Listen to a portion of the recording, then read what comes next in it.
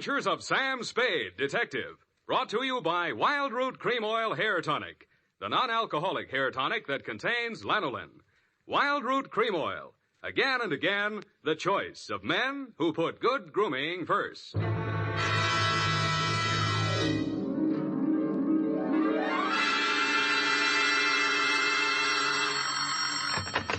Spade Detective Agency. It's me, sweetheart. Risen from not one, but two deathbeds. Oh, Sam, I bet not. You wouldn't take that lying down. Oh, Effie, you made a joke. Well, you did first, Sam. I did not. Oh, you mean you actually Now, don't pin me down. Anyway, I was present at two dying declarations. Would you believe, Effie, that a man could say something that wasn't true at a time like that? Oh, no. You mean a man would be lying on his deathbed? Oh, Effie, you made a joke. Oh, Sam, now stop it. I don't know what It's you all mean. right, Effie. I forgive you. You can atone by telling me how wonderful you think I am. I think you're... That you may do when I arrive in a trice to dictate my report on the deathbed caper.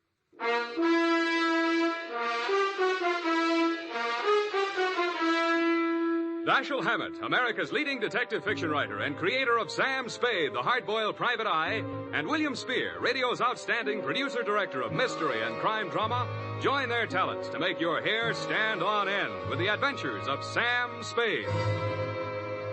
Presented by the makers of Wild Root Cream Oil for the hair. Tell me, mister, how many times a day do you have to comb your hair? Not many, I'll bet, if you groom it right, first thing every morning with Wild Root Cream Oil.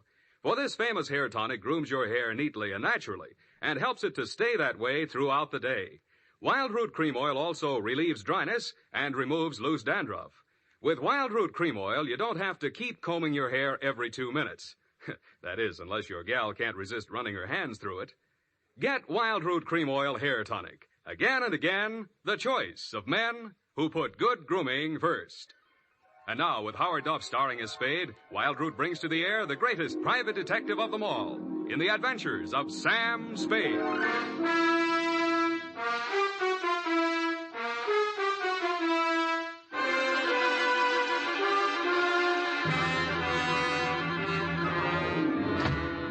Many brave hearts are asleep in the deep. Oh, Sam, you're a sailor. Captain Sam, is the brig for you? You got your logbook handy, gal? Oh, yes, Captain. So beware. Make it, that's awful deep.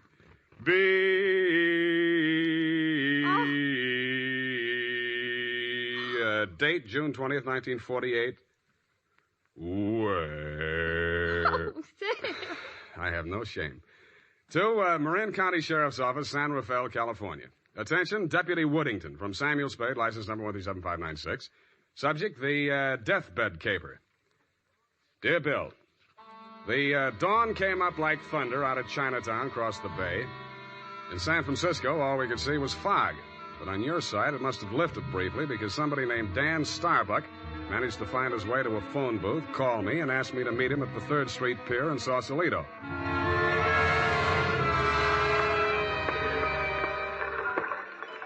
I didn't see him when I first got there. I didn't even see the pier. It was too foggy. But in the glow of the neon lights in front of the Viking Saloon, I saw a man who seemed to be waiting for somebody. He was a big guy with a good face, but plenty of worry on it. Mr. Spade? Yeah, Mr. Starbuck? Dan Starbuck. Come on down to the end of the pier. I'll explain as we go along. We gotta hurry. You act hot. You wanted for something? Well, not yet. What's the caper? Well, my brother's out there on his yacht, the Marguerite. He's dying. When he's dead, they may call it murder. I want to be there with a witness. That's you. In case he has anything to say about who did it. Who did? They think I did. Did you? Well, honestly, I don't know. It happened the night before last. I went out there to see him. We've hated each other for years. We've both been drinking, and we drank some more. Then there was a fight. I drew a blank somewhere. Next thing I knew, it was around midnight. I pulled myself together, went into his cabin. Gordon was lying there with his head all kicked. I realized I was covered with blood, and I was holding something in my hand, big glass paperweight. I dropped it. I got out of there fast and swam ashore. I planned to tell you a different story, but that's it. You want the job or not? You think you'll make a deathbed statement that'll clear you, and you want me for a witness? Yeah, that's it. You got a lot of guts. I'm hired. Good. Alverson? You down there? Halverson! Who's Halverson? He's a boatman. He'll row us out. Halverson! Hey, Nils! Donnie? Yeah. Is that you, Casino? Sure. Can I do you some favor? I want to go out to the Marguerite. I can't find Halverson anywhere. Well, I guess I can take you. Are you sure that I'm sure. Sam Spade, Del Casino. He's the bosun of the Marguerite. Glad to meet you. Sam. Any friend of Danny's. Hey, listen, Danny, you sure you want to go out there? Any reason why he shouldn't? Well, it's up to him. In his place, I would be on a freighter for China, way out there where the fog is more thicker. No, it's all right, Casino. I know what I'm doing. Well, your friend, you excuse me, your name? Spade. Pardon me, I better ask. The police don't want you for nothing? Not yet, but don't make book on it. Push us clear, Danny. All right.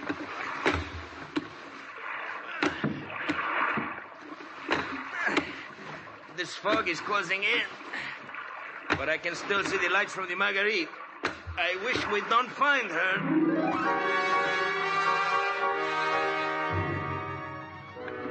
But we did. She was wearing clam diggers, an off-the-shoulder T-shirt, and was leaning against the rail as the dinghy pulled past the police launch and nestled in under the ladder of the yacht. Del? Del, is that you? Yes, Miss Starbuck. Who is that with you? Keep quiet. Del, what are they saying ashore about... Oh, I thought you... You're Mrs. Starbuck? Yes? I'm Sam Spade. I'm from San Francisco. I'm a detective. Your brother-in-law's in the boat. You captured him? He wants to come aboard. He wants to... Why? He's hoping your husband will say something to clear him before he dies.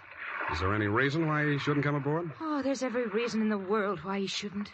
The police are in there with my husband right now. Yeah?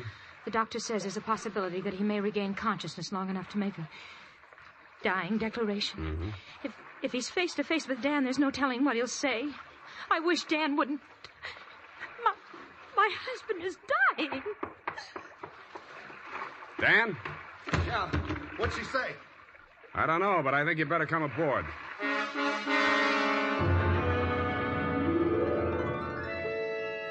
He seemed almost delighted as he swung his weight up out of the dinghy and climbed the ladder. Del Casino, the bosun, followed, wearing a puzzled expression that turned to fear as we entered the cabin. The yellow glare from the lamp swinging overhead was almost blinding to walk into out of the foggy night. The first thing I focused on was the bunk that held the dying man. His head was heavily bandaged, his skin was chalk white, and his lips were beginning to turn blue. The room was tense with waiting. Ranged around him in a semicircle were the supporting players. 2 doctors, 1 family type with a nurse, 1 police medic without, 1 sheriff with cigar, 1 police stenographer, female with pencil and notebook poised, 9/10 of a widow, and us. At 18 minutes past 7, somebody moved. It was the dying man. The 2 doctors rushed forward, took his pulse and blood pressure. The scout. Adrenaline 3cc, Carmine 1, saline solution. All right, Sheriff, he's conscious now, but you'd better hurry. Margaret. Mr. Starbuck, you can hear me all right? Take that down. Can you hear me? Affirmative answer. Now, Mr. Starbuck, we have to ask these questions. 1, what is your name? Please try to answer. What is your name?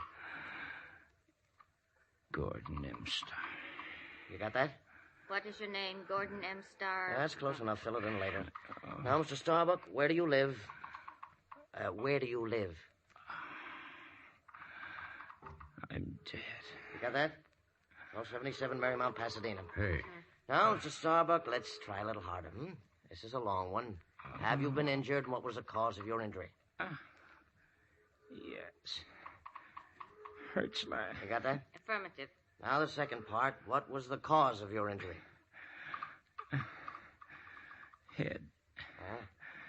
Hit on head. Do you believe that you're about to die as a result of your injuries, and have you no hope of recovery? I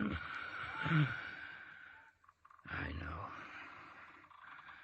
No hope. Now let's get to the point. Who inflicted said injuries?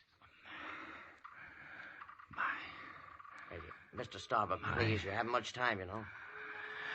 Go away. Doc, is there anything you can do? I'm afraid not. Oh, this is ghastly. Can't you leave him alone? Can't you let him die in peace? What are you afraid of, Maggie? What are you afraid he'll say? All right. All right, tell them, Gordon. It was Dan that struck you, wasn't it? He was jealous. He always hated you for marrying me. It was Dan. Now, Mrs. Starbuck, I know how you feel, but we can't allow this sort of thing.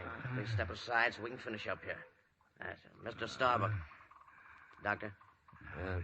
Very low pulse. I'm not sure whether... Is Dan here? Here I am, Gordon. Tell him the truth. Do you identify this man, Mr. Starbuck? Yes. He's my brother. Dan. Yeah. You got that, Brother Dan? He's the one. He's lying. Gordon, you know who did it. Why don't you tell the truth? What do you got to lose now? Nothing. I'm finished. You got that? You finished me. Gordon! Gordon, not yet. I'll come back. Doctor, can't you... He's dead. Well... Okay, Doc. Dennis Starbuck, it is my duty as sheriff of this county to take you into custody on suspicion of murder. And I must tell you that anything you say may be held against you. You'd better come along too, Spade. Routine questioning, you know. Okay, Sheriff. And I don't think we'll need the handcuffs, will we, son? No, I'll go with you.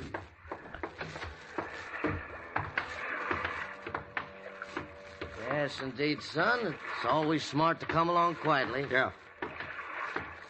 But this is as far as I'm going. Hey, Dan, come back here. Use your head.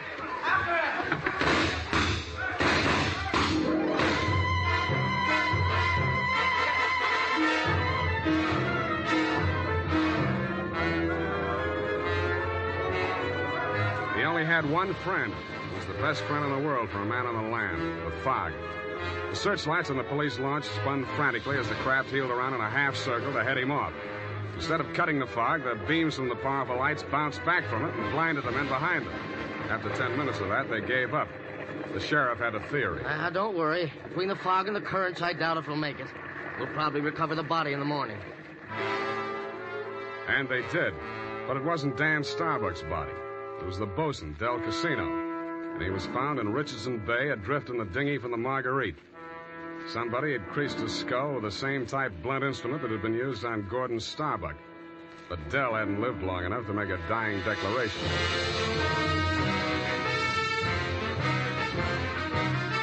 The makers of Wild Root Cream Oil are presenting the weekly Sunday adventure of Dashiell Hammett's famous private detective, Sam Spade.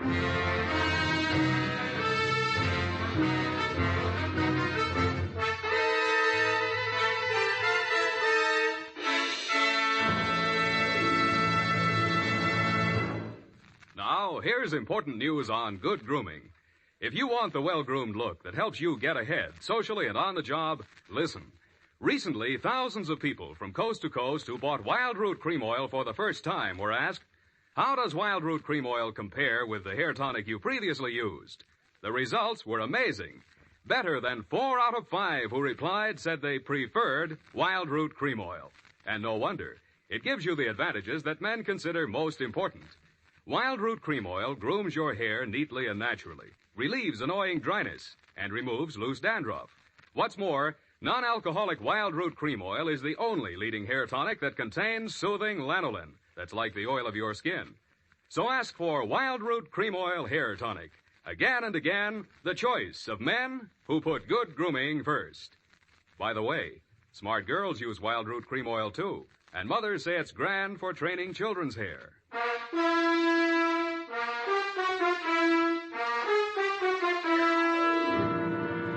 And now back to Caper with 2 Deathbeds. Tonight's adventure with Sam Spade.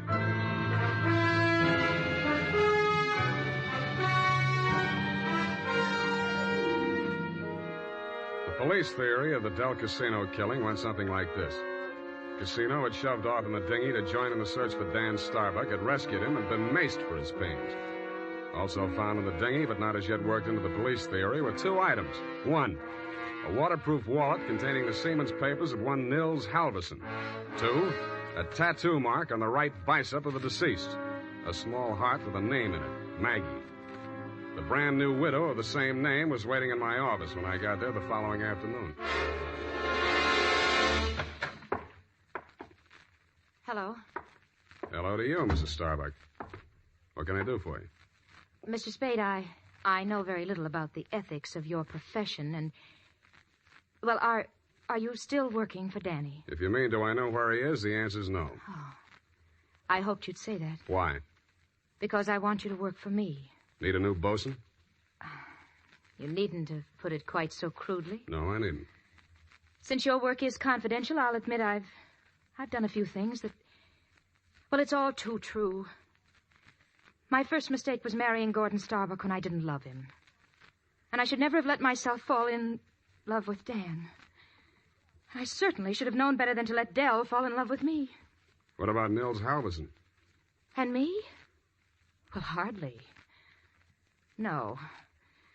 Nils Halverson was employed by my husband for various odd jobs whenever we put in at Sausalito. Mostly he'd row the guests out to the ship. He rowed Danny out the night my husband was killed. At least I think he did. I didn't actually see him. Where's Halverson now? I don't know. He goes off on drunks for days at a time, but I have a feeling that someone has paid him to disappear. He might have overheard something. Hold on a minute. You're going too fast. Are you, working up to a confession? Oh, no. It's just that I'm afraid a great injustice may have been done to Danny. After all, Mr. Spade, a man who's dying, I don't see how he could be altogether in his right mind. Do you? The law says he is if he knows his name and address. A deathbed accusation is the strongest evidence a lawyer can shove at a jury. You can't cross-examine a dead man, and most people have the quaint idea that a man on his deathbed is a lot more truthful than he was when he was hale and hearty. Then you think Gordon may have been lying? Could be, or wool gathering, or picking up some of the lines you were feeding him. Oh, I was just afraid he might die before he... You see, I thought I might shock him into saying yes or no. He could have said no, couldn't he? Well, make up your mind. Oh, all I know is it's on my conscience now. If we could find old Halverson and force him to tell what he knows. He's a very strange man. He's devoted to me. If the police find him before I do, he might refuse to talk out of a mistaken loyalty. To you? Well, I meant if he thought I had anything to do with the... Well, he's very strange. I told you that. What makes you so sure he's alive? Why wouldn't he be? If I'd been the killer and he'd rode me to and from the scene of my crime, I'd see him secured in Davy Jones' locker. Fish feed, lobster bait, asleep in the deep. Will you work for me? I'll let you know.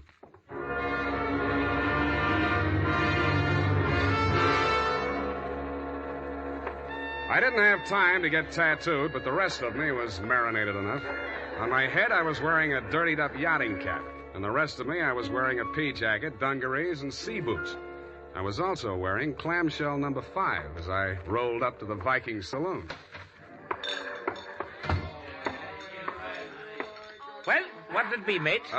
Akkeviet and water. Have you seen my cousin? Your cousin. Who's your cousin, Prince Valiant? No, my cousin Niels Halverson. Niels Halverson. Oh, no. You're Neil's cousin, are you? Yeah. Well, coming from the old country? Yeah, Minnesota.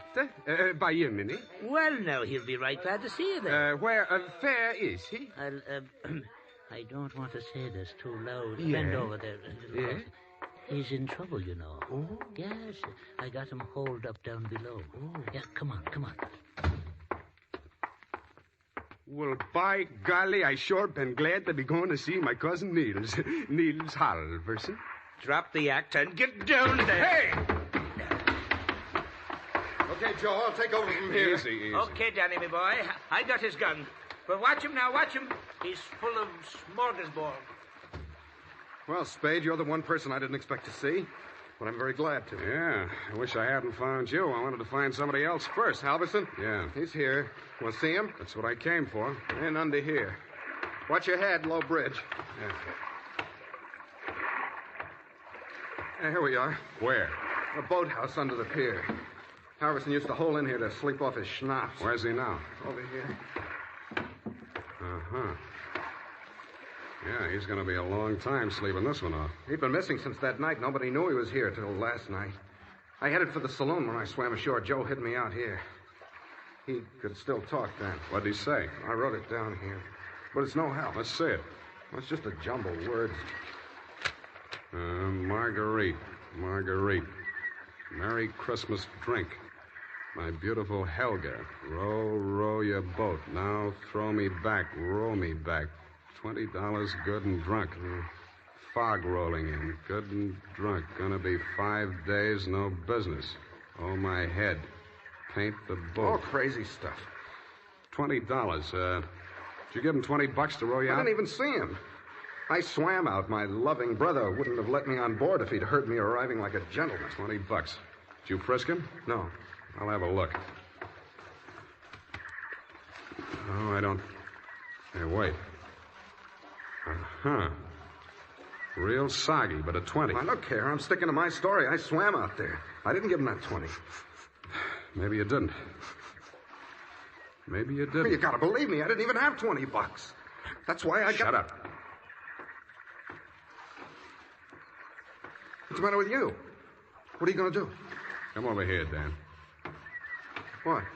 I don't believe a word of your story, and even if I did, it wouldn't make any difference. What are you... Shut up. You're going to stop talking and listen for a while. I stuffed a gag into his mouth and muscled him over to a piling and handcuffed him to it. He didn't even look surprised. He just stood there staring at me as if he'd lost his last friend in the world. But I wasn't looking at him as much as I was listening to those footsteps on the boards overhead. I waited for them to come back. They did. I walked across the soggy planks to where Nils Halverson lay in the shadows. Nils, I want you to answer these questions again. Now, this time, I'm going to take them down. You get lots of $20 and lots of drink. Now then, I know you don't feel so good. You don't have to talk if you don't feel like it. Just nod your head for yes and shake it for no. Okay, Nils? That counts in a court of law as long as there's a witness. Okay. Now, your name is Nils Halverson. Your address is 213 Bayview, Sausalito. That's correct, is it? Nod your head. Good.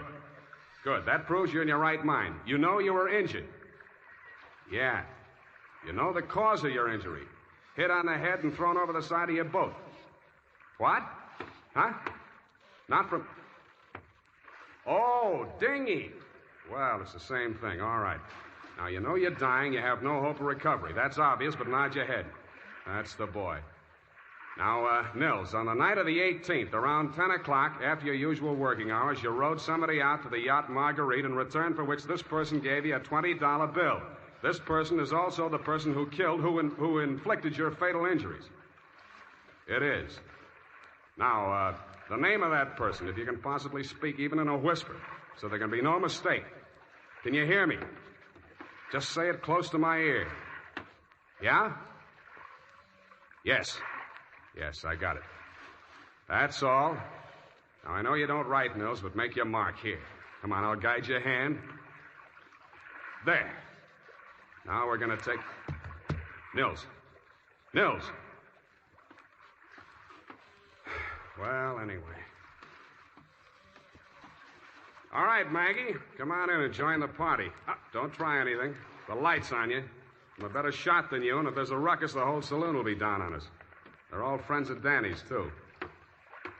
Stop there. Toss the gun. Okay. What's the matter, Angel? You look kind of scared. No. Just disappointed, that's all. Don't give up so easy, sweetheart. I always wanted to take a trip around the world. We might go on the Marguerite. Together. Yeah, sailing into the sunset. Sleeping with our deathbed statements under each other's pillows. Yeah, I see what you mean. I guess it wouldn't work.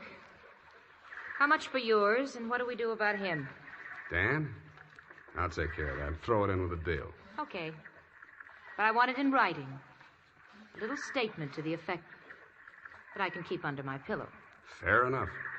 Now, all I want from you is a little statement from you to this effect. That you, Marguerite Starbuck, employed Nils Halverson to row you out to the yacht on the night of the 18th, that you there overheard a quarrel between your husband and brother-in-law, and that taking advantage of said brother-in-law's inebriated condition, you sneaked up behind your husband, hit him with a paperweight, and decamped, leaving the murder weapon in Dan's hand.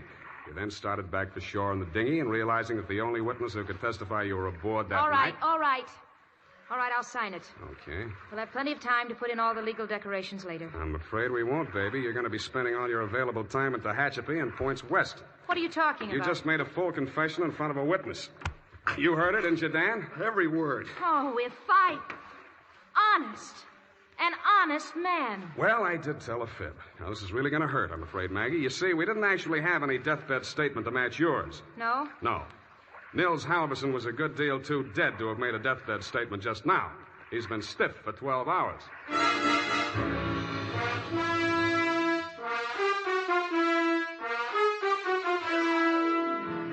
Period, and a report. Well, Sam, I'll type this right up because then I'm leaving. Wait a minute, Effie. I had to do it that way. Don't you understand? Of course, Sam, I quite understand. But you object, huh? A cruel, ruthless, murdering, though beautiful woman, foiled by a clever ruse, a great acting performance by the greatest private detective of them all. Is that all? You're still leaving. Yes, Sam, my bags are packed. Well, pardon me for having feet.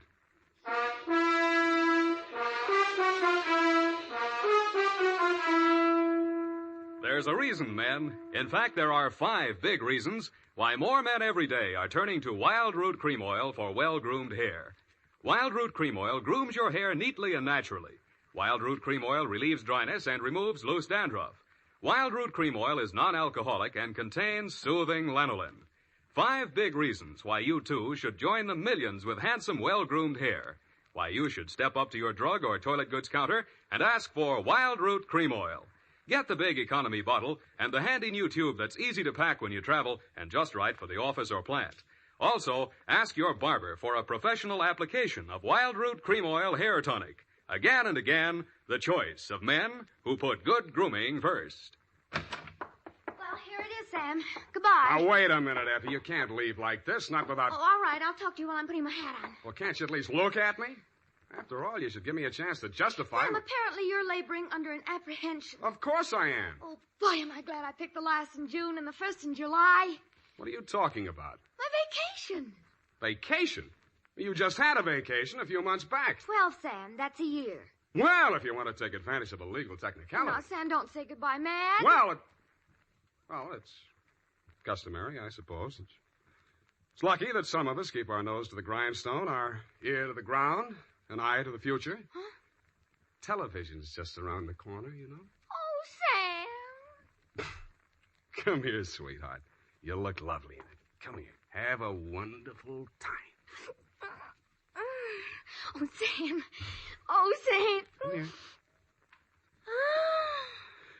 Now, go on. You missed your train. Where are you going? The Los Sierras. Well, just so you don't go to Kanab, Utah. All right, Sam. You know best. Good night. Good night, Sierra Sue. Now, who can we get for that part next week?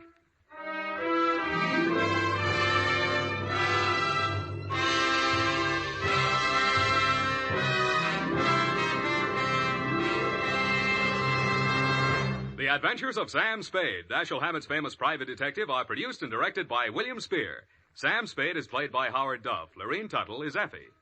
The Adventures of Sam Spade are written for radio by Bob Tallman and Gil Dowd, with musical direction by Lud Gluskin. Join us again next Sunday when author Dashiell Hammett and producer William Spear join forces for another adventure with Sam Spade, brought to you by Wild Root Cream Oil. Again and again, the choice of men who put good grooming first. This is Dick Joy reminding you to... Get Wild Root Cream Oil, Charlie. It keeps your hair in trim. You see, it's non-alcoholic, Charlie. It's made with soothing lanolin. You better get Wild Root Cream Oil, Charlie. Start using it today. You'll find that you will have a tough time, Charlie. Keeping all the gals away. Hiya, Baldy. Get Wild Root right away. This is CBS, the Columbia Broadcasting System.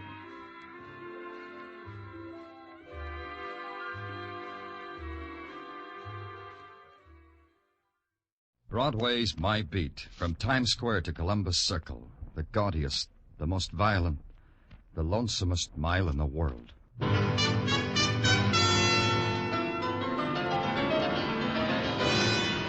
Broadway's My Beat, with Larry Thor as Detective Danny Clover.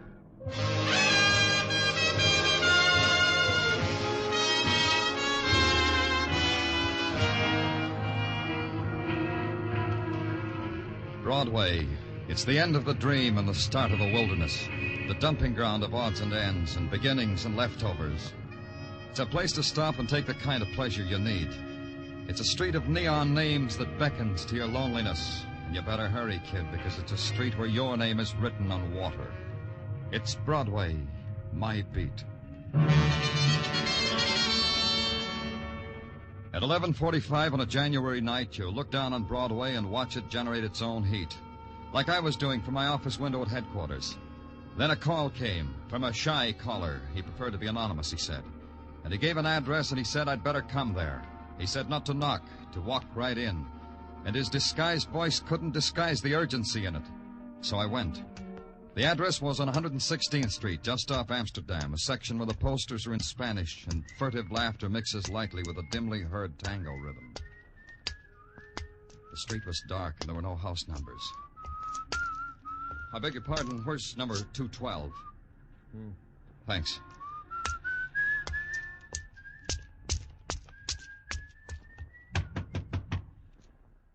Open up, it's the police. Okay, I'm coming in.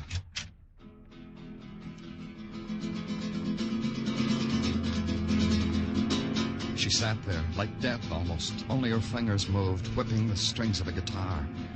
Black hair spread over her shoulders, and frozen eyes, and a single tear. And near her, sprawled on the floor, a man. A man and the knife in his heart. A dead man. What happened here? Who are you? Who is this man?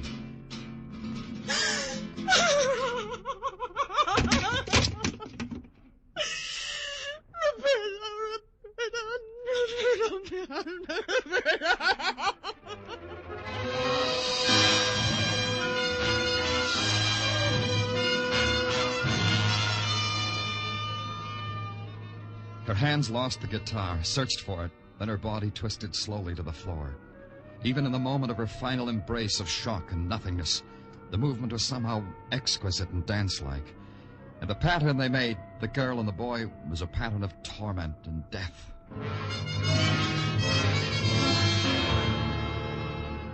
Then the cold cycle of murder began. The dead boy's wallet established him as Roberto Segura, and this room was his home. Dr. Sinsky reported that the boy had been dead for 3 hours, probably killed at about 9 o'clock. The girl was Cristina Perez. She was in extreme shock and should be taken home. She was. I waited until morning to go back to her.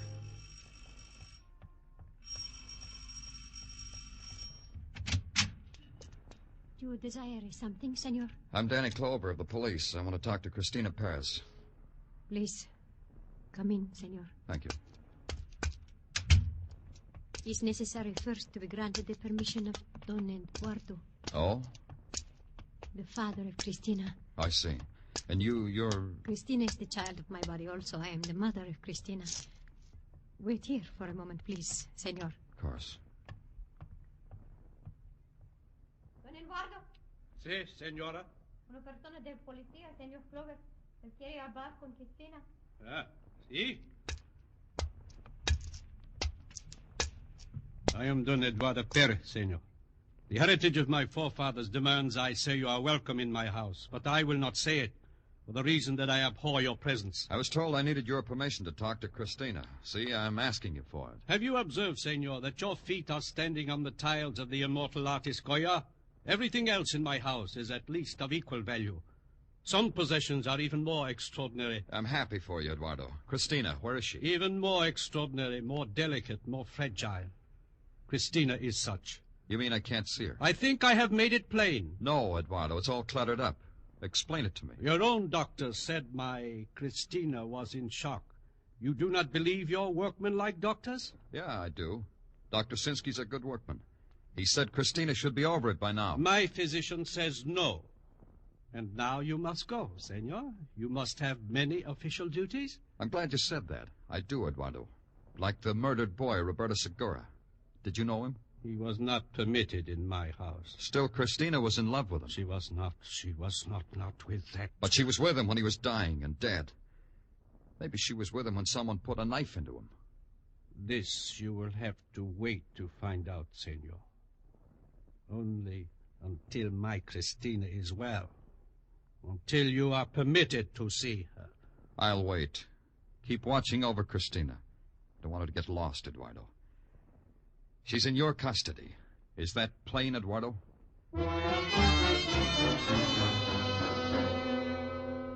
Don Eduardo Perez smiled his finest Castilian smile to make it known that it was plain. He made it even plainer by looking my hat onto my head, then staring me out of the door. I called headquarters. They had a couple of things for me. They'd searched Roberto's room and noted that the only bright spot in the otherwise drab walk-up was a color photograph of Christina Perez. And then they made the important thing. Roberto had a roommate, one Johnny Martinez, a dishwasher, they told me, because they'd checked, in a restaurant on 112th Street. That's where I went to see Johnny Martinez. Your name Martinez? Johnny Martinez? What'll I put down these dishes? Yeah, I'm Johnny Martinez. Haven't I seen you before? Maybe my back was turned because I don't remember you. You're a boxer, aren't you? I've seen you at the fights. You must have come early to see me. Never fought better than the first 4-round prelim. I got yellow in one fight. Never left me. I'm from the police. My name's Danny Clover. What have you been doing? Been doing in jail for a year and a day. Tuesday will be an anniversary of my being out 3 months. What'd they get you for? Attempted robbery with a weapon. I stuck a shiv at a small man with glasses. He hit me over the head with a briefcase and knocked me cold. I lost that like I lost everything else. You roomed with Roberto Segura. You know I did, else he wouldn't be here. Know any reason why he should be murdered? Sure. Somebody hit him. You? No. Not me. Papers say Roberto was killed at 9 last night. I was here till 10:30. 8 hours all the time. Ask the proprietor. Yeah. Tell me about Roberto, Johnny. What was he, Clover? Guy with long sideburns, a family trade in Guadalajara, and maybe $1.35 in his pocket. Like me. You're a bitter boy. No, not bitter. I read the right papers. Roberto never would. Do you know Christina Perez? I'm not trying to stall you, Clover. Takes a second to gather up all the nice things about her and turn them into a smile. That way, huh? Do you know her, Clover? Have you talked to her? Have you looked at her? Only she loved Roberto. I know. Now what? Roberto is dead. Now I can try my best. Now I'll get haircuts and be a gentleman. And in a week or so, Christina will smile. Because I'll say something that'll amuse her. Anything else, Clover? Yeah. What did Roberto do last night? What were his plans? Same as always. He spent the evenings at Papa Candelaria's place. I guess last night, too, part of it. Papa Candelaria, huh? What's that? Upstairs private club for the natives, Clover. Try 1203 116th Street. Upstairs, but legitimate. They open at 9 p.m. Thanks, Johnny. I'll see you. Yeah, sure. I'll look for you.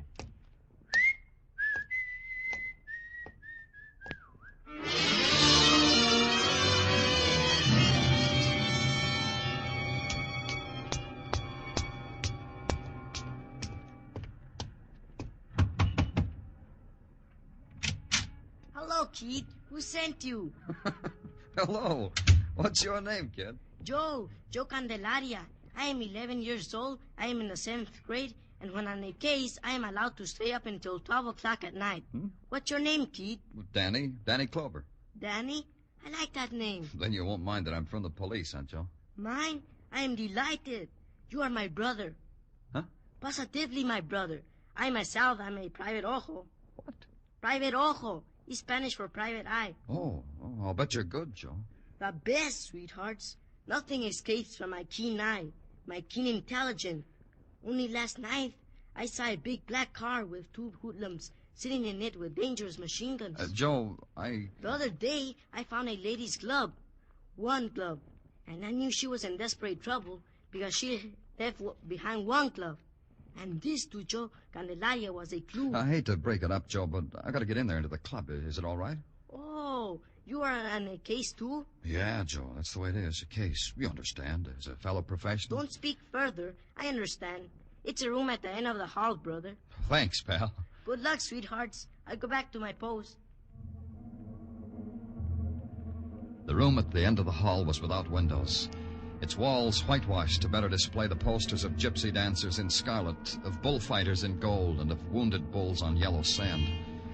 The shadows of the men that filled the room were black and of great depth.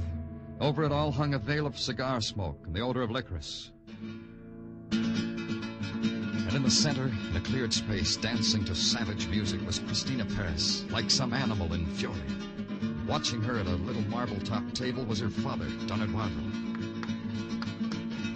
Your position, Eduardo. He prescribed this for Cristina? Quiet, fool. Cristina is dancing. Flee. Take her. Look at her.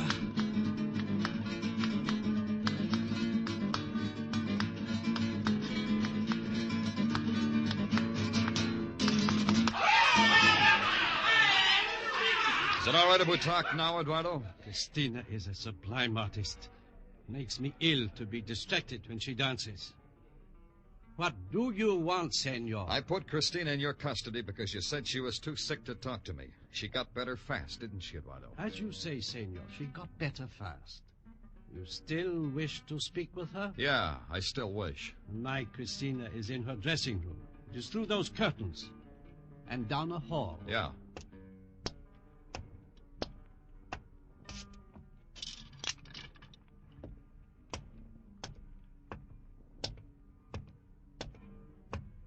Hey, what?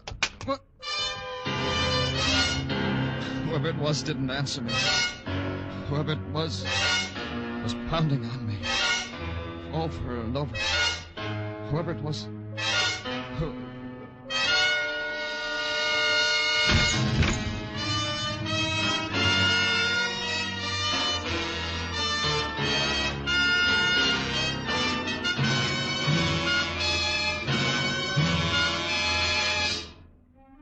You are listening to Broadway's My Beat, written by Morton Fine and David Friedkin, and starring Larry Thor as Detective Danny Clover.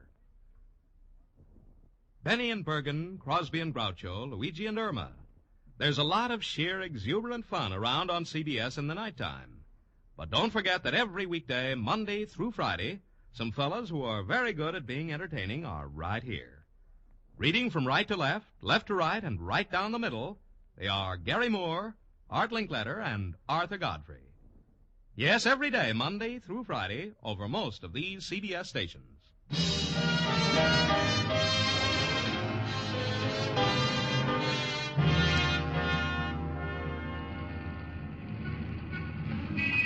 Broadway is a place that hardly ever gets excited. It takes the winning of a war to do that, or the opening of a musical comedy. The best response you can expect for a murdered boy in a cheap room is polite applause. This for maintaining the violent death rate of the city. And a man can lie in an alley in a tortured, painful sleep, and Broadway tiptoes right by him. And the next morning, the man can walk down the subway steps wiping blood off his face, and Broadway will turn its back. It's a tired movie they've seen before. I know all this because it happened to me. No one gave me a backward glance until I returned to headquarters. Then I got clucked over by two mother hens at the infirmary, Dr. Sinsky being efficient and Sergeant Tartaglia being nervous. Does it hurt much, Danny? It hurts, Tartaglia. Well, now, don't you worry about a thing. Just that you should get okay again. Just that your head should look symmetrical. You know, Danny, this is an interesting formation you got on top of your head here. The bump on top of a lump. I could write it up for the journals. Take it easy, Doc. Read me what you got so far, Tartaglia. Yeah, sure, Danny, sure. Now, in the matter of suspects, we have none for the following reasons. The deceased, Roberto Segura, being deceased at 9 o'clock, that lets out Johnny Martinez, who was at his place of business until 10:30. Checked. Senor and Senora Perez in each other's company until 10 p.m. Checked. And about the girl, Cristina... Grab hold to the table, Danny. This might hurt a little. Yeah. Oh, what was that stuff? Here's the bottle, Danny. Yeah, but what is it? A doctor's free sample a commercial laboratory sent me this morning. First time I tried it. Hurts, huh? It's a good sign. The girl, Cristina, Danny. Not only don't we get an alibi from her, we don't get her either. She's missing, Danny. What? Hey, get back on the table, Danny. Where do you think you're going? I got only one place to go, Doc. Get me a squad car, Tartaglia.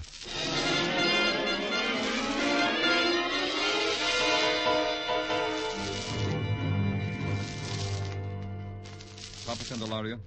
Sí, señor. ¿Qué quiere? I was here last night. You must have seen me. You know who I am.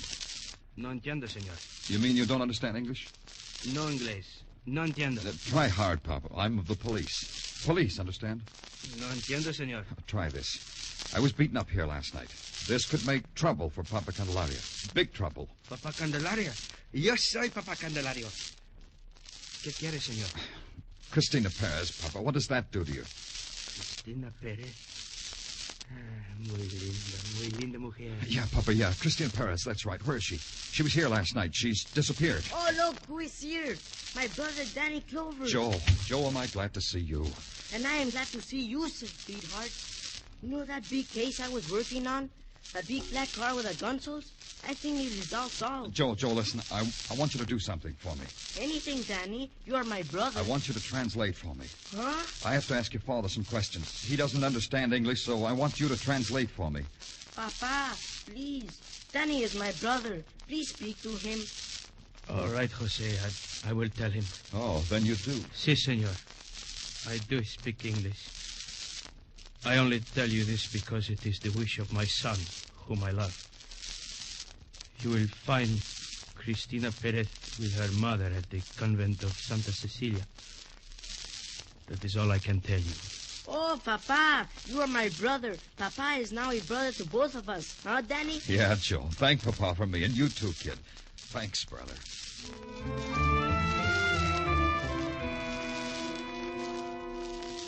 The convent of St. Cecilia stood high on Morningside Drive.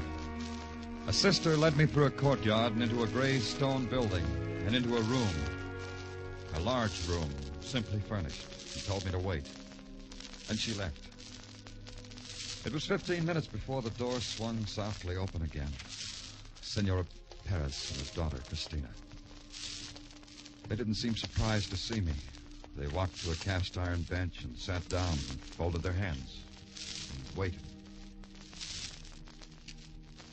Senora Perez? Who was it that sent you to us, senor? Papa Candelaria. This is difficult to believe. No, Mother. It isn't difficult. You must realize, like I do, that it's useless to hide from the police. Why are you hiding, Cristina? My mother thought it was the best way. Now it doesn't matter. Well, that still doesn't explain very much. You were in Roberta's apartment when I found him dead. You were dancing when you should have been sick. You ran away when you should have been available. Let's start up top and see why. I was supposed to meet Roberto. A rendezvous, Mr. Clover. On the night he died. It was late. I went to his place to look for him. I found him dead. Go on. I danced because my father wished to look at me dancing. I do not disobey my father. Under any circumstances, never. Cristina. Mr. Clover isn't a fool. He'll find out anyway. Cristina, enough. You have said already too much. And I ran away because my mother wished me to run away. I do not disobey my mother either. Tell me something, Cristina. Tell me about Roberto. I loved him. Your father. What was his reaction to Roberto? My father hated him. Roberto had a roommate, Johnny Martinez. What about him? My father hated him. I'm getting the impression that your father hated anyone who had an emotion about you.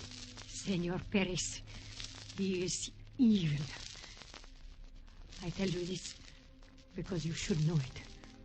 I tell you he is evil. You will never return to Senor Perez. You understand why, senor? I'm beginning to. What now, Cristina? What are you going to do now? That depends on you, Mr. Clover. Am I arrested? Not if you stay right here, you're not. It will be like that then. Good. Don't worry about anything, Senora Perez. If what you say is true, your husband had his own type motive for killing Roberto. Except for one thing. And that is what, senor? He just couldn't have done it. You're his alibi for 9 o'clock. He was with you when the murder was done.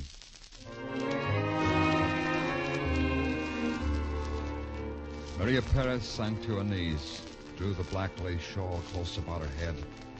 With the fingers of her clasped hands moving endlessly in a kind of torn pleading, began a voiceless prayer. Cristina looked at me for a long time, her eyes empty and staring. At the door, I turned back for a moment, and Christina had not moved, had not changed. It was hard to believe that this was the girl who had danced with fury and like flame.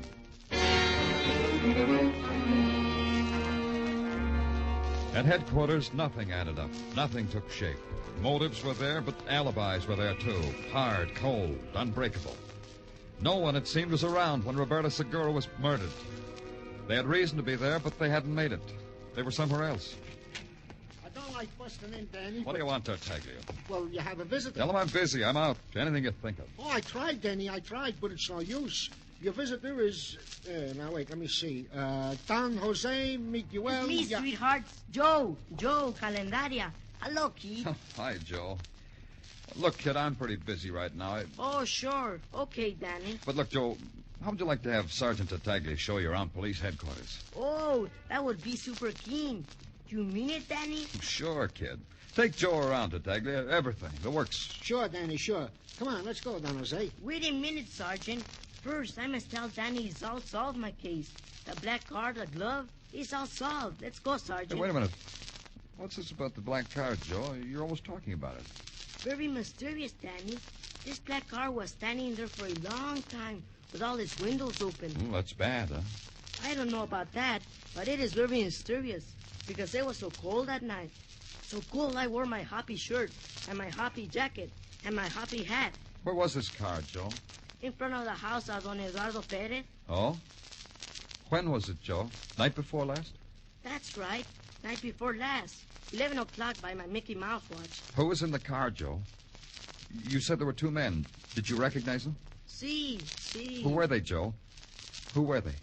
Do not ask me, Danny, because I cannot tell you. Why? A good detective should tell other detectives, Joe, when he has something important. I cannot tell you, Danny, because I am not a good detective. I am only an afraid detective. I cannot tell you. Now I cannot see police headquarters? Oh, sure, Joe. Sure you can see it. Go on, Tartaglia. Take my brother Joe around.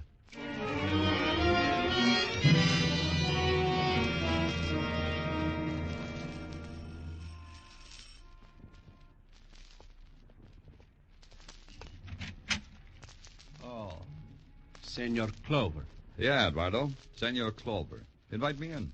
You have come to tell me you have found my Christina? Yeah, that too. Let's go inside, shall we? It's warm in here. Not cold like outside, Eduardo. Where is she, senor? You have no right to torment me. It can go badly for you. For all of us. You and me. Where is she, senor? I must go to her. She's at the convent of St. Cecilia with her mother. Ah. Don't bother with your coat and hat, Eduardo. You won't need them. What? You won't need them. We'll bring Christina to you. If she wants, we'll let her visit you in her cell. What are you trying to tell me, senor? I'm not trying, Eduardo. It's easy to say. You're under arrest for the murder of Roberta Segura. You are insane. It had me fooled, Eduardo, for a long time. Such an airtight alibi. All because we thought the boy was murdered at 9 o'clock. You have a reason to believe it was at another time? Yeah. Say around 11. That was neat, Eduardo, killing him, then letting his body sit in your car in the cold air so that rigor mortis would set in quickly. You talk with the mouth of a babbling idiot. And you brought him to his room, and because it was warm there, Dr. Sinsky figured the boy had been dead for 3 hours. Because that's how long rigor mortis might take in a warm room. But in the cold, in a car with open windows, it doesn't take so long, huh, Eduardo? No. You are right, senor. It is a good way to kill. A good way to deceive the stupid ones of the law. Yeah. Yeah, we're pretty stupid, Eduardo. We don't understand how it means to possess things like Goya tiles or a daughter like Christina, your Christina. You killed her to keep her to yourself, didn't you, Eduardo? No one good enough for Christina but you. It is as you say, senor. No one good enough. So I had Roberto killed. You had help? Of course, I do not soil my hands unnecessarily, senor. Johnny Martinez helped me. Why should he do that? Because I promised him Christina. But you, senor, for you, I need no help. I will kill you with my own hands. Give me the gun, Eduardo. It frightens you, brave, senor. Yeah, it does that. Give it to me. Drop it. Now I've got the gun, Eduardo. What does it do to you? Frighten you, huh? You will not kill me. You will not. Let's go, Eduardo. You got to be booked for murder. I can get to Johnny Martinez later. You got to him already, Clover. Well, Johnny. Welcome. Eavesdropping, huh? No. Don't turn around, Clover. Now that you've peeked at my gun, just keep it in mind. Sure, I've been eavesdropping. The next room. I don't mind. You can come to headquarters, too. Shoot him, Johnny. Kill him. You should have killed him last night when you knocked him unconscious. Kill him! All right. If you say so, Senor Perez. All right. Just this before you do, Johnny. Eduardo would like to know about it. Know about what, senor? The gun I'm pointing at you. If Johnny shoots me, I'm just liable to react. I'm liable to grab onto something when Johnny's bullet hits me. The trigger of this gun, maybe. Then you're liable to be shot, Eduardo. Killed, maybe. You've got a point, Senor Perez. Well? Johnny! Do what? What do you want me to do? Drop that gun! Drop it! Drop that gun!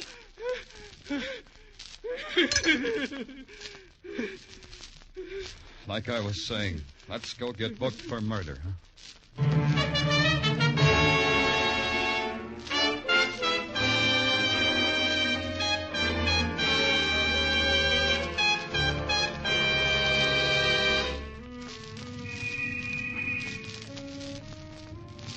Broadway.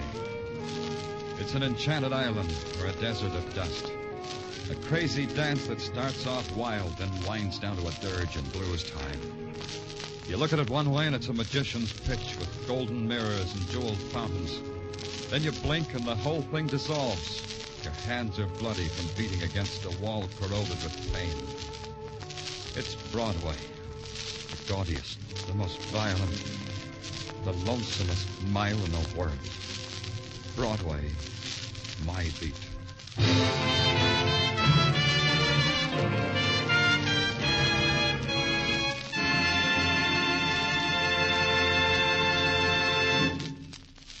Broadway's My Beat stars Larry Thor as Detective Danny Clover with Charles Calvert as Tartaglia.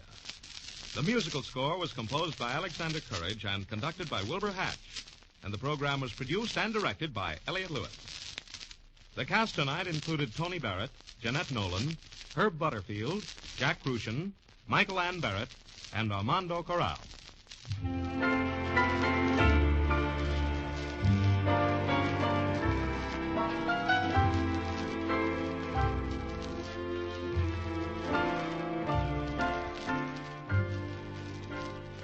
Dinah Shore, Jack Smith, Margaret Whiting, Dick Hames, the Andrews Sisters, Beulah, Edward R. Murrow, Lowell Thomas. These top names in radio are all on CBS regularly. Not once, but 5 times a week. Top news, top color, top reporting. Lowell Thomas and Ed Murrow each are heard for 15 minutes every Monday through Friday in the early evening hours.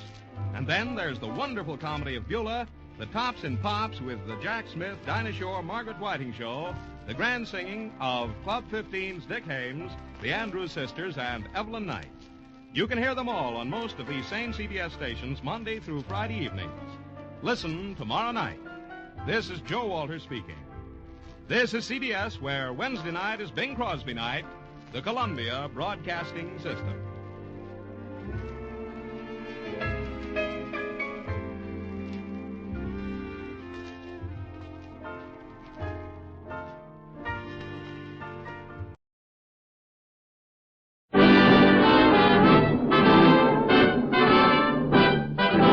Standard of California, on behalf of independent Chevron gas stations and standard stations throughout the West, invite you to Let George Do It.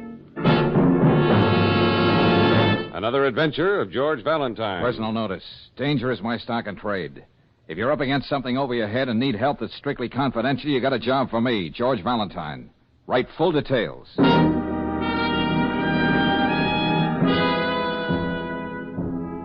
Mr. Valentine, let's see if you're as good as your ad says. I am up against something that's over my head. A river. The river my company's trying to push a tunnel under. but we're getting nowhere fast. And I hate to think what the reason might be. If you figure you can help... If you figure you can be of help, I assure you we won't haggle about price. It's signed, William Kane, President. Kane and Bowers tunnel construction, huh? Now, I wonder where I could find a diving suit with a new look. Now, seriously, Brooksy, you must mean the West End tunnel, the one they're having all the trouble with breakthroughs and cave-ins. I could drop in at the Globe department store. Okay, Angel, okay. But this seems like a job for an engineer, not for me. Well, there's still no harm in talking to the nice man who insists he's not going to haggle about price. As long as you insist on being mercenary, let's get going.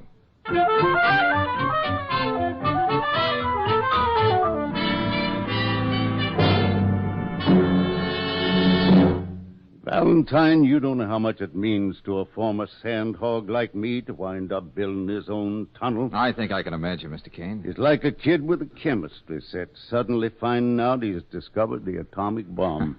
I realize this tunnel project's a pretty big thing, and you've had more than your share of hard luck. Yeah, way more than my share. What did you mean in your letter that you hate to think what the reason for these accidents might be? Well? I suppose I gotta tell you. Oh, now look, Kane, if it comes that hard, maybe you want this letter back so we can forget the whole thing. No, it's just that it's tough putting it into words. Yeah? Yeah. Me and my partner, Jim Bowers, we drove tunnel all over the world. Started as muckers, shoveling mud and slime. Got to be miners together, using dynamite and drills when you didn't even know what was going to happen next under the river. You'd think you'd get to know a guy after going through all that with him. Well, let's be blunt and put it this way, Kane. You suspect your partner, Bowers, is holding up the works here, is that it? Yeah, but I gotta be sure. What makes you suspect him at all? I found out that the company we outbid to get this job made Jim a big offer to come with them. But if he's a partner here, what's the percentage for him in a deal like that? Well, Jim's always resented that I'm better suited to run the front office up here while he has to work with the men. Oh, I get it. So if he could bunch up this job, if we lost it to the Cameron Construction Company, they'd take him in there as a big shot. Well, you certainly must have talked this over with Mr. Bowers. Yeah, I did, miss, and he said that he turned the Cameron offer down flat. But how can I be sure? Now all these accidents. With Bowers always on the spot to make them happen, if that's what he wanted. Frankly, Valentine, I don't even know how you can help me. Sandhogs are a clannish crowd. You can't go wandering around down that tunnel snooping around. Well, Mr. Kane, suppose you let me give it some thought. George. Yeah, Brooksy. How'd you like to buy a for instance? Okay, Brooksy, I'll buy. Well, for instance, if you were a reporter and I were a photographer, we could be doing a story for a national magazine. That would get us down into the tunnel to snoop. Say, that might be an idea at that. Then you could look around. I'll tell Sanders to expect Oh, it. now, wait a minute. Hey, look, Brooksy, that's a good for instance, all right. But this business of we... Of course I meant we. Why do you think I came up with the idea? Okay, you arrange it, Kane. I think we're going to take a crack at it.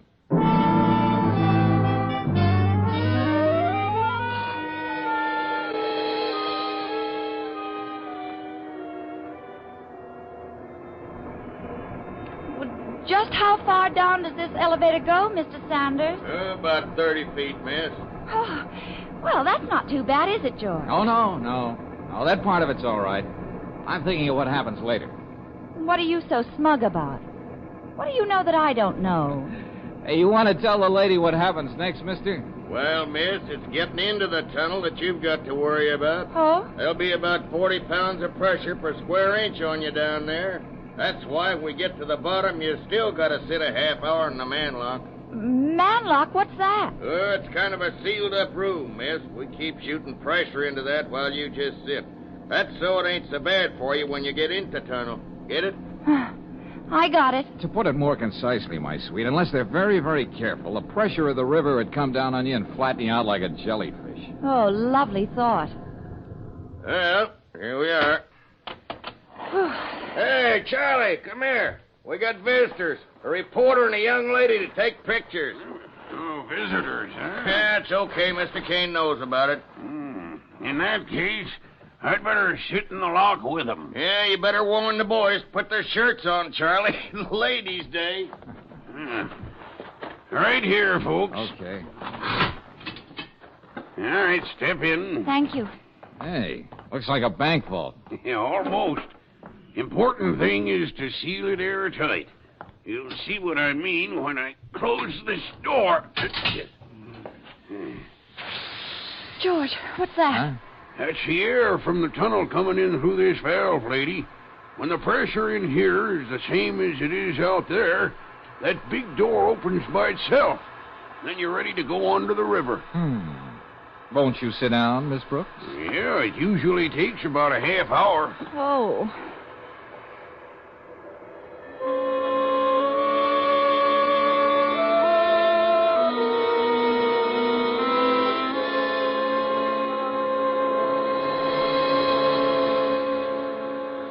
Yeah, just about a minute more now. You all right, Brooksy? Well, I'm just swell. But my ears. It's even worse coming out. You're in too much of a hurry. That's when you can get the chokes and the bends. Nothing like having things to look forward to. You'll have to put these little metal tags around your neck. Huh? What are these, Charlie? All sandhogs wear 'em. It's in case you're found staggering around. Tells the cops not to throw you in with the drunks, but to rush you back here to this decompression chamber. If they don't waste much time, you'll probably live. Oh, goody. Hey, you sound like an old sandhog yourself, Charlie. You can't stay away from tunnels, huh? Old, Mr. Valentine? I'm just like Jack Benny. I'm still 38. I was the same age when I helped build the Holland Tunnel back east. Just got out here a few months ago. Well, that's that. There goes the door. It's okay for you to go into the tunnel now. All right. Come on, Brooksy. It's like the inside of a furnace in here. But there's all this nice water to slush through. Golly. That ought to help keep cool things off. George. Hey, you can still put your bank in there with Charlie. Oh, no. I was just thinking of my nylons. Let's go. Okay, everybody, clear. We're blasting. Blasting, George. Go ahead, Hagen. All right, let her go.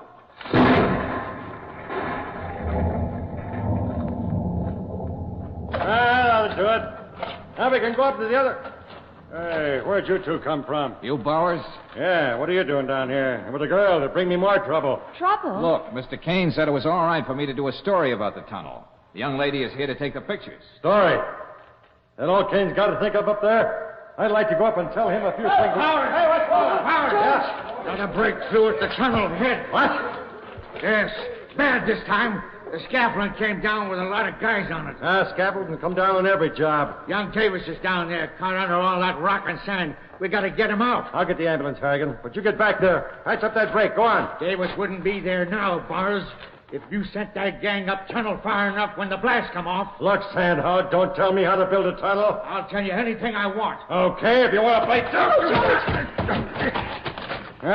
Pick yourself up and do what I said. Okay, reporter, there's a story. How we lost another day. Yeah, what about the man you just lost? This is one accident they won't blame on me. A woman in the tunnel's the worst jinx there is. Kane knows that. And I got to phone upstairs for an ambulance.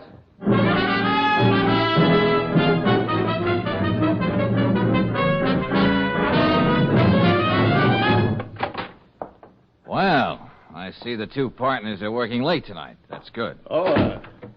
Valentine. Did you get a good story out of that accident today? Now, look, let's stop kidding each other. You know I'm not a reporter, Bowers. I wasn't born yesterday. I know Kane had you checking on me. Why shouldn't I? You know we can't go on much longer this way, and you're in charge. A little bribe from the Cameron Company, and you... Another crack like that, and I'll fix you. Okay, break it up, boys. Break it up. Let me do some talking. What I have to say will be short and to the point. Yeah? Yeah. I did some checking today. Bowers isn't the only one who might profit by these accidents. You could too, Kane. Huh? What are you talking about?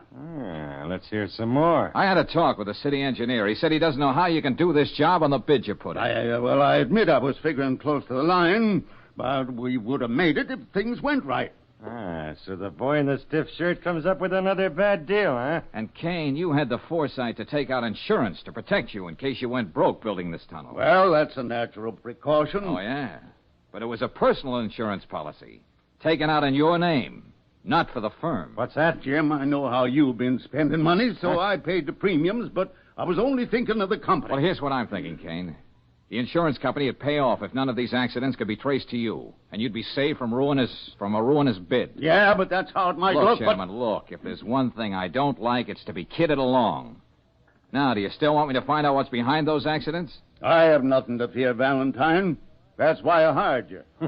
I know I'm clean. Go right ahead, Valentine. Okay.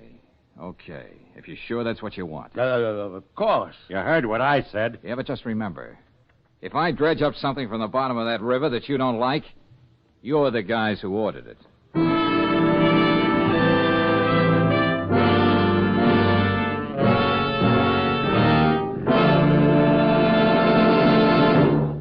We'll return to tonight's adventure of George Valentine in just a moment. Meanwhile, a word about parlor pastimes. Remember this game a few years ago? Somebody would say, knock, knock, and you'd say, who's there? Many a good gag and many a laugh came out of this game. But at the same time, there was another kind of knock, knock that was no laughing matter. For it was in your car's engine. And engine knocking often caused overstress of parts, severe temperatures, waste of power and gasoline. Today, motor fuel engineers have this problem under control. At Standard of California, they blended several different gasolines into one great motor fuel, Chevron Supreme gasoline. Laboratory tests and road tests prove that premium quality Chevron Supreme burns smoothly, has high anti-knock value. In your new car or an older one, try Chevron Supreme yourself. Besides anti-knock value, you'll find it has all the qualities your car needs for good going. You can get Chevron Supreme gasoline at standard stations and independent Chevron gas stations where they say and mean, we'll take better care of your car.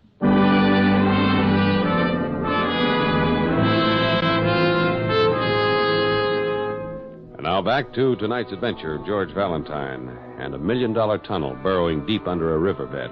A series of unexplained accidents that stopped the job cold. Why? That's the answer George has to supply.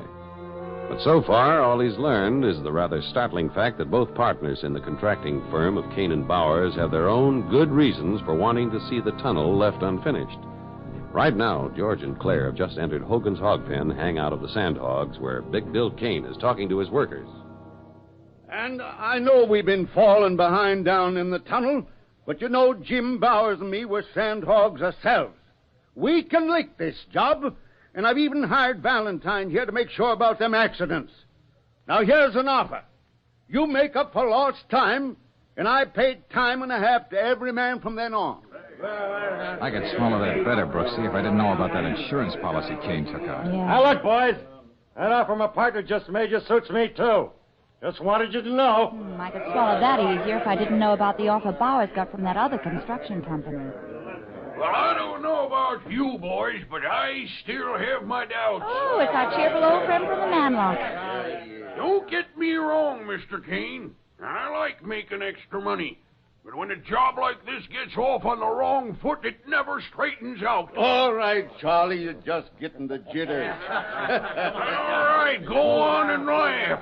But I wouldn't be surprised that if we pushed that tunnel another 50 yards, we'd run into a ledge of gravel and hardpan. Boulders will never get past. Just more trouble. Now, what we want to know from you boys is, are you with us or not? Huh? Oh, fine. That's all we want to hear. The drinks are on Kane and Bowers. Go and get it. Come on, Brooksy. Where are we going, George? Just riding a hunch. We've got to be someplace before 5 o'clock.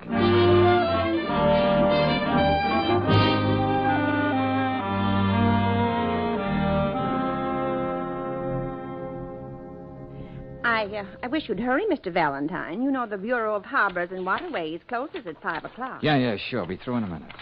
Yeah, I think I found the map I wanted. Topographical survey, riverbed, section B, Oleander through Perry Street. Uh-huh. Well, that's just where the tunnel is being built, George. Huh? Very interesting.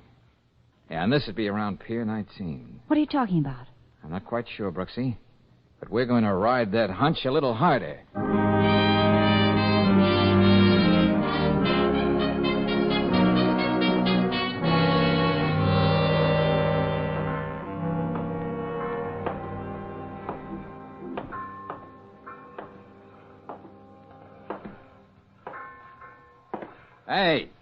You the watchman on this pier, Pop? Yep, been here for the last 15 years. Huh?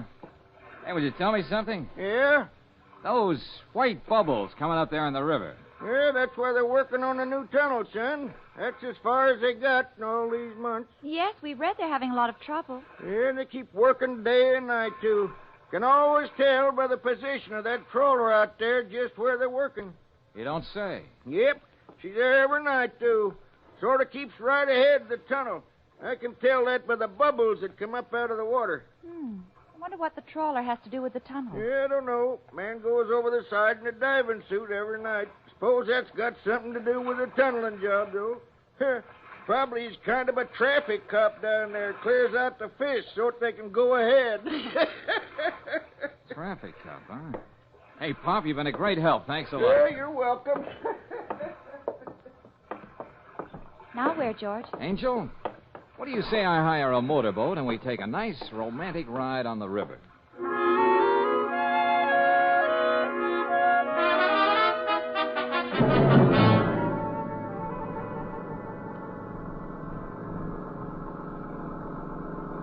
Okay, George, I agree with you.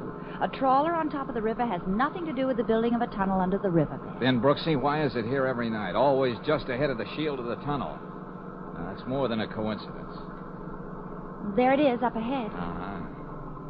What are we going to say to whoever's aboard? May we drop up for a cup of old-fashioned clam chowder? If you don't mind, young lady, I'll do the talking. As always. Hey, up there. Hey, can we come aboard? Anybody home? No, and get away from here. Well, the truth is we ran out of gas, Did and you we thought... hear me? I said get on your way. Well, surely you can spare enough gasoline just... I see you didn't understand what I said. George! Hey, what are you trying to do? Next time I won't miss. Now get away from here and stay away. George, what's going on around here? Look, Brooksy, I caught the name on that trawler. It's the Martha M. Tomorrow morning, first thing, check on the registry, see who owns her. Then pick me up at the tunnel.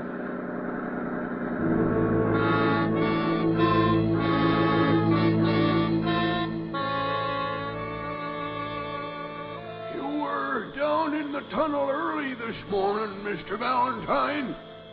I had to look around, Charlie. How long have I been sitting here in the manlock? Oh, just about 15 minutes. Seems like I just got in here. And Charlie, I don't feel so good. You'll be okay. You're an old hand at this now. You've been up and down here a couple of times. But it seems like I got hammers in my head, beating away. And you look like 6 guys lined up 6 miles away. You'll be okay when you get some fresh air.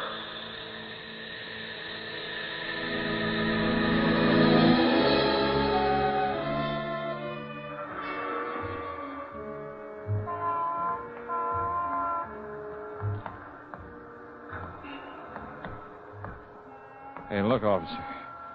I know where I want to go. Help me, will you? Yeah, you need a lot of help, mister. I've been watching you weaving down the block. I'm very sick. I feel rotten. I wonder why. I think I got the bends. Yes, and you've been bending over the bar too much. Hey, take me back, officer.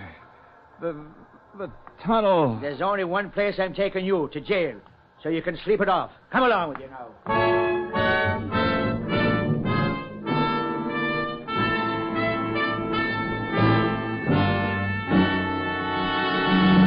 Look, Mr. Kane.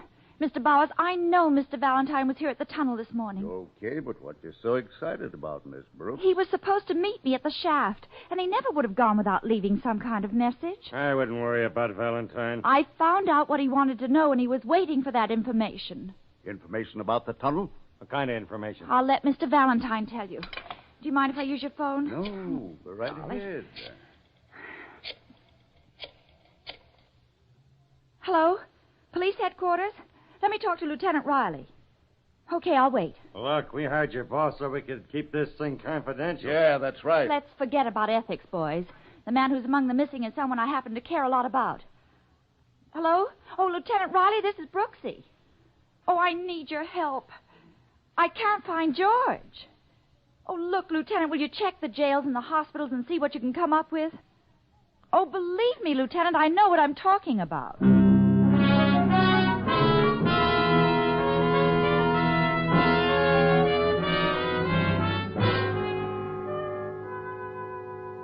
We traced him down for you, lady, but you're not taking him out of here. Oh, Brooksy, my oh, head. take it easy, darling. Best thing is to let him sleep it off. Can't you see this man is sick? He's got the chokes, the bends. We've got to get him back to that decompression chamber at the tunnel. Huh? What are you talking about? Oh, I'll show you. Wait a minute. Look, this tag here around his neck is... I can't breathe. Oh, so they took it off him. Well, here, they gave me one, too. Here, read it. Huh? This man is a sand hog. Decompression chamber. Rush. Yeah. Okay, lady, you win. And I hope we make it.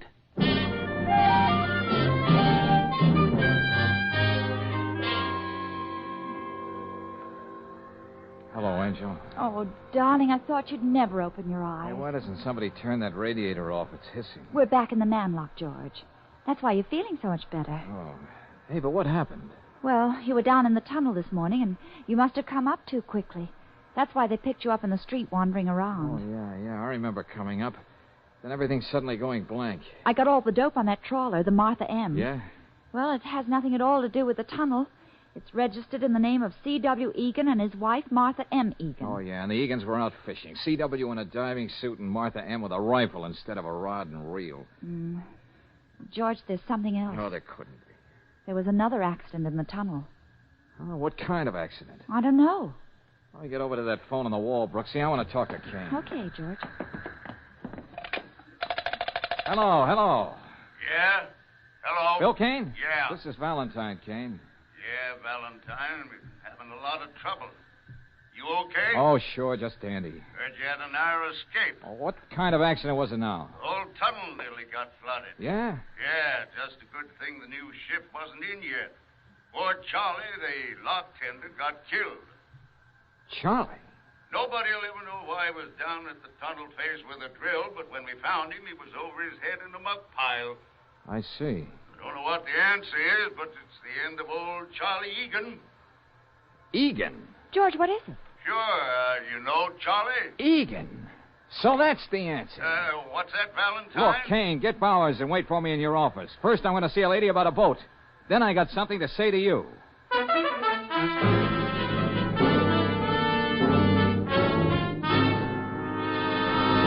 Valentine, you don't know what you're saying. Just the same, gentlemen, it was Charlie Egan who was responsible for all the trouble here at the tunnel. That doesn't make sense. He was just a lock tender. You gave him the job more out of pity than anything else. Okay, then listen to this. Do you remember what Charlie said at the hog pen? Not particularly. He said if the tunnel went another 50 yards, it would run into a ledge of gravel, hardpan, and boulders. Well? Well, the map of the Bureau of Harbors and Waterways didn't show it. But Charlie knew exactly what he was talking about. How would he know that? That's funny. I asked myself those same questions.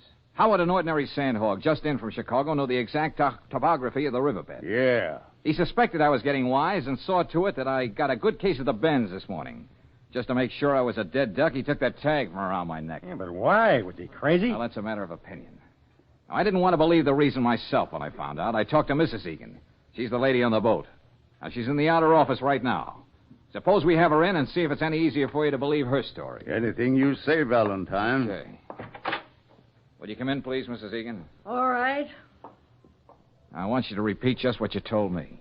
Well, what shall I tell them? That two people wasted their lives looking for a will-o'-the-wisp? A treasure you were always going to find the next day? Treasure? Yes. Sensible people don't believe in buried treasure and sunken ships bulging with gold, but Charlie did. Now, wait a minute. He was the eccentric C.W. Egan, who spent a fortune and 20 years of his life looking for ships that had sunk with treasure aboard. And fantastic as it may seem, gentlemen, he found one. Didn't he, Mrs. Egan? Just a couple of months ago. He went down into the river every night. He kept prowling around the hull of that boat. He knew that there was gold there somewhere. He kept saying he'd find it any day now, his treasure. And then Kane and Bowers started to drive a tunnel. Yeah. Charlie knew it was going to meet head-on with the Granada, the old Spanish galleon he knew was there. It became a race against time. That's why he got a job here. Did all he could to keep the tunnel from getting any farther. Yep. And at night, every night, he'd go down to look some more. And I'd help him. And today was his last desperate attempt to flood us out. Yes. He wasn't going to see anybody get to his treasure as long as he lived. And he kept his word.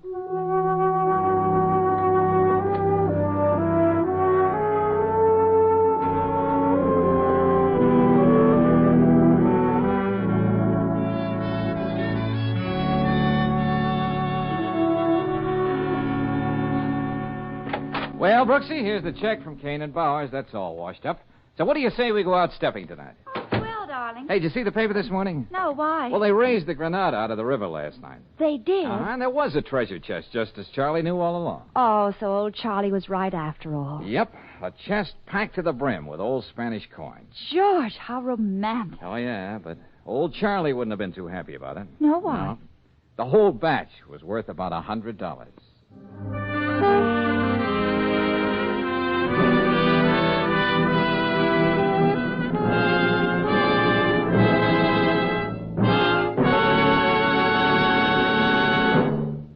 And now, a message of importance to motorists. Maybe you've got your vacation trip all mapped out, but how about the family car? Before you start out, better make sure it gets a thorough vacation check at your standard station or independent Chevron gas station. They'll inspect your tires, battery, spark plugs, and oil filter.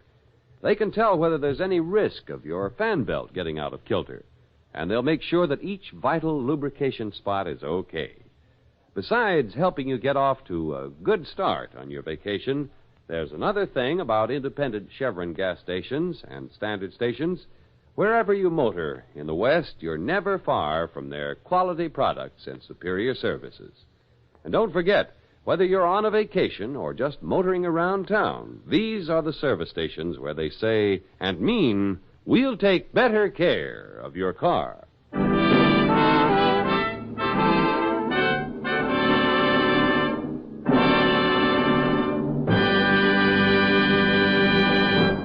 Next week, when you tune our way for another adventure of George Valentine, you'll hear... Brooksy, I want you to get down to headquarters as soon as possible. Have them get that whole crew together, all those pixies that were at the seance last night. Including the spirits, George? Including Miss Turner. Have them all brought back to the sanctuary. But why? If there really was a murder, Brooksy, I won't be able to live with myself until I find the reason for it. Right now, I got a date with a crystal ball, and maybe I'll get a preview.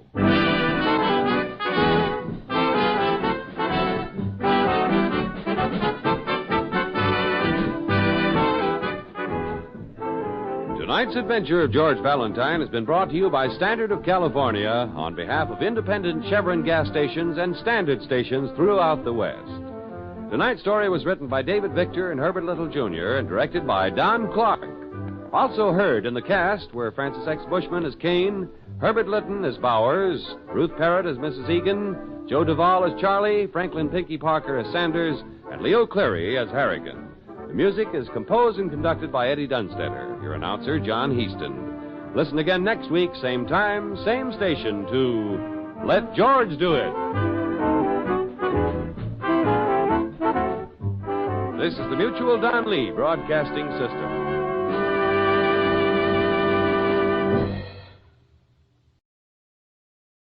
As evening approaches, a thick London fog moves quietly across the still waters of the Thames River, spreading along the cobblestone streets, covering the familiar landscape of the city. In Baker Street, the lodgings of 221B are empty, for Sherlock Holmes and Dr. Watson have left long ago on another case of murder.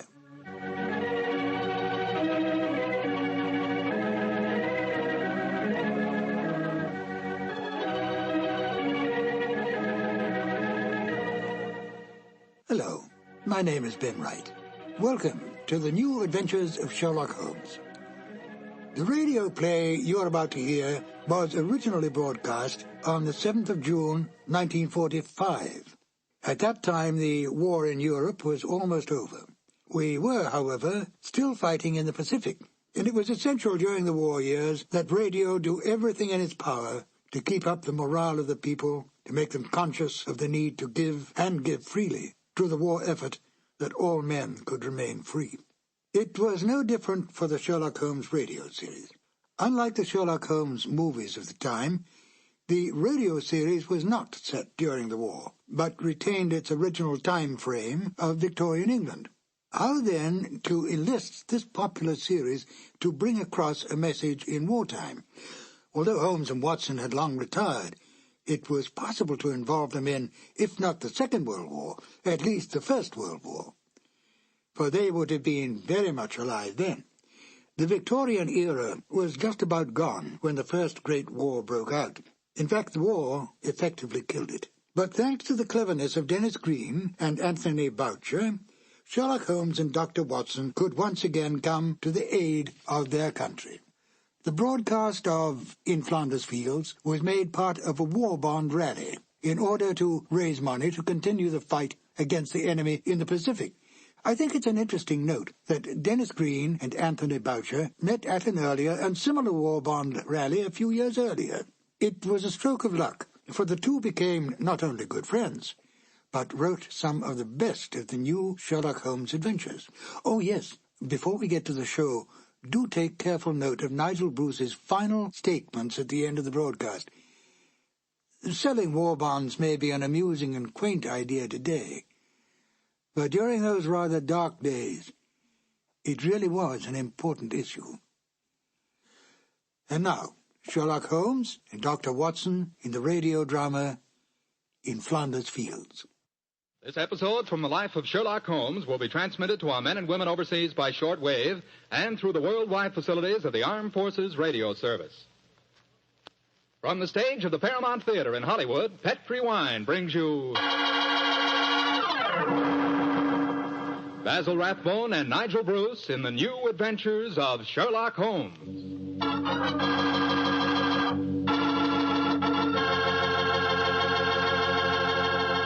The Petri family, the family that took time to bring you good wine, invite you to listen to Dr. Watson tell us about another exciting adventure he shared with his old friend, that master detective, Sherlock Holmes. You know something? If right now it were possible for me to ask every one of you what you had for dinner this evening, I'll bet a good many of you would say chicken. Chicken is an all-American favorite. But boy, you just haven't tasted chicken till you've tried it together with a glass of well-chilled Petri California Sauterne. Petri Sauterne is a perfect mealtime wine, just made to go with chicken. That Petri Sauterne is a white wine, delicate in color, and what a flavor. A flavor that comes right from the heart of luscious, sun-ripened grapes. You can just taste those wonderful grapes. And I'll tell you something, that Petri Sauterne is pretty much on the terrific side when served with fish or any kind of seafood, too, and that's a fact. But say, whenever you serve that Petri Sauterne, remember you can serve it proudly, because the name Petri is the proudest name in the history of American wines.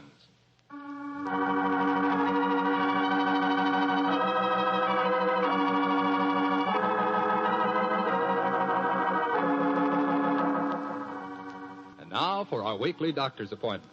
Let's knock on his library door and see if... There's no point in doing that, Mr. Slattery. I'm right behind you. Oh, hello, Dr. Watson. Don't tell me you've been stalking me. No, my boy, I was on the patio and I heard your footsteps, so I thought that I'd come in and fetch you. Let's go back and sit out there, shall we? It's a beautiful evening. That's fine with me, Doctor. Here we are. Now, settle yourself down in a chair and light a cigarette, if you have one. And I'll get on with my story. Well, last week you told us it concerned an adventure that you and Sherlock Holmes had in Flanders during the First World War. That's right, Mr. Slattery, it did. I thought that you and the great man had retired at that period. We had, my boy, but it was only natural that as soon as the war broke out, we both offered our services in any capacity that might help our country. Of course. And how did tonight's story begin, Doctor? It was in the winter of that first year. Things weren't going very well for the Allies. The Germans were advancing on Paris, and the picture was looking very black. It was just 24 hours before the famous Battle of the Marne began, the battle that changed the early course of the war, when Holmes told me that we had to go up to the front lines on a secret mission. We'd been in Paris for several weeks, where Holmes had just solved the case of the missing aide-de-camp. I was anxious to get back to England and my work in the war hospitals, but of course this new summons was in the nature of a command. And so, late on a rainy September afternoon, Holmes and I, with the boom of gunfire in our ears, found ourselves in the front seat of a staff car, sloshing and jolting its way towards the battlefield. Am I driving too fast for you, gentlemen? No, Sergeant, not at all. No, you're doing a splendid job. Oh, my man, look out considering the state of the road. Thank you, sir. Hello? The gunfire's getting nearer, Holmes. Yes, old fellow. I imagine we haven't much further to go, have we, Sergeant? No, sir, we're nearly there. Did you notice the two civilians in the back seat, Holmes? Yes. Handsome woman and a distinguished-looking man, several years her senior. I wonder who they are. I'll tell you. He's a Shakespearean actor of some note, though he never achieved the fame to which he thinks he's entitled. I shouldn't be at all surprised if he feels that he's been slighted in not receiving a knighthood. But, Holmes, that's amazing. How can you possibly deduce all that from just looking at the man as we got into the car? Elementary, my dear fellow, I didn't deduce it. We saw him twice last year in the London Theatre, if you remember. His name is Maitland Morris. As for his biography, he's a friend of my brother, Mycroft's. He told me about him. Well, what do you suppose he's doing up here near the front line? His brother is General Sir Stanley Morris, who's in command of this particular front, and it would seem reasonable to presume that his brother has come up here to give a performance for the frontline troops. I suppose this hut is as far as we can drive, Sergeant. I'm afraid so, sir. We're 4 miles from the front line now. You'll have to clear your papers here. See that ruined farmhouse there, sir? Yes, Sergeant. Is that the General's headquarters? Yes, sir. Come on, Watson. Good Lord, it's pelting with rain. Yeah, let's make a dash for it.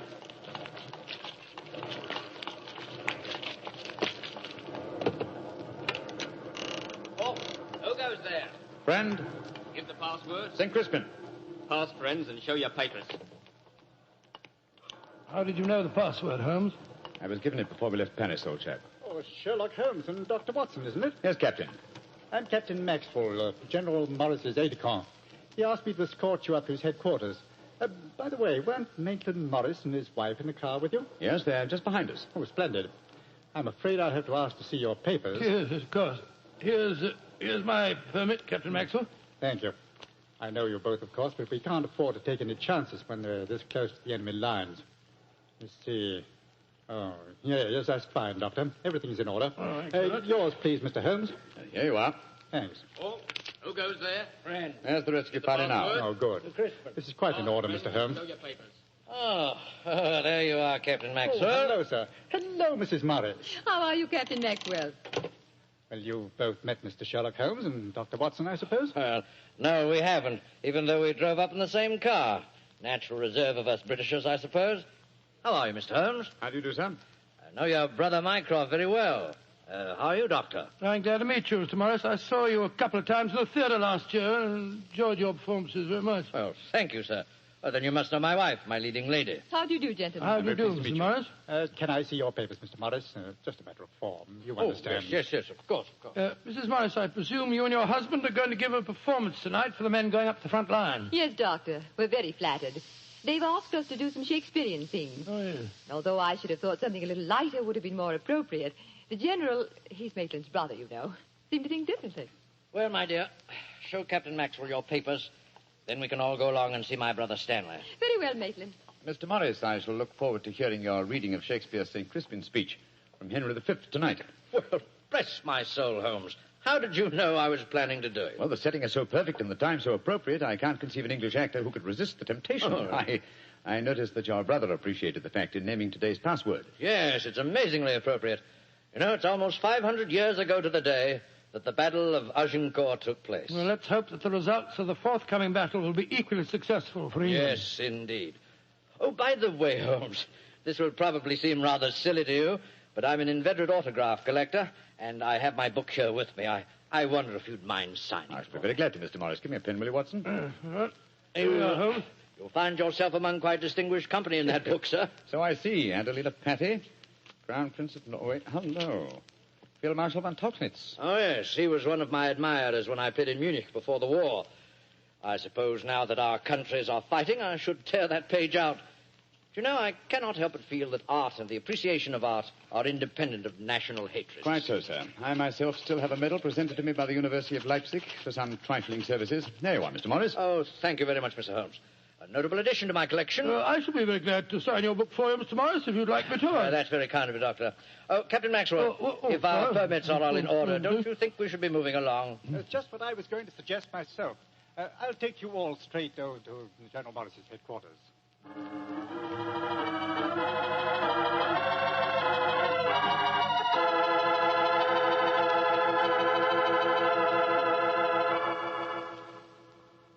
General Morris, may I introduce Mr. Sherlock Holmes and Dr. Watson? How do you do, sir? How are you, General? How do you do? Know a lot about you.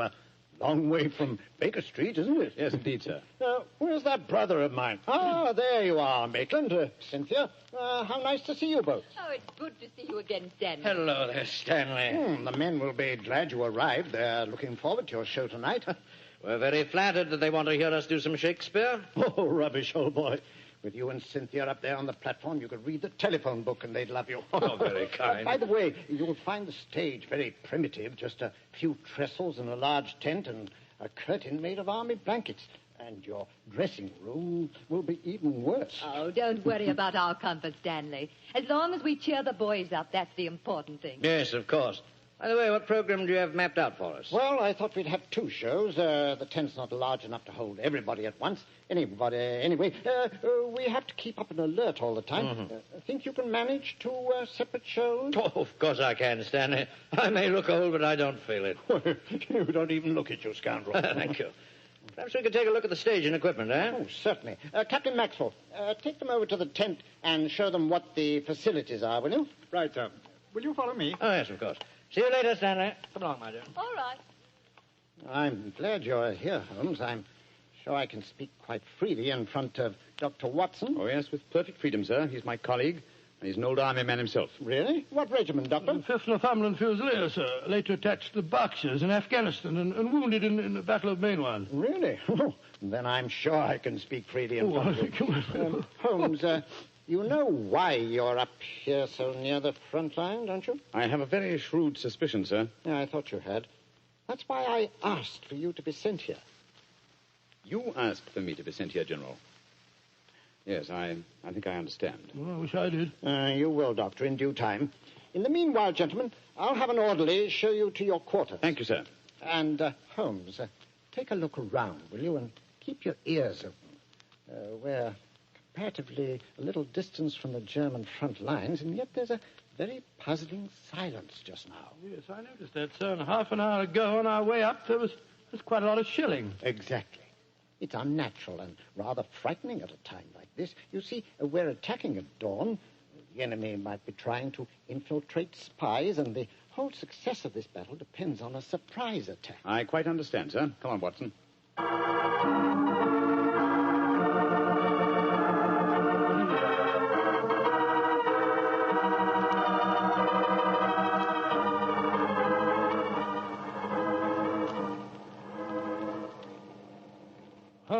Holmes, the first performance starts in a few minutes, you know. They're all there waiting.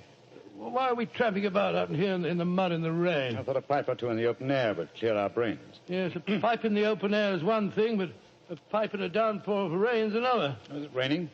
Oh, didn't even notice it. I was listening to the silence. What do you mean? Thousands upon thousands of Germans. Armed Germans. Full of a blind fanatical hatred and desire to kill, are crouched in trenches only a mile or two from here. Surrounding us are an equal number of English boys, also armed. And with a will, if not the desire, to fight. Because they know their cause is the cause of freedom and justice. All these thousands poised, ready to pounce on each other and fight to the death. And yet, beyond that patter of rain, there isn't a sound to break the stillness of a September evening. Strange world we live in, old chap. You're being unusually rhetorical, Holmes. Yes, I am, aren't I? Let's be a little more practical, shall we? I wonder what is wrong with the actors tonight. Why do you ask that? Well, a little while ago, I noticed Mrs. Morris in a great state of excitement, going towards the farmhouse where the General is. Then she went back to her own quarters, and now she seems to be headed in our direction.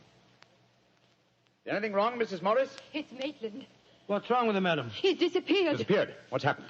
We were in the tent together, making up for our performance, when an orderly came in with a message. Maitland said it was from his brother.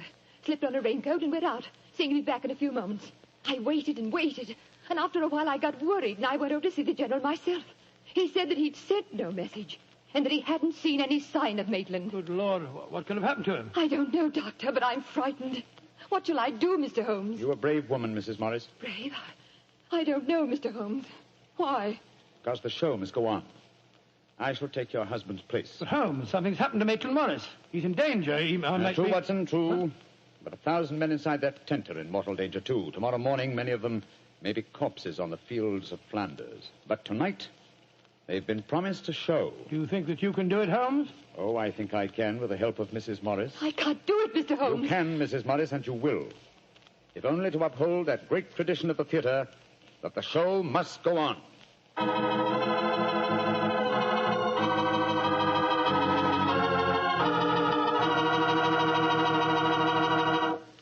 We'll hear the rest of Dr. Watson's story in just a few seconds. Time I'd like to take to tell you that if you've got a butcher who has meat and you've got the points to get that meat, don't forget to bring home a bottle of Petri California Burgundy. Tell you why. That Petri Burgundy is a rich red mealtime wine that's wonderful with any meat or meat dish. That's a fact. Petri Burgundy can make a banquet out of a hamburger. And boy, Petri Burgundy and old-fashioned Irish stew are bosom companions. Just get yourself some Petri Burgundy and share it with your family. Petri Burgundy is the best friend a good meal ever had.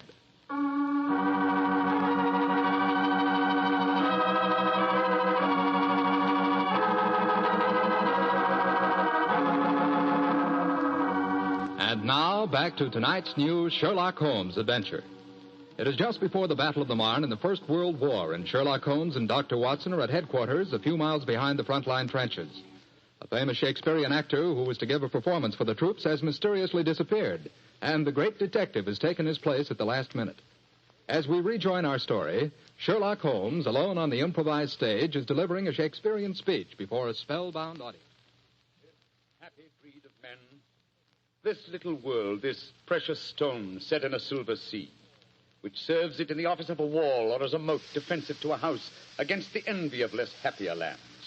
This blessed plot, this earth, this realm, this England.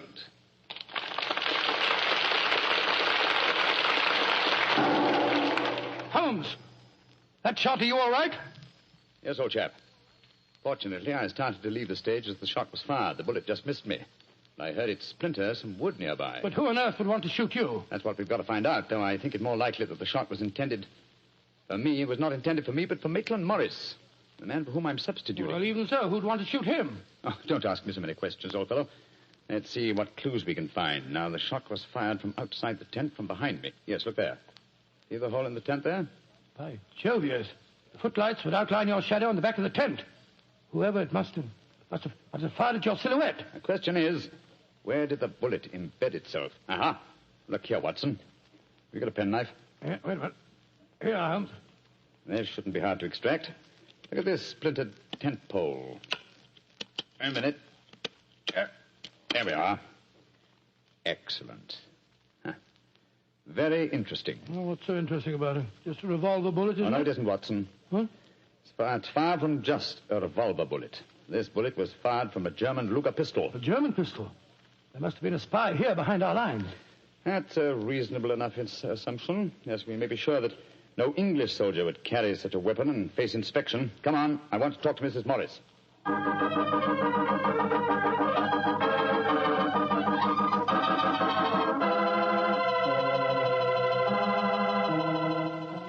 Mrs. Morris, I want you to be very frank with me. But of course, Mr. Holmes. You know why your husband's missing, don't you? No, I don't. Have you found out anything? Come, madam. Why keep up this pretense any longer? I know that your husband is a spy, or at least a great sympathizer with the German cause. The General's brother a spy? Good Lord. How dare you say that? Because it's true. Foreign Office have been suspicious of his sympathies for some time. His own brother knew it. That's why he asked to have me sent up here to keep an eye on him during his visit. It is true. Why should I keep up the pretense any longer? You see, Maitland was a disciple of Stuart Houston Chamberlain. Oh, who was this Stuart Houston Chamberlain? An Englishman who married one of Richard Wagner's daughters and became a German citizen. and an arch-enemy of England. I tried to dissuade Maitland. I implored him to consider his British heritage, his brother's name and mine. But Maitland was a strange man. His life was one of frustration and envy. Envy of his brother, I suppose? Yes. When Stanley was knighted, it hurt Maitland terribly. He said it was typical if the English would knight a soldier and yet leave a great artist like himself unrecognized. That in Berlin, they really understood and rewarded the artist. Well, if the authorities knew that, it's amazing they allowed him to come so close to the front lines at a time like this. Oh, it was at the general's request. He wanted to plead with my husband to warn him that his secret was known. And now Maitland's gone over to the German lines.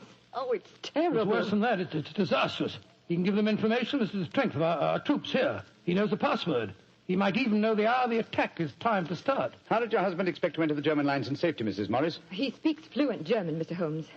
I fancy the autograph book he was carrying containing the signature of Field Marshal von Tauchnitz, when in reality he's passed through the German lines. You've told the general that his brother was gone, of course. I haven't been able to.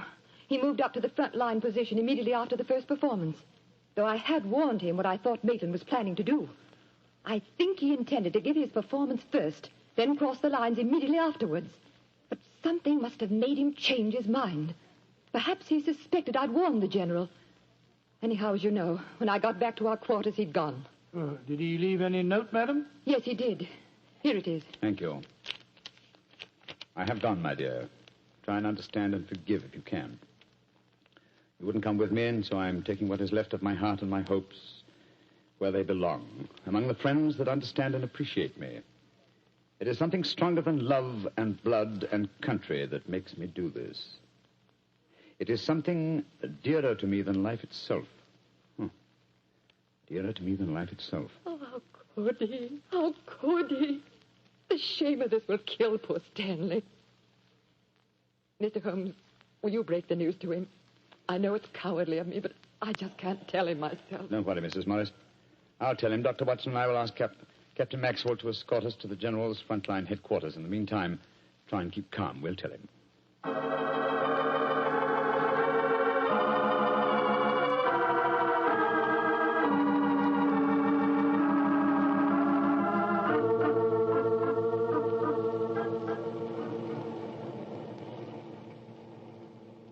If you will wait in the dugout, Mr. Holmes, I'll tell the General that you're here. Thank you, and be sure to let him know the urgency of the matter. Yes, sir. Holmes, this is a dreadful business. Yes, it is, Watson. Though if my plans work out correctly, I think the success of tomorrow's battle may not be imperiled. What plan? Listen.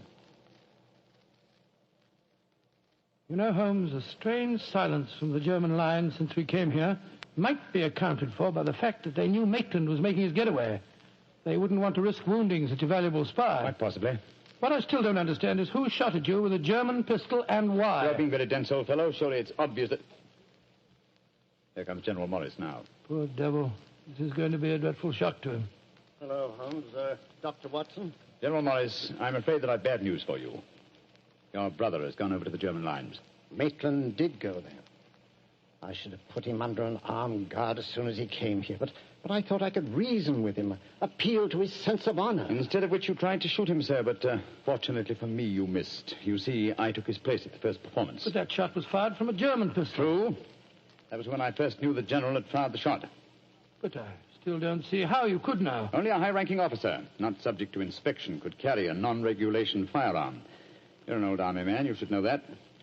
In any case, you'll observe that the general carries a Luger at his waist. Great heavens, Holmes, I thought I was firing at Maitland. I had no idea that it was you. You intended to kill your own brother, sir? Yes, and I'm sorry I failed. I'd rather see my brother dead than alive and a traitor to his country. But now he's safely in the German lines. Heaven knows what secrets he may be imparting. One thing we can be certain. Our chance of a surprise attack in the morning is gone. Possibly not, sir. Oh, what do you mean? You see, I took the liberty of altering your brother's credentials quite extensively. How, Holmes? I knew of his German sympathies. Mycroft had given me a great deal of information about him, and so I took it on myself to decide that it was unsafe to allow him so near the enemy lines with his own identification on him. Well, what did you do, Holmes? I took the liberty, sir, of stealing his autograph book, the one containing the magical signature of Field Marshal von Tauchnitz. I have it in my pocket now. I think we shall find within its pages a code. concealed in the various autographs, giving valuable information to the enemy. Good Lord. I also switched military permits on him. I felt that in the event that he did go over to the German lines, his welcome might be less cordial if they were under the impression that they'd captured Sherlock Holmes.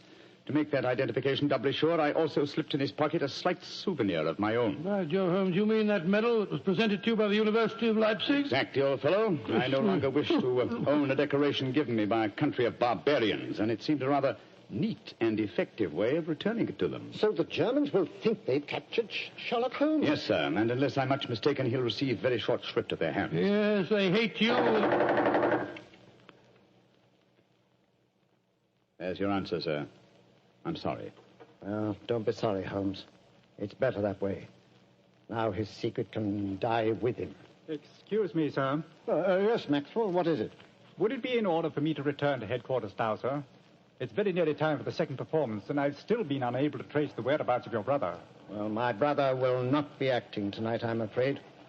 Holmes, I wonder if I might ask you to take his place once again. If you want me to, General. I do. Maitland had planned to do the St. Crispin speech from Henry V. He knew how much I loved it. I realize that, sir. When I was told the password up here. Well, can you remember the speech, Holmes? Oh, I think so. At any rate, I can try. Then do it for me, my dear fellow, will you? For me. I'll be very proud to do it, General. Goodbye and good luck. Thank you, Holmes. Captain Maxwell, take them back to headquarters, will you? The men will be waiting for the performance.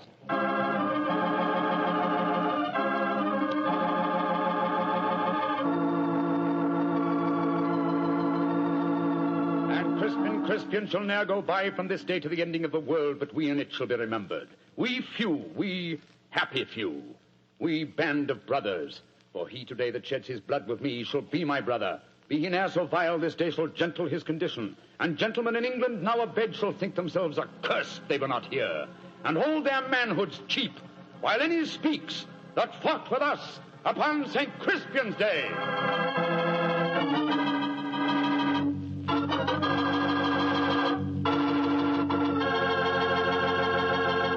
Well, Doctor, that was a bit of an exciting adventure you showed. No, I can still remember that awful feeling I had when I heard the shot in the tent and realized someone had tried to kill Holmes. He did have a narrow escape, didn't he? Well, Holmes always said there was no such thing as a narrow escape. He said you either escaped or you didn't. If you did, well, why worry? And if you didn't, you couldn't worry. So what? Quite a philosophy. I'd like to discuss it with you further. Over a bottle of wine? How else? What kind of wine? Naturally. Naturally. You couldn't ask for a more delicious wine than Petri. That's because the Petri family knows how to make good wine. They ought to. They've been making fine wine ever since they started the Petri business way back in the 1800s. And because the business has always been family-owned and operated, well, they've been able to hand on from father to son, all they've ever learned about the art of turning luscious grapes into fragrant, delicious wine. That's why no matter what type Petri wine you buy for any occasion, you can be sure it's good wine because Petri took time to bring you good wine.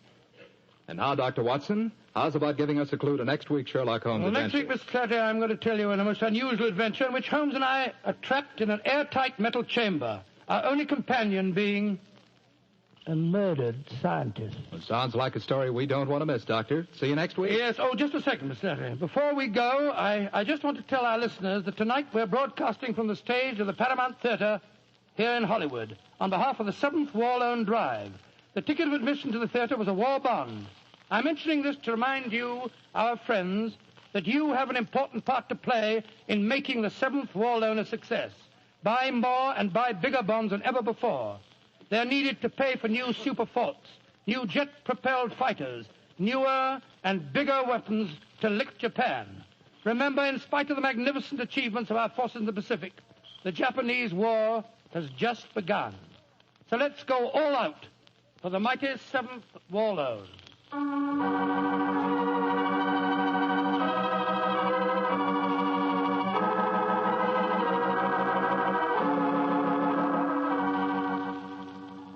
Tonight's Sherlock Holmes adventure is written by Dennis Green and Anthony Boucher and is based on an incident in the Sir Arthur Conan Doyle story, The Adventures of the Blanched Soldier. Mr. Rathbone appears through the courtesy of Metro-Goldwyn-Mayer, and Mr. Bruce through the courtesy of Universal Pictures, where they are now starring in the Sherlock Holmes series.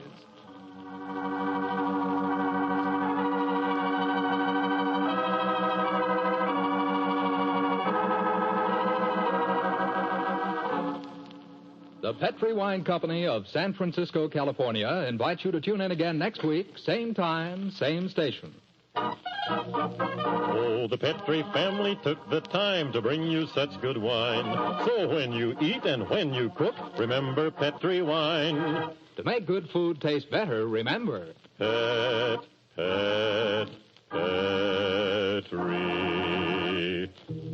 wine. This is Jack Slattery saying good night for the Petri family. This is the Mutual Broadcasting System.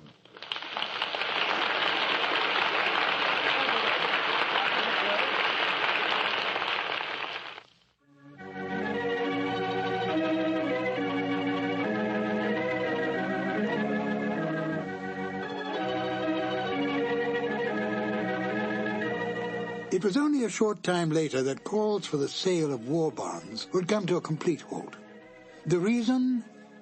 The dropping of the A-bomb on Japan.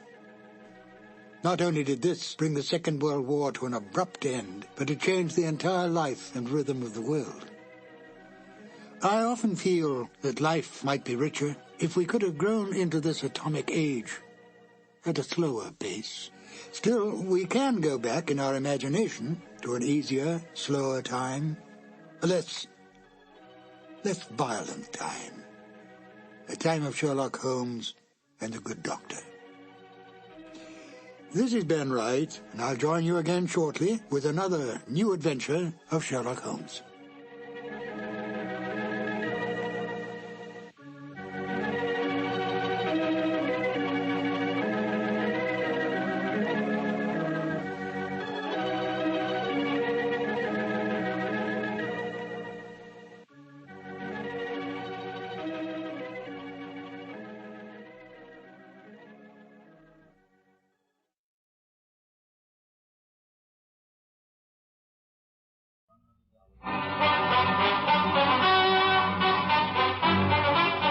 Diamond, Private Detective, starring Dick Powell.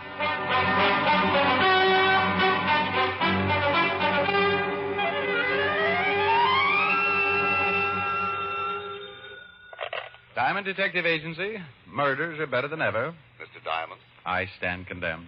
My name is Arnold Bryce. I'm an art collector. Well, unless you're looking for empty beer bottles, I'm afraid you have the wrong man. You're a detective, aren't you? That's right.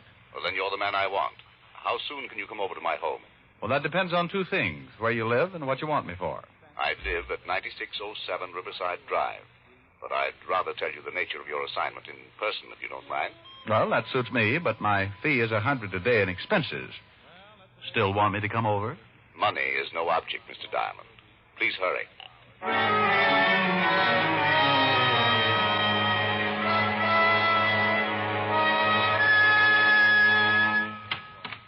Yes? My name's Diamond. I'd like to see Mr. Bryce. Mr. Arnold Bryce? That's right. Well, come in, sir. Thank you. Mr. Bryce is busy with an art dealer in the library, sir. You can wait in the gallery. The gallery? The art gallery. This way, sir. He led me down the hall and into a room that looked like it was once a den. There was a piano in the room, and hanging over the fireplace was a large painting of the Mona Lisa. The other three walls were all covered with pictures, too. This, I took it, was the gallery. Just make yourself comfortable, sir. I'll tell Mr. Bryce you're here when he's finished. Thank you. Beautiful room, isn't it? Oh, yes. Lots of paintings. I didn't mean the paintings. I meant the room. Oh, I take it you don't like the art? No, sir. I only appreciate what I can see in the picture. This room used to be a study until Mr. Arnold Bryce came. And who had it before? Mr. Jasper Bryce. He died 2 months ago and left this house to Mr. Arnold. Well, I must get on with my work, sir. The butler gave a disgusted look at the paintings and took his leave. Come to think of it, I agreed with the old boy. Most of the paintings were what is called moderne, which is sort of a nasty poke at the present period. Hi there. If you're a burglar, just help yourself. Take them all if you want to. Well, I didn't know I had company. That's because you're not a very good burglar. You should be more careful. You, no doubt, are the local police force. No, I won't turn you in. Oh, what's the use? Used to be I could joke. Used to be I liked to joke. Now it's no fun. Who are you, really? What do you want here? Gonna fix you a drink? Hey, that's a lot of questions for a little girl. Little girl. She staggered over to a couch and sat down while I took a good look at her. Beautiful is a word thrown around a lot these days, but it could only describe her. She had soft brown hair, big brown eyes, with a sort of a pleading look about them. She was wearing a pair of lounging pajamas, but her figure was nothing to speak of. When you found one like this, you kept the news to yourself. Ugly. What's that? I said ugly. Oh. Meaning those pictures. You like pictures? Oh, you look like the type who would like pictures. Well, I'm flattered. Look at that one. You ever see such a mess? That's night chasing away the morning in September. Well, you could have fooled me. That's my husband's favorite. You a friend of my husband? No. Neither am I. All he does is buy painting. He's a nut about paintings. He should have married one. You must be Mrs. Bryce. I must be. Then that's life. Oh, who'd you say you were? I didn't, but the name's Diamond. My name's Della. You know... Mr. Diamond, Mr. Bryce will see you now. Oh, get lost, Timothy. Mr. Diamond and I are just getting acquainted. But Mr. Bryce said... Mr. Bryce. Mr. Bryce. All right, you better go and see him, Mr. Diamond. My husband hates to be kept waiting. Me, I'd rather be alone anyway. I'm going to sit here till I figure out just why in blazes night is chasing morning away in September. I left Della Bryce staring at the picture and followed Timothy to the library. Inside, I met Mr. Arnold Bryce. He was a big man and looked old enough to be Della's father. On the desk lay another modern painting, and he sat admiring it like it was the deed to the Taj Mahal. Look at it, Diamond. Look at it. Yes.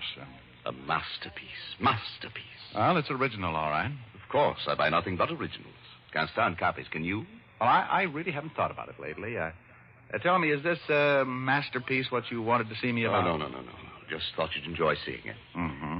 Well, now that we've had our kick, suppose we get on to business. Fine. Mr. Diamond, I'm number 34 on this city's social register. Do you follow me? No, I'm about 6 millionth. Please, sir, I'm very serious. Sorry.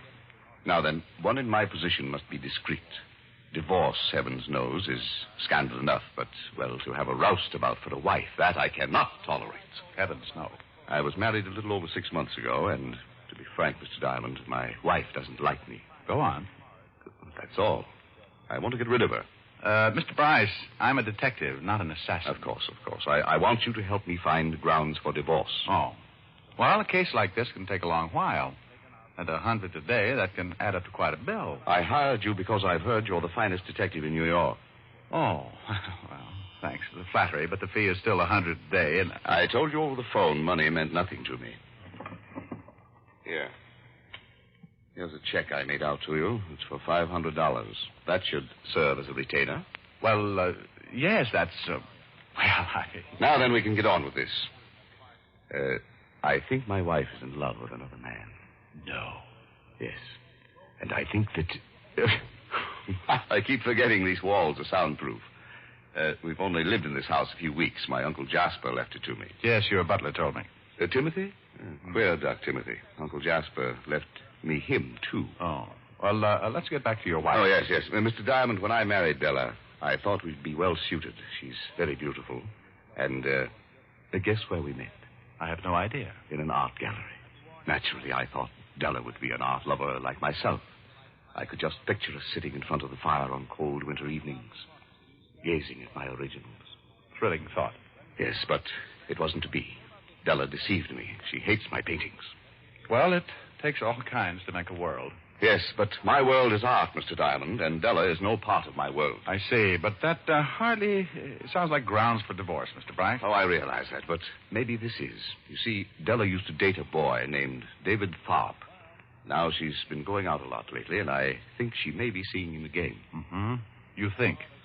Well, I know it really may be nothing, but if she should be seeing him and we could prove it, wouldn't that be grounds? Well, possibly. Now, this boy used to work for the Gorman department store, and if he's still in town, I want him watched. All right, I'll check with the store and report to you later. Good. Timothy will show you out, Mr. Diamond.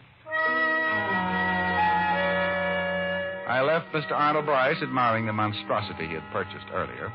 On the way out, I took another peek into the gallery to see if Della Bryce was still around. She wasn't. And then I noticed the Mona Lisa again. Somehow it seemed so out of place.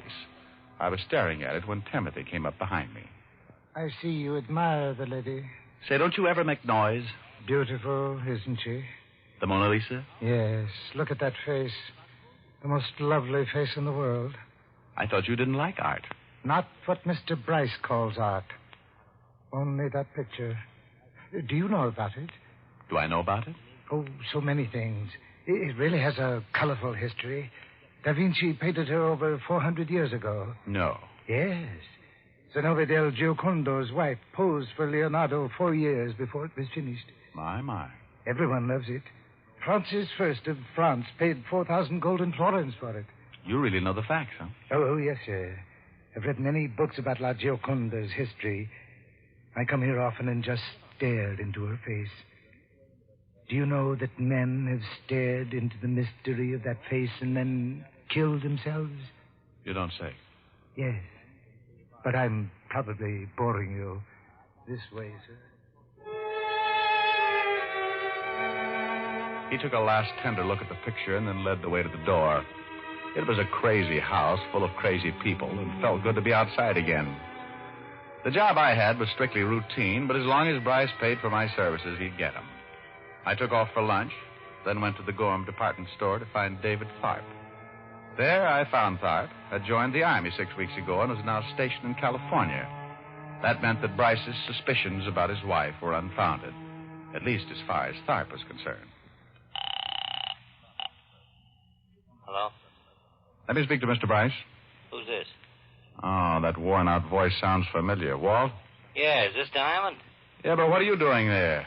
Or did I dial the wrong number? You calling Arnold Bryce, Rick? That's right. Then you have the right number. Was he a client of yours? Uh-oh. I don't like the way you said was. You guessed it. Better get over here, Rick. Arnold Bryce has been murdered.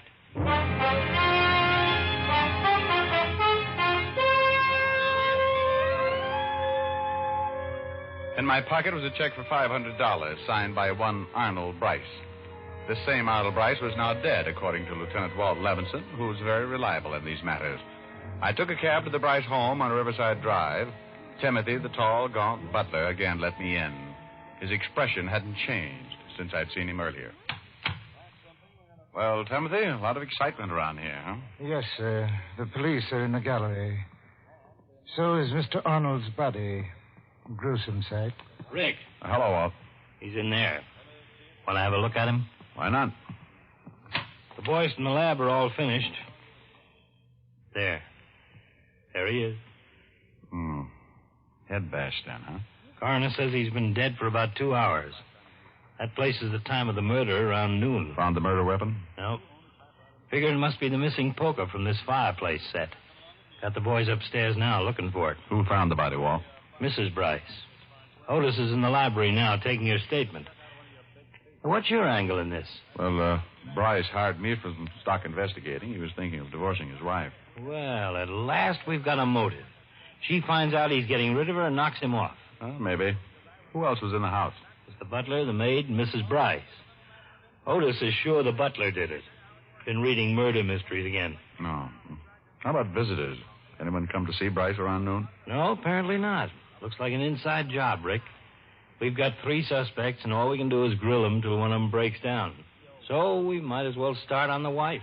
Mind if I sit in? No. Come on. We left the gallery and walked down to the library. Inside sat Della Bryce, patiently answering the questions of that master detective, that super sleuth, Sergeant Otis Loveloon. Hello, Lieutenant. I got a statement down on paper, and I'm asking some questions on my own. She's, Oh, Diamond. Don't look so happy, Otis. Hello, Mrs. Bryce. Well, you come back. That man, Lieutenant, he's the one who saw my husband earlier. Yes, we know that, Mrs. Bryce. This is Richard Diamond. He's a private detective. Oh. Well, what would Arnold want with a private detective? It seems he was planning to divorce you. Or didn't you know that yet? Divorce me? You're kidding. You want to tell us the joke, too, Mrs. Bryce? Oh, this is a good one. Oh, come now. Maybe it's Otis, Walt.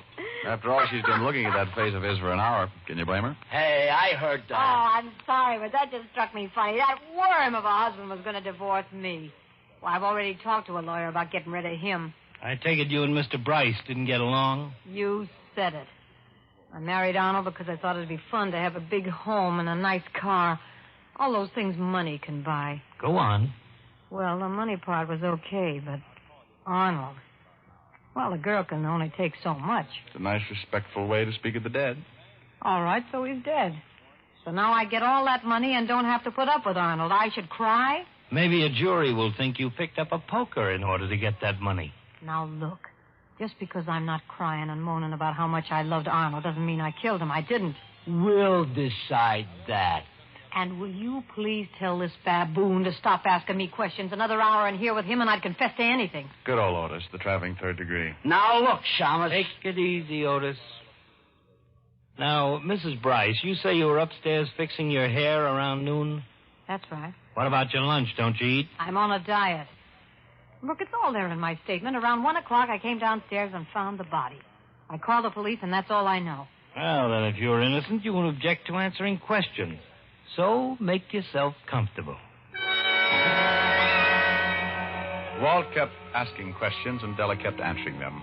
Half an hour later, Walt was getting tired. Della was getting tired, and I was already tired. Grilling a suspect is the most boring thing in the world, and it was a relief when Walt sent the girl upstairs. Otis, you see that she goes to her room and then bring that maid in here. Right, Lieutenant. Well, Rick, what do you think? I think she's innocent, Walt. Oh, you do? Why? Because she leaves herself wide open. She admits she's glad the guy's dead. So maybe that's all a front to throw suspicion off her. She makes everything point toward her, and she thinks we'll figure she couldn't be that dumb. Maybe, but I don't think so. I think Otis was right. Huh? What are you talking about? Well, you said he thought the butler did it. So do I. Rick, I'm in no mood for jokes. Look, Walt, the guy was bashed in the head, right? The top of the head. Now, Bryce is close to 6 feet tall. So is Timothy. Della's too short. She couldn't hit him on top of the head unless she stood on a ladder. Yeah, I thought of that. But you can't convict a guy because he's tall enough to hit Bryce on top of the head. Besides, maybe Bryce stooped over to tie a shoelace. Any number of reasons. Maybe. But I still bet Timothy killed him. Okay, Sherlock. Tell me one more thing. Why? Why did he kill him? He'd only worked for him 2 weeks. No money's missing. Where's the motive? I'm not sure, Walt. But I think it's in a picture. Huh? Oh, now, Rick. Walt, when I was here earlier, I talked to Timothy in the art gallery. We talked about the Mona Lisa. Well, what about it? He knew everything about it. A lot of its history. Now, here's a guy who hates all these paintings around but one. The Mona Lisa. But what's it doing here? What's what doing here? The Mona Lisa. Bryce told me himself he only collected originals. But the Mona Lisa hangs in the Louvre in France. That picture over the fireplace is only a copy, and Bryce hated copies. Go on. That's all.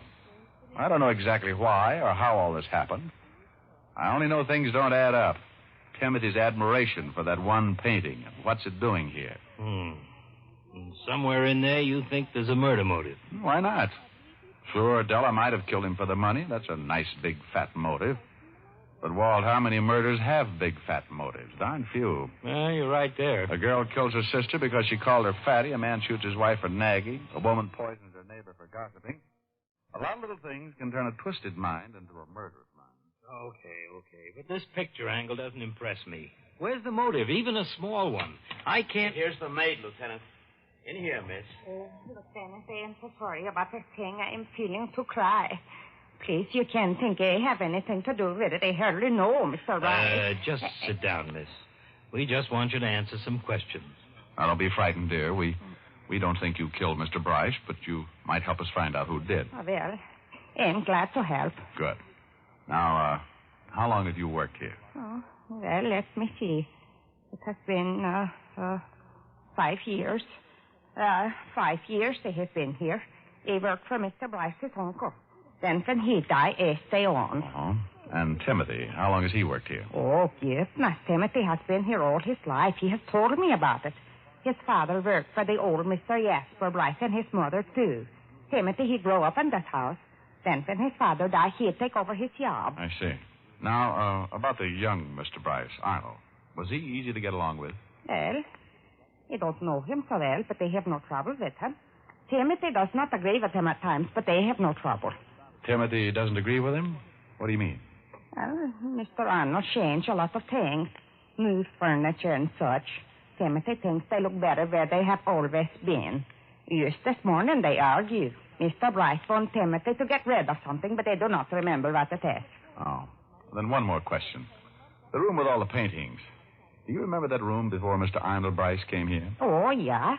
They used to clean there. But there was not all the paintings there then. No painting? Not all there is now. Just the one. The painting of the pretty lady. The Mona Lisa. What did you say? The Mona Lisa. Yeah, that's it. That is what Timothy and Mr. Bryce was having words about this morning. The Mona Lisa. That was it. I looked at Walt, and I could see that he was interested. Now there was a motive. Oh, not the big headline motive, just the kind you'll read on page 6 of your local paper. The kind of story that usually says the murderer is now undergoing sanity tests. Otis showed the maid out and left Walt and me with our little brains racing a mile a minute. I don't know. We still haven't got anything to convict him. Walt, he's a psycho, that's for sure. Now, the way I see it, he's crazy about that one picture. He grew up in the house. Maybe it means something to him. Then in comes Bryce with all his modern junk and orders Timothy to get rid of the Mona Lisa. Yeah. But Timmy argues and Bryce insists. They were both in the library, so maybe Bryce was even going to take it down himself. Could be. Then our boy gets mad, grabs the nearest thing, which happened to be the poker. Okay, so it fits. We have a theory. But we still need one thing to convict him. A confession. Yeah. Maybe we can use the Mona Lisa. What? He killed for it. He may talk for it. I outlined my plan to Walt. Timothy was a psychopathic, and I knew we'd have to get him in the right kind of mood. Walt agreed with the plan, and we headed for the gallery. They had removed Bryce's body from the room, and only a deep red spot in the carpet was left. Walt went looking for Timothy, and I moved over to the piano.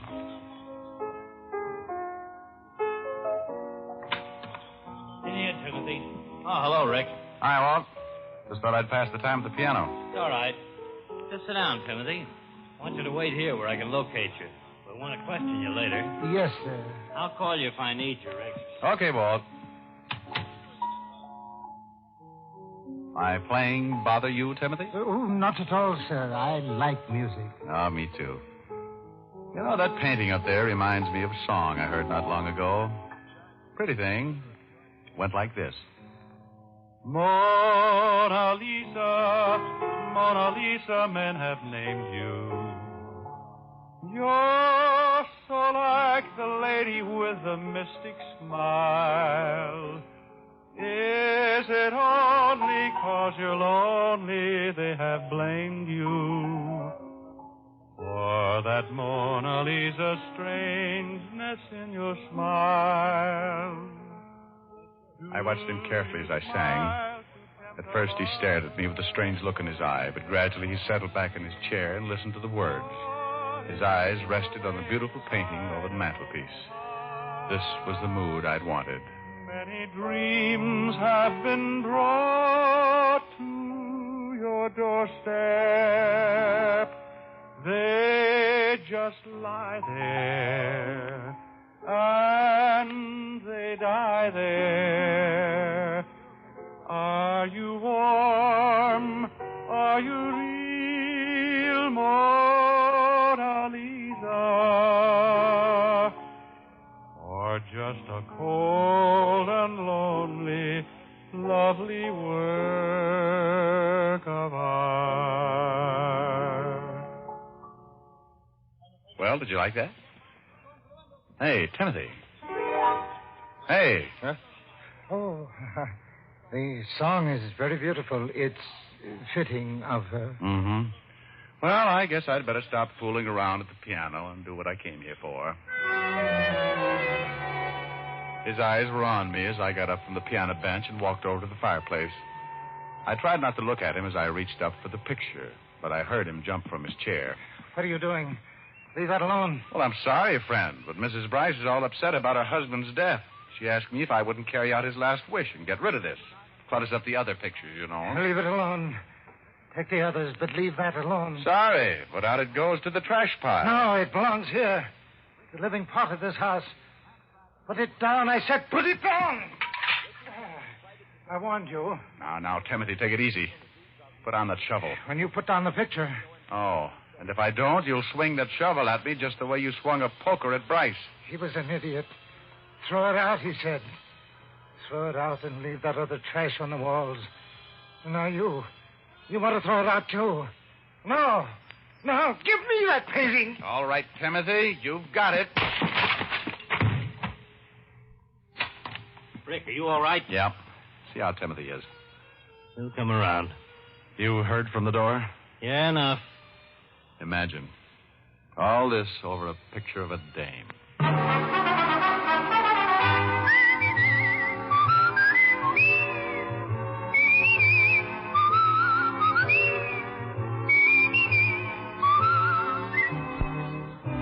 Richard Diamond, Private Detective, stars Dick Powell in the title role and was written by Blake Edwards with music composed and conducted by Frank Worth. This is Bill Foreman speaking. Richard Diamond, Private Detective, is transcribed in Hollywood by Jaime Del Valle.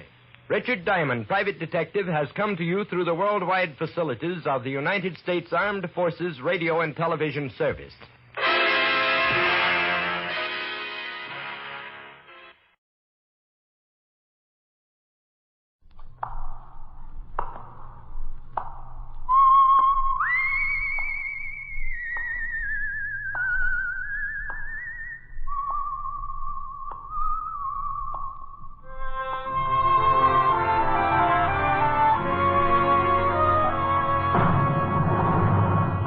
The Adventures of the Saint, starring Tom Conway.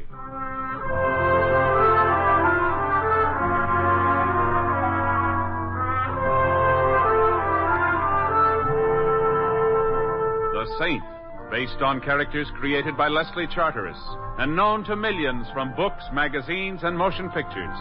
The Robin Hood of modern crime now comes transcribed to radio, starring Hollywood's brilliant and talented actor Tom Conway as the Saint. Coming. Yes? Ain't you going to ask me in, partner? Look, cowboy, if you've lost your horse, Let me in. I got to talk to you. I got to. All right. Come in, partner. What can I do for you? You Templar? The man they call the Saint? That's what's engraved on my halo. Well, I'm McGowan. They call me Tex. Well, it fits. Born and raised in Texas and aiming to die there. Somebody's stopping you? Somebody, don't care where it happens, just so long as it's now. Here, look at this hat. A funny place for air holes. Not so funny when they're bullet holes, though. Run out of rustlers to shoot at? I was bushwhacked, partner. I was stepping out of a taxi, and some sidewinding bushwhacking polecat took a shot at me. Well, we'll head him off at Eagle Pass. Go on. Well, I came to New York to have fun, not to be killed. That's logical. You reckon you can ride shotgun on me? You've got me confused with the police department. I understand they've a special bureau that does nothing but protect visiting cowboys. I don't want the police department. I'll pay... I'm not in business. Look, money's money, and you're human. Oh, so you've noticed that, have you? And I ain't exactly a poor man. Raising beef's a big money business these days. Yes, so is buying it. What do you fellas fatten those cows on that makes a steak so expensive? Broccoli? You don't want my money? It's only money. How about a cow? Oh, that's an interesting thought. But the management of this apartment house is so stuffy. The only livestock permitted is dogs and cats. Oh, I don't mean a cow on the hoof, one for the broiler. I beg your pardon? When I get home, I'll personally airmail you once a week the best darn steak this side of Fort Worth. Oh, you interest me. Well? I'm bought. Go ahead and brand me. Good. You made me feel better. You made me feel hungry. Just see that I don't get killed, partner. That's all you're supposed to do. I always like to do a little more than I'm supposed to. I'll see that neither of us gets killed. Now, what's all the shooting for? In a couple of days, I'm going to Chicago to have a talk with the fella. The fella knows I'm coming, and he ain't hankering none to see me. Oh, so he sent someone to head you off with a gun? Yep. Why? Oh, it's just a little business matter. You see, he... Oh, but come on, partner. Tell you all about it somewhere else. This is New York City. Let's go live it up some. And we can talk during it. And what have you got in mind? Heard about a saloon where a dozen pretty gals come out and dance the can-can. I'm fixing to cut one out from the herd. Yahoo!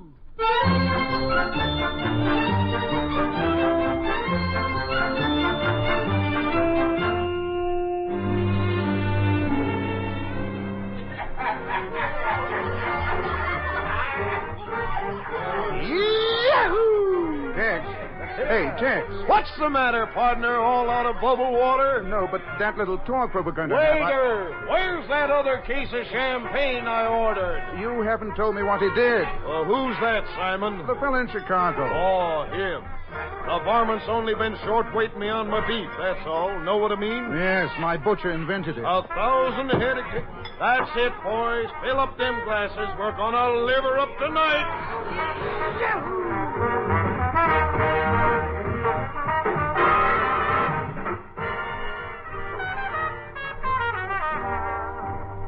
Where are we now, Mr. Templar? Greenwich Village? 52nd Street. Now, about Chicago. Say, you know, I got a sudden hankering to see that old horse of mine. Please, Tex, don't cry. Now, when you get to Chicago... He's just an old cow pony.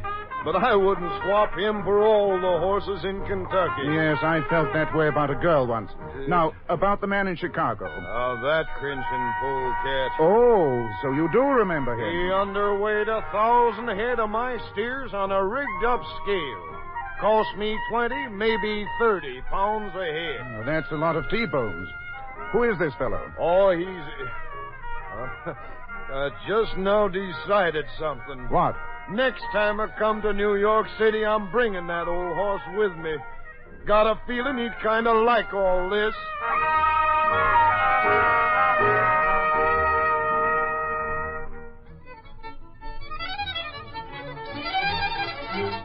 Where are we now, partner? 52nd Street. No, Greenwich Village. Who'd you say the man in Chicago was? The critter who's been jobbing all my cattle out of the Chicago market the last 10 years or so. Yahoo! Froze it. No telling how many pounds of beef he bamboozled me out of in all that time. So you're going to blow the whistle on him, huh? Huh? Meaning what? Tell the police. Nope. I ain't even telling you, partner. I want this critter all to myself, Texas style. Yahoo! That Yankee music is wonderful. Warms a Wattie's blood. Where do we go from here? Home.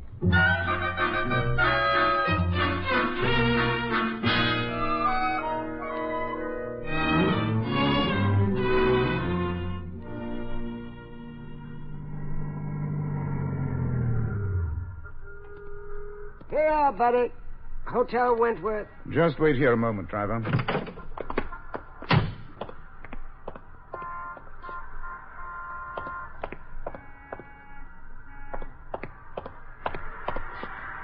That's a new twist. You always take a little walk before you pay off the cab driver. Only when I'm playing bodyguard. How much? $140, it says. Who are you looking for? Brownies. Help me haul my cowboy friend inside, will you? I don't think I'll be able to wake him. Not wake him. He left. What? There's a saloon across the street, buddy. He's making a beeline for it. Oh, for the love of... Wait a minute. $1.40. Here, keep the change. Yeah, thanks. Tex! Tex! Wait a minute, you darn fool. Tex! Tex! Stand back, Bud. Do you want it to? You murderous rat, you dirty... So you do want it, okay? Now's the gun jammed. Now it's going to be jammed down your throat, killer. I'm going to... Oh! Nice work, Stan. Come on, Nick. Let's get out of here.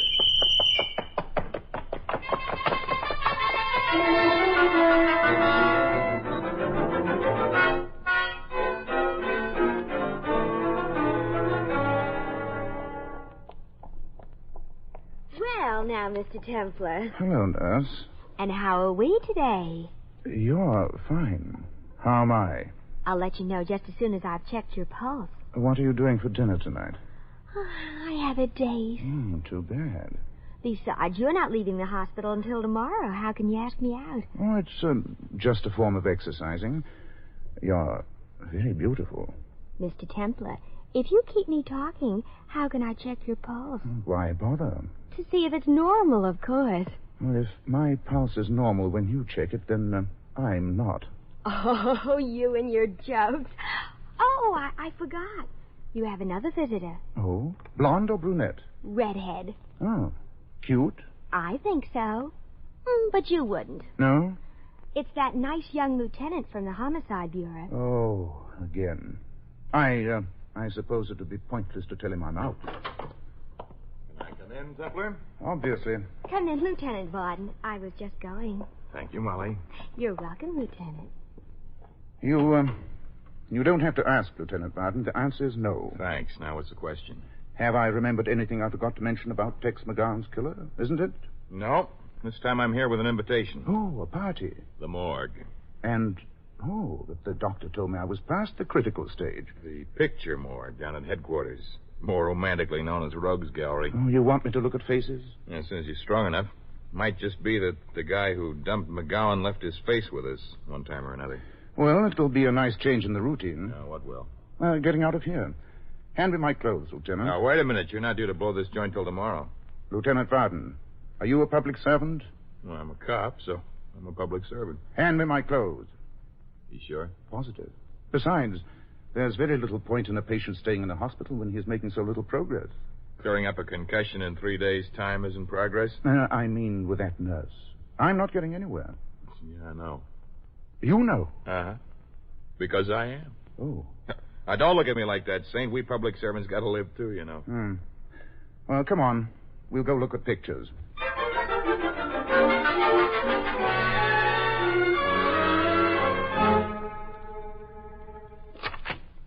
Well? No. This one? No. Now, take a look through these. No. Oh. I'll take this one. Huh? Oh, for... How did a pinup girl's picture get in here? I don't know, but it certainly breaks the monotony.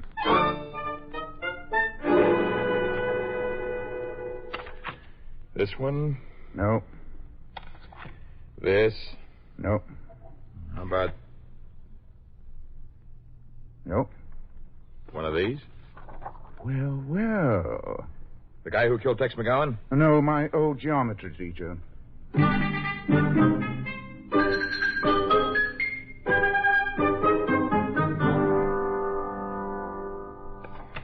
This? No. Here? Pardon me. No.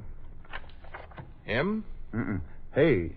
Yeah, I know. The boy most likely to succeed in your graduating class. The boy most likely to get the electric chair for shooting down Tex McGowan. At last. You sure? Like Stanley finding Livingston.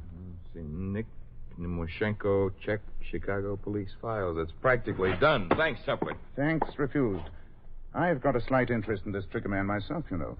If you don't believe me, ask my head. I see what you mean. Will you stay until I check on Nemoshenko? I'll stay.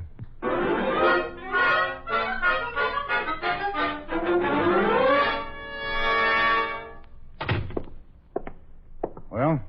I got Nemoshenko. Where? Chicago. Cops out there grabbed him when he came off a plane. Good. You going? Uh-huh. You want it? Delighted. Nice of you to ask. You can clinch the identification for us. When are we leaving? Well, there's a train at midnight. Enough time for you? I'll go home and pack a bag. Suppose I pick you up at your apartment in about half hour? I'll be ready. Thanks again for the invitation, Varden. And, Lieutenant. I think I'll forgive you. Forgive me? For stealing my nurse while I was unconscious.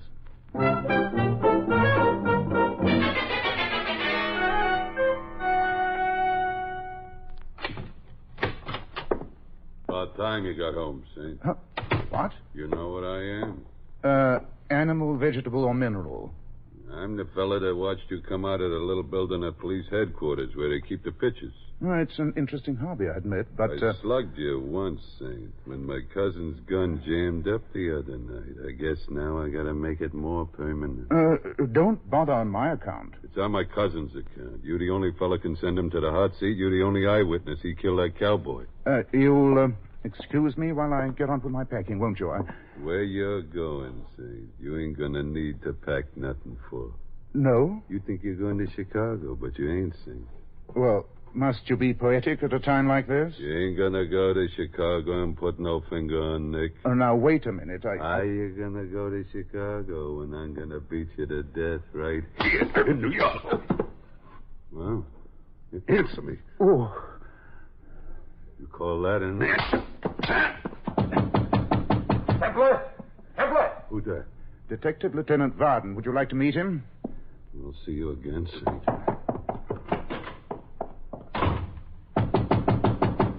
Come in, Varden. Templar? What are you sitting on the floor for? I've been entertaining. You know, company. Yeah? What happened to him? Oh, well, no use going after them. Out the service door. Practically flew. Shy? Only of policemen. So he belted you, huh? They caught me with my vitality down. Remember, I was a hospital case only the day before yesterday. Yeah. You need protecting. Come on, let's catch that train. You can tell me the whole sad story on the way to the station.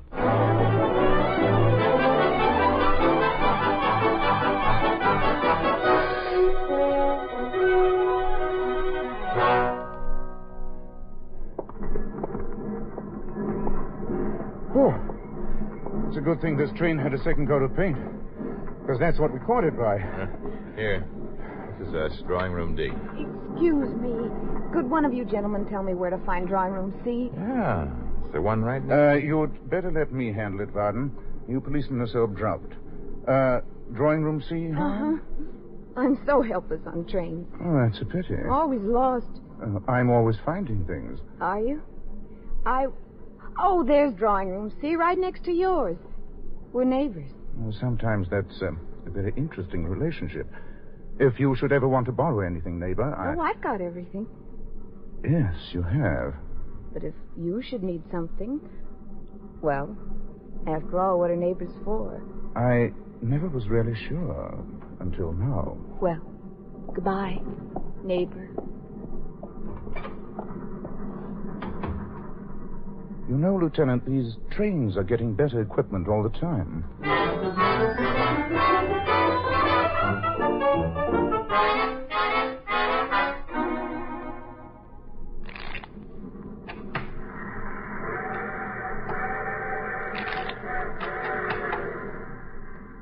You deal, Varden. Lieutenant. Oh, what's my deal? Get her off your mind. She'll be there when you get back. Although they are rather prone to elope with interns.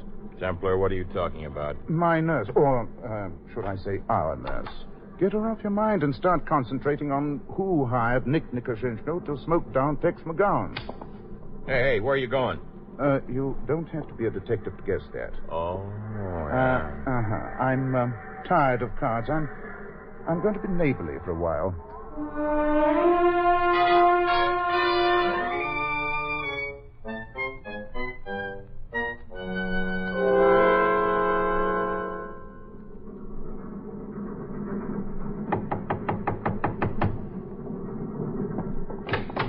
Yes? Oh, it's you, neighbor. See? I knew it had come to this. I'd like to borrow something. What have you got in mind? Oh, anything. What have you got? Maybe we'd better talk it over. My name's Linda Jarvis. Simon Templar. Oh, it sounds very distinguished. Won't you come in? All my life I've been easily persuaded. Now, I want you to tell me all about yourself. You're going to Chicago for business? Pleasure? Well, it started out to be business. And your friend, when I first met you in the corridor before, didn't I hear you say he was a policeman? Oh, did you? Well, I'm simply fascinated by crime and policemen, and I bet you're going to Chicago to arrest somebody.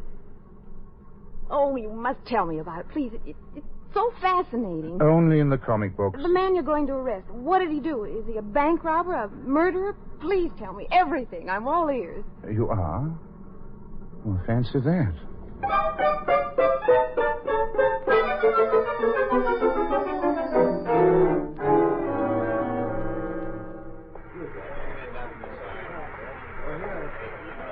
Oh, Simon. So enjoyed the trip, but you didn't tell me half of what I expected to hear about crime and criminals Well, and... there were many more important things to talk about. Do you happen to have a phone number handy? Only my own. But I don't think I'm going to give it to you. Now, is that being neighborly? Why, we were... Uh-oh. Lieutenant Varden. On his way to fetch me, and there's an impatient look on his face. Look, Linda, when can I see you again? I don't mean to break up what appears to be a beautiful friendship, but we're expected at Chicago Police Headquarters today. In other words, right about... Whoa! Varden! Got me in the arm. No, only in the arm. Linda! She blew right after the shot. Look, I'll be all right. You go after her. All right, Varden. Excuse me, please. Let me through, please. Please, let me through. Come on.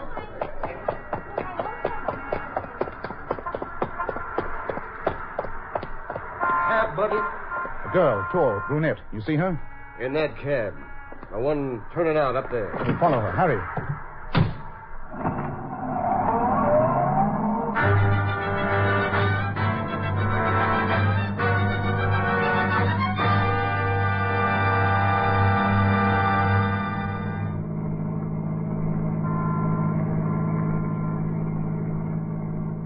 Hey, mister. Her cab's stopping. So I see. Pull up to the curb, right here. She's getting out. Going in that apartment house. Okay. This is the end of the line. Wait for me. It ain't gonna be long, is it? My shift ends in a half an hour. I've been pushing this hack all night. I'll be back in a few minutes. Don't worry about it.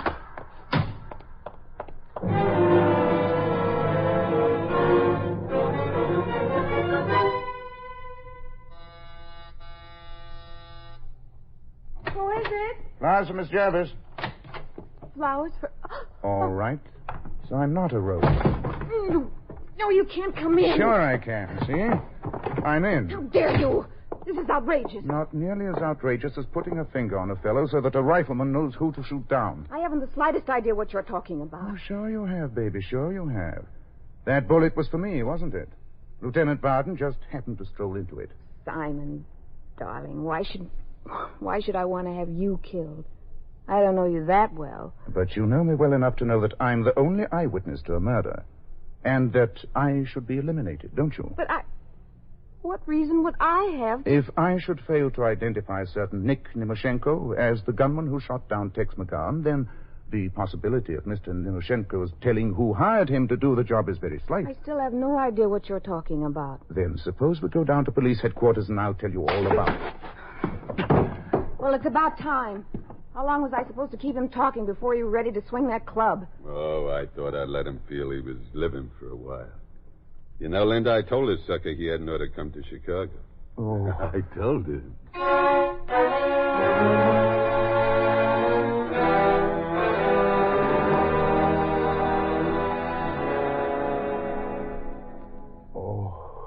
George! Beginning to wake up, is he? Uh-huh. Oh, splendid. There's some questions I must ask him. He's beginning to flutter his eyes, boss. What? Oh, yes. What are you three staring at? Haven't you ever seen a man with two heads before? Feeling better, Mr. Templar? Not as good as when I was unconscious. It can be arranged, sucker. Making you unconscious is how I earn my pay. You had a better future when you were swinging through the trees. Huh? At least you were your own boss. That mean you're calling me an ape? If the fur fits, wear it. All right, wise guy. Now Never mind, Stanley. Stanley. Throw him a banana. Why? Stanley! All right, Better not irritate him. Simon, darling. He's hot-headed. And soon he'll be sitting in a chair that's going to make him hot all over. And so will you, Linda. And last night on the train, you said such sweet things to me. Remember? I remember. Next time I go anywhere, I'll ride a freight.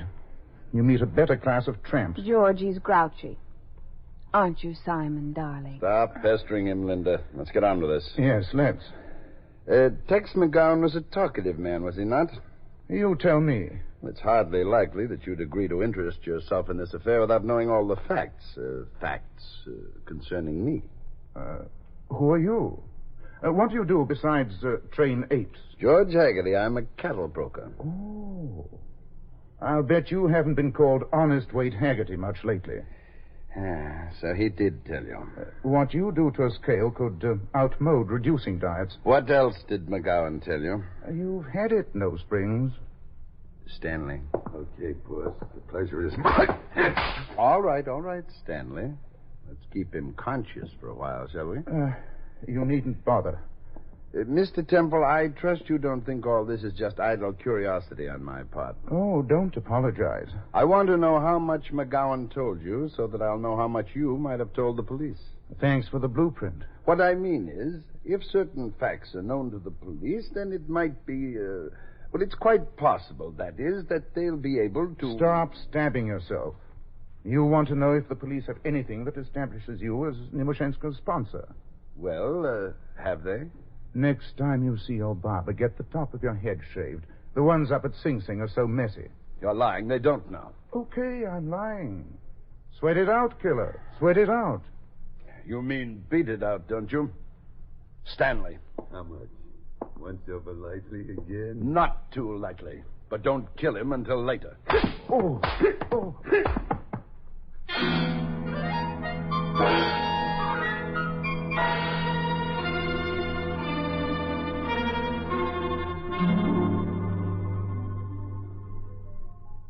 Well, Templar, going to talk to me now? What's the use, George?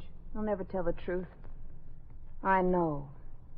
I had a date with him. You're boasting. This is just a waste of time. Let Stanley get it over with. Yeah, that's what I say, boss. If the cops knew anything about us, they'd have been here a long time ago. Yes, I suppose you're right. All right, Stanley.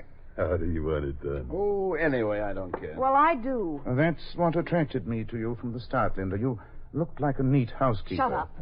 All right, take him out of here and throw him into Lake Michigan. But I didn't bring my bathing suit. Who? I have the least idea. Shall I answer it? You'll have to. The doorman knows you're in. Very well. Whoever it is, get rid of him and fast. Yes, what? Let me in. I'm looking for a guy, and I'm going to pin his ears back. That's what I'm going to do. But Look here, you can't burst into here like that. I can't. You'd be surprised at what I can do when I'm sore, and believe me, Oh, so there you are. Hello, Captain Carson. Don't go giving me no lip, brother. I told you I was off duty in a half an hour, and you said that you... Hey, how'd you get your face all banged up? Oh, it's all in the day's work. What's going on here? You've got your men stationed at all possible exits, Captain? Well, Haven't you, Captain? Well, sure. Oh, yeah. They're surrounding the whole building. Fine, Captain. And here are your 3 murders, just as I promised. Now we'll... Wait a minute. This doesn't look like any cop I've ever seen. Nor I. Don't let him reach for that gun. Oh, no, you don't. That's me. Go. Give me that gun. Thank you. Stanley, hit him. Not me. I ain't gonna hit no cop. Spoken like a gentleman of the old school. Not when they got all the exits covered, especially. I'm giving up. That's using your head, Stanley. Stanley, he isn't a... Here you are, Captain. Here's my gun. I'm ready to confess. I don't want your gun. I just want Take it, you fool. Take it. Okay, I got it.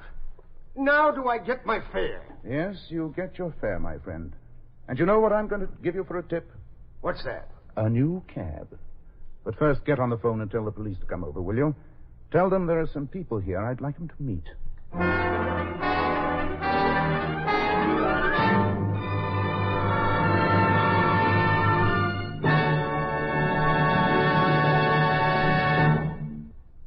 You have been listening to another transcribed adventure of The Saint, the Robin Hood of modern crime. And now, here is our star, Tom Conway. Ladies and gentlemen, in our cast you heard Joyce McCluskey as Linda and Sandra Gould as the nurse. Brooke Temple played Tex, Ted DeCorsia George, Lamont Johnson was the lieutenant, Ed Mack Stanley, and Howard McNear the cab driver. This is Tom Conway, inviting you to join us again next week at the same time for another exciting adventure of The Saint. Good night.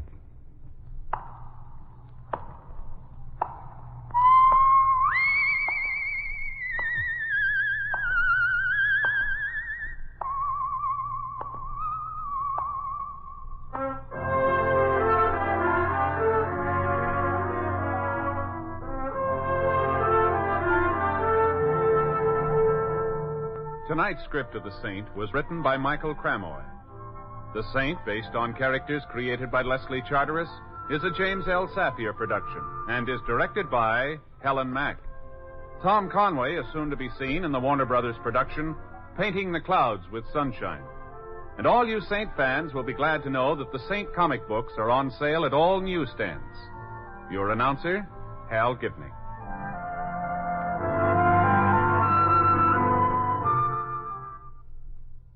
It's the Silver Jubilee on NBC. Now stay tuned for more great mystery entertainment as Lloyd Nolan stars in Martin Caine, Private Eye. Yes, now hear Martin Caine, Private Eye on this same NBC station. He's the daring private investigator who's become a popular hero throughout the nation. Now you'll hear Lloyd Nolan as Martin Caine every Sunday immediately following The Saint. Listen first for The Saint, and then stay tuned for Martin Caine, Private Eye, starring Lloyd Nolan. Hear him next on NBC, the National Broadcasting Company.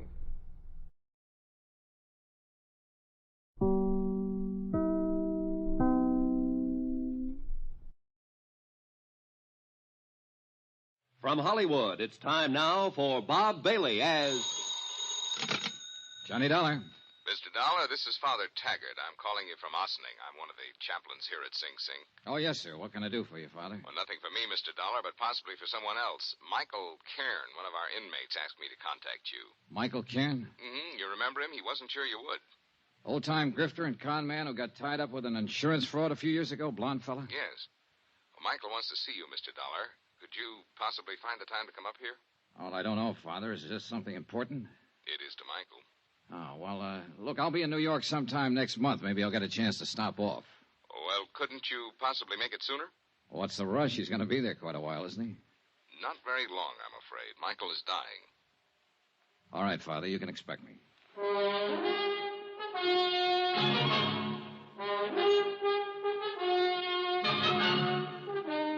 Welcome to Johnny Dollar. Beginning tonight and every weekday night, Bob Bailey in the transcribed adventures of the man with the action-packed expense account. America's fabulous freelance insurance investigator. Yours truly, Johnny Dollar.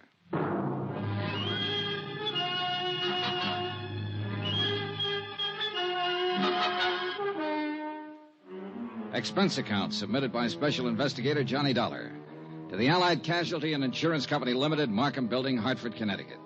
Attention, Ed Barth, Controller's Office. This is an accounting of expenditures during my investigation of the McCormick matter.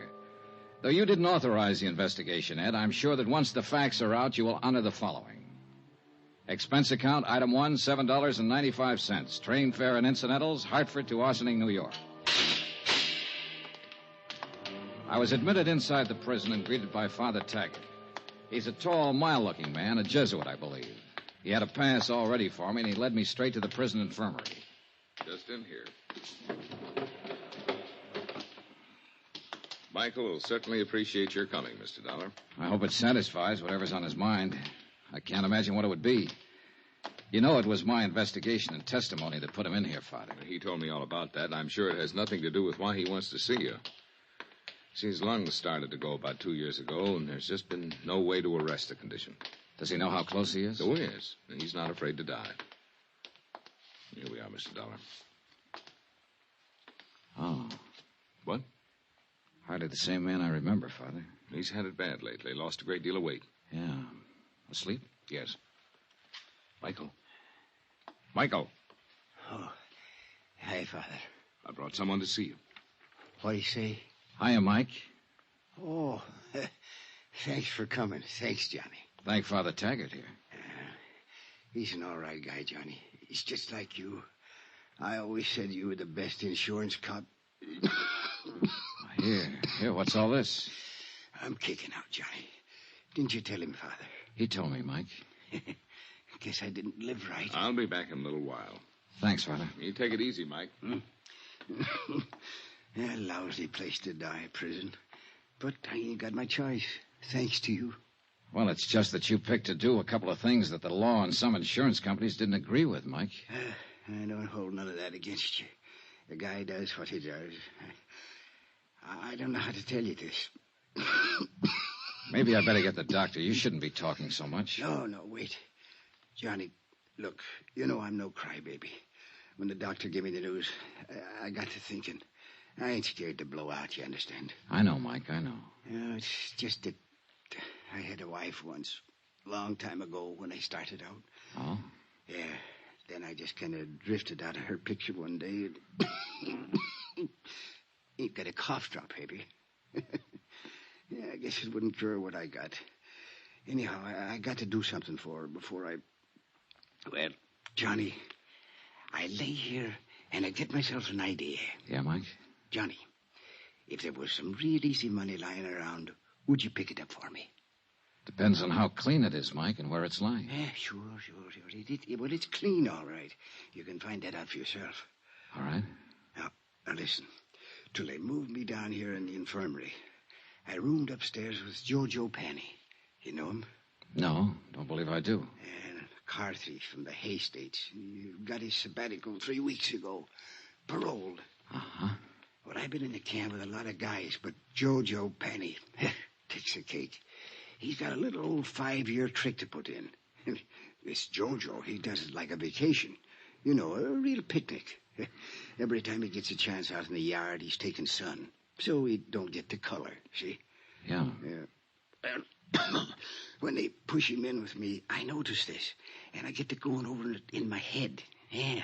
Why does a guy whistle in a cell block, Johnny? Why is he treating it like a rest home? Short term. He's got something outside waiting. That's it, baby. He's got something waiting for him outside. Something that he knows will keep safe. Money. Thought you said this was legitimate, Mike. It is. Now, wait. I didn't ask Jojo anything about this.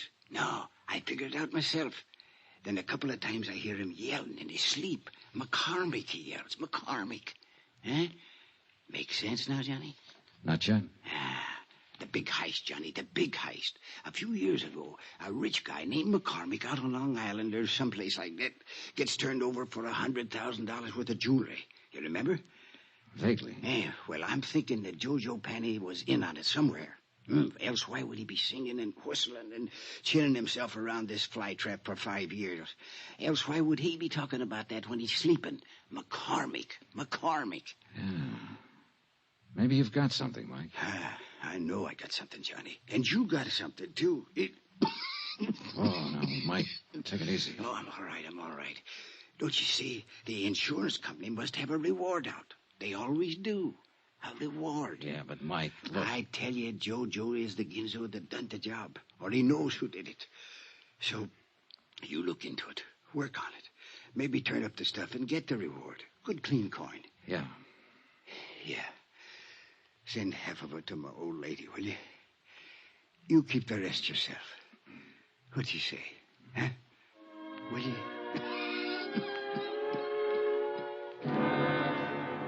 Ego factati mihi ad apostolia, sedi tributa indulgentiam plenariam... Mike Kern died 3 hours later. The last living thing he did was wink at me.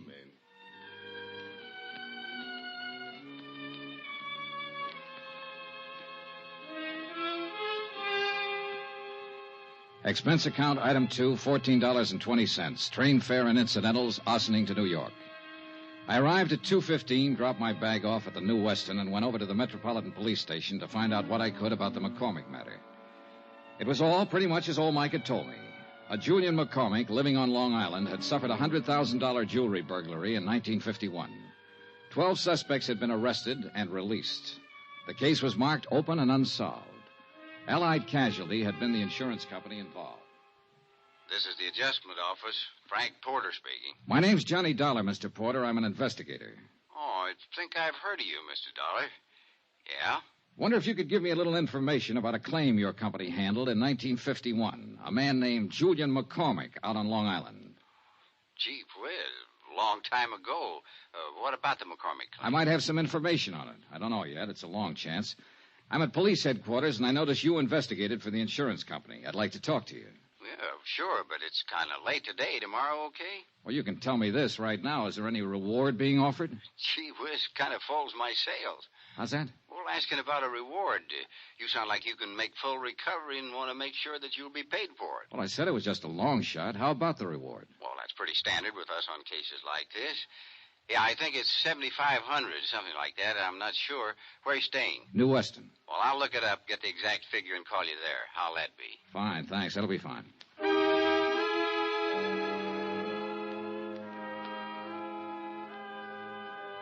Before I left the police station, I turned out a mug on Jojo Panny. He was a big, broad-shouldered lad with plenty of beef, and a list of petty convictions, 4 of them in New York State. The last one was for carrying concealed weapons. His parole status was good, though, and the parole officer furnished me with his home address. The Allen Hotel, rates day, week, or month, 115th Street.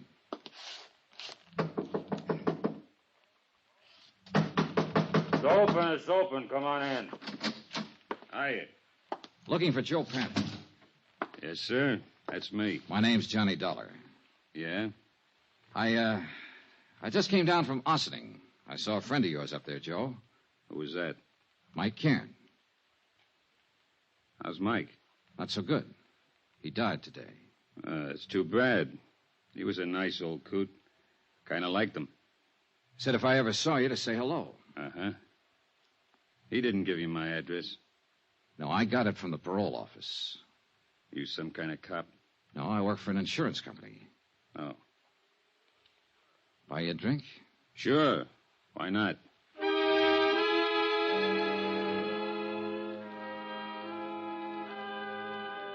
Expense account, item 3, $4 even for drinks. I wanted to look at Jojo Panny and talk to him, and figure out how I was going to go about getting information from him.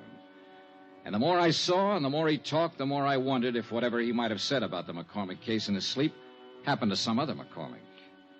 After all, a man with a long list of petty thieveries is hardly ever involved in a slick, big-time safe-cracking job. That takes another kind of talent, and one I was sure that Jojo didn't have. So I just been taking it easy and looking around. I figure I can get a job pushing a truck or maybe a cab if I'm lucky. Got to get something to do. Parole officers kind of hard-nosed about things like that. Yeah. Drink up. Want one more? Oh, no, thanks. 3's my limit. Like to keep in shape. Sure. Say, you got anything to do? Nothing special. Why? Thought I might go out to Long Island later on tonight to say hello to an old friend of mine. If you haven't got anything to do, come on along. You're okay, Bub. Sure, why not? This friend of yours, he's an ex-con, too? No, he never did any time. Just a friend. Want to say hello is all. Oh. Rich fella. His name's Julian McCormick. You're, very big with the hellos around here today, aren't you? Anything wrong, Joe? You probably are. Why do you say that? Nothing. Ever know anyone named McCormick? I knew a guy named Arnie McCormick once back in Salt Lake City. We were pals for a while. Oh. Yeah. Arnie was killed in the war. He'd got himself drafted in the infantry. Maybe he's related to my friend Julian McCormick out on Long Island. He wasn't related to anybody, not that bird. I'm leaving. I want to get up early tomorrow. Why not come with me? Thanks for the drinks. He drifted off down the street and left me standing there. And one thing I was sure of, he had the name McCormick on his mind. Whether it was the right McCormick or the right case, I didn't know. Anyhow, he was my one big lead. So I was back at his hotel early the next morning and talking to the desk clerk. Penny, did you say room 210? Yeah, that's right. Vamoose. What? He left bag and baggage last night. Well, where did he go? What's his forwarding address? He didn't say. Just left.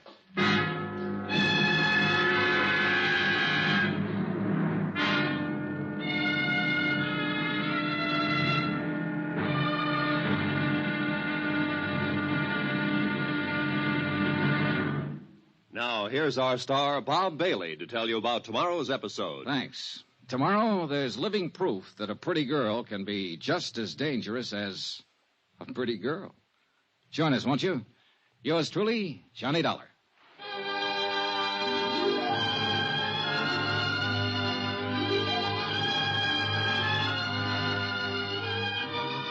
Yours truly, Johnny Dollar, is transcribed in Hollywood. Written by John Dawson, the entire production is under the direction of Jack Johnstone. Be sure to join us tomorrow night, same time and station, for the next exciting episode of Yours truly, Johnny Dollar. Roy Rowan speaking.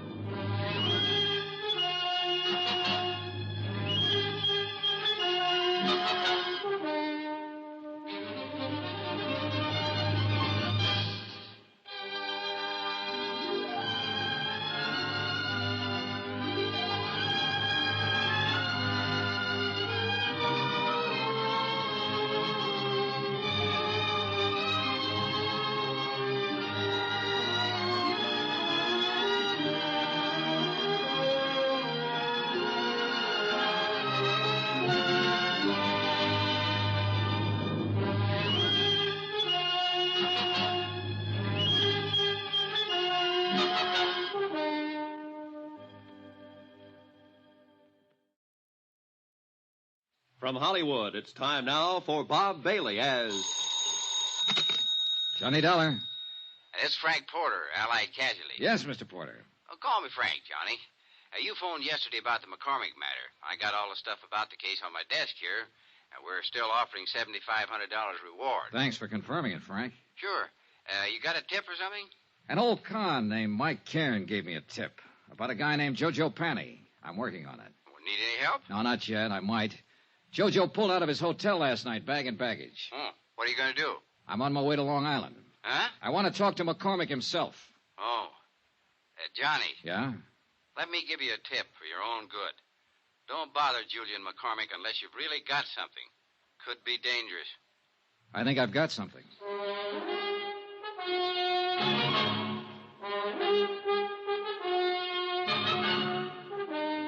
Tonight and every weekday night, Bob Bailey in the transcribed adventures of the man with the action-packed expense account. America's fabulous freelance insurance investigator. Yours truly, Johnny Dollar.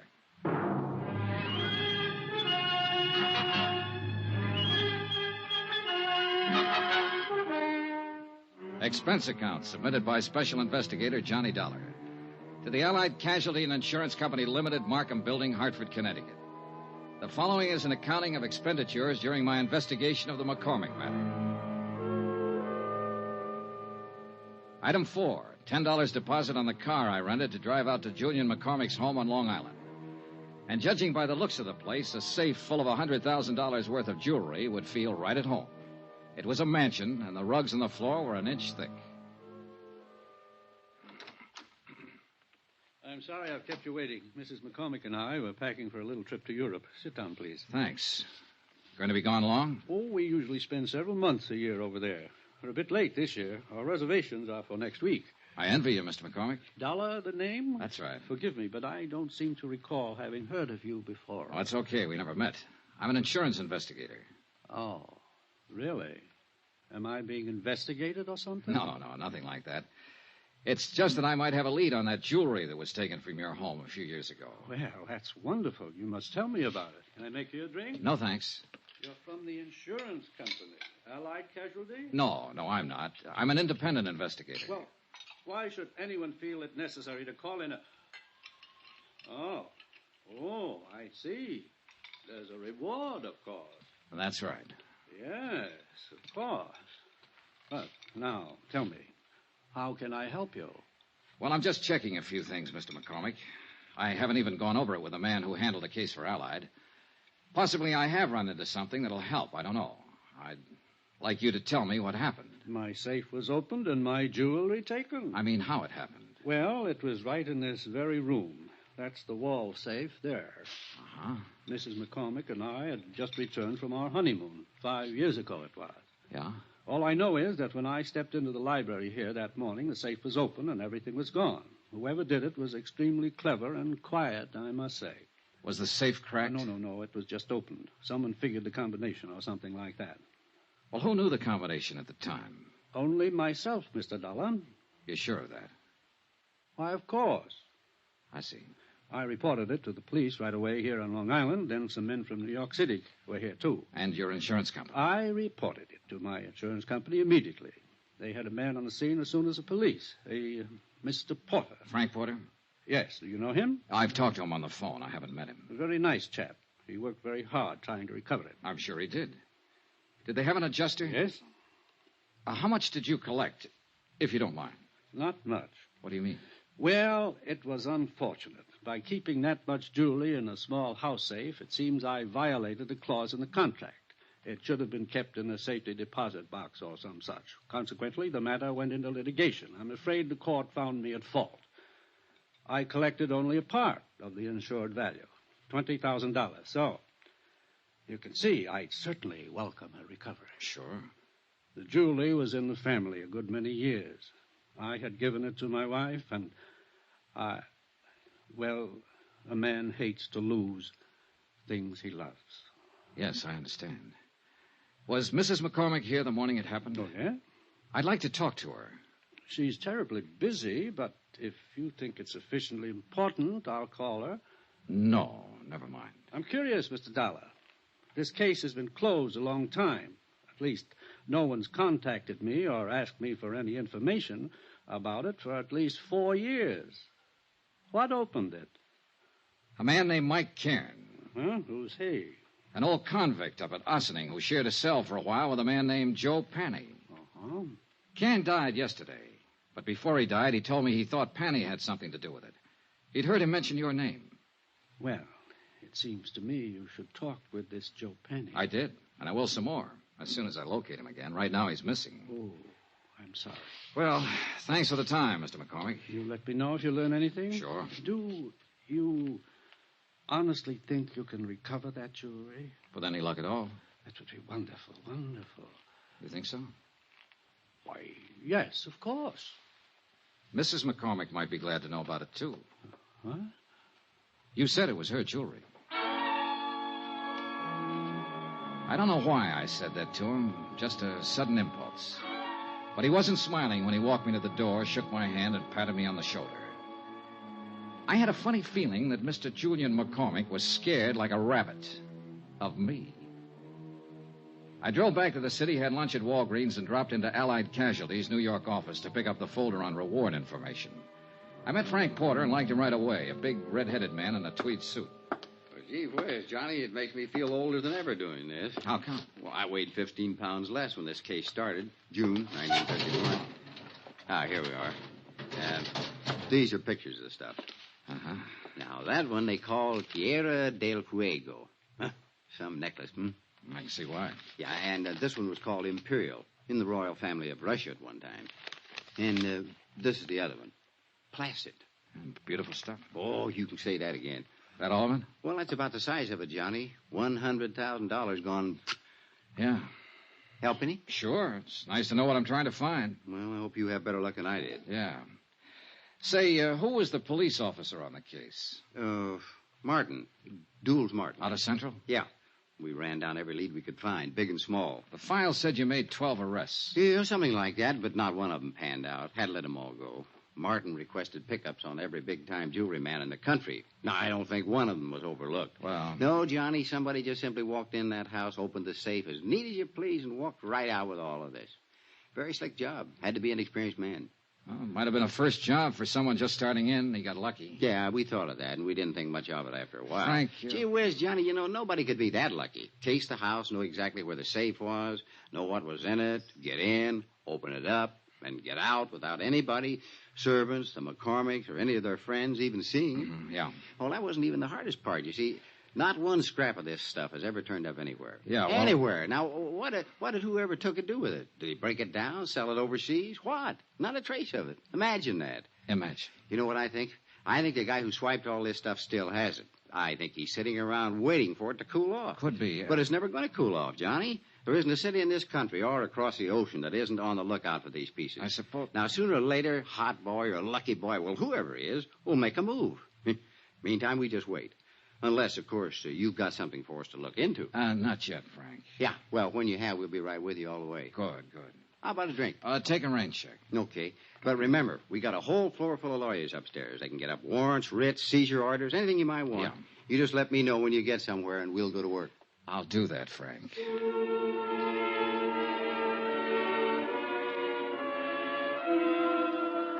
I left Frank Porter and went back over to the parole office to see what had developed with Joe Panny.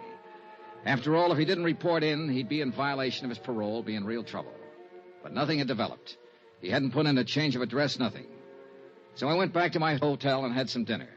Then I shaved, changed my clothes. Expense account, item 5, $1.50 cab fare. I garaged my rented car, went back to Central Police Station, and pulled out the mug on Joe Panny once more, hoping to get a line on some friends or relatives of his where he might be staying. Up till then, things had been going pretty routine. Then a clerk from the parole offices stepped across the hall. Hi, Mr. Dollar. Hi. Thought it was you I saw in here. I wasn't sure. How's it going? Fine, fine. Talked to your friend Jojo Panny yet? Not today. Why? Well, you seemed awful anxious to talk to him, is all. I am. Why don't you go see him? You playing games? I've been trying to find out where he is all day. And I already told you. You what? Sure, I gave it to you half an hour ago when you phoned. When who phoned?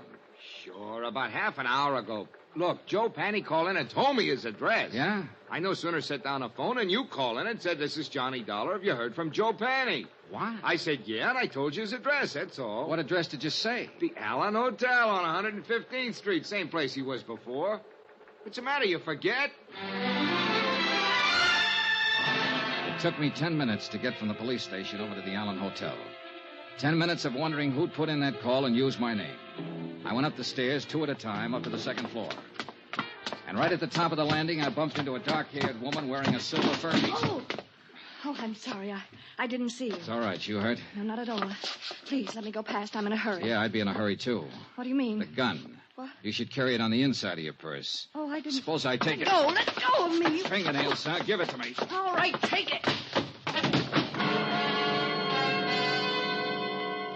She'd given it to me, all right on the side of the head. It didn't knock me out, but it did knock me off balance, so I tangled up with a hall table. And that gave her plenty of time to scurry down the stairs while I got out of the furniture and back on my feet. By the time I got down the stairs and out on the street, she was nowhere in sight. No one yelled, "I'm shot." No one did anything but what they were already doing.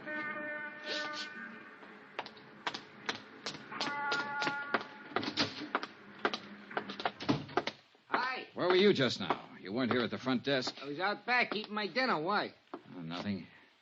You happen to see that woman who just ran through here? No. Tall, dark-haired woman, about 30, wore a mixed stole? Me? Yeah.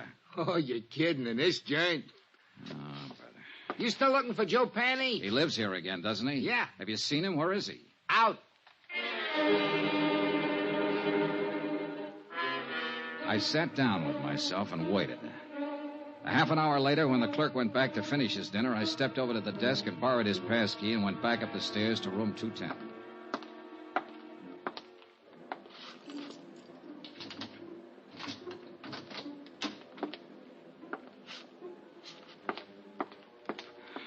Well, I didn't need the pass key, and I didn't need to doubt the clerk. Joe Panny wasn't there. But all of his things were. The curtains were drawn and the windows closed. Every drawer had been pulled out of every dresser. The mattress on the bed was slit from top to bottom, and the rug had been ripped and turned over.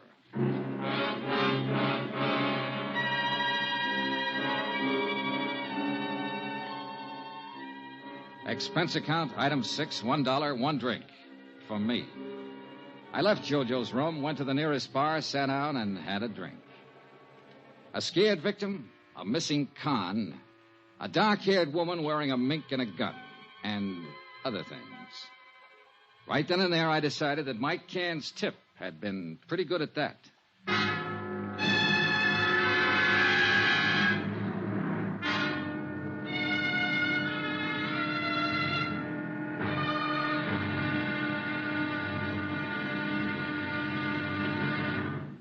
Now, here's our star, Bob Bailey, to tell you about tomorrow's episode. Thanks. Tomorrow, a slight case of mayhem.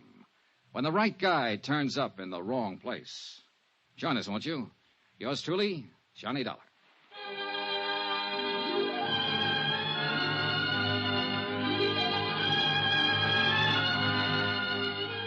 Yours truly, Johnny Dollar, is transcribed in Hollywood. Written by John Dawson, the entire production is under the direction of Jack Johnstone.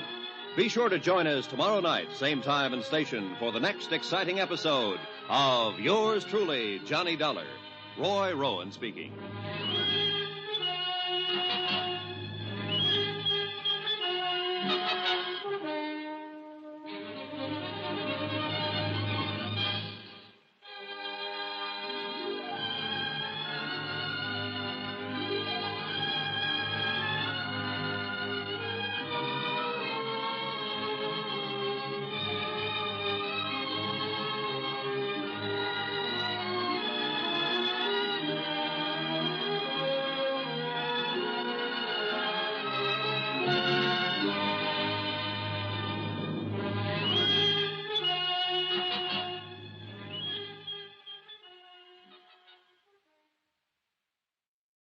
From Hollywood, it's time now for Bob Bailey as...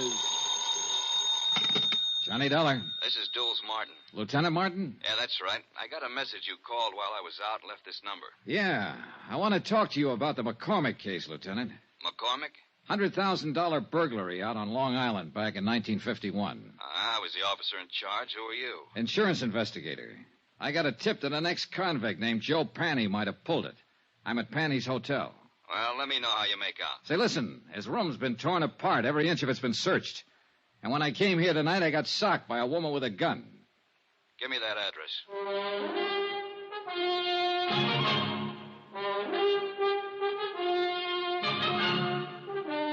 Tonight and every weekday night, Bob Bailey in the transcribed adventures of the man with the action-packed expense account. America's fabulous freelance insurance investigator. Yours truly, Johnny Dollar.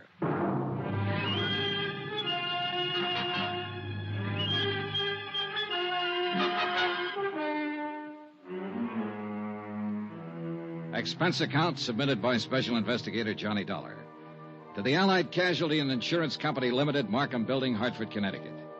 The following is an accounting of expenditures during my investigation of the McCormick matter. Expense account, item 7, $2, 2 drinks. For myself and Lieutenant Duels Martin, NYPD. A big swarthy man who seemed to know what he was about. Martin looked over the damage done by the unknown ransacker of Joe Panny's room, questioned the clerk, who was unable to furnish any helpful information. Then, because Joe Panny was officially a parole violator, ordered a general pickup. We should be able to get our hands on him pretty soon, Dollar. I hope it's that easy, Lieutenant. Any reason why it shouldn't be fairly routine? No, just a feeling, I guess. I don't know. This whole matter's been flimsy. The tip was weak, but it seems to be paying off. Nothing fits, though. I don't quite get all this, Dollar. How'd you come in on this? Old Mike Cairn died up at Sing Sing 2 days ago. Before he went, he told me he believed Joe Panny might have pulled the McCormick burglary. It didn't seem likely then, Panny being a small-time auto thief and whatnot. But now it does, in view of what's been happening lately. Somebody sure wants something Panny might have, judging from that room. I never saw one taken apart better. An expert search job. Yeah. Hey, Lieutenant, when you picked Joe Panny up, I'd like to be in on it. He's my only lead in this case, and I want to talk to him again. That's not asking too much. Now, Dollar, about this woman you saw. Pretty, about 30, dark hair, good dresser, wore a silver mink stole. The gun she socked me with was a little one, a 25 or maybe 32 automatic. Mm-hmm. You think she might have done the searching in Joe's room? What do you think? She was flustered and upset when I bumped into her, anxious to get away from the place. And, of course, the gun in her hand. Yeah. She sound familiar to you in this neighborhood? No. Could be anybody. Yeah. Well, that's about it, Lieutenant. Yeah? No, I got it. Oh, thanks. I suppose you talked to McCormick, got the full story of the burglary from him. Almost first thing, yeah. Well, I remember him when it first happened. Nice enough, but strange, I thought. This business about somebody phoning the parole office ahead of you to get Joe Panny's address, that stops me, though. That's hard to figure. You sure you're telling me everything? Sure, I'm sure. That part sounds crazy. Not if somebody knew I was looking for him, wanted to get him first. But who? How should I know? Well, we'll see what we will see. Can I drop you anywhere? No, thanks. I'll walk. You let me know when you pick him up. Sure.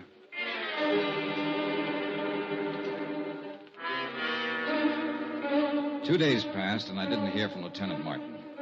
I finally phoned in, and a supplementary had turned up, no leads. Martin had men watching Joe's hotel. His former friends and acquaintances were being checked. Meanwhile, I decided to try and find out who the dark woman in the first stall had been. It seemed pretty obvious that she had just come from Joe's room, that she knew him or was connected with him in some way. So once more, I combed over Joe Panny's file at headquarters, this time looking for a woman's name. The only one mentioned was an ex-wife who had divorced him 6 years before. Her name was Iris Carter.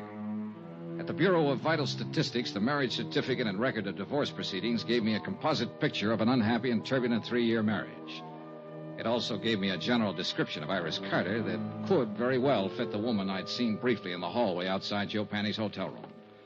There was a 6-year-old address to start on. Eunice? Is that you, Eunice? I said, is that you, Eunice? No, ma'am, I'm not Eunice. Oh, no, you sure ain't. You seen her? I don't know. I really don't know her. Oh. Well, what do you want? I'd like to talk to the manager. I want some information. What's your name? Johnny Dollar. What kind of information are you looking for? Are you the manager? Yes, sir, I am. Well, I'm trying to locate a woman named Iris Carter. She might have used the name Iris Panny. She was married once to a man named Joe Panny. Lived here about 6 years ago. Were you here then? I was. Did you know her? I did. Did you know him? Yeah. He went to jail. Does she live here now? She don't. Do you have any idea where I can find her? I don't. Well, do you happen to know if she ever Why worked do you want her? Just to talk to her. When did she move out? Oh, long time ago. 5 years, maybe. Uh-huh. What's your business? Insurance? Oh. Well, what's up? Oh, nobody around here buys insurance. Well, we don't have to go into that. If you can think of any place I might get a line on her, I'd appreciate it.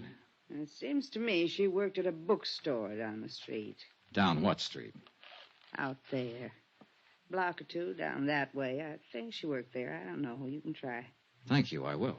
My, you polite. You tip your hat. Say, tell me, do you remember what she looked like?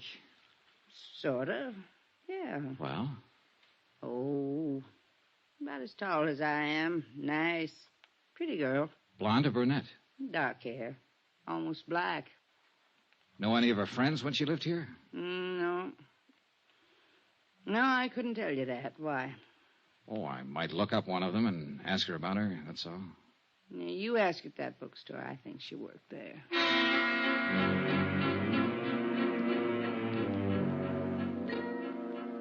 The bookstore Iris Carter Panny had worked in was as dismal as the neighborhood. The proprietor, a Mrs. Olds, yielded a little more helpful information than Iris Carter's former landlady. Yes, Iris had worked there for about 6 months. She'd quit almost 5 years before.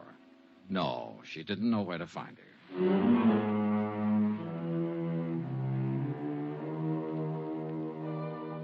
Expense account, item 8, $1.02 lunch. I had it in a neighborhood diner called the Showboat, a place where Mrs. Olds said Iris Carter had frequently eaten. The restaurant manager remembered Iris vaguely. She also remembered Iris's boyfriend. I asked for a description. She did better than that. She gave me his name, occupation, and address. An old rehearsal hall 2 blocks away.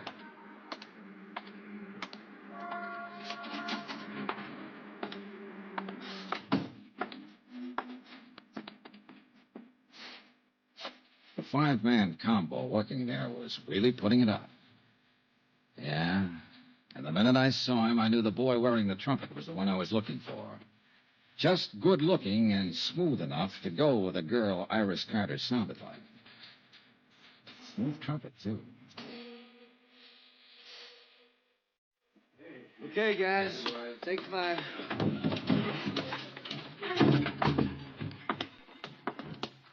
I'm looking for Jack Lang. You found him. I'm Johnny Dollar. Could we talk a minute? That's about all I got, Mr. Dollar. Want to smoke? No, thanks. Oh, man. Gets real tired out about this time of day. Yeah, imagine it does. The way you put it out. Well, everybody to his own racket. What's yours? Insurance investigating. Okay. Now what? Well, I've been asking around the neighborhood, and they tell me you once knew a girl named Iris Carter, or Iris Panny. Iris Carter. Go on. I'd like to find her and talk to her, and I thought you might be able to help me. Go on. I want to talk to her ex-husband most of all. I thought somehow she might know where to find him these days. He's in the can. He was released 3 weeks ago. No? Any ideas? No. I thought finding her might be a shortcut to him. I wouldn't think so. They were all washed up when I knew her. When was that? 5 years ago. She hadn't seen him for over a year then. Uh-huh. She didn't have much use for him. I don't blame her. How long did you know her? No, we went together for a while she worked at some crummy bookstore. Then she moved away, and I didn't see her after that. I think she said something about going back to Ohio. You think? I don't remember offhand. Well, let me put it this way. As far as I know, she's in no trouble. The one we want is her ex-husband. You'd be helping a lot if you could tell me where to find her. I don't know. I honestly don't know, and I sure wish I did. I'd like to find her myself. Why? Well, when she went with me, wasn't any good. I think she just walked out because she was tired of losers. Sick up to here, you know what I mean? Can't blame her. He gave her a pretty bad time. I didn't do much better. But now I got something. It's this little 5-piece outfit. Not much, but something. I'd like to show it to her and say, Iris, this is mine. You kind of had it bad, huh? Bad as a guy like me can get it. I know I'll probably never see her again as long as I live, but... boy, if another one like her ever shows up, I'm going to be ready, Dad. Ever see her? No, she must have been something. Here. Take a look. Nice, huh? Yeah. I take it back. What back? About seeing her. I've seen her. When? Where? 2 nights ago in the hallway outside Joe Panny's room. You sure? I'm sure. She hit me with a gun before she left. The picture he had flipped out of his wallet was old and well thumbed. It showed a sultry kind of face that could have been 20 or 30 or 40. A wide, frank, smiling, happy mouth. Not the kind of girl I would imagine could ever be married to a Joe Penny. But there was no doubt about it. She had been married to him, and I had seen her. On my way back to the hotel, I dropped in to check with Lieutenant Martin. Hi. Hi. Doing any good? Any lead on Joe Penny? Nothing so far. This may take longer than I thought at first. Well, I've been out looking for his ex-wife. I didn't find her, but I found a few people who knew her. She was the one at his hotel the other night. Name's Iris Carter. You sure? Positive. I saw her picture. We better try to pick her up, too. I'll put it out right away. Fine. Well, I'll keep in touch. Oh, wait a minute. Don't go. Huh? We had some action here today. Sit down. Thanks. Julian McCormick called up, reported you. He said you came out there bothering him a couple days ago. He said he doesn't want to be bothered. Well, I only talked to him to get his story on the burglary. And I told him as long as you didn't break the law, there was nothing we could do to stop you from investigating. But he didn't like it. He seemed perfectly willing to cooperate with me when I talked to him before. Yeah, well, sometime these rich... Excuse me. Martin here. That's right. Well, how long ago? Okay. Well, they found your boy, Joe Penny. What? Yeah. He's on his way to the morgue. Harbor Patrol picked up his body a couple of hours ago, loaded down with slugs. Some case. And that ain't all, Johnny. Huh? His feet were burnt.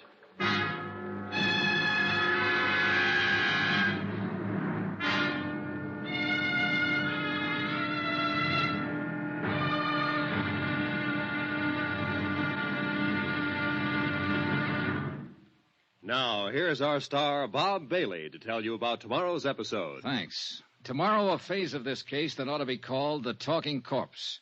For believe me, this one said plenty. Join us, won't you? Yours truly, Johnny Dollar.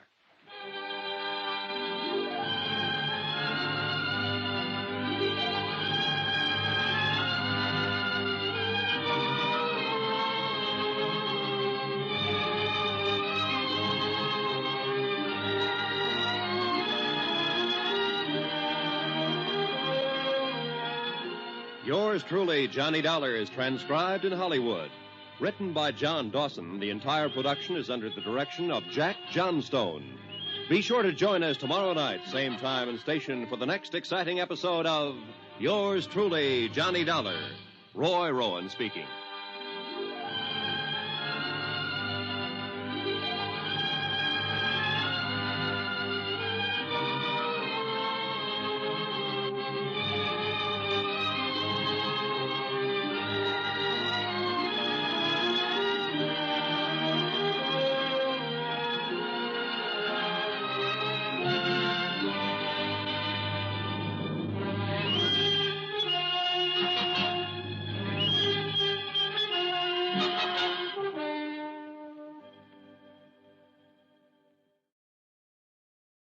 From Hollywood, it's time now for Bob Bailey as...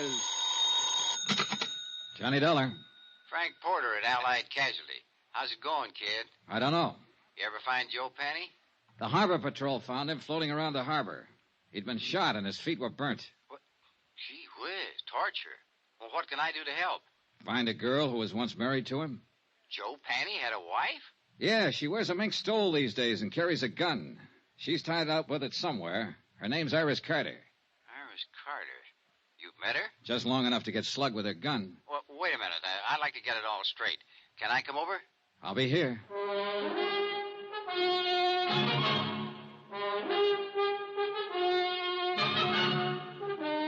Tonight and every weekday night, Bob Bailey in the transcribed adventures of a man with the action-packed expense account. America's fabulous freelance insurance investigator. Yours truly, Johnny Dollar.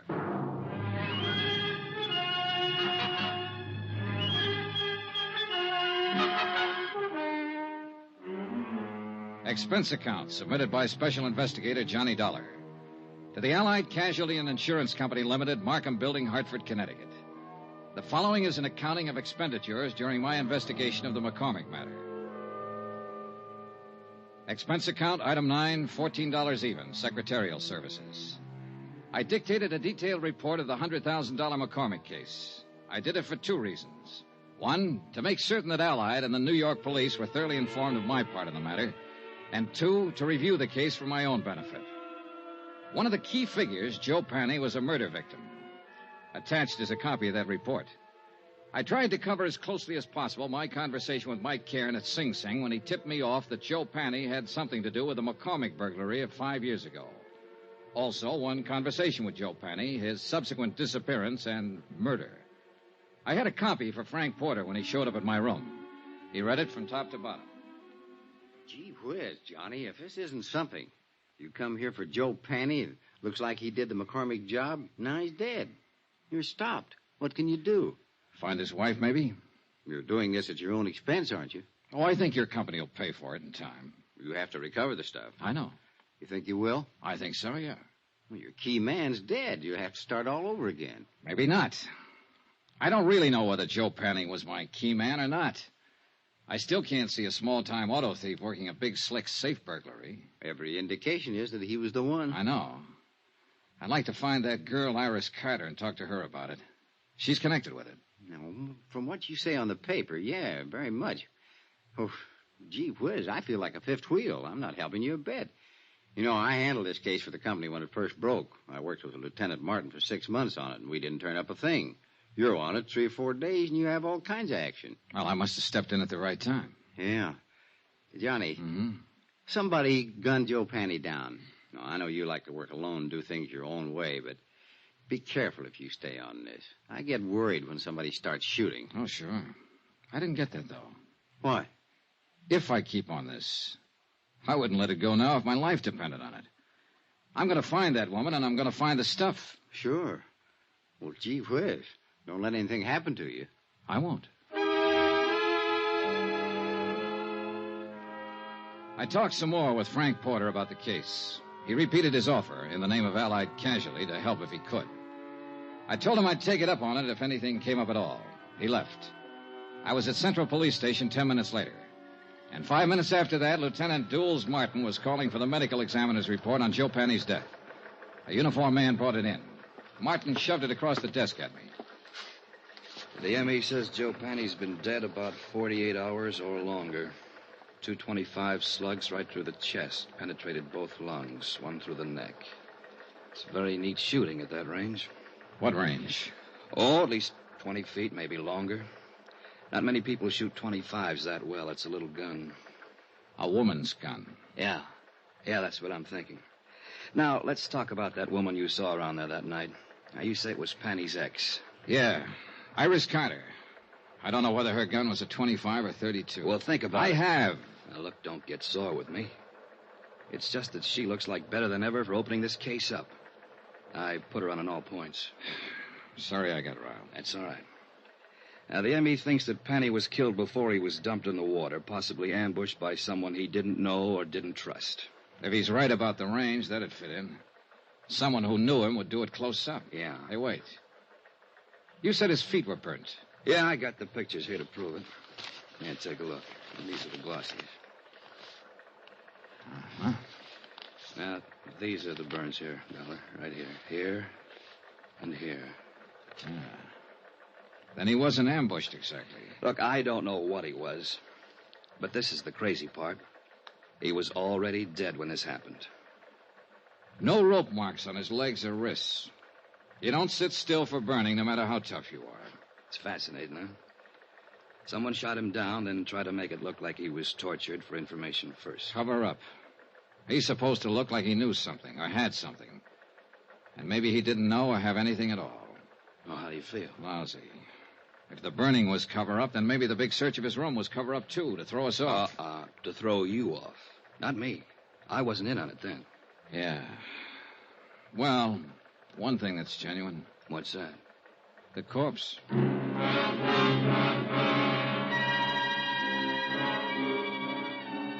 An hour and a half later, a witness was delivered to the office of Lieutenant Martin. His name was Edmund Thompson. He sold papers in the dock area. Both Martin and I looked at him twice, and I could tell both of us were doubting the credulity of anything he might have to say. Hi. Hi. My name's Martin. This is Mr. Dollar. Yes, sir. Glad to know you both. Would you mind telling us everything you saw the other night? Tuesday night. Yeah, it was Tuesday. Sure, why not? I saw this guy dumped in the water. We understand that. Can you tell us the circumstances? It's against the will of God. Yes, it certainly is. Against the laws of nature, too. What did you see, Mr. Thompson? I prayed for them both. You tried, Dollar? When did you pray? Right after I saw it. Yes, sir. On the street, huh? No. I was on the vacant lot. I was cutting across towards the docks. Oh. Then I see this car pull up. Long black car. A lot of chrome on it. This fella jumps out and goes around to the back. He opens the trunk, and he pulls this other fella out. Hoists him up, and he carries him over the dock. Then he just lets him go. Then you prayed. Then I prayed. I was a little too scared to do anything else. This car the man had. Long black one. A lot of chrome. Sedan or coupe? What's the difference? 2 seats or 1 seat? 1 seat. Happen to get the license number? All right. Let that go. How about the man? Can you describe him? He stood there, looked down at the water, and started himself a cigarette. Well, what kind of a face did he have? Dark, light, a mustache, what? A devil's face. Oh, swell. Now, what does that mean? A devil? Mr. Thompson, do you understand that we want to apprehend this man, that he's responsible for one man's death, and that he might harm someone else? I'll pray for him. Pray for them all. Well, how was he dressed? Didn't notice. Hat? Don't know. Coat? Don't know. But he had a long black coupe. Do you know the make? Nope. Would you know him if you saw him again? Nope. Look, when you saw him dump a body into the water, why didn't you notify the police? Why should I? It's police business. Let them take care of their business. I'll take care of mine. Any of you fellas got a cigarette on you? I left Lieutenant Martin brooding over his witness and went out for a bite of dinner. When I called him later, he hadn't learned anything more, so I decided to call it a night and went back to my hotel. I found a note waiting for me from Jack Lang, the band leader friend of Iris Carter. Said he'd got a tip. She'd worked at one time at the Elmar Theater in the Bronx. If I learned anything, please let him know. He was still in love with her. Elmar Theater. I decided my night was far from over.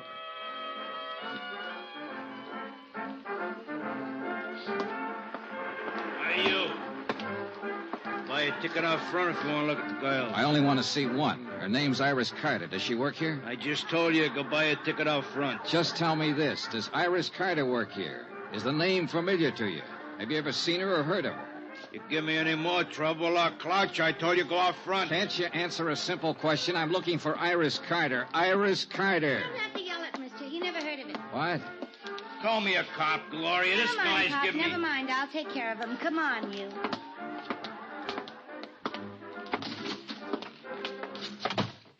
Iris Carter, is that what you said? Yeah.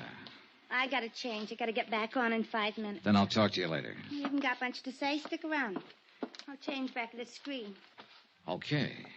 I'm Gloria Ward. Who are you? Johnny Dollar.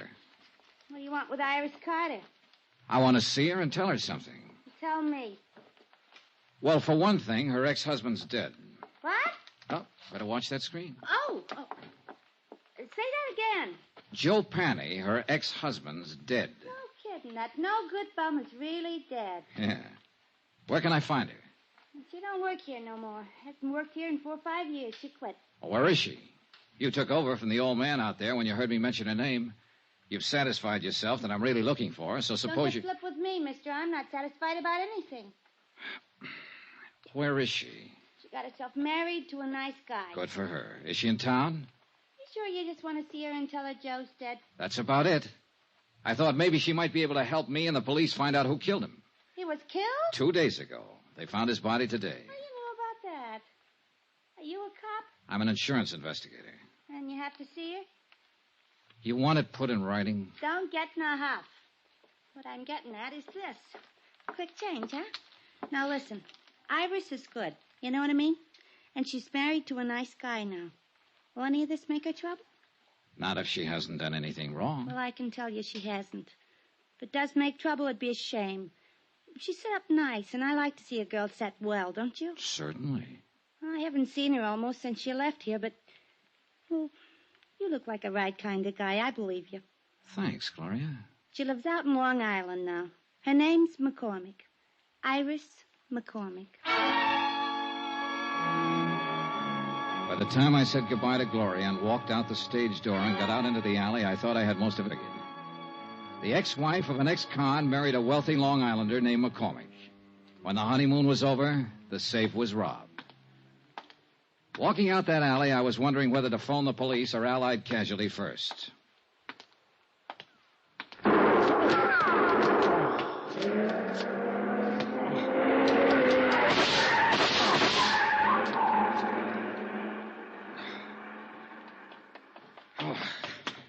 Shooting.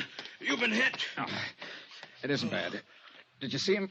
I didn't see nobody. The car. See the car, the one that just gunned out. Oh, the car. Oh, yeah, the long black coupe, a lot of chrome. A fella didn't have his lights on. Hey, that's against the law. Hey, you need help, mister. No, I'm all right.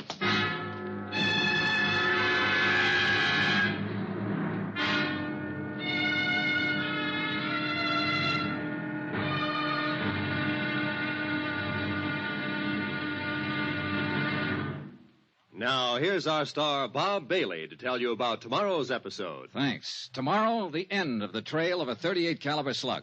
Join us, won't you? Yours truly, Johnny Dollar.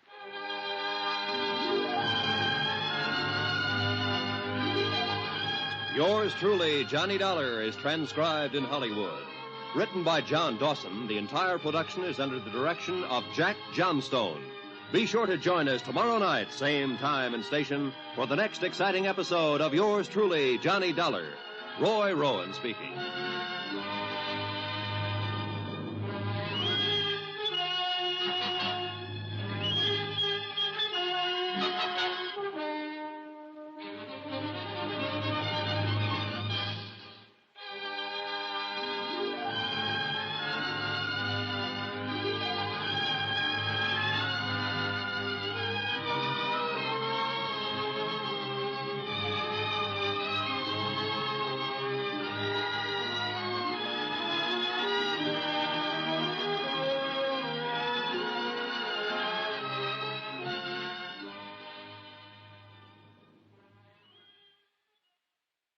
From Hollywood, it's time now for Bob Bailey as... Johnny Dollar. Ready with your party in Hartford, Connecticut, Mr. Dollar. Go ahead, please. Hello, Mr. Barth. Yes? This is Johnny Dollar. Johnny, what's up? Now listen carefully, Ed. I've just been shot. What? Oh, it's nothing serious. I'm backstage at the Elmar Theater in the Bronx. Johnny... I'm all right. Now listen to me. I got a tip from old Mike Cairn, a convict, that a man named Joe Panny might have had something to do with the McCormick case a few years ago. Yes, a jewelry case, $100,000. Well, Panny's been murdered. I didn't get a chance to learn anything from him, but I have learned that Panny's ex-wife is married to Julian McCormick. You've contacted our New York office? I've been trying to get your man Frank Porter at his home, but no one answers. It's going to be pretty nasty for Allied Casualty if she plotted with this Joe Panny to rob McCormick. Yeah. Do you want me to wait and let Frank Porter handle it? No. You go ahead. If somebody's throwing bullets around, they'd better be stopped before... Oh, well... By me rather than Frank Porter, huh? Okay.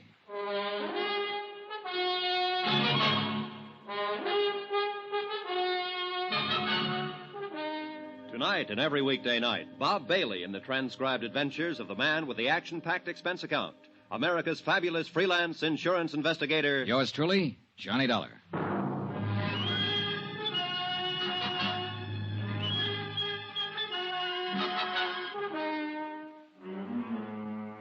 Expense account submitted by Special Investigator Johnny Dollar to the Allied Casualty and Insurance Company Limited, Markham Building, Hartford, Connecticut. The following is an accounting of expenditures incurred during my investigation of the McCormick matter. Item 11, $7.50, one bottle of scotch, which I sent the stage doorman out to get while I was calling Ed Barth at Allied Insurance. Apparently everybody in the neighborhood thought the exchange of shots between me and somebody in a long black coupe were backfires. It was the doorman who dragged me back in the theater. You got yourself a boy now, mister. It's just a graze. I sure don't get you. Calling insurance people and not police. Somebody fires a gun at you, call the cops. Have another drink. That's the way it seems. Hey, where you going? You should see a doctor. Later. I went back outside in the alley where the shooting had taken place. 10 minutes of looking around, and I dug a pair of .38 slugs out of a telephone post.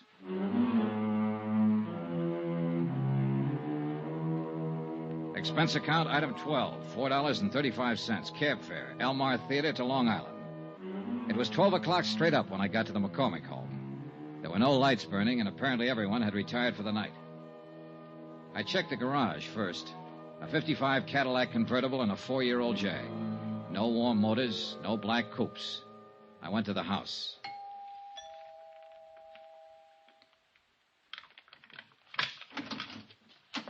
Oh, it's you. Hello, Mrs. McCormick. No, please. Please don't come in here. My husband. Oh, please. I don't know who you are, but I remember meeting you at the hotel the other day. I'm Johnny Dollar, an insurance investigator. Insurance?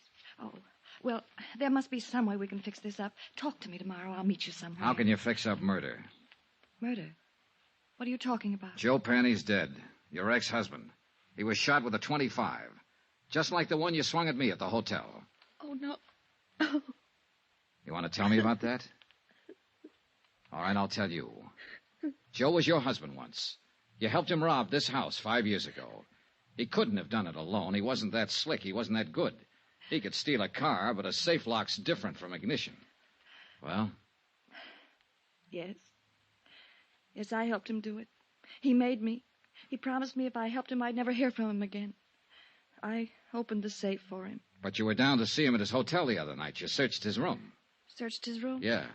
Well, I don't know anything about that. He called me, said he wanted money. I didn't know where he'd been for these last few years. Up the river. Oh, well, he wanted money. Only he wasn't there when I went there. And I was. Yes. And the gun? I went down there to kill him. But I didn't see him. Not then. Later somewhere. I haven't seen him at all, I tell you. Just talked to him on the phone. I don't suppose it'd make any difference if I told you I had a good reason. If I told you I love my husband very much. Not likely, in view of the fact you helped your ex-husband rob him of $100,000 worth of jewelry 5 years ago. Oh, I can explain that. Joe came around when we got back from our honeymoon. It's an old story. My past isn't all it... Well, anyhow, Joe threatened to tell my husband about it, unless I gave him money. I didn't have any, so I opened the safe for him that night. It was all I could think to do. Yeah. Then you split with him later on. I told you I haven't seen him. Why would I want to do that? I have everything I want in life right here. Mostly my husband. Well, it's still a police matter, Mrs. McCormick. I spent a long time looking for you. Maybe you better get your coat. Iris. Oh, You'll remain exactly where you are. Julian. And so will you, Mr. Dollar. Julian, you heard what I said. Don't worry about it, my dear. Mr. Dollar, I'm a gentleman. But this is a gun. I noticed. A 38. I got a couple of slugs in my pocket that came from it. Stand over there. Now, this is pretty silly. You can put that thing away and we can settle this the only way it can be My wife has settled. told you the absolute truth, Mr. Dollar. She's innocent of any wrongdoing so far as I'm concerned. Is that clear? It's pretty glib, McCormick. She's accessory to a $100,000 heist and she hasn't done anything wrong. If she wanted to give them away... To an ex-husband. To anybody. That was her affair. I would not press charges. Well, that takes care of you. How are you going to square it with Allied casualty in the state of New York? And you also forget a little matter of a dead man. But I haven't forgotten you, Mr. Dollar. Julian, please don't. I've caused enough trouble, please. Calm yourself, my dear. This is the least I can do for you after what you've done for me. Just being my wife. Mr. Dollar, will you accept money? Not enough for murder. 50, 100,000. I'd hate to kill you, Mr. Dollar. You tried once tonight. You've referred to that before. But you weren't very good, and now you're even worse. You forgot to take the safety off that gun. The Give me safety? that.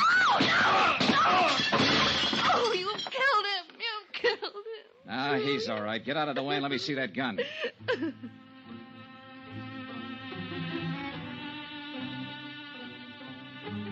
I wasn't interested in either one of them for the moment. I was looking at the 38 I'd taken from Julian McCormick. There was a smear of cosmoline still inside the barrel. I sniffed it, checked it, found all chambers loaded.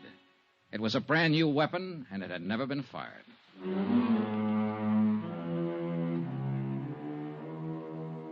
Expense account item 13, $5.50, cab fare again, this time from Long Island to an apartment in Queens. The man I wanted to see was Allied Casualty's man, Frank Porter. He lived in a very polite neighborhood. That's apartment 203, but Mr. Porter's not in, sir. I'll wait for him. Yes, sir. It's all right if I sit in your lobby, isn't it? Oh, yes, sir, but I'd prefer that you waited somewhere else. You would? Well, this is a rather exclusive apartment building, sir, and we don't like people loitering in the lobby. Well, I'm on a pretty exclusive mission. But you don't like the mud on my clothes and the tear on my coat, huh? Are you a friend of Mr. Porter's? Yeah. Good friend? He wouldn't mind if I waited in his apartment, if that's what you mean. No, sir. Impossible. But a couple of bucks can do wonders sometimes. It was quite a layout. Books, pictures, furniture, and whatnots that make living at home pretty agreeable. I propped myself up on a stool at Frank's little bar, poured myself a drink, and sat there waiting for him. I was like that a half an hour later when he showed up. He looked a little unsteady on his feet. Oh, gee whiz. Johnny Dollar. Hi. You're the last person in the world I expected to see. I'm glad to light and let you in. I didn't think you'd mind. No, not at all. I tried to phone you earlier tonight. You were out. I'm sorry. Chief Whiz, what's on your mind, Johnny? I wanted to tell you I was shot at tonight. What? I wanted to tell you I found out who Mrs. McCormick is and was. Since you were on the case first for Allied, I thought I'd tell you first. Well, gee whiz. Say, this is a nice setup. Full of nice things. Yeah. I've been in places like this before, Frank. They usually start at $300 or better a month. Good maid service, phone service. All those things cost money. A lot of money. Don't they, Frank? Gee whiz. When'd you tumble to it, Johnny? A little while ago, when I was out on Long Island, Julian McCormick made me a proposition. He finally offered me $100,000. A lot of money. He sounded like he'd had experience making propositions. I should have tumbled to it a couple of days ago when you phoned the parole office after I left you. You used my name when you asked for Joe Panny's address. Yeah. I wondered if your tip was on the right track. I didn't figure Joe Panny was eligible for parole so quick. I had to get to him before you did. He wasn't the kind to keep his mouth shut. You shut it for him, didn't you, Frank? Mind if I sit down, Johnny? Now, go ahead. They'll be strapping you down one of these days. Gee whiz. No $150 a week investigating claims by nice places like this. It was one of those lucky things, Johnny. When I was called to Long Island to investigate that heist 5 years ago, I met McCormick's wife. Happened to recognize her as Joe Penny's ex. And you knew McCormick was in love with his wife enough to pay you to keep quiet. I gave him service for his money. The cops would have broken that case in 24 hours, but I covered up all the tracks I could find. And I made it real safe by seeing Joe send up the river. How? Just tipped off the cops to some of his hot car deals, and they picked him up.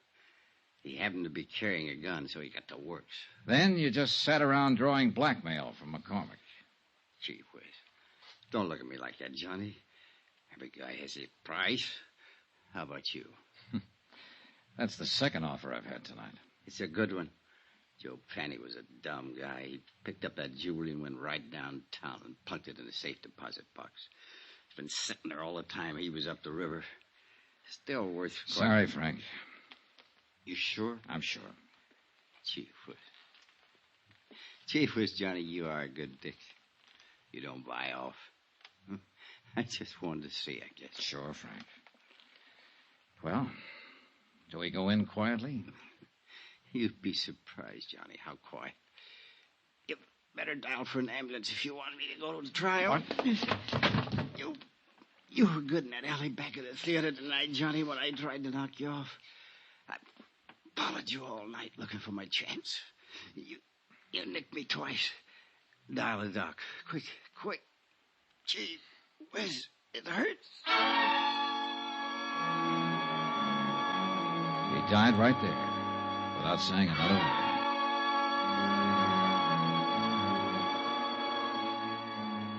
The disposition of the case and what to do about Frank Porter, an insurance adjuster who goes bad, is a matter I don't have to handle. And I'm glad. Expense account item 14, hotel and board in New York City, $79.30. Item 15, $84, legal fees and incidental expenses involved in locating the widow of Mike Cairns, who it seems is still alive somewhere in Iowa and will accept half the reward as promised. Item 16, $14 even, transportation back to Hartford. Expense account total, $265.91. Remarks? Gee whiz. Yours truly, Johnny Dollar.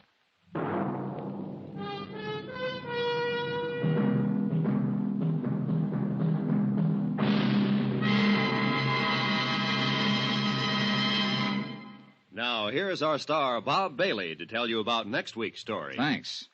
Next week, the story of a ship, the Molly K. Destination, Davy Jones' Locker. Join us, won't you? Yours truly, Johnny Dollar. Yours truly, Johnny Dollar, is transcribed in Hollywood. Written by John Dawson, the entire production is under the direction of Jack Johnstone. Heard in this week's cast were Mary Jane Croft, Virginia Gregg, Marvin Miller, Forrest Lewis, Frank Gerstle, Herb Butterfield, Herb Ellis, Tony Barrett, Ken Christie, Jack Crucian, and Junius Matthews. Be sure to join us on Monday night, same time and station, for another exciting story of yours truly, Johnny Dollar, Roy Rowan speaking.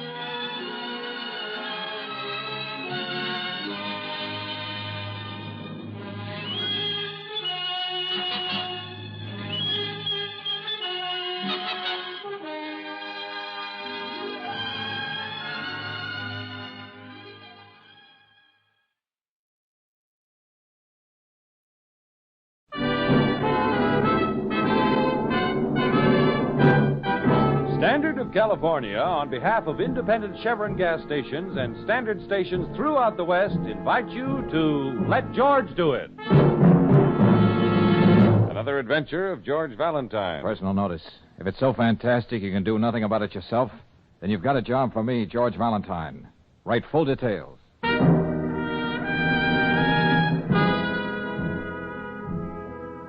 Dear Mr. Valentine, the writing and rewriting of this letter has proved one thing to me, that I can't find the words to convey my desperation. Somehow, in a way I can't explain, my life has been touched by evil. Pure, undiluted evil. There is something here too strange for me to comprehend. Something unworldly, almost. Unworldly, almost. It is not only for my sake that I ask for your assistance, but for the continued sanity of my fiancé.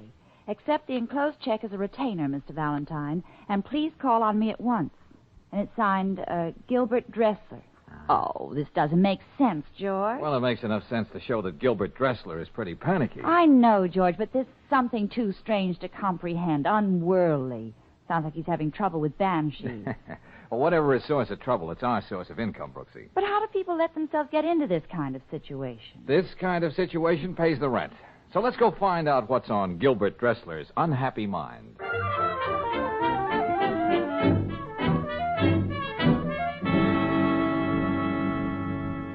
In my 10 years on the desert, Mr. Valentine, I've witnessed events that would freeze the very marrow in your bones. Yes, I'm not doubting your word, Mr. Dressler. Terrifying events. Things that are only spoken about in whispers, behind locked doors. Yes, but let's be a little more specific. Magic. Voodoo, if you will. An evil beyond evil. They're right here in your own city. But why are you hiring us? Yes, Mr. Dressler. You mentioned something about a fiancée in your letter. What about her? Yes, Gabrielle. I love her. Oh, we're sure of that, Mr. Dressler, but you also wrote something about fearing for her continued sanity.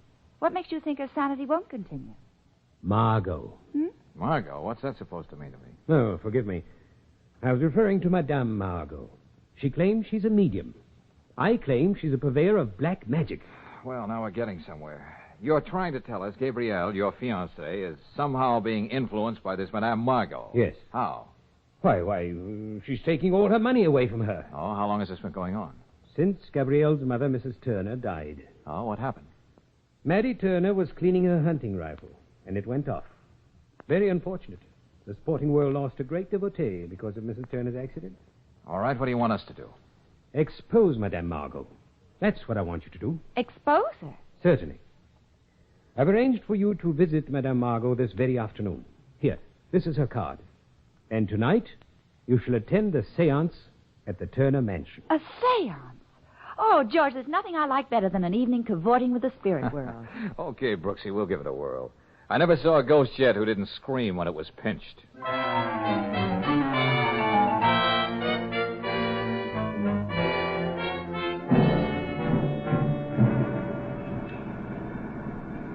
There's Madame Margot's place, George, 214. Yep, I'll pull up in front. Well, one thing I'll say for her, George. She's not squeamish about operating in a tough neighborhood. Uh-huh. Well, looks all very proper, Brooksy, even to the neat little sign on a window. Madame Margot, clairvoyant and mentalist, seances by appointment. Okay, let's go. Well, ring the bell, George. Oh, that's a very good idea. Oh, great. Listen to that local color, will you? In a joint like this, I'll settle for nothing less than a swami. Yeah. You have been expected. Please enter, Sahib. Sahib? This way, if you please. Madame Margot offers herself to meditation. However, she will receive you shortly. Straighten your turban, George. Do you mind if we sit down, Mr. Hasim. Upon this level, that is the name by which I am known. Please be seated. Yes, thanks. And now Hasim will leave you. Seek to attune yourself to the vibration of the sphere. Oh, sure, we'll do just that, Hasim. Well, there's your Swami, George. Wonder what bottle he floated out of. I'll bet when that towel around his head is unwrapped, it reads Oasis Motel. Hey, this Madame Margot must do all right. Look at the jade vases, carved teeth. Look at this rug. Oh, Brooksy, for a candy bar in North Africa during the war, I could have filled a barracks bag with this junk. Junk? Why, some of these things are priceless, Bargain George. basement gadgets, Brooksy, part of a pitch. Well, I don't want to argue with you, but Look, Claire, I haven't heard of a setup like this yet that wasn't phony. A shrewd operator in a bathrobe and a crystal ball can make a fortune feeding customers the things they want to hear. Yes, but this Madame Margot is supposed to be uncanny. Anyway, that's what Mr. Dressler seems to think. Well, I don't know what her act is, Brooksy, but I'm making book that Margot's got a huge investment in trapdoors and mirrors. And one of these days, she's going to trip over her own ectoplasm. George. Huh? Oh. I know, of course, that Mr. Gilbert Dressler sent you to me. He gave no reason for the arrangement except that you were his friend. Oh, well, Mr. Dressler just likes to be mysterious. I understand that 10 years on the desert can do that to a person. He is obsessed with the idea that I bring harm to Gabrielle Turner. He is a stupid man. Yeah. Well, what about this crystal ball here? What can it tell you about me? Very well. Seek yourself in the past and the future. Margot will seek with you. Believe Margot, and the dimness in the crystal will be swept away and will become as a sudden burst of light, revealing all. See? Even now the shadow's clear. The image asserts itself. There has been violence and terror in your life, Well, I can't see you wrong about that. as if many men had come together to do you harm, in a vastness too great for the eye to scan. A vastness? In a desert, perhaps. Many men and many machines. Yes, it is a desert. And you are wearing a uniform. George, that's amazing. Can you tell me where this desert is? In what country? Oh, it is plain. Should it startle you that I know? To Margot, the crystal has no secrets. It is the Sahara. North Africa, huh? Of course, Mr. Valentine. What made you ask that? Oh, come off it, kiddo. How gullible do you expect one man to be? What are you talking about, Mr. Valentine? Madame Margot, if you get paid for this sort of thing, I'm going out and rent a sarong and a Turkish towel. That's all I need for an easy life. That and a detective phone with a hidden mic. Get out of here. Now, wait a minute. I've got a couple of other things that I would... Get out of here.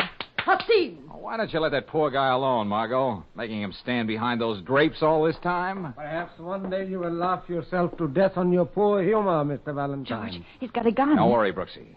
Madame Margot can't afford to get rough. This kind of melodrama sometimes leads to scandal. That wouldn't be good business for her. He wearies me with his glibness, Hasim. You should have kept looking in your crystal ball, Margot. Then you could have warned your number one boy.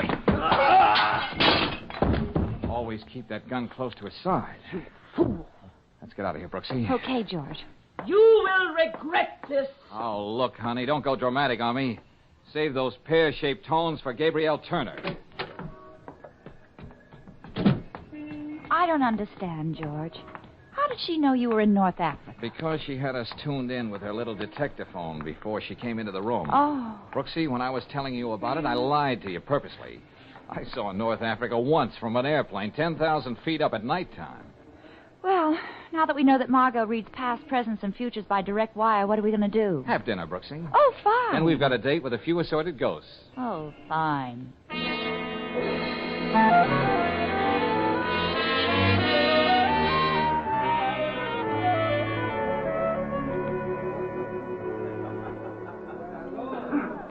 But how about the rest of these people here, Mr. Dressler? Are they friends of the family, too?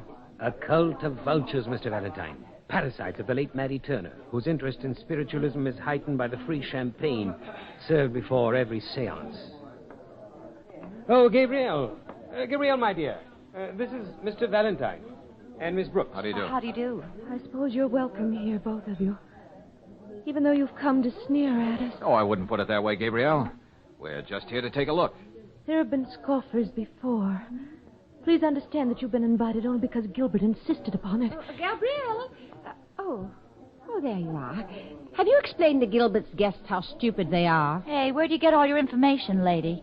I am Gabrielle's aunt, young lady, Vida Patterson. Oh. I happen to concern myself with the caliber of people with whom Gabrielle is forced to associate. What makes you think Miss Brooks is a bad influence, Miss Patterson? Oh, Gabrielle is emotionally high-strung. People like you, people from the outside, upset her. Ah, from the outside. My dear, the rest of the party is going into the sanctuary. Madame Margot is waiting. Oh, George, not again. Yep. Let's give the old gal another rumble.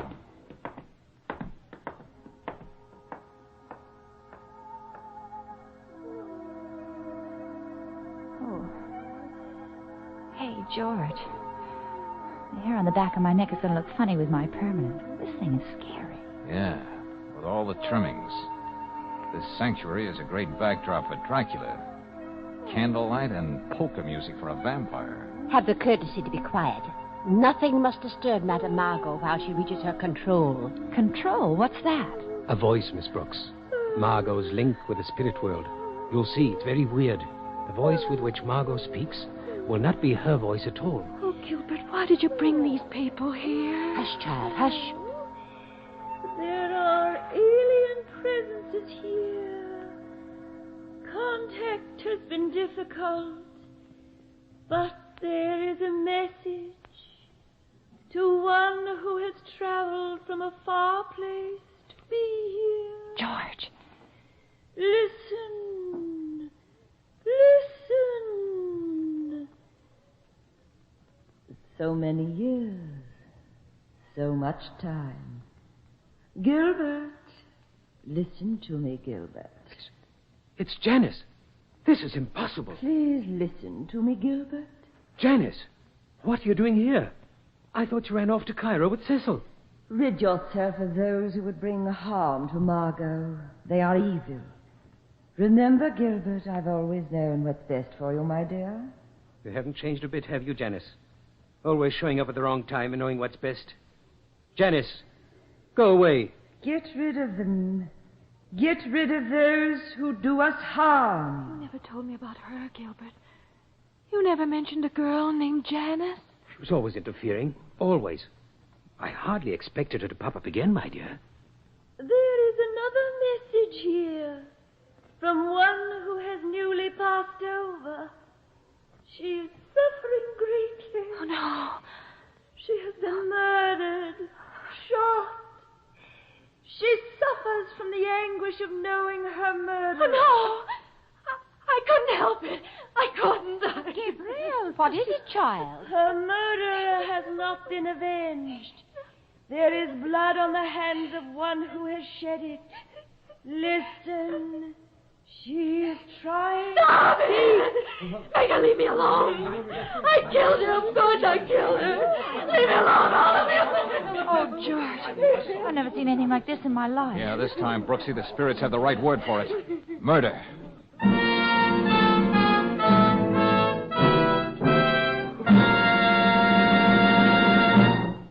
We'll return to tonight's adventure of George Valentine in just a moment. Meanwhile, a word about problems, major and minor. You know, a ring that refuses to come off a finger may seem like a major problem, but usually a bit of soap and water does the trick. Stuck rings in an automobile engine would be something else again, and could be very costly, in fact. But today, compounded RPM motor oil keeps the danger of stuck piston rings at just about zero. Even more important, the added compounds in RPM put a stop to the biggest bugaboo of engine wear, internal rust. They also prevent crankcase foaming and stop the formation of gum and lacquer in your car's engine. And a cleaner engine system means extra life for your car. Add up all these advantages of RPM motor oil, and it's easy to see why motorists choose RPM 2-to-1 over any other motor oil in the West. Try this premium quality motor oil tomorrow. Get RPM at standard stations and independent Chevron gas stations where they say and mean, we'll take better care of your car.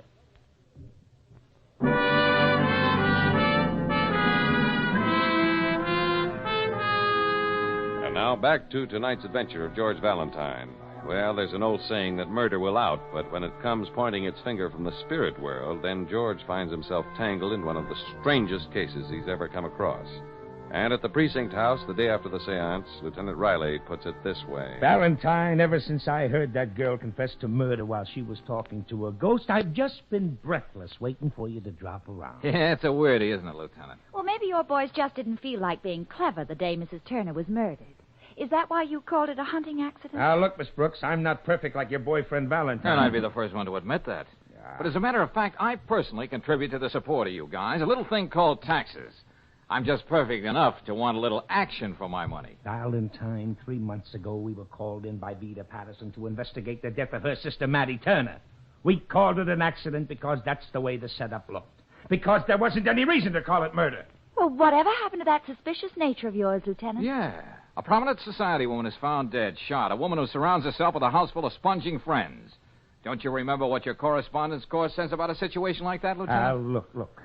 When a person is found dead with her finger on the trigger, we consider the reports of ballistics, medical examiner, and a dozen other experts. Then we fumbling police arrive at certain conclusions. In the death of Mrs. Turner, that conclusion was accidental death. Here, here. Bravo, Lieutenant. But how could so many people fumble about the same thing? Yeah. Does that confession mean that Gabrielle is going to stand trial for murder, Lieutenant? Well, I doubt it. In that household of crazy people, she's the squirreliest of the lot. Unless her Aunt Mrs. Patterson isn't just a little bit ahead of her. Then Gabrielle will be committed to an institution. Yep. She's home now under the care of a physician and under police guard. She can't even remember confessing, much less how or why she killed anybody. Uh-huh. You wouldn't mind if Claire and I dropped in on the Turner family, would you, Lieutenant? Well, sure. Go ahead. You'll be in good company. But take my advice and hide when the wagon comes. Those young interns sometimes have trouble figuring who fits the straitjacket. Lieutenant, I secretly love all men who say nice things like that.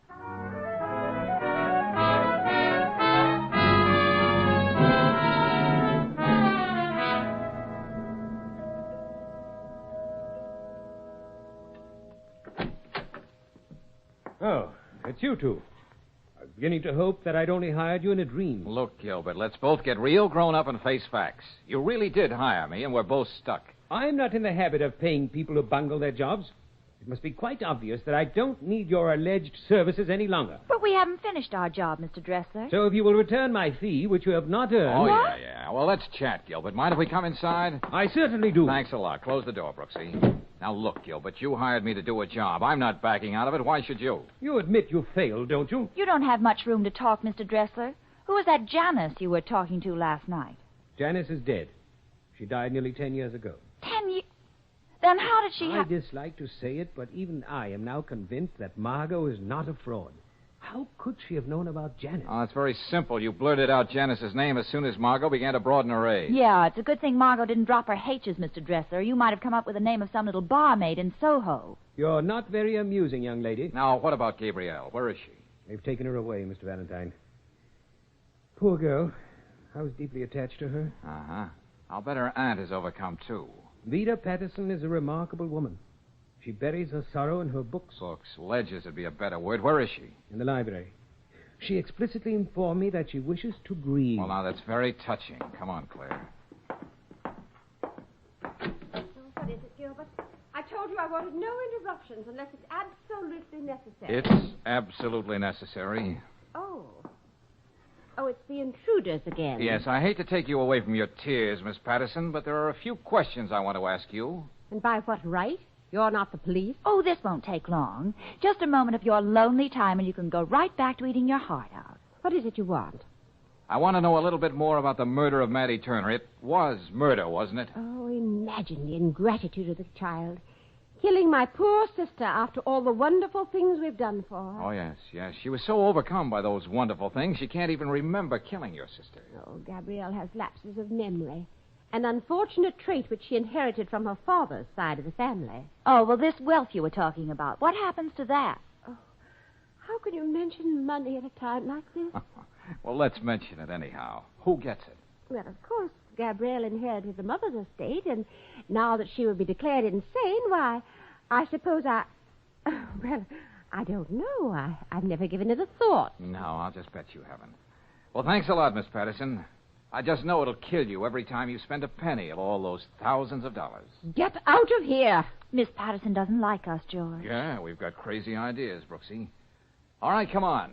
Let's go see whether one of them will pay off.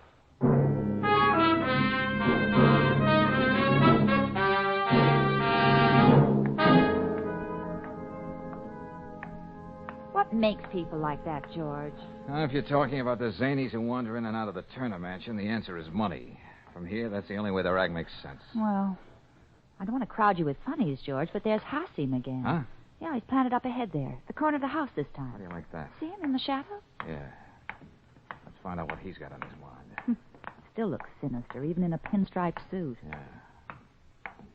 Well, Hassim, doing a little snooping on your own? You go to great lengths to involve yourself in difficulty, my rash friend. Brace yourself, Hassim. You're no friend of mine. Furthermore, you are in our way. George, he's still got that gun. Watch it, Brooksy. All right, pick up the gun, quick. Yeah, George. Here you are. You shouldn't carry such things around after dark, Hassim. And so it doesn't accidentally go off and hurt somebody, I'll just take out the clip. And the extra bullet in the chamber. You will be sorry you did this. There you are. Take your plaything. I'll keep the bullets. Now, why did Madame Margot send you here? I know nothing. You're so right. Okay, take off, Nature Boy. Beat it. I'm tired of playing patty cake with people out of storybooks. You know what? It adds up, Claire. It really does. It does? Huh? Brooksy, I want you to get down to headquarters as soon as possible. Tell Lieutenant Riley to get that whole crew together, all those pixies who were at the seance last night. Including the spirits, George? Including Gabrielle Turner. Tell the lieutenant to bring them all back to the sanctuary. But why? If there really was a murder, Brooksy, I won't be able to live with myself until I find out the reason for it. Right now, I've got a date with a crystal ball. And maybe I'll get a preview.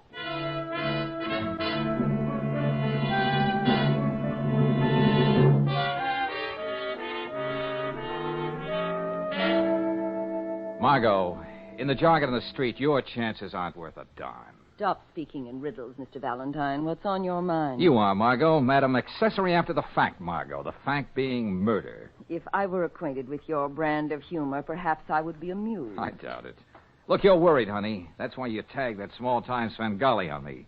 You can be sent to jail for years and years, and that's really something to worry about. What are you trying to say? Well, I hate to sully those shell-like ears of yours with nasty words, Margot, but just take my advice and be my buddy for the next few hours. Why do you speak to me like this, as if I'm As if you're a phony, and you are.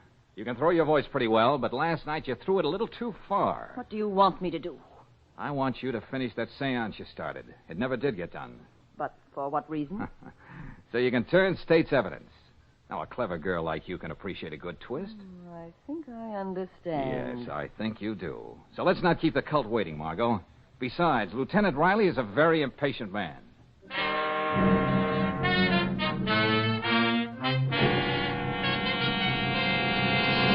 Valentine, if you can figure out how this girl murdered Mattie Turner by asking Mattie Turner how she did it, I'm going to turn in my badge, buy a turban and a crystal ball, and apprehend criminals while I sit in my easy chair. Just stick around, Lieutenant. This Margot will give you a lesson you'll never forget. You know, that's the wonderful thing about being a police lieutenant. Every amateur I meet wants to give me lessons. But Margot's no amateur. All these people think she's the greatest thing that ever happened to them. They believe whatever Margot says. Valentine, haven't you been the cause of enough suffering for poor Miss Patterson? I feel it is my obligation to defend her against your ill manners. Yes, and I demand to know by what authority you have entered my house. Why have you brought Gabrielle here? I'll have the law. You already have it. Lieutenant, this is Miss Patterson. She lives here. You got troubles, Miss Patterson? Oh, why, no, it's just that it's Gabrielle. Gabrielle's okay. She's in the sanctuary with the doctor. I wouldn't worry about her. Maybe we'd better go in.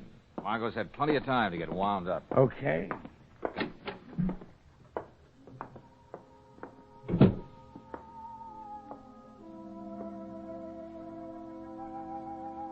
Hello, Gabrielle. How do you feel? I don't understand. This all happened before. Long ago. A very long time ago. Yes, now you're all right. Just take it easy. I really didn't mean to. I didn't hate my mother, you know. Just sit tight, Gabrielle. And whatever happens, don't say anything. You understand? Don't say anything. Of course. Of course, I understand. I killed her, but I didn't mean to. Tonight, for the last time, we seek to journey together into a strange land. A strange land where familiar faces and forgotten dreams dwell without perishing. Already the vapors which cloud our way are cleared. There is someone here who is trying to get through. She wishes to speak. Is this why you dragged me here, Valentine? I know a ventriloquist when I hear one. You know a lot more than the rest of these people. Just get this pitch, Lieutenant. Loves has been grievously wronged. There is so much that stands in her way of happiness here. She wishes to speak to us. She says an injustice has been done. The way is clear. Peace. Stop her. Peace. Can't you see this is a fraud? You don't know what you're doing. Send her back. Listen. You're breaking up the party, Miss Patterson. Why don't you relax? Have they harmed you, Gabrielle? Maddie. And you, Vida. All that blood. Oh. Your sister's blood. Mine. Murderous. Oh, stop it. Stop it, please, please. Murderous. You watch me die. Death becomes you, my sister. Oh, send her back! Oh, let's stop it! I did it! I killed her! I killed her! I'll take over from here, Valentine. Well, how about that, Brooksy? A killer trapped by a ghost. Only there wasn't any ghost.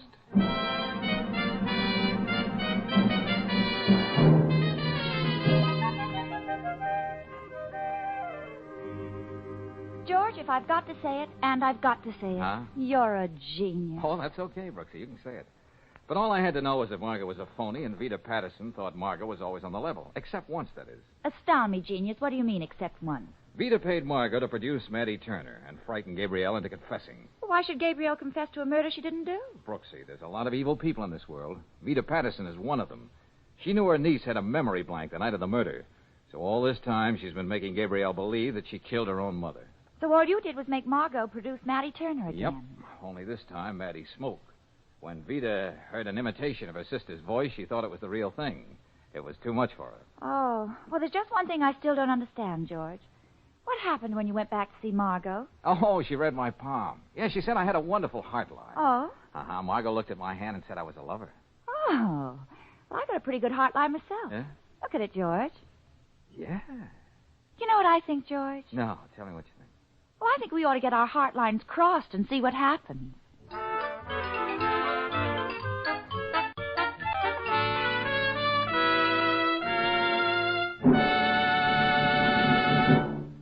And now, a word of importance to motorists. Maybe you've run into the kind of motorist who always says, grease is grease, and it doesn't matter where you take your car for lubrication service. Well, don't you believe him.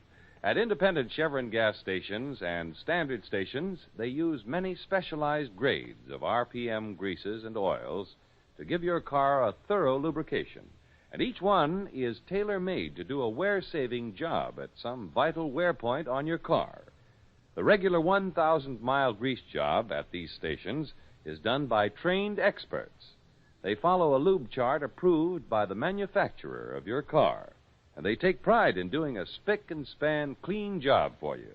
Next time your car is due for lubrication service, rely on the standard station or the independent Chevron gas station, where they say and mean, we'll take better care of your car.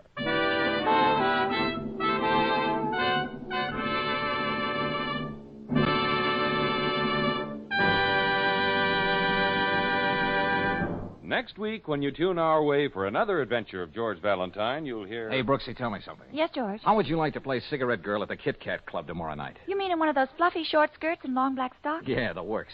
Yeah, but what are you talking about, George? We're going to stage a little drama, Brooksy, with a cast of two. A Carnation and Art Gary. And I have a hunch the Carnation will be the star of the show.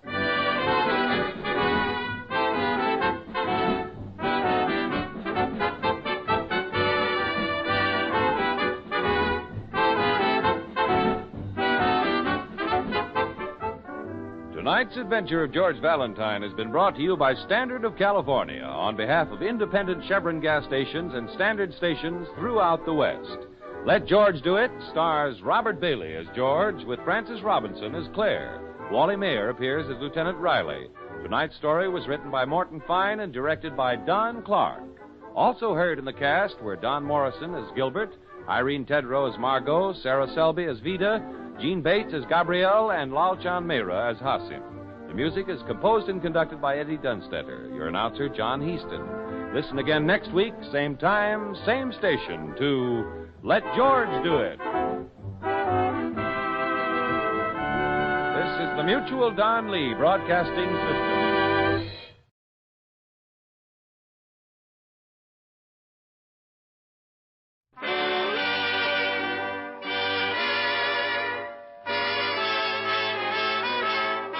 The makers of Camel cigarettes present Dick Powell as Richard Diamond, private detective.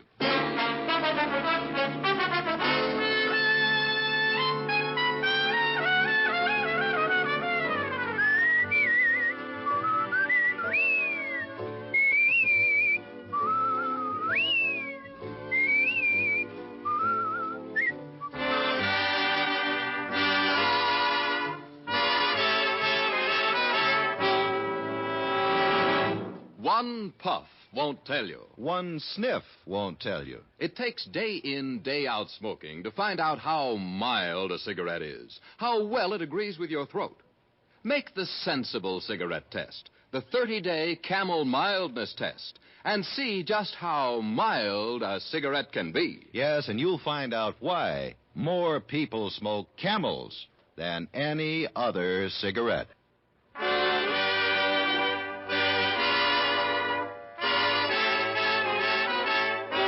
Here transcribed is Richard Diamond, starring Dick Powell.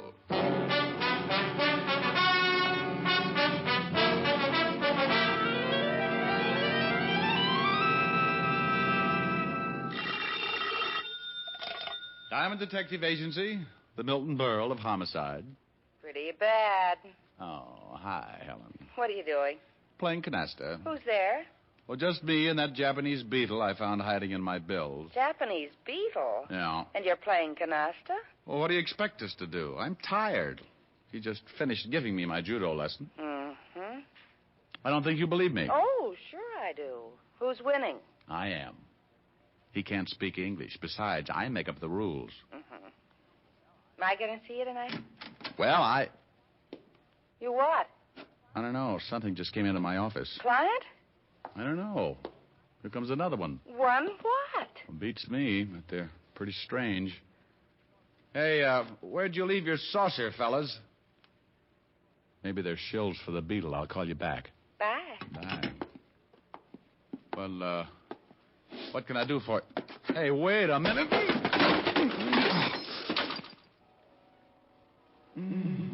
Oh, that was a peach, Salvador. Now pick him up, drag him over to the chair. Sure thing, Yuki. He is certainly very unconscious. He seems to be. See if you can revive him, Salvador. A pleasure. Would you mind holding my nuts, Yuki? I don't want I should break his jaw by accident. Ah, such a nice man. You are so considerate. I would be happy to hold your nuts for you, Salvador. Diamond. Diamond. He is very out. Well, here, Salvador. Try this pitcher of water. Wait. I'll remove the gladiolus.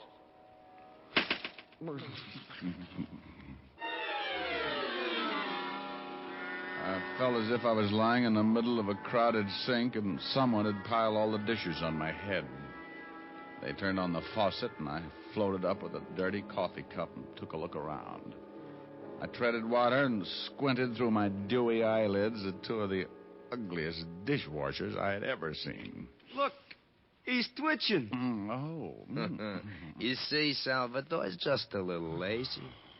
How do you feel, Diamond? Let us know when things start making sense.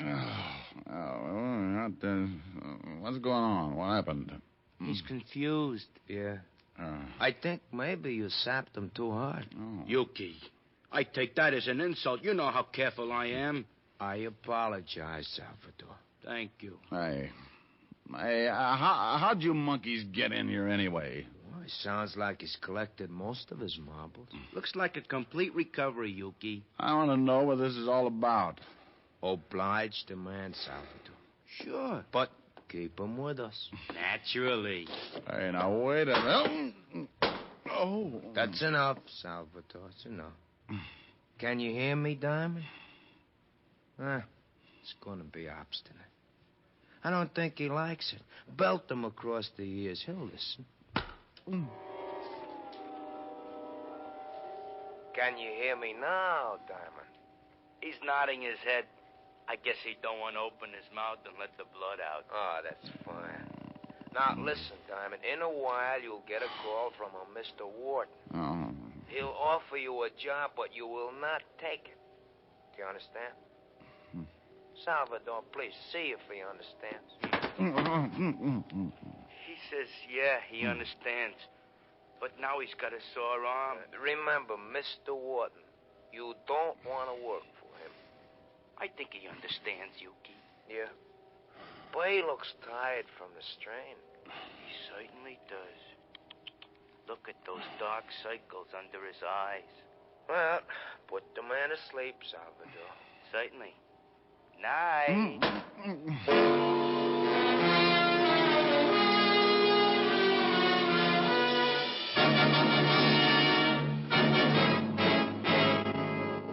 Mr. Diamond? Mr. Diamond, can you hear me, Mr. Diamond? This can get monotonous. Go away, will you? Should I call the police, Mr. Diamond? What? Oh, I was expecting uglier company. Can you sit up? I'll take a crack at it.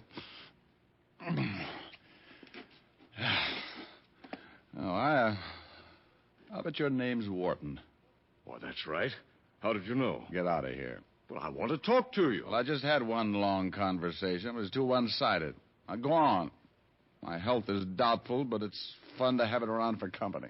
Maybe $500 would pick you up. It might for a while, but I don't like to waste that kind of money on funerals. $750. Yes, so they line the coffin with velvet. $1,000. Well, you're beginning to make a short life sound practical. If you do the job successfully, there'll be another $1,000. You just bought yourself a corpse. Let me wash up. Talk some more. I can hear you. Well, it's my son, Roger. He thinks he killed a man. He thinks? What do you want me to do? Find out for sure so he can brag about it? Ever heard of a John Alter? Oh, sure. Walt Levinson sent him up 5 years ago on a manslaughter rap. Well, he doesn't like it up there, and he'd like to get out. I don't blame him. What's this got to do with your son? I'm chairman of the parole board. Yeah, you look much better now, Mr. Diamond. So you're chairman of the parole board? Yes. Some of Alter's friends promised to keep quiet about my son if I let Alter go free when he comes up before the board next week. You think maybe your son was framed? Yes. About a month ago, he met a girl in Florida. Her name is Lenore Brown, and she's a friend of Alter's. When Roger went to pick up the Lenore girl at her apartment, he found her struggling with some man. That happens. It looked like he was trying to kill her. There was a gun on the floor, and she called to Roger for help. He picked up the gun and shot the man. She told Roger he'd killed him and that he must get out. When we went back, they were both gone. About a month later, some of Alter's friends got in touch with me. They forget about the killing if you let Alter out of Sing Sing, huh? That's right. Well, I don't remember reading anything about it in the papers. You're the first one outside of Alter and his friends who knows anything about it. You see, they say they're hiding the corpus delicti, so there was no report of the murder. You think maybe they staged the killing, put blanks in the gun, and after your son beat it, the dead man walked out under his own steam? Well, that's what I want you to find out. Uh-huh. The man your son thought he killed, what did he look like? Dark man with a scar from his nose to his chin. Mm-hmm. If my son is innocent, I want you to bring the parties responsible to justice. Amen. Well, here's a check for $1,000. Thank you. If you find the girl and prove my son innocent, there'll be another $1,000 in your pocket. Well, I'll sew up the holes. Thanks, Mr. Warden. I'll start right away. Goodbye, Mr. Diamond. You can reach me at the Wentworth Hotel. I'm staying there until this matter gets cleared up. Well, I won't get in touch with you unless I find something. The guys who worked me over are pretty set in their ways, and there's no sense in you tripping over a lot of dead bodies.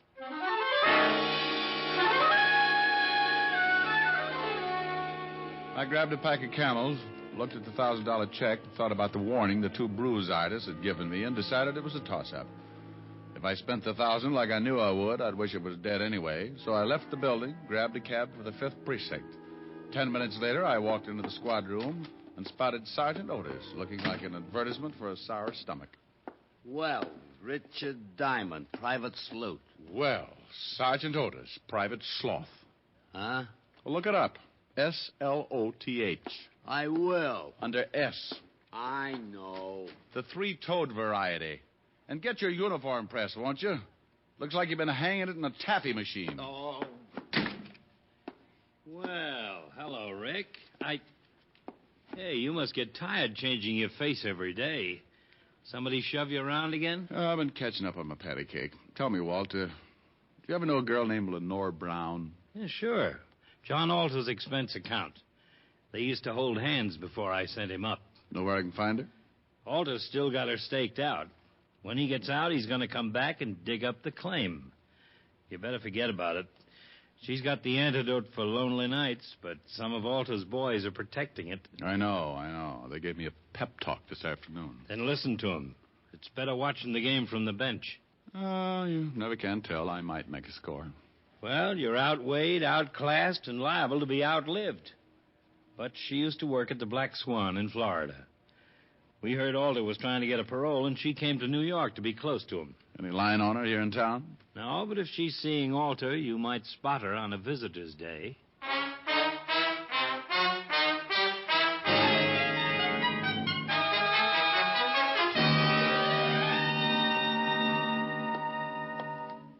Well, Rick, how are you? It's been a long time. I know a lot of people who wouldn't like to hear that, Warden. How are you? Oh, fine, fine. What's on your mind? Well, I hear Johnny Alter's been having company. I'd like to take a look at her. Oh, Miss Brown. Mm-hmm. Well, I can't blame you. Well, I just want to spot her and see where she goes. You can't miss. If she walked through the yard, there'd be a jailbreak tomorrow. What time are visiting hours? Well, if she's seeing Alder today, she should be downstairs right now. Like to take a look? Uh-huh. I'll have a guard take you down. Good. Well, on second thought, I'll go myself.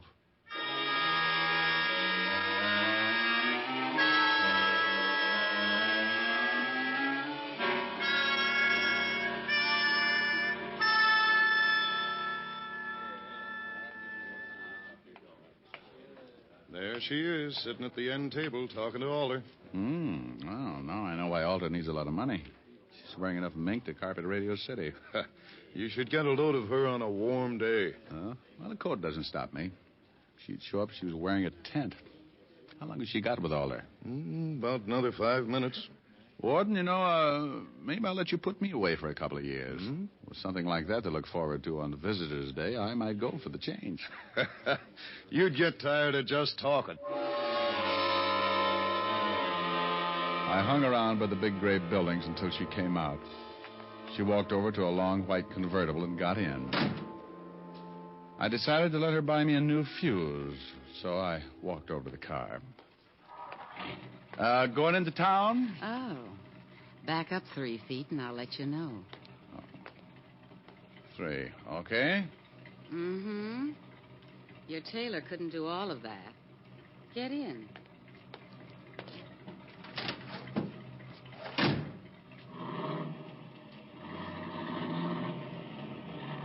Visiting? Oh, yeah, the warden's an old friend. How many years did you know him? Baby. I've been going home every night all my life. Every night?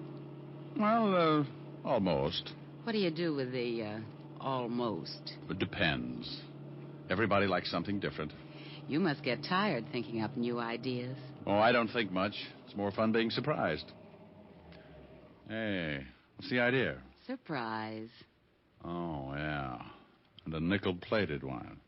Look, baby, you don't have to pull a gun. If I'm getting fresh, I'll get out and walk. You'll sit right there, Diamond. Name dropper. Mm-hmm. Expecting company? Mm-hmm. And you've met them before, honey. Well, it's nice. I wouldn't want you to get stuck with the introduction. Those your friends driving up? It should be. Now, you hold real still. They'll only shoot you this time. When a gal's got a gun, you don't stand much of a chance unless she's got her mind on something else. This one did. And when she looked up in the rearview mirror to make sure it was her boys, I tagged her. My 2 playmates were just pulling up, and I jumped out of the car. There he is, Yuki! He's slugging north. She's out cold. Well, shoot him, Salvador! Shoot him!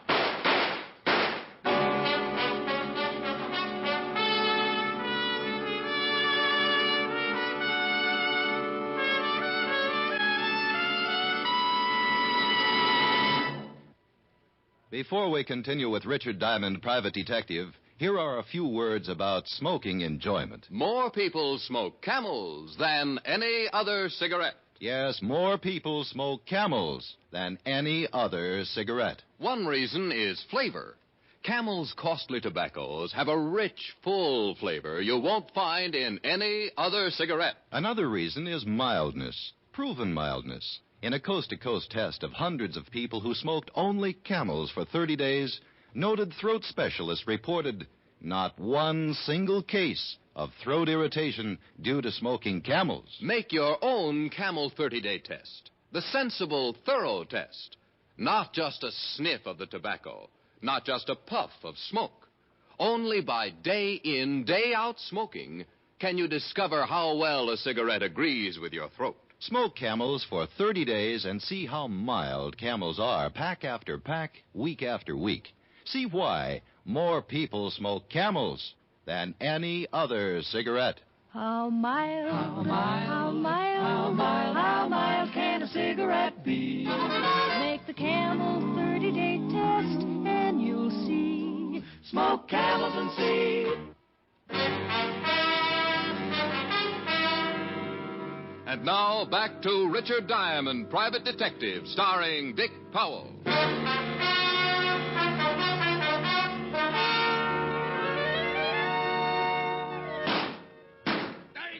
Get him, Salvador!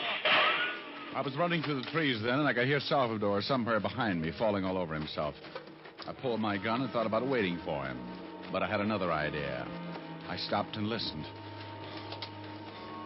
He's around here somewhere, Suki. Well, come on, we're spread out, Salvador. They were somewhere behind me, and both of them were looking now. So I cut off to my left and headed back to the highway. The cars were about 100 yards down the road, and I used my last lung getting there. Lenore was still unconscious, so I climbed in the white convertible with the unconscious nylons and drove off.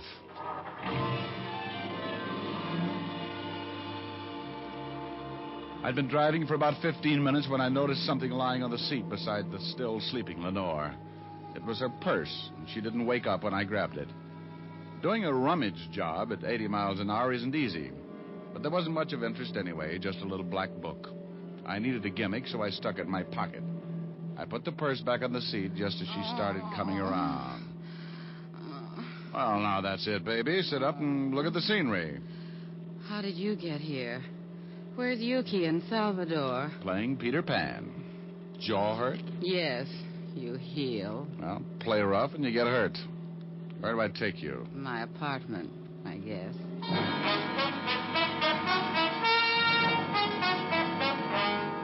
I drove her to her place on East 51st and walked her to the door.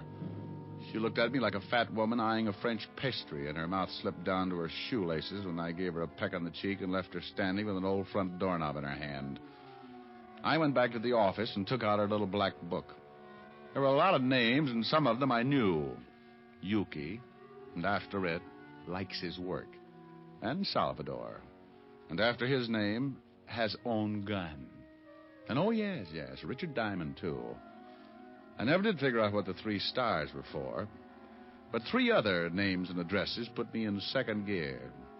One was in the village, another down by the East River, and the last was somewhere in Chinatown. All of them were a setup for a dead man who wanted to make himself scarce. I wanted to talk with Wharton before I started hunting, so I called him at the Wentworth. Did you find out anything yet, Diamond? Not yet. Look, Mr. Wharton, you said the man I was looking for was dark with a scar, Yes, from his nose to his chin. Well, thanks. Maybe I'll call you tomorrow. I hope you clear this thing up in a hurry. Well, so do I. I want to get my nerves untangled.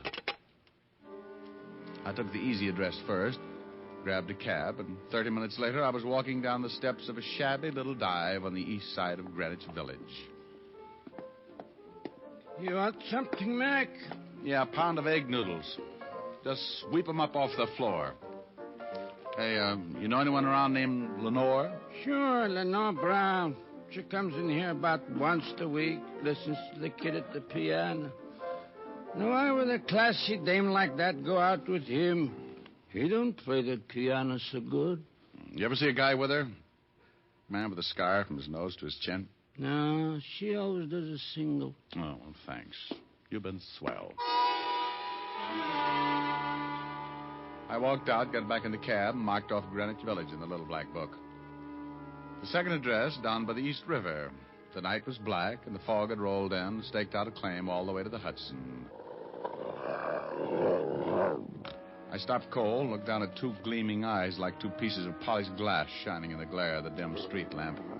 Steady, boy, steady. Steady. Hold it, Lucifer. Yeah, hold it, Lucifer. He won't hurt you, mister, unless I tell him to. Well, think about it for a while, will you? I'm a poor substitute for horse meat. What do you want? Do you know a Lenore Brown? You a cop? Shamus. Beat it, Lucifer. Yeah. Thanks, pal. I couldn't hold my breath much longer. You can come on up on the porch. You're looking for Lenore Brown, huh? Yeah, you know her? I met her. My wife works for her. Is your wife in? Yeah. Esther, come here. Some private dick wants to talk to you. She's Miss Brown's private maid. Yes? Your husband tells me you work for Miss Brown. Yeah, what's she done?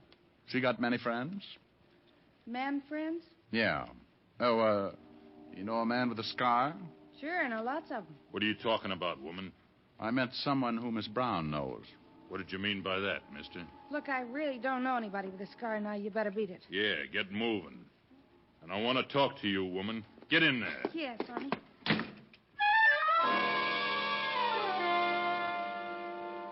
I knew she was going to get bruised, but he looked rough enough to cut my windpipe, and I wanted someplace to pour my coffee down in the morning. So I got out of there fast and headed for the last address in the little black book.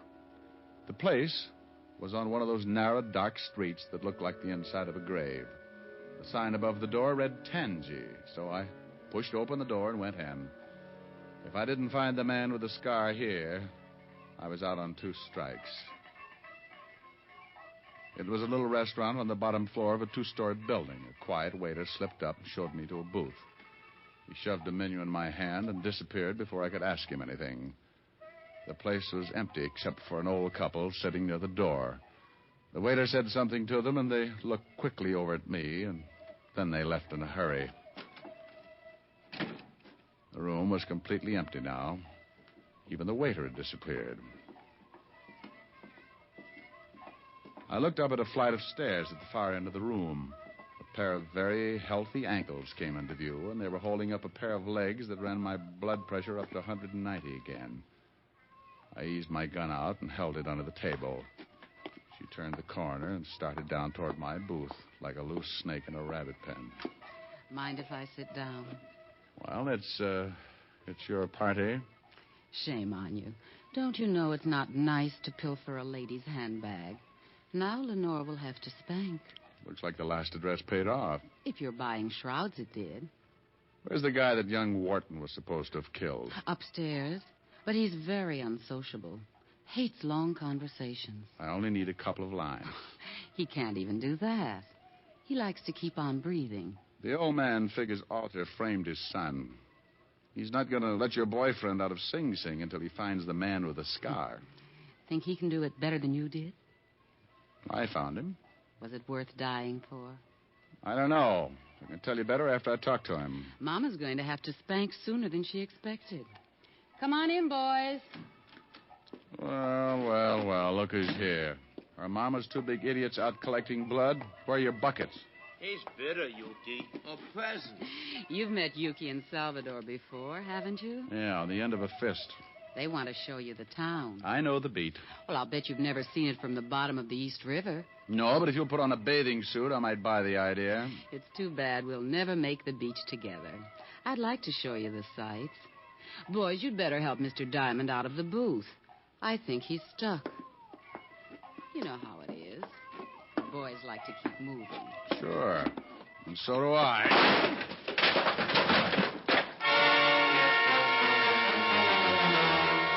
I shot once and caught Yuki in the stomach, and I dumped the table over on Salvador. He grabbed like he was going to waltz with it and went down on his back. I didn't have to get up. I just shot him through the table. Lenore was out of the booth fast and running for the stairs. Look out, Tony! Tony, look out! I caught up with her at the foot of the stairs, and she started up. I saw him standing on the upper landing, scar and all. All meaning gun in his hand. He missed me, but nailed her halfway up. She spun around and fell all over me. With both of us down, he was in a good spot to finish the job, but my arm hit the lower post of the staircase and swung me right into line. I just rested my elbow on the banister and let him have it.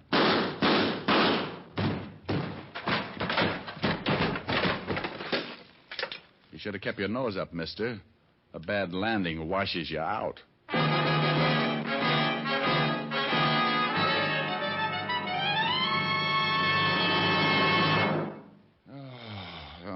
Walt, I'm bushed.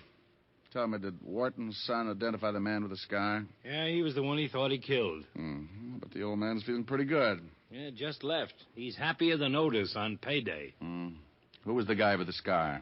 A cheap hood. Record. Name of Lucio.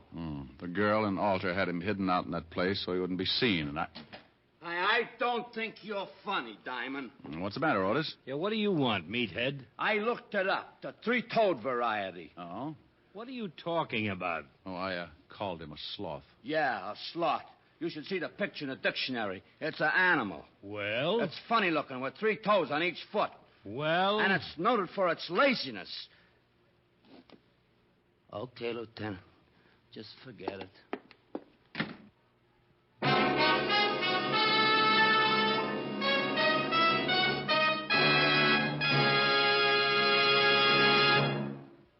Dick Powell will return in just a minute.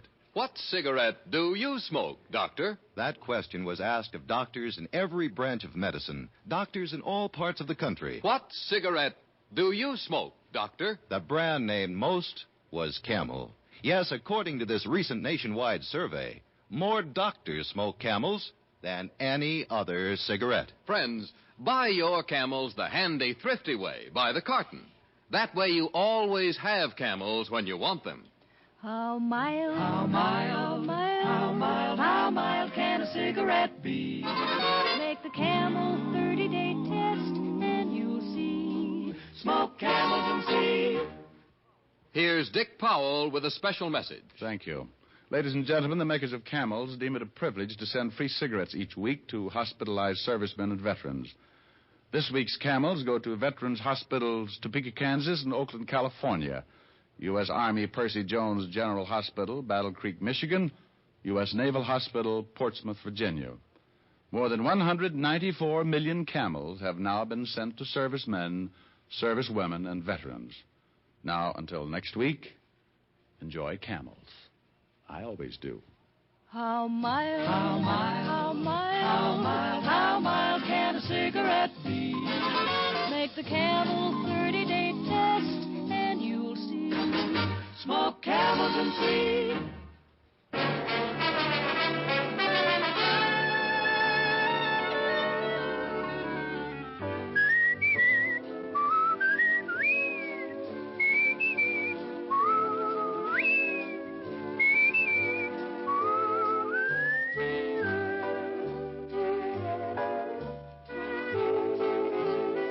Tonight's adventure of Richard Diamond, starring Dick Powell, was written by Blake Edwards. Our director is Helen Mack.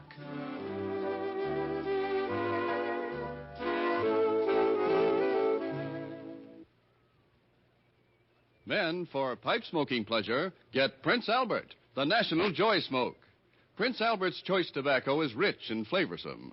It's crimped cut for smooth, even burning, and specially treated to ensure against tongue bite. Yes, PA is America's largest selling smoking tobacco.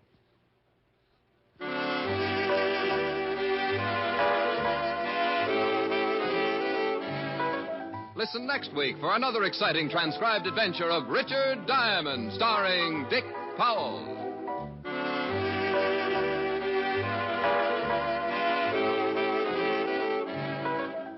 This is Your FBI. The official broadcast from the files of the FBI follows immediately. Stay tuned. This program came to you from Hollywood. This is the American Broadcasting Company.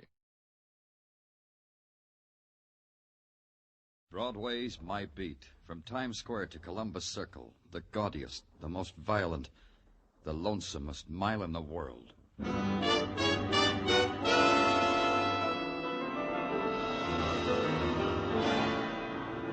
Broadway's My Beat, with Larry Thor as Detective Danny Clover.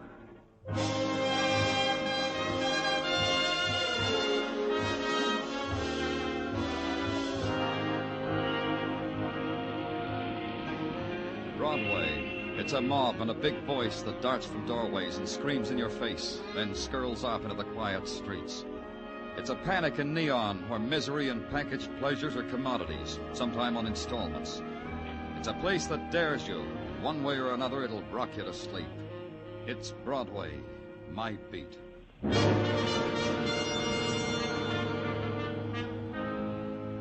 Early on a January morning, you get up and turn on the heat against the cold of the day. Then there's coffee and the newspaper, the warming things to buffer your shivering at the thought of going out into your own world. I didn't have it that good. I didn't have time for the coffee and newspaper. A call came. It said, get down to St. Anthony's Hospital. I did, and the nun at the information desk said Sister Angela was waiting for me right over there. Sister Angela? Yes, you're from the police. I'm Danny Clover. Headquarters said there was some trouble about a man dying. About Jimmy's dying. Jimmy Hunt. Please, this way. Jimmy was a patient here at the hospital? Yes. And he died. Then I don't see... The police, I mean. The manner in which he died, Mr. Clover. Father Flaherty said it must be reported to the police. Jimmy committed suicide with a steak knife off his food tray. I see. He was that sick. No. No, he wasn't, Mr. Clover. Jimmy had been a soldier. He fought in a war, and he was having trouble forgetting about it. That's all that was wrong with Jimmy. This is the room. Oh, Father Flaherty. This is Mr. Clover, Father, from the police. Mr. Clover. Suicide is always deplorable, Mr. Clover. And to attend death with the police, even more so. However, I understand, Father. This is Jimmy. He was found like this? Yes. The attendant found him. Fred Owen, the attendant's name. Owen found him and called me. I'd like to talk with Fred Owen, Father. Of course. Sister. I'm afraid that's impossible, Father. Fred must have gone home for the day. This finding Jimmy dead by a knife, it undoubtedly made him ill. Fred is a very sensitive boy. Surely. Did Jimmy have any visitors? Why, yes, I have them here, Mr. Clover, a list. I called to tell them of Jimmy. If you don't mind, Sister. Yes, here. I don't understand. Routine, Sister, simply to complete a file. Is that all, Mr. Clover? A few more things. I'll want the attendant's address. Of course. And a question. Could anyone at all, attendant, visitors, anybody, could someone have come in here and murdered Jimmy? What do you say? Please. Yes. It could have been done, Mr. Clover. What are you getting at? Jimmy was stabbed in the side too close to his back to make him a suicide. Jimmy was murdered. You can say rights now, Father. A man who has slept on the beaches of death so many times is struck down finally in the ultimate screeching brutality of violence. And a nun's silent, gentle hands, the whispered chant of a priest, try to ease the pain of his journey into the shocking chasms of darkness. All a cop can do for the man is to find out why he had to die in this way. So the cop calls at the address of one named Fred Owen, finds him not at home, hasn't been home, don't know when he'll come home. Then the cop sends out an all-points bulletin on one named Fred Owen. Then the cop calls on the first of a murdered man's visitors list. Who is it? It's Danny Clover of the police. You're here about Jimmy? Please come in. The girl was slender, her face delicate with an almost wistful expression. But it was her eyes, gray and soft, as if the color had been strained through gauze. Please sit here. Thank you. They called me from St. Anthony's. They told me about Jimmy, Mr. Clover. They told me. Then you're Virginia Scott. Yes. I'm glad you came to me, Mr. Clover, because I can tell you things about him no one else knew, not even the doctors. I understand why he killed himself. Shall I tell you why? Jimmy didn't commit suicide, Miss Scott. He was murdered. Who would do that to my poor lost Jimmy? Jimmy... Miss Scott. Jimmy was brave. He was kind and innocent. He was my child and my love. All he ever did wrong was to get lost. Will you help me find his murderer, Miss Scott? Yes. Yes. Who would kill him? Who kills Mr. Clover? Who searches out a wounded boy and kills him? Are there such people? How long have you known him? We met at a dance. His company was going overseas. I didn't know anyone there, but Jimmy asked me to dance, and I fell in love with him. He kept in touch with you? Every day. We wrote each other every day. Did he ever mention anyone in his letters, anyone who could... Who hated him? Who wanted to kill him? Yes, Mr. Clover. All the nameless ones who had to kill other nameless men. He was a soldier. Virginia, Don't try to find words, Mr. Clover. The words that heal pain, are there such? You can do one thing for me, though. Anything? The letters I wrote Jimmy in the hospital, they were love letters. Every day I couldn't visit him, I wrote him one. May I have them? Letters? There weren't any. What? But they were all I could ever give Jimmy. I know he'd keep them. They have to be there. I'll find them, Virginia. I only ask this. I know you'll understand. Why didn't you marry Jimmy? Why? Why burden him with more? Didn't you notice, Mr. Clover? I'm blind.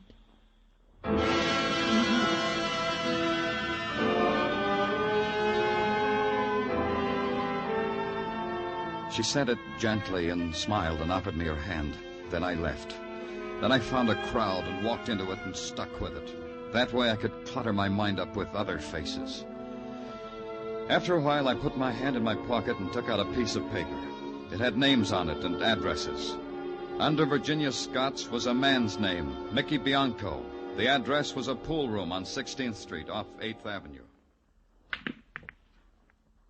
Where do I find Mickey Bianco? You're in my way. Yeah, oh, sorry. Hey, nice shot. You should play for money. I'm Mickey Bianco, mister. You know Jimmy Hunt? You like that shot? I'm quivering with excitement. Where'd you know him from? The Army? Yeah, the Army. Where I picked up an 8-ball and parlayed it into a 2-table pool room. About Jimmy Hunt. I'm from the police. What about Jimmy Hunt? What do you want about him? Did you kill him? Oh, he dead? Dead, huh? Jimmy Hunt, dead. Lieutenant James Hunt, a civilian casualty. Hip, hip, hooray. Makes you patriotic. Yeah, like the Lieutenant Hunt taught me, be patriotic. Point yourself forward at the enemy when you die, men, he said to us. And he meant it. You were in his outfit? Sure, his platoon. We were murdered being patriotic at Enowetok, but not the lieutenant. And not me either. Everybody else, but not us. Fortunes of war. Did you visit him at the hospital? It was my pleasure, believe me. Oh, don't pat me on the back for going to see my old lieutenant. You know why I went? I made him feel worse. I reminded him about what he did to his platoon, and that'd make him pull his knees up to his chest. I like to watch. Yeah. Did you see any letters just lying around the room? Letters addressed to Jimmy when you visited him? Letters? What letters? But that other question, did I kill Jimmy? You know, I should have thought of doing it, but I didn't. Hand me the chalk, policeman. The shaded lamp that hung over the pool table gouged a cone of saffron light out of the shadows. And trapped in the twist of light were frayed banners of smoke and whispers and aimless dust, and the silhouetted outline of Bianco's face and hands. Then the sharp click of wood on ivory, the pleased titter spilling out of Bianco's mouth. And this, too, can be the requiem for a dead man. It stayed with me all the way to headquarters, where a report was to be filed, where questions were to be asked. And questions you ask of Sergeant Tartaglia. Sometimes he has answers. And the answer to that one is in the positive negative, Danny. Be kind to me, Tartaglia. Sometimes I don't understand things. What is a positive negative? Oh, easy. Positively, we have found no trace of Fred Owen. The reports from the boys looking for Fred Owen are negative. This makes valid the use of the double... Yeah. What about the letters? The letters Virginia Scott wrote to the boy in the hospital. Have you found them? Oh, no, Danny, no. No, we haven't found the letters. We searched the effects of the deceased. We checked with Sister Angela, with Father Flaherty. No letters. Does it make a difference, Danny? Danny Clover speaking. Mr. Clover, I'm sorry to bother you. Oh, I told you any time, Virginia. Something strange has happened. A phone call just came, and a voice said I would die. What? It said if I didn't want to die, I'd better get some protection.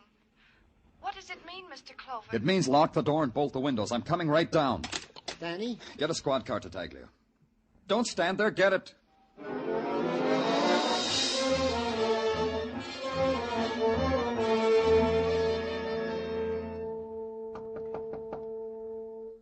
It's me, Virginia. Open the door. You came so quickly, Mr. Clover. Has anyone... No, there's been no one. I've just been sitting here listening to the sounds of the street. You know, Mr. Clover, when night falls, it has a sound. Shall I turn on the light? No. Is there any other entrance to this apartment? Yes, the kitchen.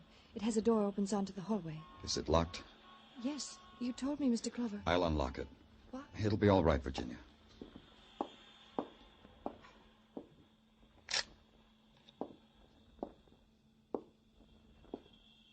We'll leave this one open, too.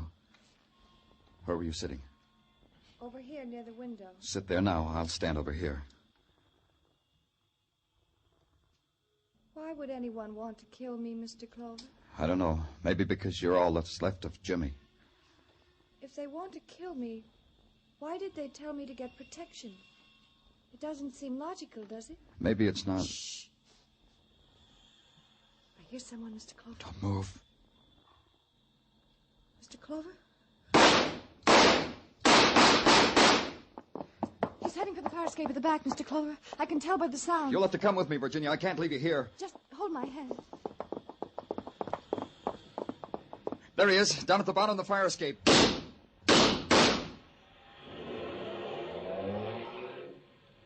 He got away, didn't he, Mr. Clover? In a car. He got away. Yes, Virginia, he got away. Give me your hand, Mr. Clover.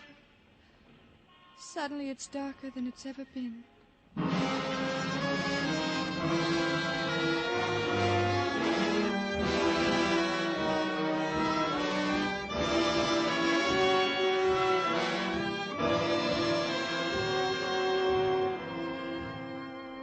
You are listening to Broadway's My Beat, written by Morton Fine and David Friedkin, and starring Larry Thor as Detective Danny Clover. CBS invites you to hear Senator Brian McMahon on the Capitol Cloakroom over most of these same CBS stations later tonight.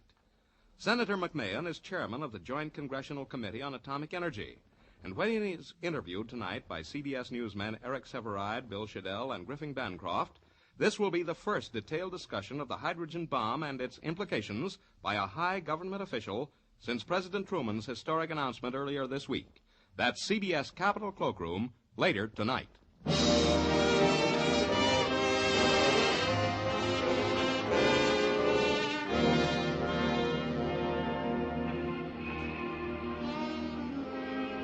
There's this about Broadway. It has a bag full of free illusions, in every color, every size. Guaranteed against fading, warranted against shrinkage. Want an illusion, kid? Just reach in the bag. There's more where that one came from. There's the illusion that Broadway can break its heart. And here's one in the classy all-plastic 1950 model, laboratory tested. The illusion that Broadway can shed a tear. That's the one you'll want for the murder of a sick soldier boy. For the girl of his heart and his dreams. The song of a girl with sightless eyes. Hug it close to you, kid, because it's fragile. Danny! Danny, what's the matter? Danny, you look sick. No. Oh, it's something different from sick. Hey, Danny, can I get you a glass of water or something? What do you want, Taggly? Danny, I just want you shouldn't look like that. What else do you want, Taggly? Ah, now, Danny, don't be like that. I know how upset you are because of the boy, because of how they tried to kill that blind girl. I don't figure it, Danny. If they wanted to kill her, why did they tell her to get protection? Maybe it wasn't her they wanted to kill. No? Hey, then that means it was... Danny, I got it. The killer set it up that way because it was you he wanted to kill. Hey, Danny, we got to do something. Answer the phone, Tartaglia. What? Oh, yeah, Danny, yeah.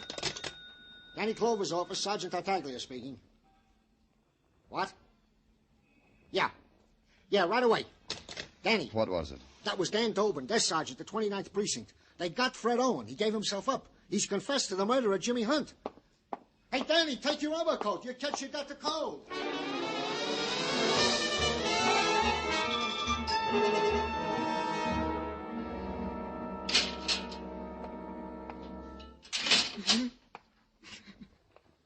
Fred Owen. You killed a man, huh, Owen? You killed Jimmy Hunt. Why? Killed him. Tell me about it. That's why you came here, wasn't it? You want to tell someone about it? Tell me. I'm Danny Clover. I'm a policeman. I'll tell you. You're a policeman. You'll make me suffer for what I did to Jimmy. I killed him, and I've got to suffer for it. I've got to feel what Jimmy Now, felt. take it easy, Owen. Just tell me how you did it. With the knife? With a knife. Go ahead. Mr. Clover, did it hurt him much? I don't think so. I cut up his food for him so he could feed himself, so he wouldn't have to use a knife. The doctor always warned me not to let Jimmy use a knife. You see, the doctor was afraid that Jimmy would do what he did to him. Huh? What did he do, Owen? I was feeding him, and then I suddenly remembered something I had to do. Yeah, what? Something I forgot. It wouldn't have happened. It didn't have to happen. Then you remembered. Is that when you stabbed him? As if it had been with my own hand. You see, Jimmy liked me to read to him while he was eating, and I forgot to bring a book. And so I left to get it. I left Jimmy with the knife. Are you trying to tell me that Jimmy killed himself and you left him alone with a knife? As if it had been with my own hands. I killed. It was my fault that Jimmy's dead. My fault. I killed him as surely as if I'd plunged the knife into him. I tried to break through the wall of tears he'd built around himself, but it was no good. I tried to ask him about Virginia's letters. He didn't know anything about them, he said. And it was another lash of the whip he held over himself. I finally broke his heart by releasing him from the dismal, bitter shadows of the cell he'd begged for. Then I took a long walk in the cold, unspoiled air. Then I knew I had to get back to it. The third name on the visitors' list was Madge Taylor, whose address was a brownstone between other brownstones on West 53rd. I climbed the steps that led to its doors with the cracked stained glass.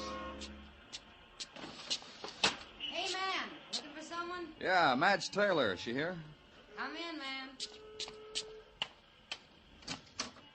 Well, come in. You want me to freeze? You're Madge Taylor? Yeah. Right in there. What the old battle axe that runs his flat don't know won't hurt her. Anyway, it's cuddlier with the door closed, huh, man? Such a nasty draft in that hallway. Madge, I'm Danny Clover, the police. Huh? Let's have a drink on it, shall we, Danny? They told me you visited a man in the hospital. A man named Jimmy Hunt. Friend of yours? It's funny what I said? It kills me. I thought you were... All you want to know is, did I murder Jimmy Hunt? Isn't that it? Why did you visit him? I'll tell you why. You see me, how I am? Charge it up to Jimmy Hunt. Send him the bill. You were in love with Jimmy Hunt? The lieutenant? The wonder boy with the loose marbles? Are you kidding? I never saw him in my life till I found out he was brain sick in that hospital. I don't... I'll draw you a diagram. I was in love once. With a kid. A soldier kid. My husband. Lieutenant Jimmy Hunt killed him. Killed me, too, at the same time. Because the lieutenant thought it was dandy. Kids should be killed. This the lieutenant liked. You still want to know why I visited him? No, Madge. I've heard it once. When you saw him, did he have any letters? How would I know?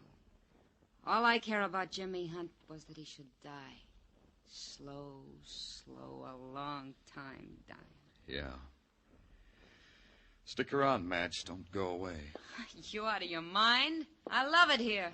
I never had it so good. It's a free ride on a roller coaster, man.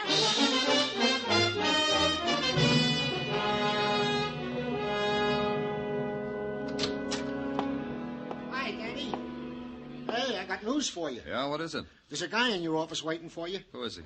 Named Scott. Says he has a daughter named Virginia Scott. Hey, ain't that the girl? Danny? Your name's Scott? It is. And you're Danny Clover. Virginia described you to me. Well, don't look surprised, Mr. Clover. My daughter is a perceptive girl. Nothing about Virginia surprises me, Mr. Scott, except the fact that she has a father. I didn't know that before. Because Virginia didn't want you to know. She'd have a reason for that, Mr. Scott. Oh, it's all bound up with the kind of person she is. Her love for people who love her. The reason why she insisted on living alone without me. The reason why she didn't want me mixed up in this affair. She thinks you had a motive for killing Jimmy? She knows I did. That's why I'm here. Well, perhaps you'd never have found out, but that's why I'm here. To tell you I had a motive for killing Jimmy. Which was what? I hated that boy. Hated him for what he was, for what he could do to people. His arrogance, his snobbishness, the play acting he did to cover his cowardice. By his very existence, Jimmy Hunt was a liar. Mostly you resented his making love to your daughter. Yes. My daughter is blind. Whatever she can do on her own, sew, cook, turn on lights, dial a telephone, it doesn't alter the fact. Virginia is blind. It's her burden. She didn't deserve another awful one like Jimmy Hunt. A sick boy who willed himself sick. Virginia knew you felt this way? She knew I was prepared to kill Jimmy that very day. But you didn't. Is that what you're telling me? That very day I went to the ward to kill him. That's what was on my mind to do. But an attendant saw me, asked me my business there. When I couldn't answer him properly, he made me leave. No, I didn't kill Jimmy. But there's this. There's what? I'm glad he's dead. He got up and walked away, and I let him. But because I'm a cop, I had a man follow him. And because I'm a cop, I had to check on his story, whether he had actually left the ward the morning Jimmy Hunt was killed. That meant I had to talk to Fred Owen, the attendant. I called the hospital, and they told me Owen hadn't showed up, and as far as they knew, he was home. So that's where I went, too, to the home of Fred Owen. His landlady was a kind woman. Fred'll be right back, Mr. Clover. Would you like to wait in his room? Yes, please. Next room down on your right. Thanks. I'll find my way. Wait, I'll go with you. Turn on the fire. Sometimes it gets cold here in Fred's room. Can't understand it. A nice gas fireplace like this, and Fred likes to sit here in the cold. There. Don't that make a nice fire? Yeah, cozy. Yeah, this is a real cozy room. Fred decorated it himself. I allow him to hang pictures. Lots of landladies don't allow hanging pictures. Nice pictures. All girls. It's man's privilege. Girls with veils over their eyes. Girls with their eyes closed. Sightless girls. Yeah, and here's one with a man on it with a girl holding his hands over her eyes like he's going to surprise her. Fred.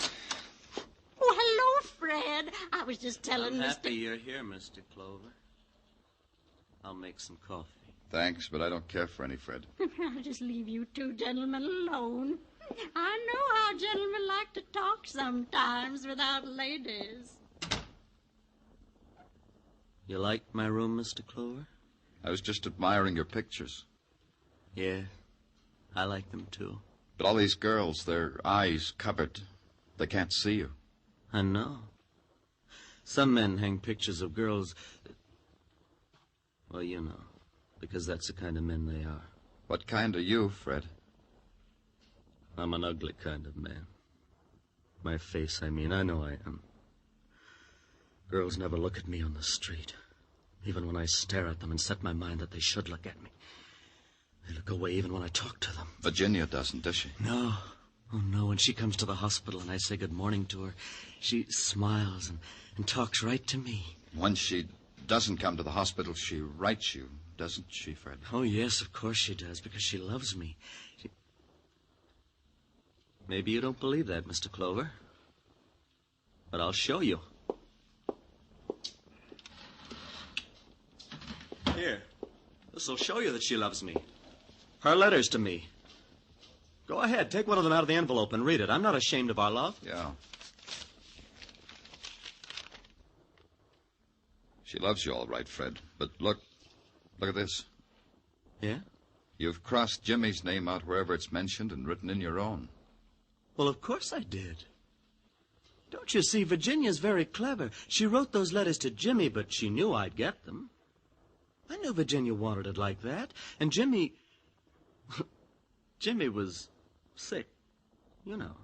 He thought Virginia really meant them for him. So you stabbed him. You really did kill him, didn't you? Oh, I had to. He was getting worse and worse about Virginia all the time. Why didn't you tell me that when I talked to you in the cell, Fred? Because I'm clever, too. Yes, you are. That was a clever trap you set for me in Virginia's apartment. No, you're wrong. I wasn't clever then. You got away. Put down that knife, Fred. It won't hurt, Mr. Clover. It didn't hurt Jimmy. You said it didn't. Now give me my letters. I don't want blood on Virginia's letters. Here are your letters, Fred. The letters! You threw them in the fire! The letters! Oh, they're burning! Help me! Help me get my letters, will you? I can't touch them. Help me, please! Help me, will you? Help me and I'll kill you! You need help, Fred. Only you need this first.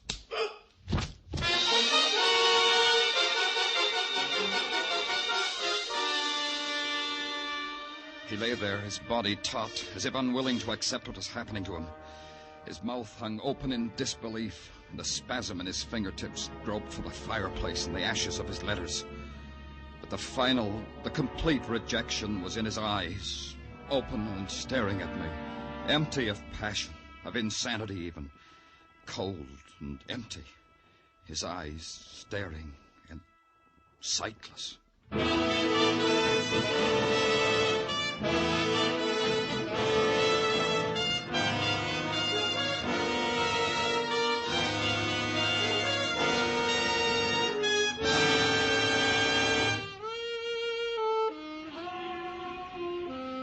Broadway's having itself a time. It's cocky, and it's needling people to step over the line. It's making a big muscle and daring the nighttime. And before it's over, it'll gouge chunks out of itself and laugh at its own agony. It's Broadway, the gaudiest, the most violent, the lonesomest mile in the world. Broadway, my beat.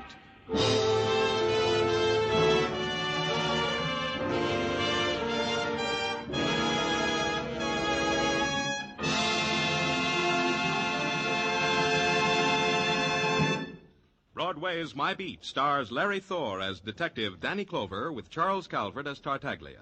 The musical score was composed and conducted by Alexander Courage, and the program was produced by Elliott Lewis and directed by Gordon T. Hughes. The cast tonight included Peggy Weber, Ted Von Eltz, Mary Jane Croft, Georgia Ellis, Jerry Hausner, and Jack Edwards. He's a jack. He's a knave when it comes to spending a nickel. He's an ace in the business of making America laugh. And now, he's a king of hearts. Yes, the name is Benny. And this Sunday night, Jack Benny will formally be named America's King of Hearts for 1950. Mary, Dennis, Phil, Don, and Rochester will be on hand. And no king ever had such a group of jokers. Join us on all of these CBS stations this Sunday for the Jack Benny Show. Joe Walters speaking. This is CBS, where the Goldbergs are every Saturday night. The Columbia Broadcasting System.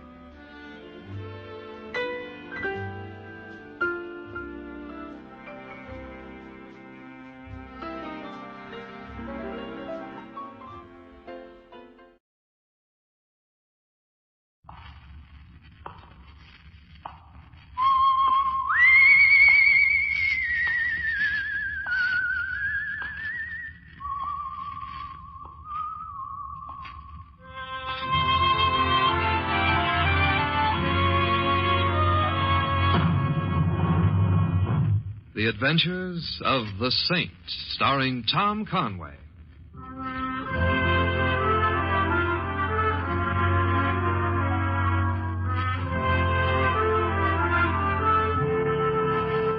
The Saint, based on characters created by Leslie Charteris and known to millions from books, magazines, and motion pictures. The Robin Hood of modern crime now comes transcribed to radio, starring Hollywood's brilliant and talented actor Tom Conway as the Saint. Hey, Mr. Templar. Yes, Louis? It's 8 o'clock in the morning. Oh, that's right. So for what are we driving out to the racetrack at this hour? You know, the first race don't go off till 1:30 in the afternoon. A letter from a lady in distress, Louis. Ah. And you, the Robin Hood of modern crime, are jitneying to the rescue. I might have known. Louis, keep your mind on the road, please. Yeah, sure. Hey, is she blonde and beautiful, or is she brunette and beautiful? She's 15. 15. Going on 16. Sounds like a dull case. Well, here's the track, Mr. Templar. Where should I park? Drive over to the training track, Louis, over by the stable area. Oh, sure. And say, if you happen to pick up any inside information, Mr. Templar, if you know what I mean. Save your money, Louis. You cannot beat the horses. Who wants to beat them? I'm fighting to hold even. Let me out here, will you? I think I see my lady in distress. Okay. I'll wait here, Mr. Templar. Thanks, Louis. Morning, Annie. Oh, good morning. Are you Simon Templar? And you're Miss McIntyre. How do you do? I knew you'd come. It wasn't logical that you should, and I know I shouldn't have asked you, but I knew you'd come. That's the nicest thing anyone said to me all day, and it's almost 8 o'clock. That's Dad over there with the watch. Pete's getting ready to work. Pete? That's our horse. Peter the Great. Oh. Vic's up on him. And Vic is the boy you're worried about? Yes. Please don't think I'm a silly, hysterical little girl, Mr. Templar, but Dad practically raised Vic. We grew up together. And now? Now I don't know him at all. I see. I called you because something terrible is going to happen. Hey, Annie, bring your friend over here. Pete's getting ready to break. I'll tell you later, Mr. Templar. Come on. Dad, this is Mr. Templar. My father, Mr. Templar. I'm glad to know you, Mr. McIntyre. How are you, son? Looks good, doesn't he, Annie? Full of run over there. Told Vic not to let him out, though. An easy 3/8, that's all. Getting the horse ready for a race? Well, I might let him go any day now. Almost any day. If he's up to it. Oh, watch him. He's getting close to the pole. Watch him. There he goes. Annie, Vic's letting him out too much. I told him. I said to him. He's got a tight hold, Dad. He's just breathing. Well, maybe. Hold him, Vic boy. Hold him. Looks like a beautiful animal, Mr. McIntyre. Never guess he was 8 years old, would you? Should have been one of the top ones, Pete should. Maybe will be yet. Hold him, boy. He's just breathing, Dad. Well, maybe. Got him. How much did you run it in, Mr. McIntyre? 13-9 and a fifth. Don't think he's quite up to a race yet. But you told Vic not to let him run, Dad. Pete was fighting for his head all the way down the stretch. Maybe. Horseman, Mr. Templar? Just a $2 better, Mr. McIntyre. Greatest animal on the face of the earth, the thoroughbred horse. That includes humans, too. More heart, more brains, and much kinder to each other. Yes, you may have a point. Has Peter the Great always been your horse? Bred him, foaled him, raced him, and had him all his life. Outside of a couple of months a while back. If it hadn't been for a little leg trouble, Pete would be up there with the best. Oh, here he comes back. 39 and a fifth, Vic. You could have held him a little harder, though. Oh, Pete, steady, boy. Held him a little harder. I almost pulled both arms off holding him. All right, Vic, all right. Easy, boy. You think Pete's ready for a race, Vic? What's the matter with you, Annie? Are you getting it, too? You know he's ready for a race. He's been ready for a month. And Dad knows it, too. Well, maybe. We'll see. Steady, Pete. See? What is there to see? The horse is 8 years old. What are you waiting for? A match race with citation? Vic, this is Mr. Templar. He's a friend of mine, and I thought... How are you, Vic? Dad, what is it? Every time I work the horse, it's hold him, hold him. Every time I tell you he's ready as he'll ever be, it's maybe. Let's wait and see. Is it me? Are you afraid you won't get an honest ride? Is that it? Vic. Well, is it? You know better than that, son. All right. When are you going to run him, then? Well, we'll see how he cools out today. Maybe in a week or 10 days. A week or 10 days? Well, we'll see. We'll see. Come on, Pete. Come on, boy. Vic, you shouldn't have said that to Dad about an honest ride. That's what he's thinking, isn't it? That's what you're all saying behind my back, isn't it? And what's Mr. Templar here for, to spy on me? Vic. Well, I'll save you the trouble, Mr. Templar. Right now, I'm going to get some sleep. After which I get up, eat some crumbs that pass for a meal, get in the sweat box for as long as I can stand without it killing me, ride 5 races this afternoon, and after that, I've got a date. Thanks for your assistance, Vic. Don't mention it. See you later. Vic, are you seeing her again? Annie, you're a nice kid, but that's all you are. Just a kid. And who I see has got nothing to do with you. Understand? Yes, Vic, I understand. Goodbye. Annie. Don't worry, Mr. Templar. I won't cry. I haven't cried since I was 6 years old. But, Mr. Templar, don't let him make Vic... Throw a race? He wouldn't do anything dishonest. I know he wouldn't. You love him very much, don't you? I believe in him with all my heart.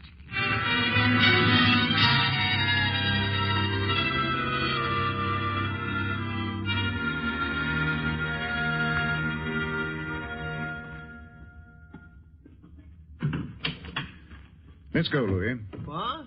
Well, we're not staying for the races, Mr. Templer? No, work to do. Oh, too bad. I would have had 5 hours to figure out the first race. You can spend 5 hours looking at a form sheet. Oh, well, sure. Only trouble is, by then I can't see the horses. Louis, where would I go to pick up whatever rumors might be flying around about horses and jockeys? Oh, almost any barber shop. But if you want authentic rumors, I would drop in downtown on Honest Al, your friendly neighborhood bookie. I thought Al was out of business due to a slight difficulty with the court of law. Well, the technicalities of such things I don't follow all the ways, Mr. Temple, you understand? But the general principle I understand. It's like the song, there'll always be a bookie. You know, you may be right.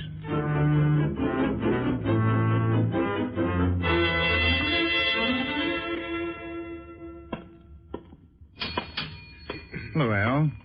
Simon Templer. A pleasure. Welcome to my humble cigar store. How's business? Haven't sold a cigar in months, but business is booming. How's things with you? No decline in crime, I hope? No. None whatever. Just so we all keep busy. That's the big thing. Al, what do you know about a horse owner and trainer named McIntyre? Dad McIntyre? Mm-hmm. Anything you want to know. Owns Peter the Great, dog patch horse.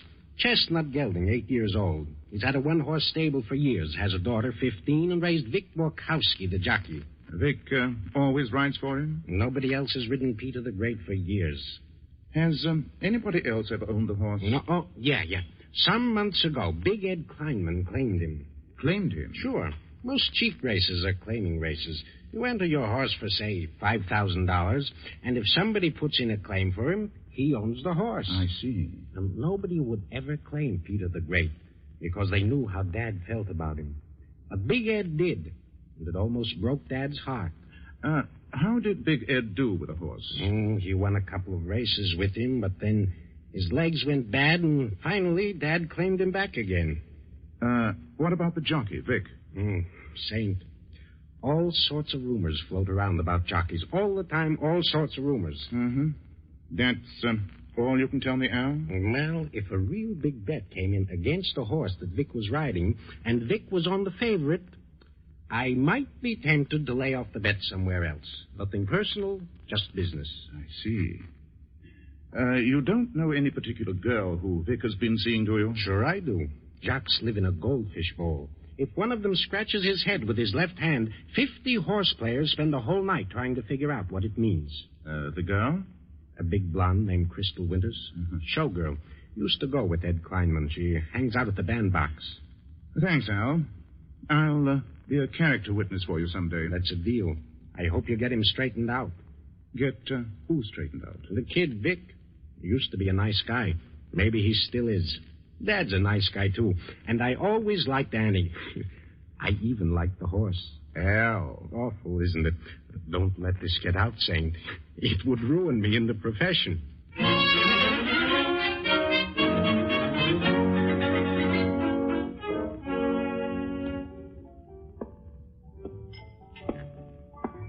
Good evening, Vic. Huh? Oh. Hi. Introduce your friend, Vic. This is Mr. Templer, Crystal. Friend of Annie's. Miss Winters, Mr. Templer. A pleasure, Miss Winters. And have you got a first name, Mr. Templer, so that we can be old friends and then you can sit down and join us? The first name is Simon, Crystal. And I'd love to join you if Vic doesn't object. Object? This is what he's been waiting for all evening, isn't it, Vic? Crystal, will you You knock see, off? Simon? Sit here next to me and have some champagne. Vic, you've let us run out of champagne again. Go get some more. What do you think I am, a waiter? Oh, no, you're a jockey. You're too short to be a waiter and too tall to be a midget, so you're a jockey. You're getting tight, Crystal. And you're getting the champagne. Goodbye, Vic. Ow. Goodbye, Vic. Okay. You're a little rough on the boy, aren't you, Crystal? Sure. Why? Well, I could say it was to drive him away because I'm bad for him, but I'd be lying. If I wanted to drive him away, I'd have to be a lot rougher than that. I can see why. Thank you, Simon. but you can't. Little jockeys just happen to like big, expensive blondes. I found that out at an early age, which was quite some time ago. And do you like little jockeys? You're becoming very personal, Simon. I don't quite know what I like. I'll have to think about it. And I'm a slow thinker. Do you like Big Ed Kleinman? Why don't you ask him? He's standing right behind you. Oh. Who's your friend, Crystal? Mr. Templar, Mr. Kleinman. Mr. Kleinman, Mr. Templar. Mr. Templar? Shut up, Crystal. You a friend of Vic's, Templar? Well, you might say that Vic I'm... hates him.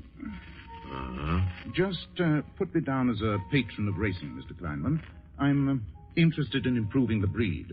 Yeah. I watched you move in on Vic, Templar. He's not big enough to object, but I am. He didn't move in on Vic. Shut up, Crystal. Leaving, Mr. Templar? That seems to be the majority opinion.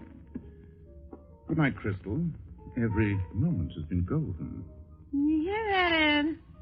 Can't you say something nice like that sometime instead of... Shut up, Crystal. A one-track mind.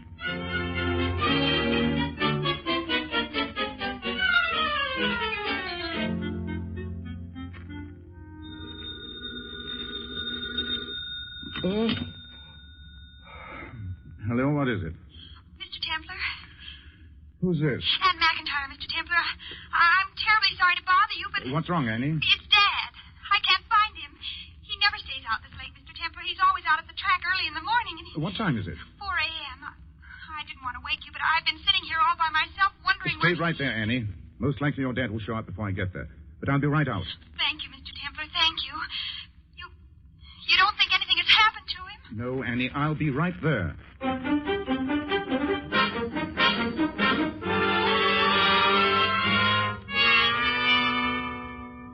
Mr. Templar, he never did anything like this before. Easy, Anne. When did he leave here, do you know? I was here. It was around 9. Dad left to walk over to Pete's stall. He always does that just before he goes to bed. And then he just didn't come back. Did you look for him? Yes, I went over to the stables. I didn't see him in Pete's stall, and I asked a few people, but none of them had seen him. And I came back here. He was always in bed by 10, Mr. Templar, every night of his life. All right, Annie, we'll find him. Did you call Vic? He's living at a hotel. He just moved from living with us a month ago. I called him. Is he in? No. All right. Don't worry, Annie. We'll find your dad. Let's go over to the stables. All right, but I looked there. Well, we'd better cover them again. Shh. What is it? Somebody coming. Dad? Oh, Annie. What are you doing out this late? And Templar? Hello, Al. Seen anything of Annie's dad? No. Just came from a poker game with some of the boys, but we didn't see him. Well, you know he never stayed out this late, Al. Never. Sure, Annie, sure. You've been down to Pete's stall? Annie looked there earlier. But we might check again. It's right over here.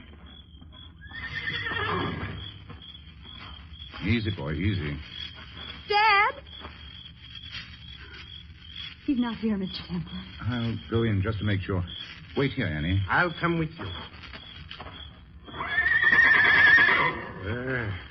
Easy does it, Pete.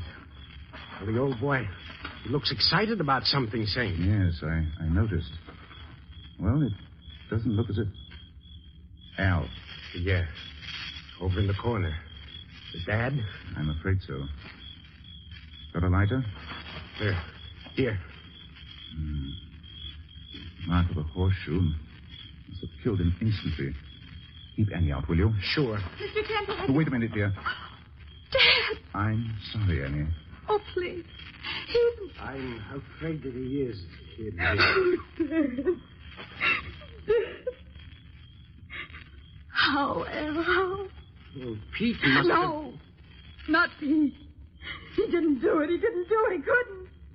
I'll never believe Pete did it. Maybe I won't either.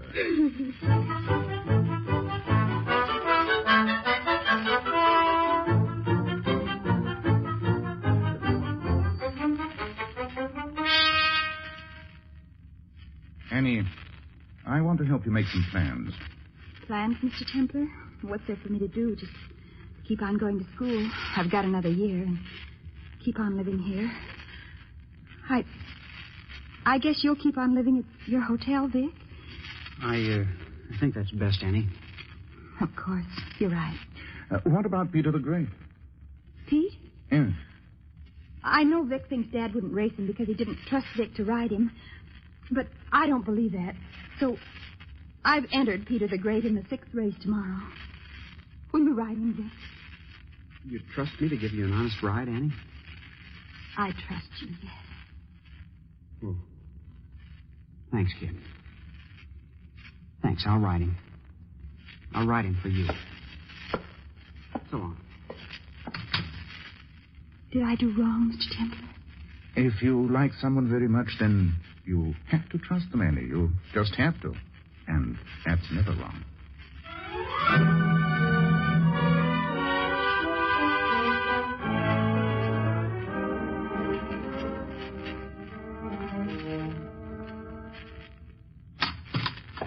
Hello, Al. Well, hello, Mr. Templar. Here to place a little wager on Peter the Great for tomorrow? Word gets around fast. It's a scientific pastime, Mr. Templar. The players have to study out things well in advance. Helps them to lose their money. Had any action yet on the race? Definitely. Mr. Big Ed Kleinman placed a very substantial sum on 2 other horses in the race, which I promptly laid off with the connection I got out of town.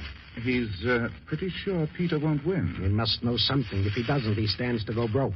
Pete's picked in the consensus. He'll go off maybe even money. Well, what could Big Ed know, Al? Well, what's there to know? You can't very well dope a horse these days. So what does that leave? The man on the horse's back. The monkey on the stick. You know the saying, Saint, never bet on anything with 2 legs. That's a bitter comment on the human race, Al. All I know is it's very hard to find a dishonest horse. Well, Big Ed isn't throwing money around just on speculation, I suppose. It's the size. The what? The size of the jocks. They're 5-foot men in the 6-foot world. They never get to eat a decent meal. They can't take a drink. Everybody else is trying to get big and strong, and the worst thing that can happen to them is they grow up to be normal. So if their ethics are not all they might be, well, it's... That's understandable. A very good word. You don't think Vic Borkowski will give Annie an honest ride tomorrow? I'll tell you better this time tomorrow. How are you betting? I'm not a bettor, Al. I'm only interested in improving the breed.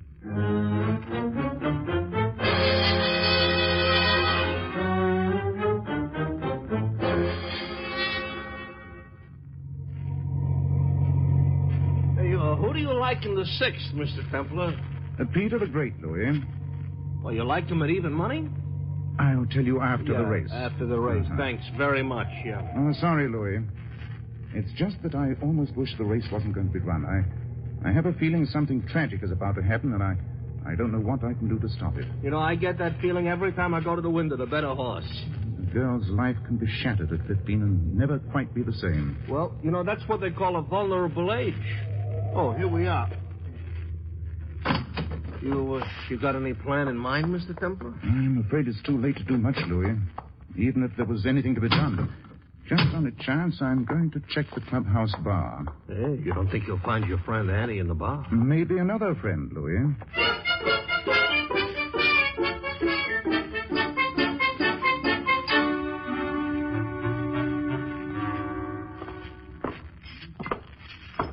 Enjoying the races, Crystal? Oh, Mr. Simon Templar.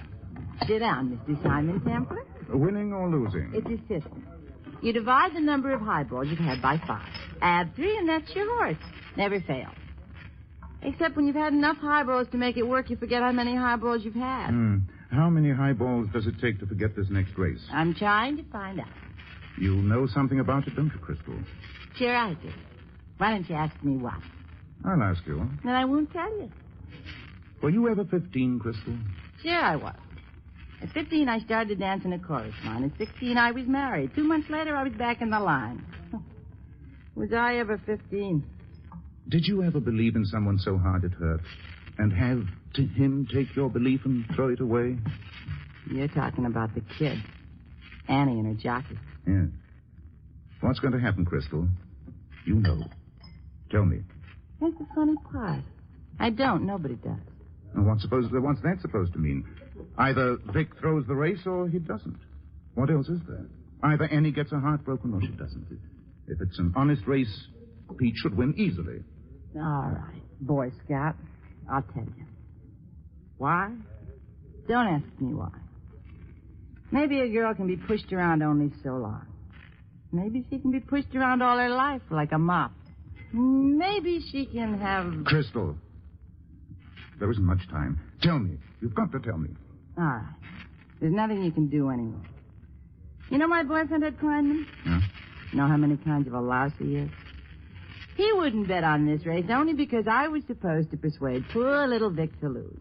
He couldn't trust either of us that far. He's got another gimmick. What? You know, he owned Peter the Great a few months back. Yes, I know. Claimed him from Dad McIntyre. Well, poor old Pete broke down. So Ed nerved him. He what? He nerved him. Took out the nerve in his sore leg so he couldn't feel anything when he ran. Nice? Oh, what happens to the horse? Nothing. For a while. Ed won another race with him, then he let Dad claim him back. But after a while, the leg begins to die. And sooner or later, if you run the horse, one leg will cross in front of the other in a race. Well, what happens to the jockey? I don't know. If he's not trying to win, the horse might not even fall. If he's out front with the whole pack behind him. Great dandy. Does Vic know about the horse's leg? Nobody knows. Except me and Big Ed and now you. But Dad knew, didn't he? That's why he wouldn't run the horse. Kept telling Vic to hold him back, even in a workout. Must have been nice for him knowing Pete had to die. Money, money, money, money. The horses are nearing the starting gate. And you can't do anything about it. Too late. Much too late. Crystal, what happened the night Dad was killed? I told you enough. I told you too much. Did he come to the club that night looking for Kleinman? Did he? He came there, that's all I know. I don't know anything more, that's all I know. That's enough. What's enough? Race ready to go, Crystal, are you? So you've been talking. Ed, I didn't say anything about that. Honest, I didn't. Shut up. Too late, Kleinman. Way too late. Hey, Mr. Templer, don't you want to see the race? They're in the gate. Just a minute, Louis. What? I want you to hear this. Kleinman. What?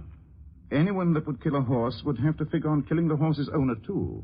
Or get killed himself. McIntyre got kicked by his own horse. Everybody knows that. You expected Dad to show up when he found out you nerved his horse, and you were ready for him. I never saw him. He already knows you. Shut up, Crystal. An old trick, Kleinman. Tie a horseshoe on a baseball bat, makes it look like a man's been kicked by a horse, doesn't it? Must have been quite a job getting Dad back to the stables. But then, you're a big man. Such a big man. Listen, Templar, this doesn't add up to anything. But you're just trying to make trouble for me.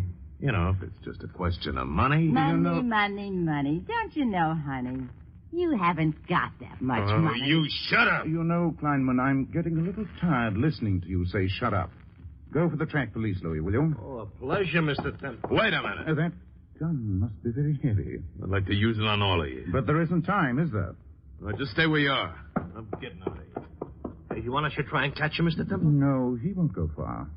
Get the track police after him, Louis. I've got to find Annie.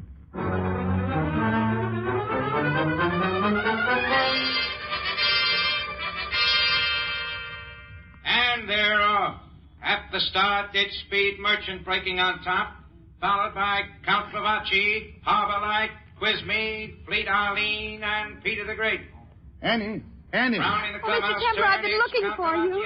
How does it look? Oh, Pete wants to run, Mr. Templer. He wants to run. Oh, let him out, Vic. Let him out. Peter the Great between horses, Harbor Light by one, and Fleet Arlene. Into the backstretch, Count Bavacci is drawn out by 2 lengths. Speed Merchant by 1, moving up on the outside. Now, Vic, now. Oh, get in his head, Vic. He can do it if you let him, Vic. He can do it if you let him. Into the far turn, it's still Count Bavacci showing in front by 1 length. Speed Merchant with me. Now moving up very fast. On the outside is Peter the Great. He's second. He's going to get the leader. Now it's Peter the Great in front by 1 length. Count Bavacci, Speed Merchant third. With me. He's riding him, Mr. Templer. Vic is riding him. He's letting him run. And turning for home, it's Peter the Great by 4 lengths. Speed Merchant is second by 2. With me, Count Bavacci, Fleet Arlene by a neck, and Harbor Light. Into the stretch, it's Peter the Great stretching out by 6 lengths. They'll never catch him. Speed Merchant is second by half a length. Quiz Me, Fleet Arlene, and Peter the Great wins it going away. He won. Vic won. Yes, Annie, There's trouble. Peter the Great is going down.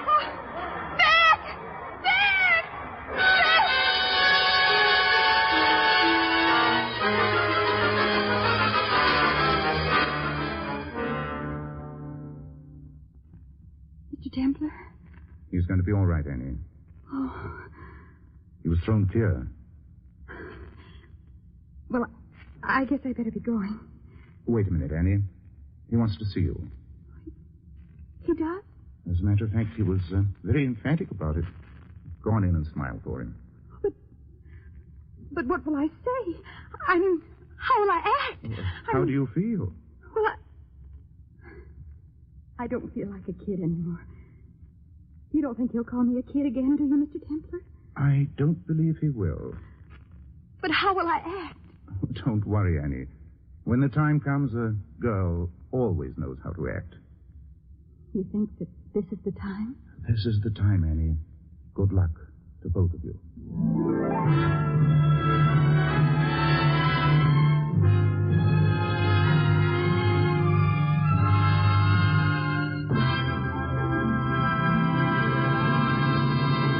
You have been listening to another transcribed adventure of the Saint, the Robin Hood of modern crime. Now here is our star, Tom Conway.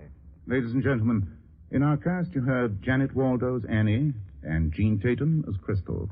Jack Moyles played Dad, Sam Edwards Vic, and Paul Richards Al. Paul Frees was Big Ed. Louis is played by Larry Dobkin. This is Tom Conway inviting you to join us again next week at our new time for another exciting adventure of the Saint. Good night.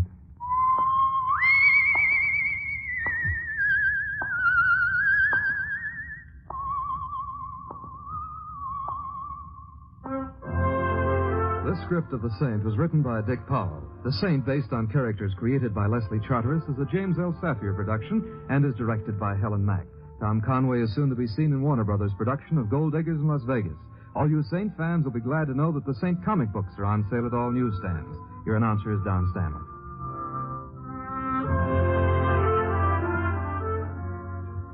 It's the Silver Jubilee on NBC. Beginning next Sunday, July 1st, the Saint moves to a new time on most NBC stations. Yes, beginning next Sunday, you'll hear the Saint 30 minutes earlier at 4 o'clock Eastern Time. Next Sunday at this hour, a new show joins your NBC lineup of top mystery programs. Martin Caine, Private Eye, starring Lloyd Nolan. And here he is, one of Hollywood's finest actors, Lloyd Nolan. Thank you. Ladies and gentlemen, here is your invitation to join me as Martin Caine, Private Eye. My new role on this station beginning Sunday, July 1st. Hear Lloyd Nolan as Martin Caine, Private Eye, at this same time beginning next Sunday. This is NBC, the national broadcasting company.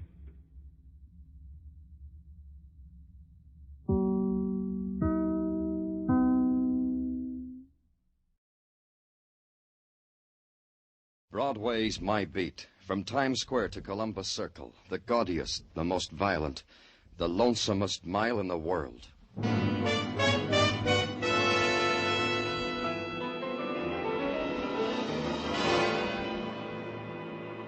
Broadway's My Beat, with Larry Thor as Detective Danny Clover.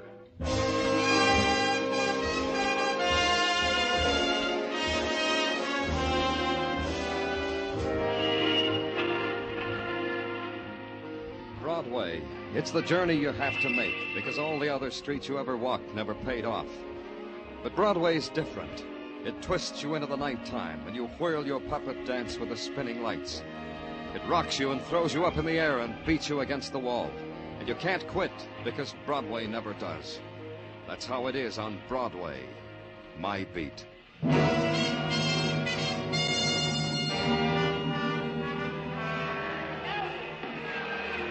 People go to wrestling matches for a variety of reasons. For a change of pace from their own domestic strangleholds. For laughs. And for motives which make footnotes in textbooks. And at the bout between Max Magnificent and the Panther Man, the faces and the reasons were up to par. I was there because pressure from upstairs ordered me to be there. They said a man was there who was trying to keep a big secret.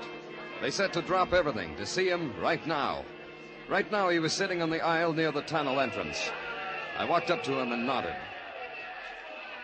What do you want, Danny? Just talk, Melvin, that's all. Well, I'd like to watch this Max Magnificent, Danny. The first fall's not due for 10 minutes yet. You'll be back before then. Come on, we can talk in the tunnel. All right.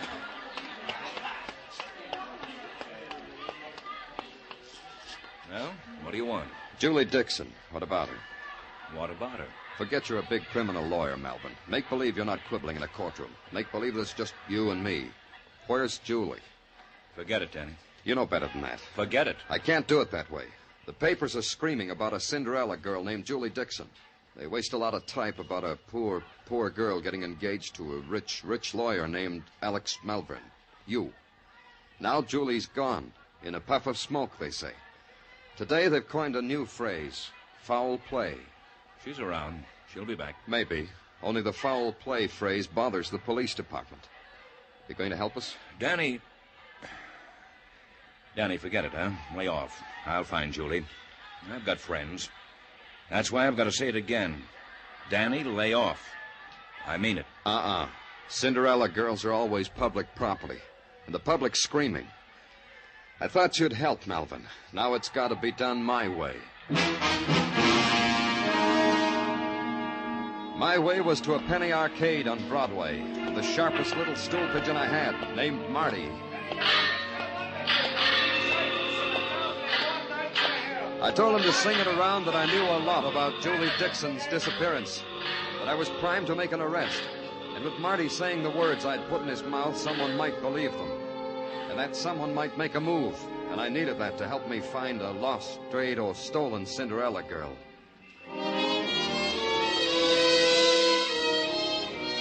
At headquarters, I waited for Marty's call, and I fell asleep waiting.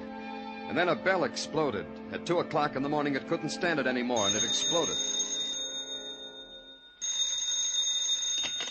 Danny Clover speaking. Marty? No, it's not Marty. I'm inviting you to a party, Danny. Want to come? Who is this? A girl. Pier 38. East River, Danny. 3 a.m. an hour from now. You're the guest of honor. It's for Julie Dixon, the party, so you'll make it, huh, Danny?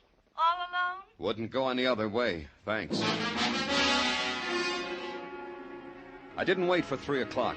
I left for the East River docks right away. Maybe I was going to be a little early, but I was being a little eager. Pier 38 occupied about 50 front feet of the darkness and lent its own quality of shadows to it. Toward the river, a couple of tugs huddled together. To my right and left, equipment shacks. I should have been looking toward the stern, because that's where it came from.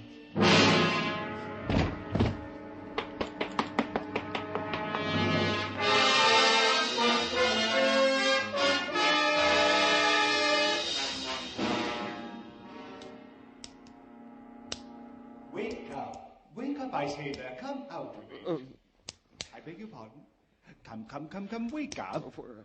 I say you're quite unintelligible, you know. Now, open your eyes. Now, then, isn't that better? Good morning. Huh? I said good morning. I greeted you. Oh, I greet you. Good morning. Good morning. Where's all this greeting taking place? At the Ashton Hotel, room 312, New York City. And you're... Rupert. Rupert. How did I get here, Rupert? I found you on Pier 38. Did you hit me first in the back of the head, Rupert? Oh, no. But I did kick you. That is, I stumbled over you. That's what made me know you were there. I brought you here in a cab. What were you doing on Pier 38, Rupert? Well, sir, every night after the matches, I go to the waterfront and look toward England and make a wish. The same wish, sir, that I was back in Crofton-on-Willow. Why aren't you back there, Rupert? Because I'm not. Max Magnificent doesn't wrestle in England until the summer. Max Magnificent? Yes, of course. I'm his valet. I spray the ring for him, carry his robe. Rupert. Where's Max? The Magnificent is in the next room, having his hair done. Thanks, Rupert. Will you be staying to breakfast, sir? Kippers in 10 minutes. Well, I see you're up and around. Glad to see it. Max Magnificent wishes he could sleep that well. How do you like it? No, I don't mean Mabel the hairdresser. I mean my hair. The flamingo bob, I call it. Fancy, huh? Fancy. Huh? Here it is. I got it all ready for you. Autographed photograph of Max Magnificent. Look what it says. To an all-American lad from your idol, Max Magnificent. Fancy. Can I talk to you without the hairdresser? With my hair half up in curlers? You kidding, baby? Go ahead, talk to me. Mabel doesn't understand nothing except hair anyway. Talk to me. Maybe I'm being coincidental, Max. Oh! Mabel, comb the curls. Don't yank them out of my head. You're saying? A man I know came to see you wrestle last night when he was supposed to be worried, Max. A man named Alex Malvern. Oh, Max Magnificent welcomes him to the ever-growing list of his staunch admirers. Hey, I did that good. Yeah, and Alex Malvern worries because his fiancée, one Julie Dixon, is missing. I talked to him. Oh, worried, huh? Then I got slugged. Then I wake up in the tender care of Rupert, valet for Max Magnificent. Hey, that makes a circle, huh? Go ahead. This is real goose pimply talk. What's with Julie Dixon, Max? You know? Oh, asking me questions with no sense. Finish me, Mabel. This guy just got boring. What about Julie Dixon? Mabel, hand me the mirror. Julie Dixon. Oh, the Flamingo Bob. The fans will eat it up. You know something, you, mister, standing there? I can't hear you no more. You better go, mister. Mabel's got to scent me. The lavender, Mabel.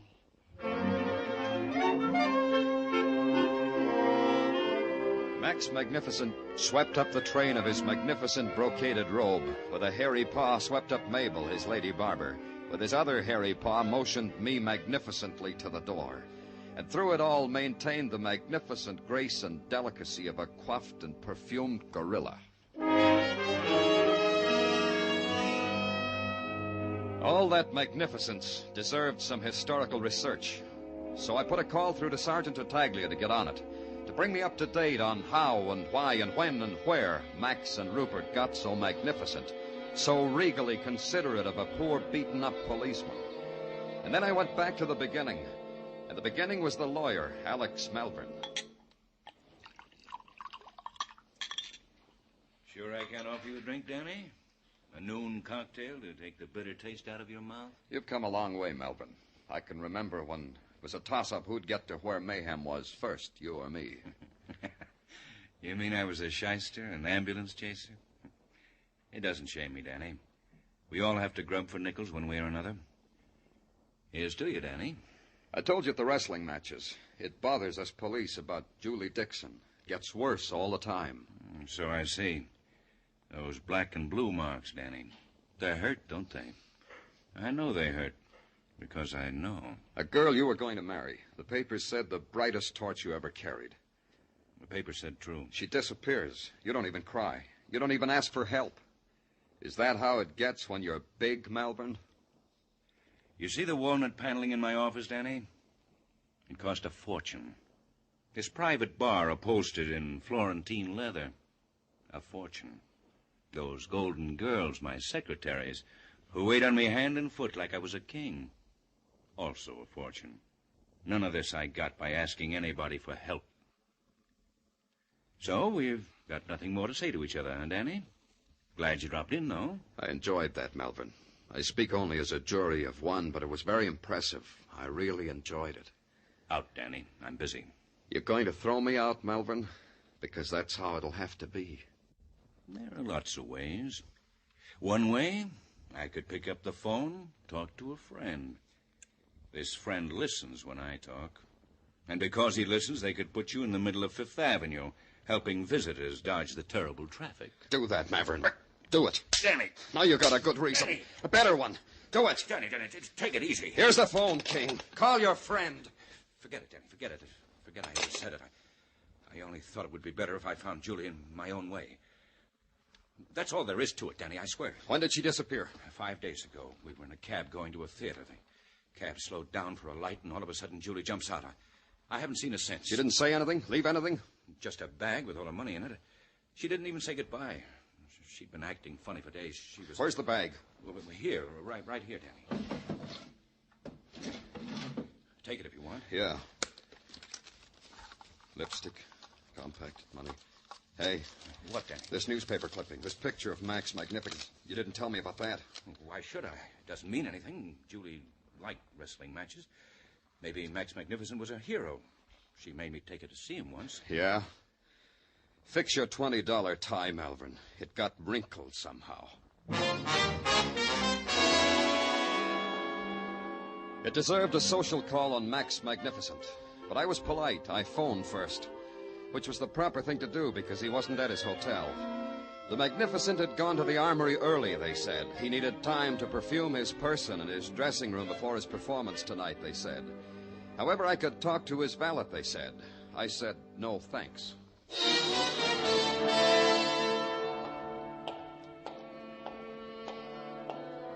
At the deserted armory, I followed Max's spoor down a long cavern and into a whitewashed dressing room.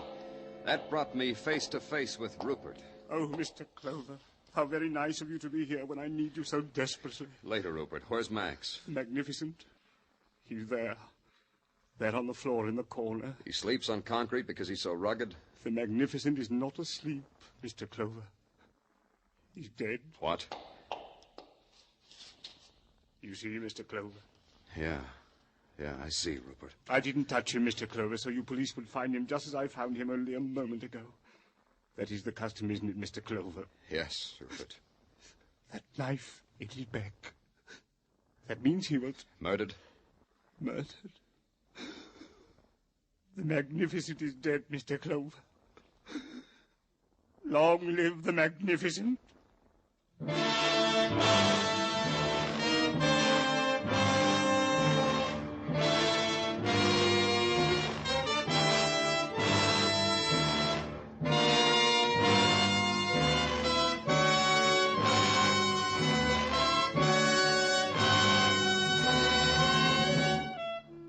Listening to Broadway's My Beat, written by Morton Fine and David Friedkin, and starring Larry Thor as Detective Danny Clover.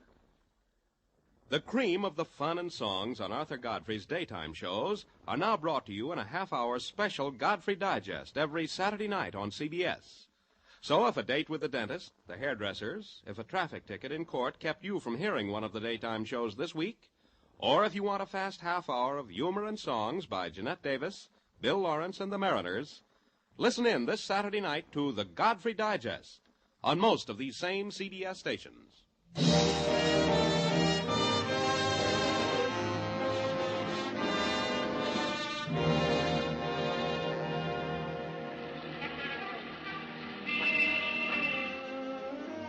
Broadway is a place that can fool you. Can walk by the lost and the broken and the dying without batting an eye. But when one of its own lies dead, Broadway tears its collective breast, dons the sackcloth and ashes, and sends up a shrieking lament that can be heard round the world. And for a little while you believe it. You believe Broadway is heartbroken because death came on a man who called himself Max Magnificent and stuck a knife in his back.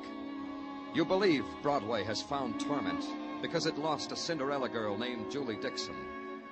Then you take a good look at Broadway and you know you're out of your mind. But you stay with it because you're a cop. And as a cop, you're Broadway's conscience. And as a conscience, you've got a helper, namely Sergeant Gino Tartaglia. Danny, sometimes when I can't go to sleep nights, I analyze my relationship with you. And? And I have come to the conclusion that I am what is technically known as a mother's helper. And I'm very proud of you, Gino. Ah, Danny, stop it. Well, item one. The boys in the lab say that after a detailed check of the fingerprints of Max Magnificent, he turns out to be an ordinary human being with a name as common as Clover or Tartaglia. Oh? Yeah, honest, Danny. Max Magnificent was none other than Joe Warner.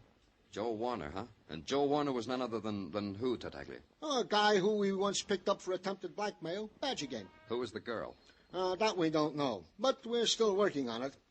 Item two. The missing girl, Julie Dixon, is known to have withdrawn her entire savings from the Corn Exchange Bank the day before said Julie Dixon disappeared. How much savings? A goodly sum, $3,000. Yeah, as you say, goodly. Maybe that explains why she didn't need her bag when she jumped out of Melbourne's cab. Yeah, possibly, Danny. May I continue? Oh, please do. Item three. Detective Muggovan is even now on the tail of the famous and renowned lawyer Alex Malvern. And Detective Kenny is even now on the tail of Rupert the valet. And Julie Dixon's description? Description? Description, Tartaglia. It's out. Any reports on it? No, Danny. Well, get on it, Tartaglia. Check again. Every railway station, every pawn shop, everything. You'll remember, won't you, Tartaglia? Oh, I promise, Danny. Oh, I just remembered. I forgot something. I'm glad for you, Tartaglia. Oh, thank you, Danny. I just remembered you got a call from someone named Sophie Wojciechowski. Huh? Yeah, Sophie Wojciechowski. She skates on roller skates at the roller derby at Madison Square Garden. She says come meet her at 8 tonight. There's something about Julie Dixon. She said... Danny, can I help it if I forgot? I got so much on my mind. Mrs. Tartaglia, the kids, items.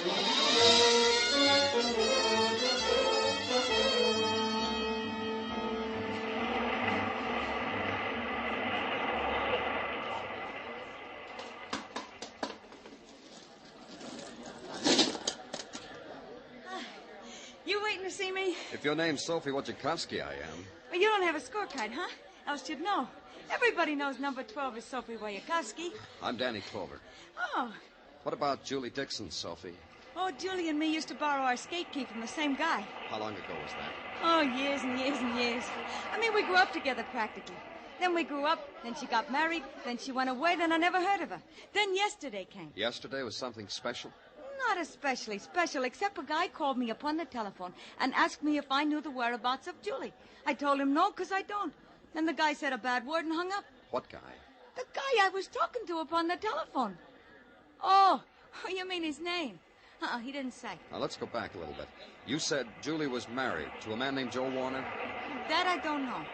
Except I heard from sources close to the roller rink that he deserted her. Ran away to Texas, I heard. This was about 3 years ago. Then the reason you called was to tell me about the phone call. Well, not exactly. You see, I saw Julie yesterday. Later, after the guy called upon the telephone. Huh? Sure, she said she was broke. She came to borrow some money. How much did you lend her? Not a cent, because that's how much I had at the time. She said thank you and walked out of my life again. Oh. The women's team will take their places. 1 minute. Hey, look, I gotta go now. That's all I know, Mr. Clover. So long.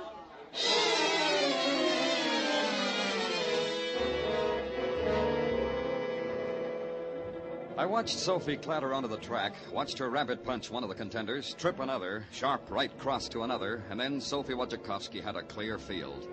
It wasn't fun anymore, so I got out.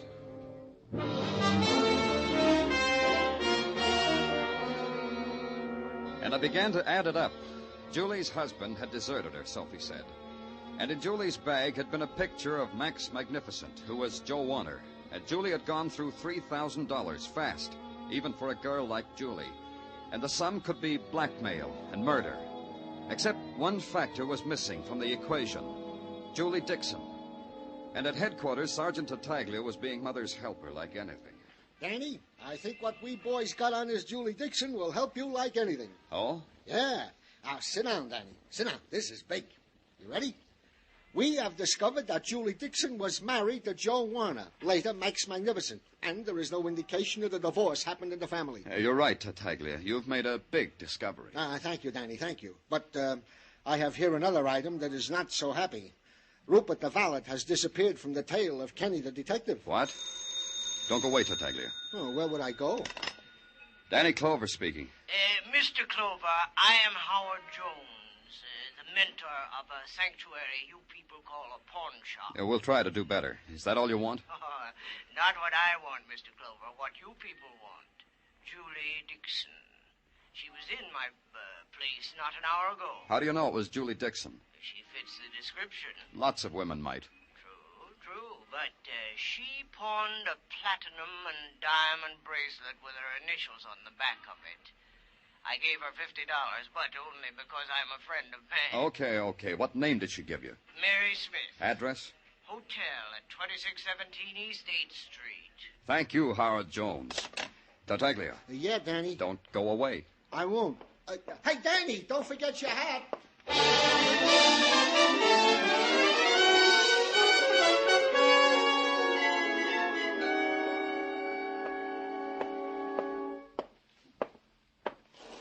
You the desk clerk? No, I'm the scrub lady, Mac. But I got word there's no vacancy, so go try another flea bag, huh, Mac? This one suits me fine. I'm looking for a girl. Oh, in that case, you want the Lonely Hearts Club. 3 blocks down, up 2 flights. Tell them I recommend you for membership. A girl, Julie Dixon. What room is she in, scrub lady? For this, I got 2 answers. I doubt if one of our guests, if she has a name Julie Dixon, would sign this same name on the register. Answer number 2 is why should I answer you at all, Mac? Good question. Good answer? Plain clothes, Dick. With badge to match, eh? Oh, impresses me. Tell me how much. This much, Mac. I am a room clerk in this hostelry. We have a guest, a gorgeous doll occupying our diplomat suit. It's possible this girl could be the girl whom you of the gendarmerie... What room? Try number 18. That's the suit with the washstand. If you want room service, just scream, huh, policeman?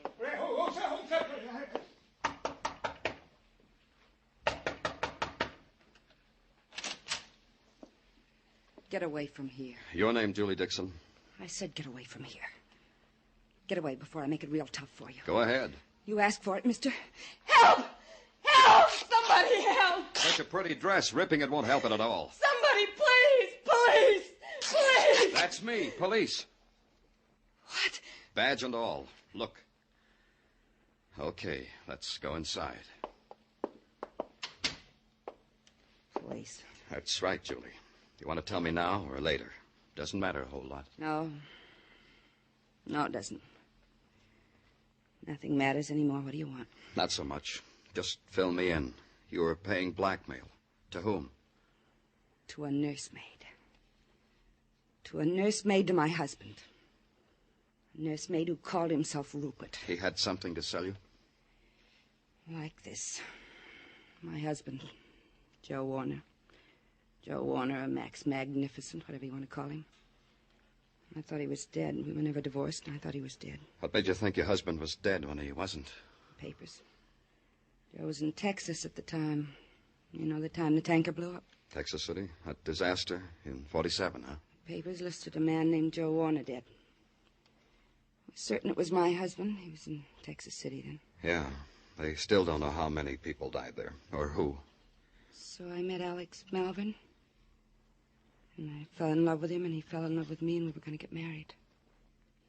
That's the way I am when I fall in love with a man, and he falls in love with me. So Joe changes his name to Max Magnificent, becomes a wrestler with a hairdo, and hires himself a valet named Rupert. Max, hairdo, and valet show up in New York, right? Yes. Rupert came to me and said he wanted money to keep my first marriage quiet. More than that, Julie. It was the kind of marriage you had, wasn't it? A partnership for blackmail. A partnership to work the Badger game. That's why you paid him the $3,000 you drew from the bank. That's why. It was worth that to keep Malvin from knowing what I used to be. But it was no good, so I ran away. I ran away, and I've been running ever since. You got nothing to worry about anymore, Julie. Except one thing. Whether Alex will have me now. That? Maybe that. But the other thing. Your husband's been murdered. You had the motive, the opportunity, maybe. And you're running away. Murderers do that. I've been terribly impolite. I've been listening. You don't mind that, do you, Mr. Clover? Glad to have you aboard, Rupert. Your name was being bandied about. I'll kill him. So help me, I'll kill Take him. it easy, Julie. Thank you, sir. Else I would have killed her before your very eyes. Like you killed Max? Yes, of course. He had the body of an ox, but his insides were not fortitudinous at all. Yellow is the word for Max Magnificent. I laugh at the name. Why did you come here, Rupert? I've been following you, Mr. Clover. I want you to be happy before you die. Now that you found Julie, you'd find me. Then you'd try to have me executed for murder. I just couldn't stand that. One more thing, Rupert, just to make me a happy man. You said Max was yellow. I said it because I meant it. He suddenly changed his mind about blackmailing Julie. Let the kid alone. She deserves a break. Those were his very words. I tried to argue him out of his faint heart. There were words. He had muscles. I had a knife. I won the argument. Julie, you have such poor taste in husbands. You ruined it. You ruined everything. Julie, watch out. You fool! No. I told her! Yeah, you told her. Good. Rupert crashed into the washstand. The gun clattered out of his hands. And then, like some crazed animal, he scurried for it in the half-light. So there was only one thing to do.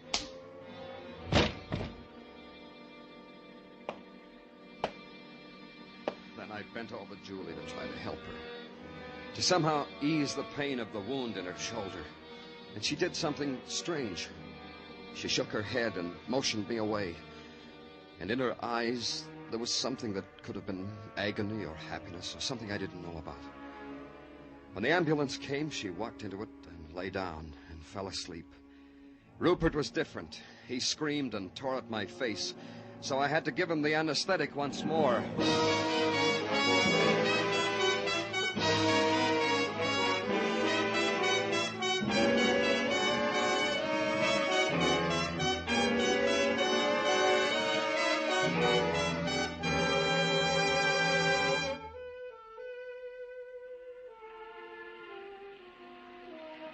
Broadway's wearing its harlequin clothes, and it winks an eye and beckons. And a pale and hungry girl walks its pavements like a queen, because Broadway's a dream street. And a fat man stands with begging eyes because he just found out his last dream didn't come true. It's a laugh or a cry, with nothing in between. It's Broadway, the gaudiest, the most violent, the lonesomest mile in the world. Broadway, my beat.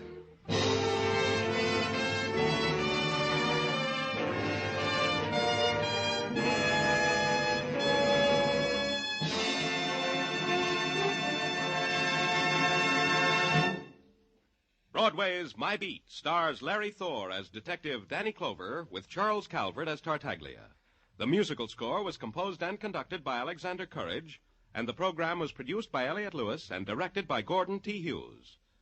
The cast tonight included Vivi Janis, Bill Johnstone, Virginia Gregg, Jay Novello, Junius Matthews, and Larry Dobkin.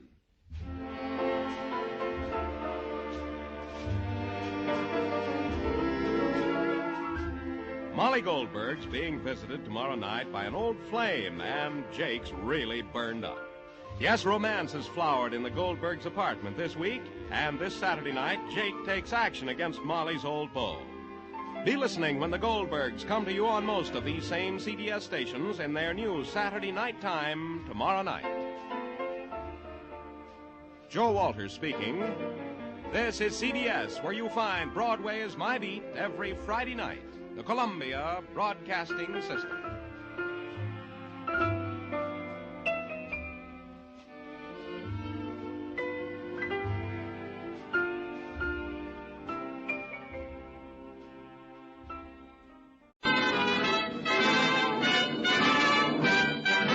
Standard of California, on behalf of independent Chevron gas stations and standard stations throughout the West, invites you to Let George Do It. Another adventure of George Valentine. Personal notice. Danger is my stock and trade. If it's too hot for you to handle and far off the beaten track, you got a job for me, George Valentine. Write full details.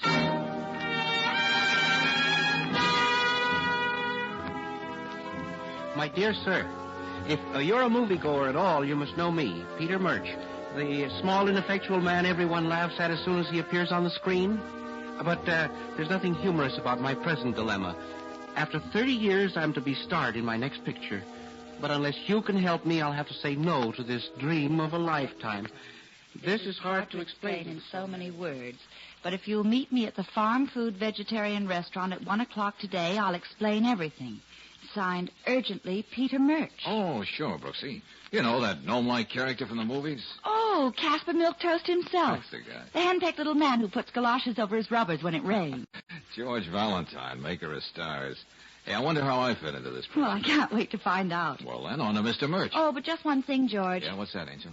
Well, if we have to have lunch at a vegetarian restaurant, could we stop off for a hamburger first?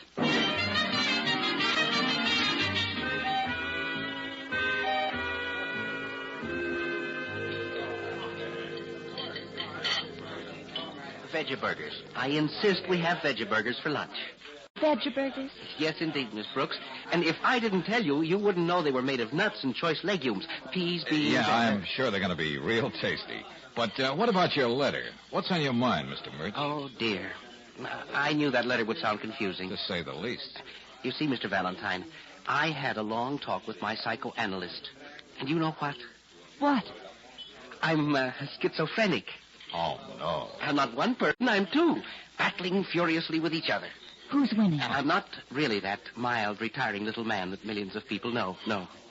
There's another side of me that craves excitement, even violence. Oh, now, wait a minute, Mr. Murch. But it's quite true, young man. My psychoanalyst tells me I just can't go on being a house divided. No. I simply must involve myself in some kind of exciting adventure. Well, what does your doctor expect you to do? Go out and kiss the first beautiful blonde you see on the street? No. I'm serious, Mr. Valentine. Look at me. Practically a nervous wreck. I simply can't go on being the prim Peter Murch my public expects of me. When the director says, lights, camera, I begin to shake. So that's the other side of me coming out. Oh, that's bad. Yes, I break into a cold sweat. I feel like screaming. Right out there in front of everybody. Well, maybe all you need is a good scream. No, it isn't that simple. My psychoanalyst says I've been playing the timid soul in my personal life as well as on the screen. And it's affecting me. Anyway, I can't go into this new picture. Oh, but Mr. Murch, you've worked so hard all these years. And this is your first starring role. And it would be my first failure, too, in my mental condition. And, you want me to provide the excitement? Yes, Mr. Valentine. Perhaps introduce me to some low, disreputable characters. Take me to places where almost anything can happen, you know. You really think that would help? Well, my psychoanalyst seems to think so. You will help me, won't you, Mr. Valentine? Well, I'll pay your regular fee and whatever expenses we incur. Well, okay, it's a deal. We'll see what forms of mild excitement we can find for you. Oh, thank you, Mr. Valentine. I'll be grateful to you as long as I live. Can we start now? Oh, hey, wait a minute. I have to make some plans. What about 8 o'clock tonight? You see, I usually don't go out hunting excitement, Mr. Murch. As a rule, it just happens.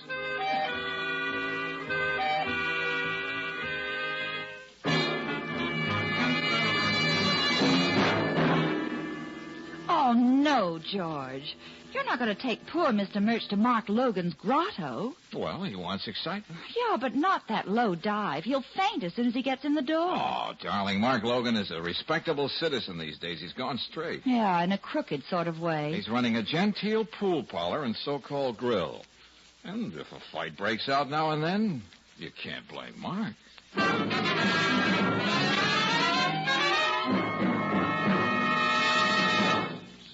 Try and hit me with a pool cue, are you? You had it coming. I seen you move that number 7 ball when you thought I wasn't looking. Why do you... Oh, Mr. Valentine. Oh, my goodness. This'll show you. Well, here you are, Mr. Murch. Life on the raw. Oh, my, this is exciting. 3rd brawl in 1 hour. Just what the doctor ordered. Okay, let that mug get up or beat his brains in. Oh, yeah, I'll tell you apart. Come on now, you two lugs. Break it up and get back to your game. I'm running a respectable joint here. Not yet, Logan. Not before I split his skull with his chair. My goodness. Oh, another inch, Mr. Murch, and that chair would have parted your head. Yeah, and permanently. Okay, beat it, both of you. Finish it out in the alley. All right, Logan, it won't take me long. I'll make you look like a pound of hamburger, brother. Now, You gotta excuse him, Mr. Valentine.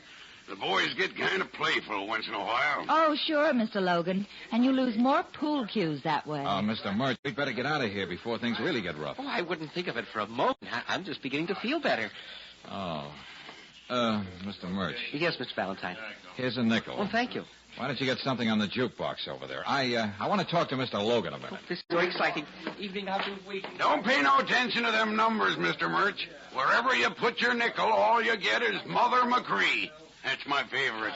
George, I'm afraid we've underestimated our timid soul. He can't get enough. Yeah, and you certainly did your best, Logan. Yeah, which brings up a point, Mr. Valentine. I don't want to be mercenary or nothing like that. Yeah?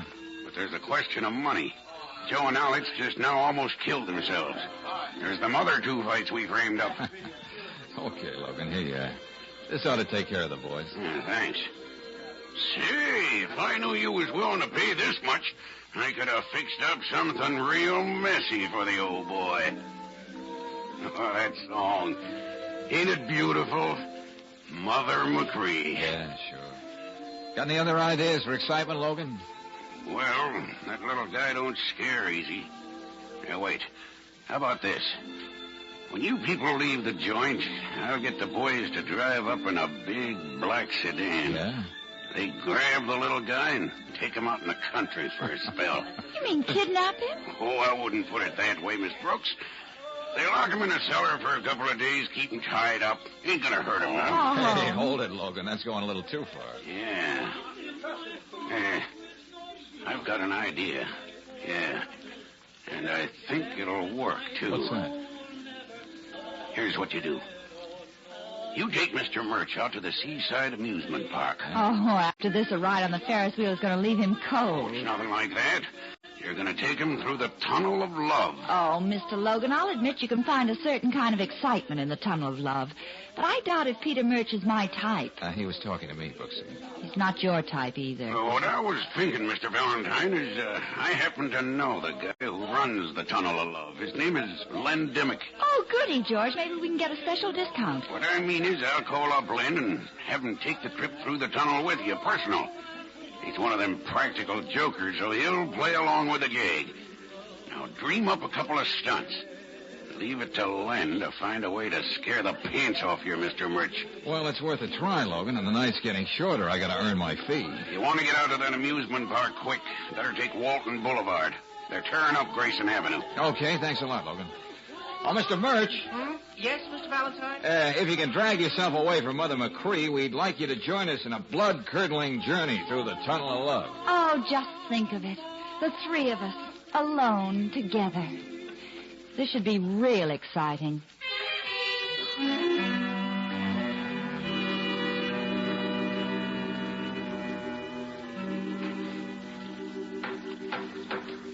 Nice racket you got here, Dimmick.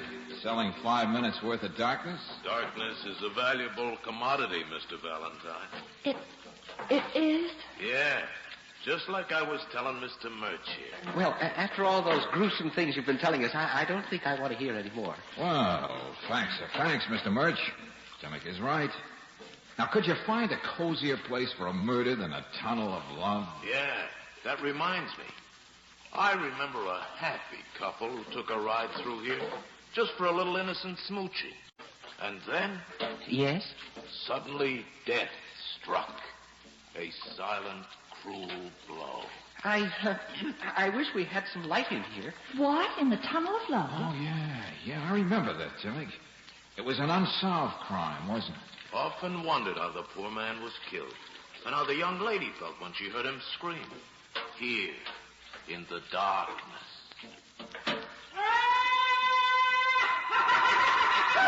Oh, Mr. Dimmick. What was that? Oh, one of the many voices of darkness that echo through the Tunnel of Love. Just calm yourself, Mr. Murch. Well, I wasn't really frightened at all, Mr. Valentine. You're a brave man, Mr. Murch. Nobody knows what the next step into the darkness may lead to. Nobody knows... Mr. Dimmick. I think our friend missed his profession. He should have been an actor. Mr. Valentine. Mr. Dimmick, I think he's fainted. Huh? Fainted? And his hair. I think it's blood. Oh, what are you talking about? Wait. My head. Let me get to it. George, he's not doing. I'll light a match. Look at him. We've got to get him out of here, get him to a hospital. In my... He's trying to say something to you, Mr. Valentine. What is it, Dimmick? What is it? What are you trying to say? In my pocket. Oh. Transfer. Yeah. Take it. Bus. Transfer. Hold on. Huh? We'll get a doctor, Mr. Dimmick. He'll take care of you. Here, strike another match, will you, Mr. Murch? Yes. I don't think Dimmick has much use for a doctor now, Brooksy. George. But, Mr. Valentine, this can't be true. Why, things like this simply don't happen. I'm afraid this is an exception to the rule, Mr. Murch. Dimmick's been murdered.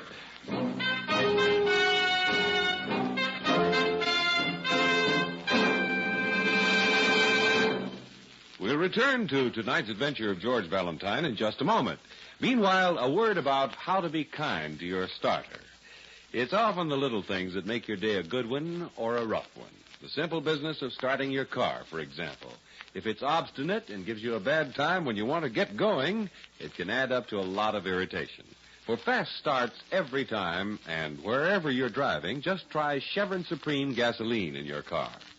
This premium quality gasoline is climate tailored, specially adapted to each different climate and altitude zone in the West. Day or night, summer or winter, you can depend upon it for fast starts. And that's a saving, too, of the power in your battery. What's more, Chevron Supreme gives your car smooth acceleration and extra power for rugged hills.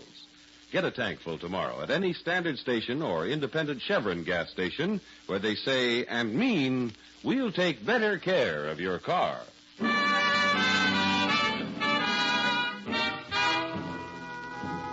And now, back to tonight's adventure of George Valentine. Well, here's the situation. You take on a cockeyed job because that happens to be your business. A character actor wants you to provide him with some excitement because his psychoanalyst told him he's been playing the meek, timid type so long, it's beginning to affect his work. So you give Peter Murch a ride for his money, including a ride through the tunnel of love in an amusement park. And then, murder strikes in the darkness.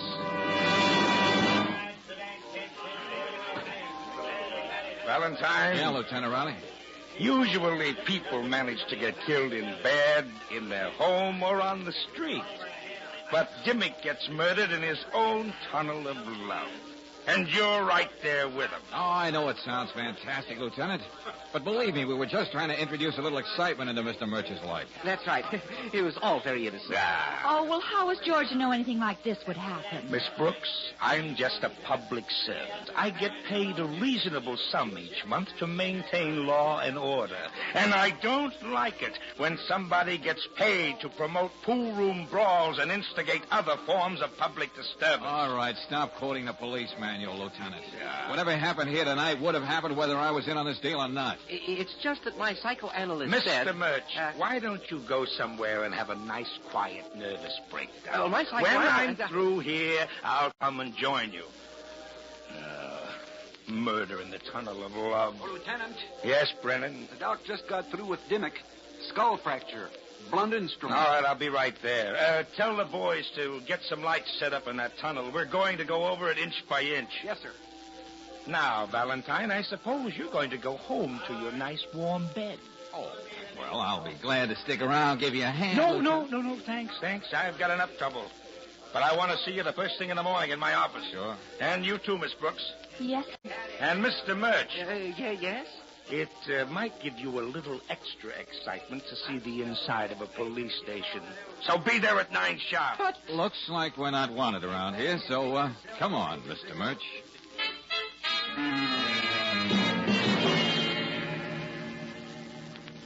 I still think I ought to drop you off at your hotel, Mr. Murch. Yes, you've had enough for one night. Well, my wife and I are staying at the Fenmore right here on Grayson Avenue.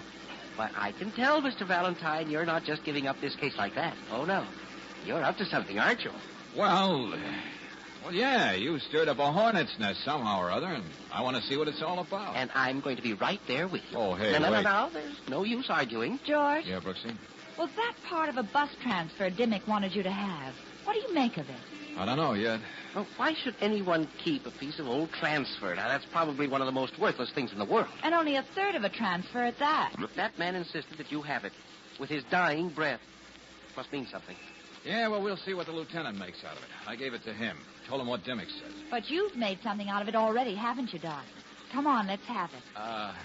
Well, as a matter of fact, you can tell a lot from a bus transfer, Brooksy. Even a third of a one, if you look at it real careful like. Meaning what? That it was issued by the Orange Bus Company, route number 411. And the little punch holes, one for the year, one for the month, and even the day and the hours during which it was good. You noticed all those things? That transfer was issued July 29th, 1943, between the hours of 4 and 6 p.m. All of which still means nothing to me. Well, me either at this point. But I have an idea the late Mr. Dimmick meant it to provide free transportation for his murderer to the end of the line.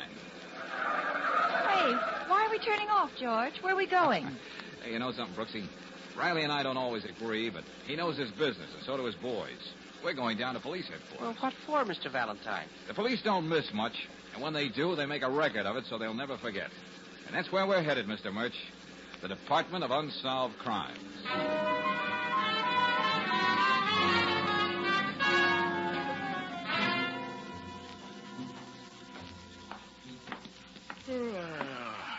Oh, it's you, Valentine. Yeah, and this time I brought you a container of coffee, Dawson. Thought you'd need it. Well, the sleepier we can get down in this department, the better we like it. Who are your friends? Oh, my assistant, Miss Brooks and Mr. Murch. How do you do? What do you want, Valentine? You know these files aren't open to the public. Well, I'm not just the public, Dawson. Your boss, Riley, told me to be down here tomorrow morning and be sure I had the right information. He said that? Oh, yeah, sure. Go on. Call him up. Check for yourself. Oh, no, as long as he said so. What do you want to know? If there were any unsolved crimes on July 29th, 1943. July 43, let's see. Oh, it's that file in the corner near the window. Okay, thanks. What are you looking for, Mr. Valentine? The murderer, I hope. You and I ought to be used to being left in the dark, Mr. Murch. Let's see. Yeah, July 1943. Let's see what we got in this folder. Stolen car, front of Grant and Company, burglary, and... Yes? And on July 29th, 5:35 p.m., $200,000 jewel robbery at Smith and Allenby Jewelers on 5th Street. The date on the transfer. Uh-huh. And that picture. That's our Mr. Dimmick. Leonard Dimmick, 38, clerk at Smith and Allenby's. No suspicion of collusion and holdup. But Dimmick was operating a tunnel of A love. lot of things can happen in a man's life in 5 years, Brooksy. Let's see that, George. No getaway car used in robbery as far as known. Passerby observed man in gray suit carrying briefcase board orange bus outside jewelry store almost immediately after holdup. Witness positive man was running from store. Oh, dear me, this is just too much for me. Traced bus driver number 602, but no information on man in gray suit. Well, that's that, kids. Now we've really got to work fast. What's the rush, George? If we don't move fast, Brooksy, there's going to be another murder.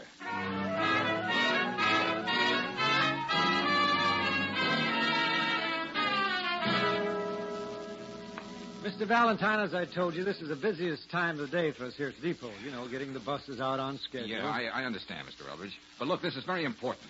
Who was your bus driver, number 602, on July 29th, 1943? Oh, very well. If you can't wait, I'll look it up for you. You see, we have a file here on every man who ever worked for us. 44, 43, July the 29th. Oh, yeah, here we are. Yeah? Yeah, number 602. It was a Bob Gray. Still work for you? Oh, yeah, Bob's still with us. As a matter of fact, he's one of our steadiest men. There's nothing wrong, is there? I don't know yet. Well, where can I get hold of Mr. Graves? Why, I don't know. This is his day off. All right, what's his address? Come on. 1411 Dever Street.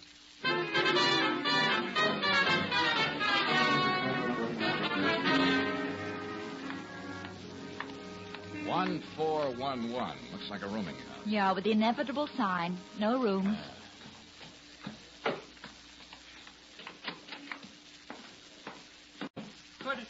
Could you take these steps a little slower, please? Oh, Mr. Murch, I almost forgot about you. Well, I'm not just as young as I used to be. Who is? But right now, I'm interested in seeing that someone else has a chance to grow a little older. Wait a minute, George. There's a name here under this bell. What does it say? Bob Gray. That's our man. But who is Bob Gray? An honest toiler, Mr. Murch. To be more specific, a bus driver. To be more specific, bus driver number 602, who had a very busy day, July 29th, 1943. Yeah, who is it? A friend of yours sent me over to talk to you, Graves. Go on, beat it. Get out of here. Okay, Bob. But Len Dimmick wouldn't like the way you treat me. What'd you say? Who are you? There's nothing much I can say with that gun stuck in my midriff. Never mind that. Who are these two? Just friends. What do you say we go inside and close the door? It'll be much easier that way. Okay. Well, what's this about Dimmick? Come on, talk. I wish he wouldn't keep pointing that gun. It makes me nervous. Nothing like excitement, is there, Mr. Murch? Look, mister, you said something about Dimmick. What about him? He's dead. So what? You bringing me an invitation to his funeral? No, I'm just trying to postpone your funeral. What's that supposed to mean? Just this, listen. You're going to have a visitor any time now. I'm surprised he hasn't shown up before. I still say what's that supposed to mean? All right, friend, if that's your attitude. And I thought you had to have some brains to be a bus driver. How do you know so much about me? And being a bus driver, you should appreciate the value of a transfer. Even a piece of a transfer. Transfer? That's right. All right, spill it. And remember, I got this gun in your gut. George, be careful. Don't worry, Brooks. He's much too curious to shoot. Yes, but that gun may go off accidentally. Who's that? Did you bring the cops? I didn't bring anybody. That's your visitor. What? Cool down your trigger finger and listen to me. What's this all about? Are you a cop? I'm strictly on my own. But if I'm right, whoever's knocking on that door is here to kill you. I'm not kidding, now. Well... And no one knows it better than you. You gonna do as I tell you? Oh. All right. Brooksy, you and Mr. Murch get over there in that corner, away from the door. Make it snappy. Yes, George. Come on, Mr. Murch. Now, Graves, open up. Try to be natural. Put that gun away. Yeah. I'll be standing right here in back of the door.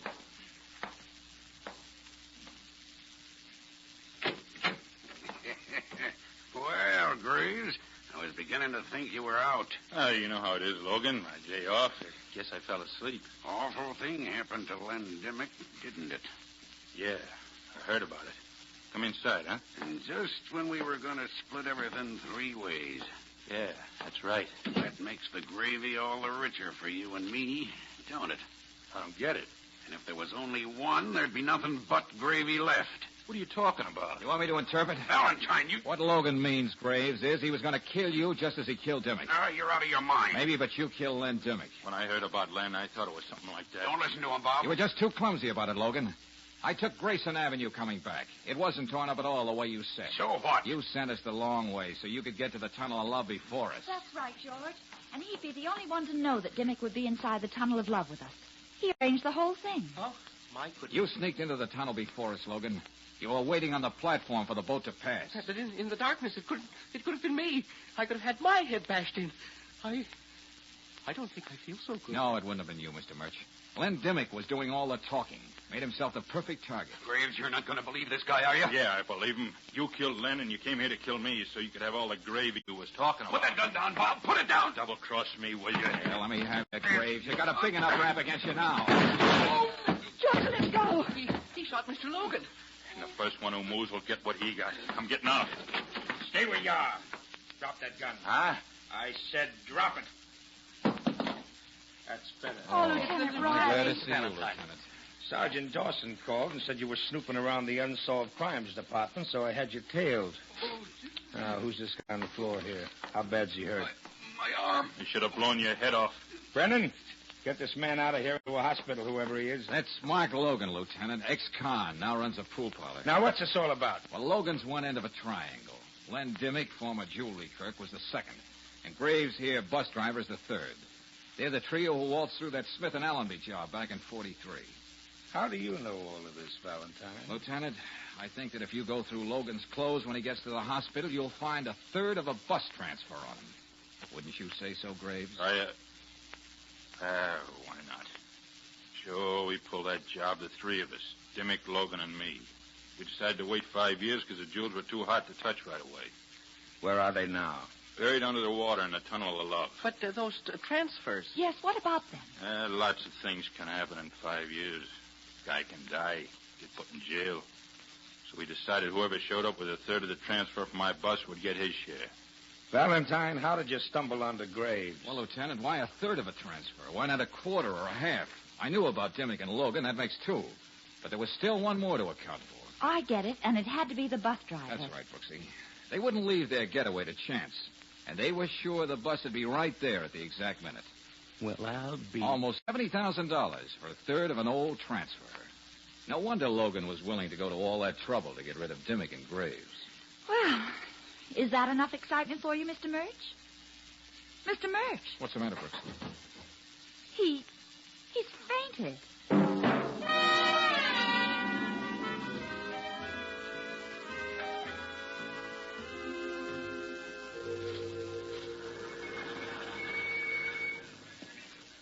Well, here we are, Mr. Murch. Feeling better? Here's your hotel, Mr. Murch. I don't know what you think about me fainting like that, but I really do feel like a new man. My psychoanalyst was so right. Think you're up to playing that star role now? Oh, yes, of course. Now that I'm convinced I'm the swaggering, masterful type at heart. Good for you, Mr. Murch. Oh, just one thing. Yes? Would you two mind coming upstairs with me? But why? I stayed out so much later than I promised. Oh? You see, Mrs. Murch is such a forceful personality.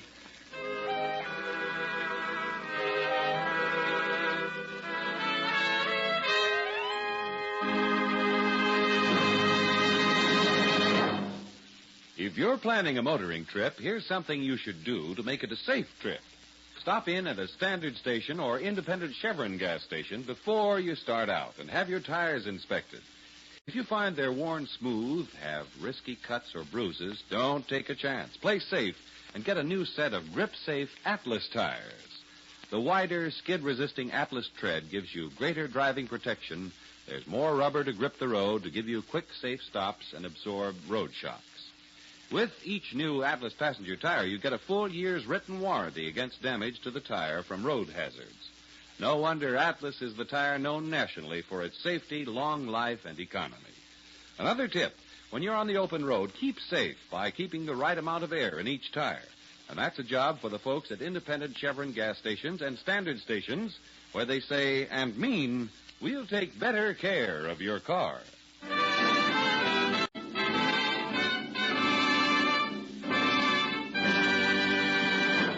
Next week, when you tune our way for another adventure of George Valentine, you'll hear Lieutenant Riley saying, Look, Miss Brooks, my feet hurt. Let's get back to the house. Oh, please, Lieutenant. George and Maud have been away so long, I'm really worried. Let's take one look up here in the lemon grove. Well, all right. Wait till I put the flashlight on. Look, over there. Valentine. George. Oh. Hello, everybody. I was just thinking of getting up anyway. Ooh. Somebody must have been staging an atomic test around here. Hey, where's Marta? Here's your answer, Valentine. She's right over here, but no hurry. She couldn't move if she tried.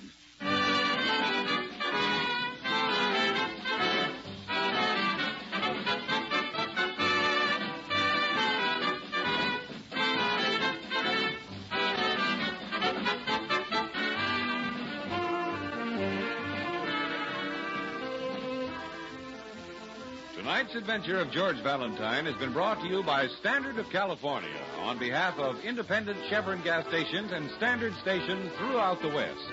Let George Do It stars Robert Bailey as George with Frances Robinson as Claire. Wally Mayer appears as Lieutenant Riley. Tonight's story was written by David Victor and Herbert Little, Jr. and directed by Don Clark. Also heard in the cast were Louis Van Ruten as Mr. Murch, Joe Duvall as Logan, Paul Frees as Dimmick, Arnie Phillips as Graves, and Dick Ryan as the manager. The music is composed and conducted by Eddie Dunstetter, your announcer, John Heaston. Listen again next week, same time, same station, to Let George Do It.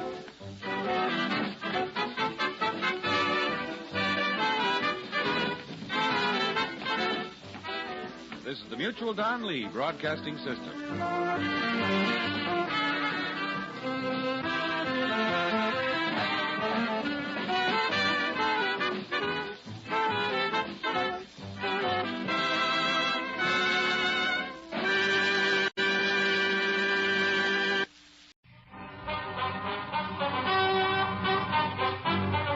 Richard Diamond, Private Detective, starring Dick Powell.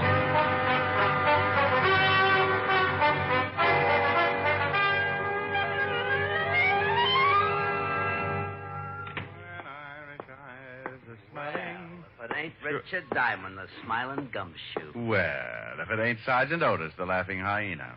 The lieutenant in? Yeah, go on in and spoil his afternoon. You know, Otis, I think you've got the kindest, most wonderful face in the whole wide world. You do? Absolutely. But I do wish you'd do me a favor. Well, sure, anything. Stop wearing it upside down. Hello, Walt. Hello, Rick. Sit down. Oh, thanks. What's doing? Want a sandwich? I'll take some of that coffee. Sure. Something on your mind, Rick? No, just got tired of sitting around the office. No business? Not in a week. Got any sugar? Oh, yeah, I forgot. Here. Yeah, Otis? Lieutenant, I got some guy on the phone who won't give me his name. Says he wants to talk to you. Matter of life and death. Okay, put him on. Right. Homicide, Lieutenant Levinson. I'm going to say this once, so listen carefully. Tonight, somewhere in New York City, I'm going to kill a man, and there's nothing you can do about it. What? Promptly at 8 o'clock, somewhere in this city, I'm going to kill a man. Hello? Hello? Something wrong? Some guy says he's going to kill somebody at 8 o'clock tonight. Oh, dandy. Crank. Did he say who his victim was going to be? No, just a crank. I should have humored him. Made suggestions. My landlord, for instance. Be a little gruesome if he really did it. Yeah. You'd have a hard time protecting 8 million people from a killer you don't know anything about. Hope it was just a crank. Otis, Yeah, Con. if that guy calls back, put him through and trace the call. Right. It sure would be miserable if that call was on the level. Oh, relax. I'll have some more coffee. I had some more coffee. Walt worried a little, not a lot, because the big precinct caters to a good number of cranks every day. We talked about old times, and around 6, I matched Walt for dinner. He stuffed himself at the automat until I ran out of change and begged for mercy. Then he dropped me off at my flat on 53rd and went back to the precinct. I showered, shaved, slipped into my blue suit, and headed for the door.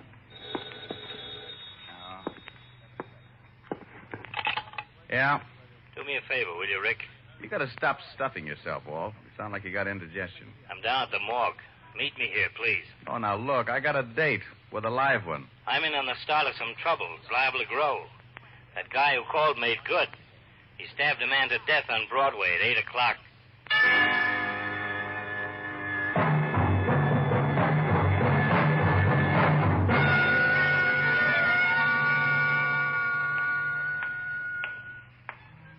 Here he is, Lieutenant.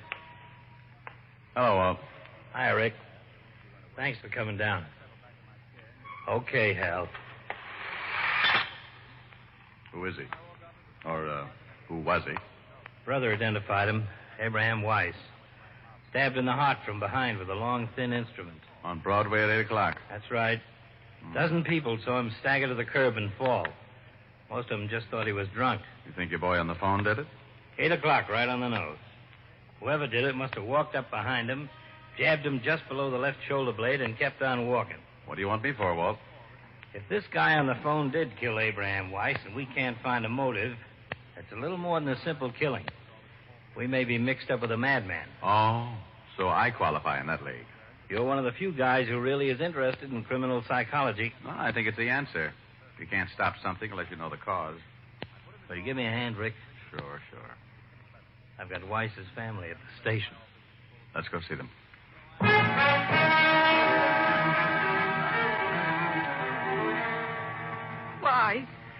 Why, Lieutenant? Why did this happen to Abe? That's what we're going to try and find out, Mrs. Weiss.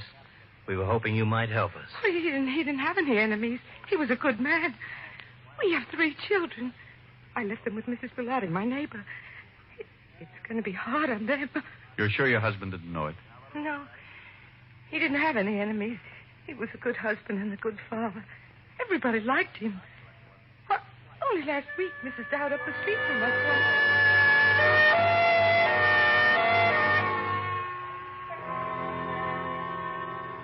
We'd like a list of your brother's friends, Mr. Weiss. Where he worked, people he had business with, anyone you can remember who might give us a lead. Been sitting out there thinking about that. There just isn't anyone that I know would want to kill Abe. He was a good guy, did his job, took care of Louise and the kids. Didn't bother nobody. How long were Louise and Abe married? No, 6 years. Maybe a little more. Nice girl, Louise. Oh, the best. Good wife. What happens to her now? I'll take care of her. You're not married, huh? No. Quite a job taking care of a widow and 3 kids. I'm doing all right. It's the least I can do. You got a girl? Yeah, why? Maybe going to get married, huh? Well, I'm engaged. I've been thinking about it. It'll have to wait for a while, I guess. Until Louise gets back on her feet. Okay. Tell us about some of your brother's friends. Well, I guess his best friend was Art Brearley. They was awful close for years. He told us about everyone he could think of. Gave us a dozen names and addresses we could check. Like Louise, Martin couldn't figure why anyone would want to kill Abraham Weiss. The next was Mrs. Rebecca Weiss, tired, the hurt in her eyes enough for all the mothers who had raised a son and lost him. We'll try not to keep you too long, Mrs. Weiss. It's all right, Lieutenant. You want to help. Would you like a glass of water? No. When will I be able to see Manson? It's right that I should see Manson. A few questions first, if you don't mind. I know you're trying to help. Just a few questions. As many as you like, Lieutenant. Not long with Mrs. Rebecca Weiss. Nothing that would help to catch her son's killer. So we checked the people who had known Abraham, and there were plenty. His boss gave us a few more names to add to the long list. All of them friends who couldn't imagine why anyone would want to kill a nice guy like Abe. At 7:30 the next morning, Walt looked at reports and poured more coffee. Here. I'll put sugar in it. Thanks. If that phone call was on the level, why would a guy kill like that? Call us and tell us he was going to do it. What'd be his reason? Well, couldn't guess. But if that guy who called did do the killing, you can bet he'll phone again. Why? Well, he bragged he was going to do it. He'll want the credit. Well, I gotta get some rest. A couple hours anyway. Let's both get a couple.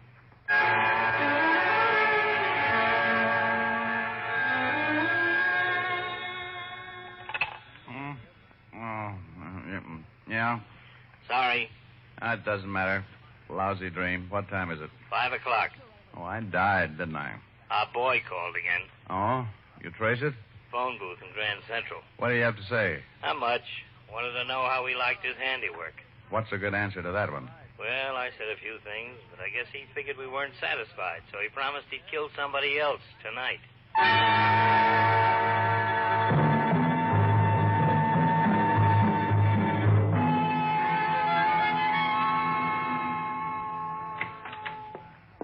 Hello, Rick. Seen the papers? No. Here.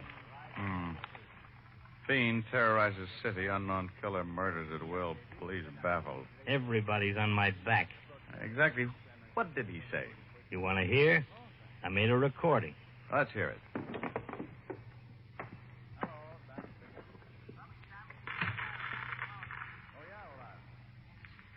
Okay, Otis, put him on. Hello, Lieutenant.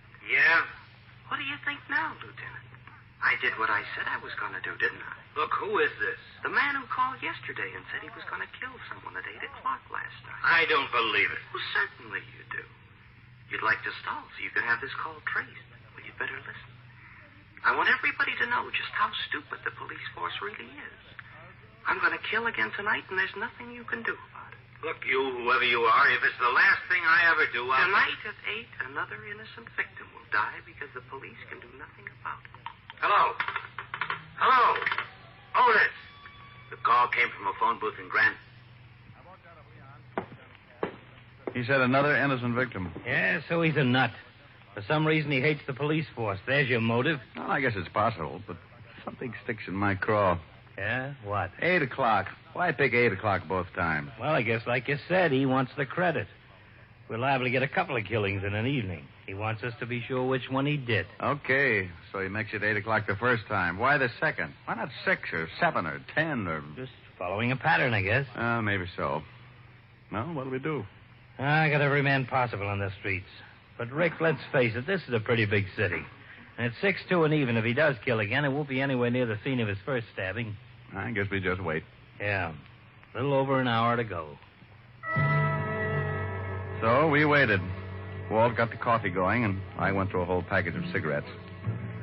Somewhere in the middle of New York, probably on a crowded street, a man was walking, waiting like we were for 8 o'clock. Waiting to stab someone through the heart. Waiting for 8 o'clock. More coffee? No. Give me a cigarette. You don't smoke. Want a bet? Here. Got a match? Got a lighter? This is no good. Yeah? Let's go. Where to? Entrance to Madison Square Garden. Man stabbed to death in the crowd going into the fights. Right at 8 o'clock.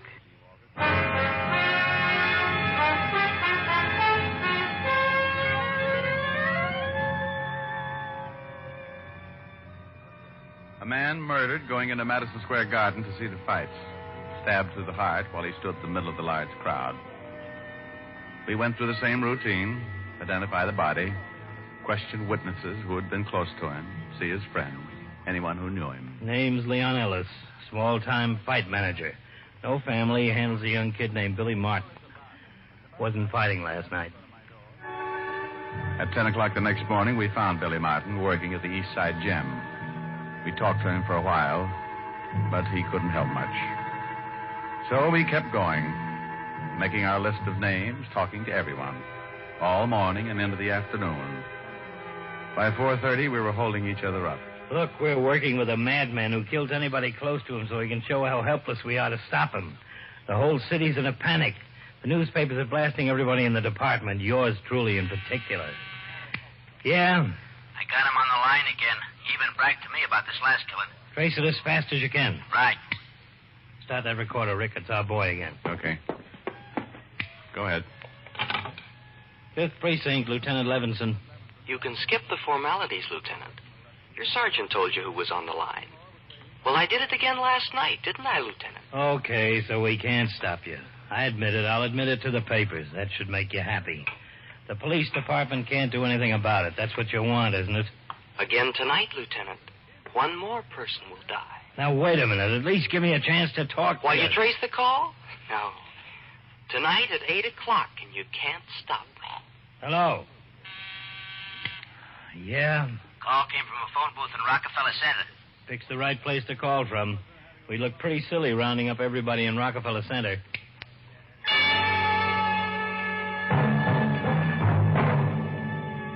Walt looked sick, and I felt it. What could we do? We knew nothing about our killer or where he'd strike next. Walt called in the reporters and gave them the story. The papers would blast the department, but it was the best way to warn the public to stay off the streets. The department was alerted, the radio stations were given bulletins to broadcast, and Walt and I climbed into a prowl car and started cruising. At 8:05, it came in. Attention, all units in the vicinity of Zone 12. A 211 in front of 415 West 64th. 415 William 64. Ambulance, dead body. Car 73, come in, please. 7-3, go ahead. 211 at 415 West 64 is a stabbing, Lieutenant. Roger. That's it, Rick.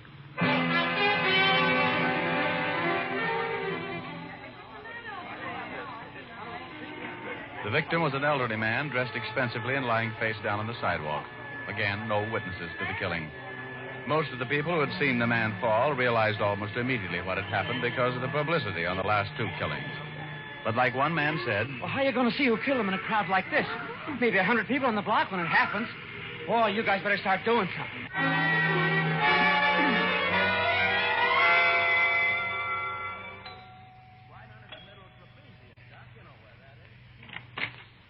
Yes, sir? Does a Mr. Arthur Reeves live here? Yes, sir, but Mr. Reeves is not in at the moment. I'm from the police. Lieutenant Levinson, homicide. Homicide? I'd like to talk with everybody in the house. Certainly, sir. Has something happened to Mr. Reeves? He's been murdered. Oh, no. No, not Mr. Reeves. How many people in the house? Myself, the maid, and Mr. George Reeves, Mr. Reeves' nephew. Tell him I'd like to talk with him. And we talked with the 3 people in the dead man's house. The maid, the butler, and George Reeves, the nephew. I warned him not to take his walk tonight. I showed him the papers. Did he usually take walks at night? Has for the past 15 years. Know why anyone would want to kill him? Mr. Reeves?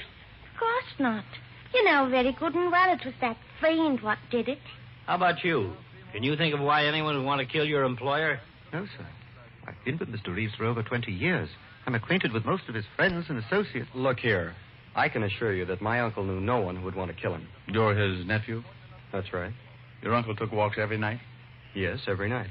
Well, if you don't mind, we'd like you all to come down at the station to make statements.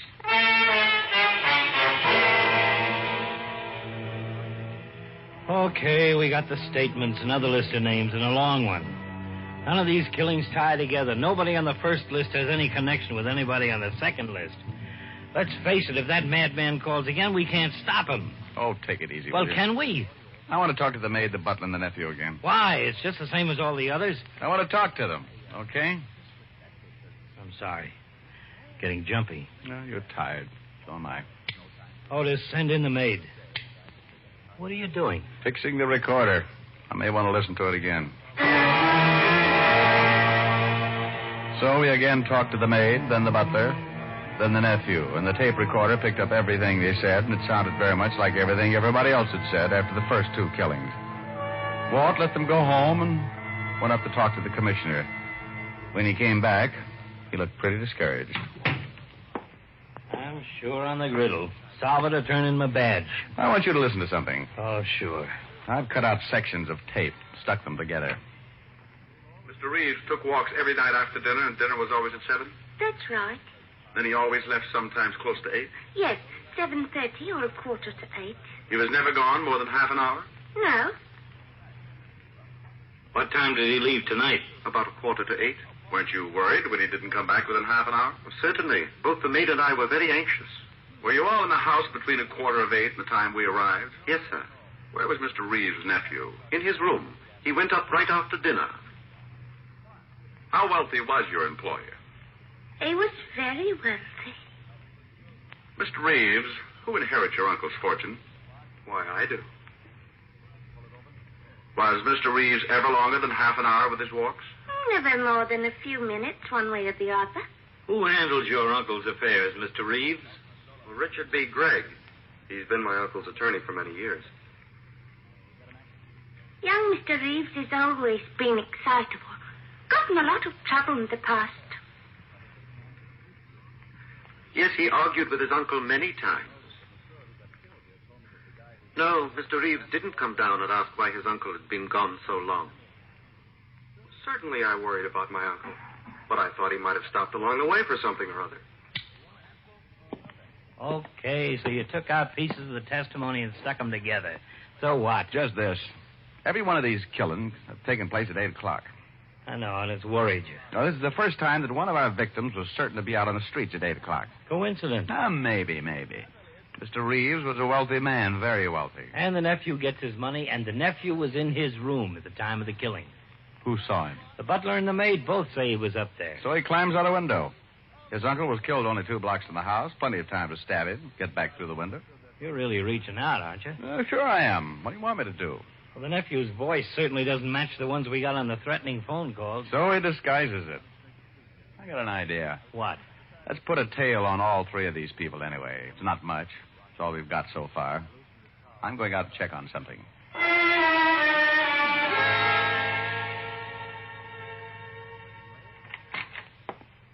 What? Here's something that'll make your hair curl. I just saw the attorney for the Reeves estate, and he said the old man was planning on changing his will, leaving all his money to charity, not his nephew. He was supposed to meet with Mr. Reeves this morning. And Reeves gets killed last night. Pretty convenient for the nephew. We can't arrest him on that. No, but it makes a good motive. You think the nephew would kill 2 men and then his uncle, just so it would look like a madman had picked out another innocent victim? You got to admit it'd be pretty clever. There's an understatement. Yeah? He's on the line again, Lieutenant. I'm tracing him. Oh, no. Our boy again. There goes your theory. Hello? You can't do anything, Lieutenant. I've killed 3 men, and you can't stop me. I'm going to kill again tonight at 8. Hello? Was him, all right. Tonight at 8. Rick, we've just got to do... Yeah? Call came from Grand Central again. Okay. Well, what happens to your theory now? Well, he might do it again. Expect you to react just this way. Who's tailing George Reeves? Harrison.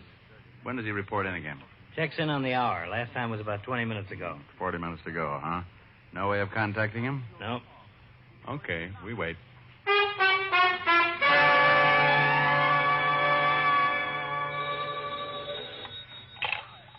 Yeah?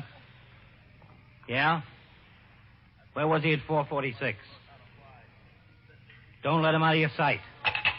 Well? At 4:46, George Reeves made a phone call from a booth in Grand Central Station. He's home now.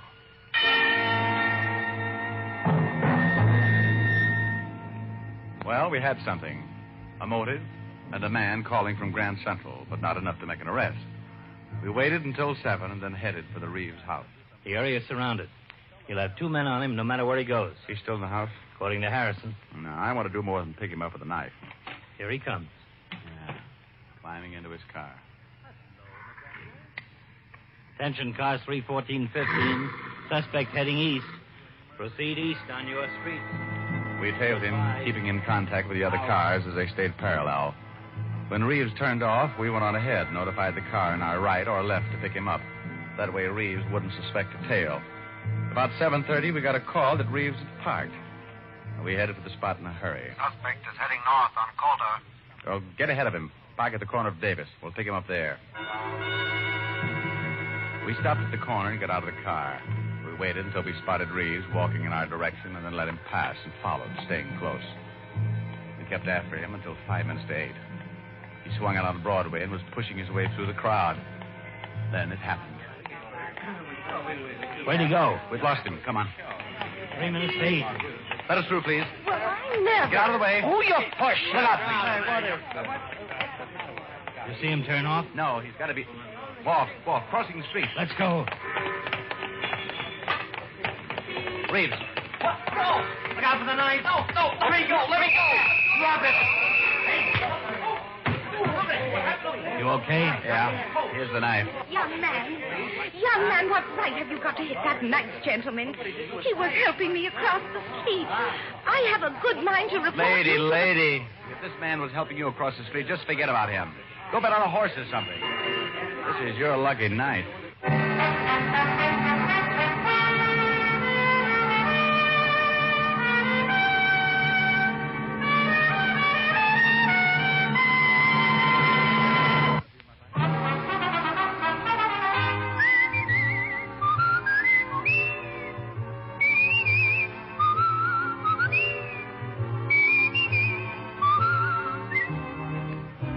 Richard Diamond, Private Detective, stars Dick Powell in the title role and was written by Blake Edwards with music composed and conducted by Frank Worth.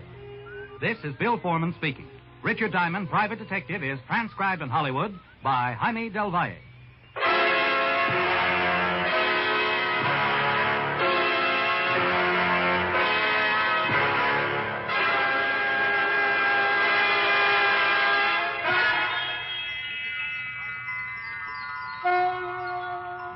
This is the United States Armed Forces Radio and Television Service.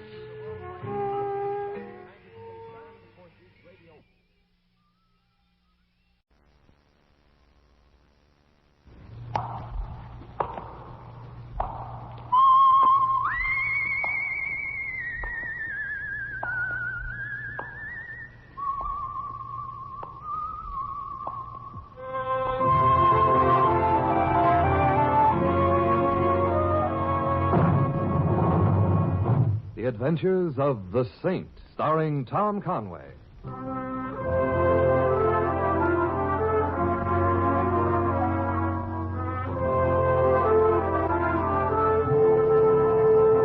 The Saint, based on characters created by Leslie Charteris and known to millions from books, magazines, and motion pictures. The Robin Hood of modern crime now comes transcribed to radio, starring Hollywood's brilliant and talented actor Tom Conway as... The Saint. Yeah, Miss Templer. Thanks, Julius. Headache any better? No, it still feels as if they're building the new 3rd Avenue subway right through my head. Oh, that's too bad. I don't mind the digging so much, but I wish they'd be a little more gentle when they throw the track down.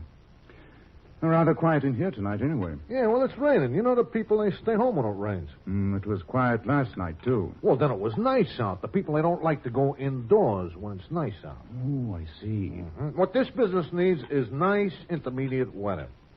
But who's going to go in proposition nature? I'm glad to see you take the ups and downs of the saloon business philosophically. Mr. Templer, a guy's got no philosophy in him. He's got no business in the saloon business. Besides, I don't mind a couple of quiet nights. Gives me a chance to catch up on the newspapers. Now, what's the headline there? Oh, it's the same thing. Russia? Yeah, Russia. That other calamity, the local one. Oh, which?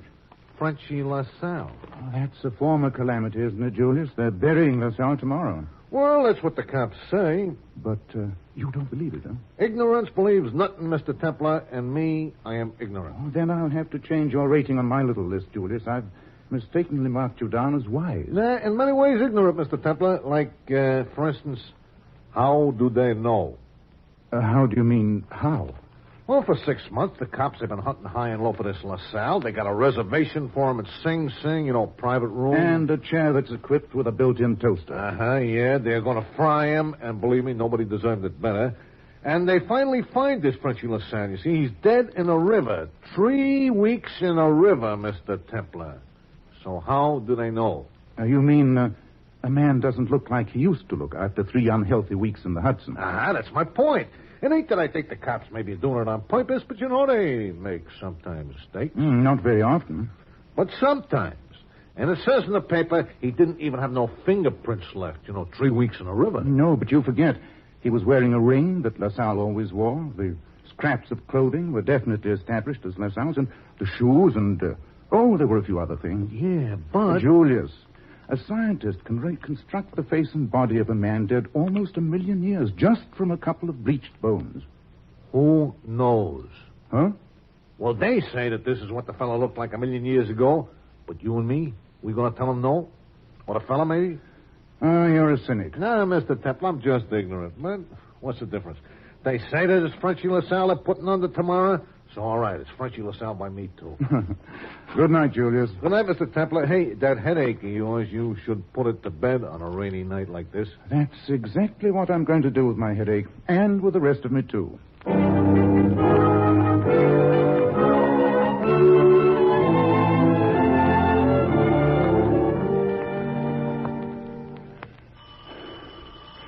Oh, no. All right. At least let the doorbell go back to sleep, can't you? Now, what's all this? You Simon Templar. Yes, but Simon Templar, who is known as the Saint? Look here, what is the... We'd like to come in. Come on in, Mabel. I'm right with you, Midge. Oh, this is a nice joint. Business must be good. See here, would you two please explain... So you're the Saint. Look... The Saint. Look, I never give autographs, and if I did, it wouldn't be at 2 a.m. Oh, we couldn't make it any earlier. The Saint. You know, Midge, he's cute. Look, who are you two? We're angels. Huh? Angels. Julius was right. I should never have had scotch on top of champagne. So, you're angels? Uh-huh. That's why we couldn't get here any sooner. You mean you had a rough crossing? No, not especially. There's never much traffic at this hour. There isn't, huh? And we didn't have to wait very long for the bus either, did we, Midge? 5 minutes. The bus? You mean there's a bus between here and there? Uh-huh. Number 14. You change at Union Square. Of course, the subway's quicker. But Harry doesn't like for us angels to ride the subway so late at night. Harry? Satan, our boss. We call him Harry. Mr. Templar, you all right? You tell me. I mean, what are you pinching yourself like that for? Can't you see that I'm trying to wake myself up? Oh, you seem awake enough to me, doesn't he, Mabel? Yeah, but... Well, Mr. Templar, what are you looking so unhappy? Don't angels ever have nightmares? Sure, why, sometimes I... Oh, Midge, you know what I think? What, Mabel? I think he thinks we think we're real angels. Oh, Mabel. Wait till we tell the girls. Mr. Templar, honestly, for your own private information, we're positively not real angels. I mean, not the kind that you find in heaven, for instance. No? No, we're Satan's angels. Oh, no. Oh, you've heard of us, of course. Not since the last time I read Dante's Inferno. Don't you like music? Of course I like music, but what on earth... Mr. Templar, Satan's angels? Or, putting it another way, Harry Satan and his all-girl orchestra? Oh, for the love of... You're an orchestra. Uh-huh. Tenor sax. Bass tuba. It's a good thing neither of you said the harp. We'd be in for another round of confusion. Look, girls, I'm not feeling very well at the moment, so I wonder if you wouldn't mind continuing this. But, Mr. Templar, we have a problem. Take her to Phil's Patowny. And after we came all the way across town following our last performance at the Paradise... Paradise? Look, let's not start that stuff again. We need your help. We really do. But I don't know anything about your music. Oh, we didn't come to see you about our music. No, it's something worse, much worse. What could it be worse? Our second trombone has disappeared. Completely vanished. Well, it'll turn up in some pawn shop, I'm sure. And if it doesn't, why not all chip in and buy another one? And let me go back to bed, huh? But it isn't an it. It's a she. Our second trombone, Mary Miller, and she's disappeared. I see. Tell me, have you ever heard of a thriving little institution known as the Missing Persons Bureau? Yeah, we called them. They won't handle it. They said they don't consider Mary missing just because she's been gone 1.5 days. Good for them. I'm glad to see they're alert down there. But it isn't like Mary. Not at all. It may be only 1.5 days to ordinary people, but to us, it's 14 performances she's been missing. And Mary never missed a performance in all the 6 months she's been with the band. I see. You must help us. You must. We're frantic. Yes, I was afraid you were. Please help us. Look, ladies, just because a girl trombone player has been missing for 36 hours... 37 now. Okay. I'll tell you what I'll do. Did you hear? He's gonna do something. What? Well, if you will get out of here and let me get back to bed and remove myself of this headache, I promise you that first thing tomorrow I'll visit you at the theater and look into this trombone business. Oh, Ned, isn't he wonderful? It's the Paradise, the one on the east side. The Paradise? Yes. Our first show is at 2 p.m. I'll be there. Now, good night. Please, good night. And give my love to the rest of the angels.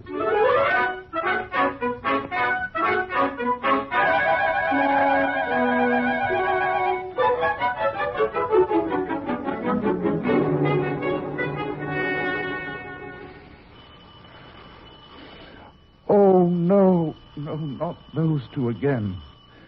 All right. Angels. For heaven's sake, girls. I don't look like girls, do I? As a matter of fact, you don't look like anything I've ever seen before. I'm coming in, Saint. Oh, come on, why be different? What's the gun for, Ugly? You. Oh, it's a nice joint you got here. That's what they all say. Cigarette? Yeah, thanks. It's poisoned, you know. I've been poisoned before. Now, we talk now, huh? You're holding the gun? Yeah, I'm glad you noticed things. I'm here about them tomatoes, Saint. Trombones, tomatoes. Tonight I'm doing a bigger business than Macy's. Them dames, them angels. Keep clear, Saint. Tell them. Don't go looking for no missing dames, Saint. You won't be finding no trouble, you get it? Oh, the general drift. You know, I'm beginning to think I know you from somewhere. Yeah, then it's time to stop thinking. The face is familiar, but I can't seem to place the nose. Now I've got it. Well, lose it. That nose was flat the last time I saw it. About a year ago. So you've bought yourself a new schnozzle, Jake. The name's George. The name's Jake. Jake Florio. You worked for Frenchy LaSalle. I'd drop it. Head of his artillery corps. You're clever, Saint, but right now is when you're going to start feeling sorry you wasn't born dumb. Now stand where you are. Wait. Now get out of here. Oh, wait. Well, that's one way to get rid of a headache.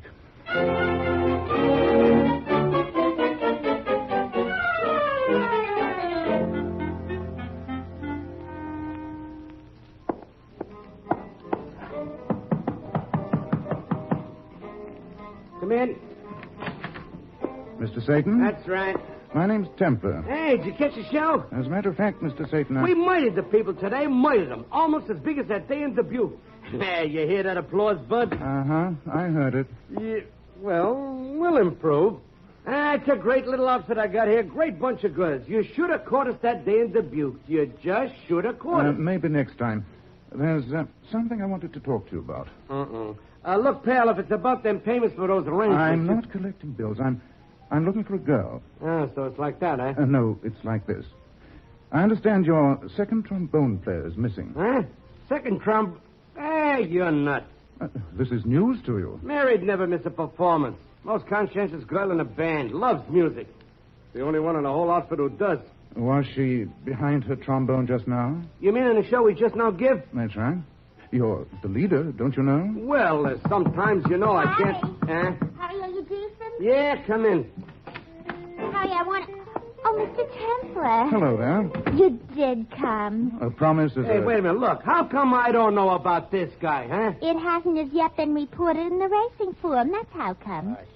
Mr. Templar, what can we do? Where can we begin? Well, you and Mr. Satan can start the ball game by telling me a few things about the lady. Everything I know.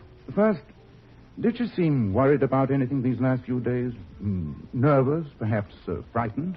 It's hard to tell. Huh? Well, Mary's such a quiet girl. I became her roommate when she joined the Angels about 6 months ago. And even living with her, I never really felt I knew her. I see.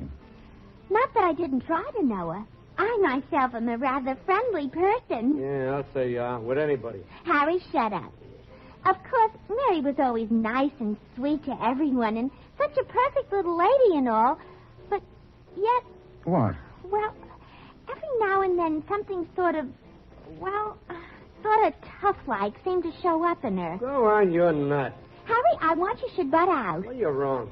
And she seemed like she was carrying secrets, Mr. Templar. Deep, sorrowful ones. Of course, I never asked her to elucidate. Not much. Where was she from? Well, that was one of the secrets. Every time I asked her, she'd make like she didn't hear me. But, Harry, you should know. Me? Yeah, I don't know anything. Not anything, period. What did she do before she became one of Satan's? I don't know that either. Didn't she tell you anything of what she'd been doing before? What orchestra she'd been playing with, for example? No, I never asked. And if I did ask, I don't remember. And if I asked her, she told me. I don't remember that either. If she was a horse, you'd remember. Oh. If she was a horse, you'd even know how many hands high her grandmother was. You'd remember everything. Yeah, remember everything. You see how it is, Pally? Most guys go through life getting nagged by just one of them. But not Harry Satan. Not that I got to hook up with 22. Oh, go call your bookie. Yeah, you know something? I think I will. Be seeing you, Pally. Remember the name, Harry Satan. So long. He's such a lovable jerk. I'd be a little more inclined to go along with you on that if he were a little less inclined to hiding things. You think he's holding out something about Mary? I'm sure of it. Tell me, did you go through her belongings? Oh, why, I wouldn't dream of such a thing. Besides, she doesn't have very much to go through. I'll take a look myself later. Did you take anything with her? Not so much as a toothbrush. Not even a pouch. Oh, that's what shot! Yes, Mabel. Come on. Oh, Mabel, what happened? Oh, it's Harry. Yeah. Oh. Who shot you, Harry? I don't know. I didn't see. Came from the window up there. See? Oh, Harry. Get a doctor, quick. No, doctor. Look, pal, about Mary. Yes? If you don't find her, they'll kill her. Who? Why? Look, I know they'll kill her, and I don't know why. But she's a good kid. Only one mistake. Only one mistake. Oh. Harry. Oh, Harry. Oh, Mr. Templar. He's dead.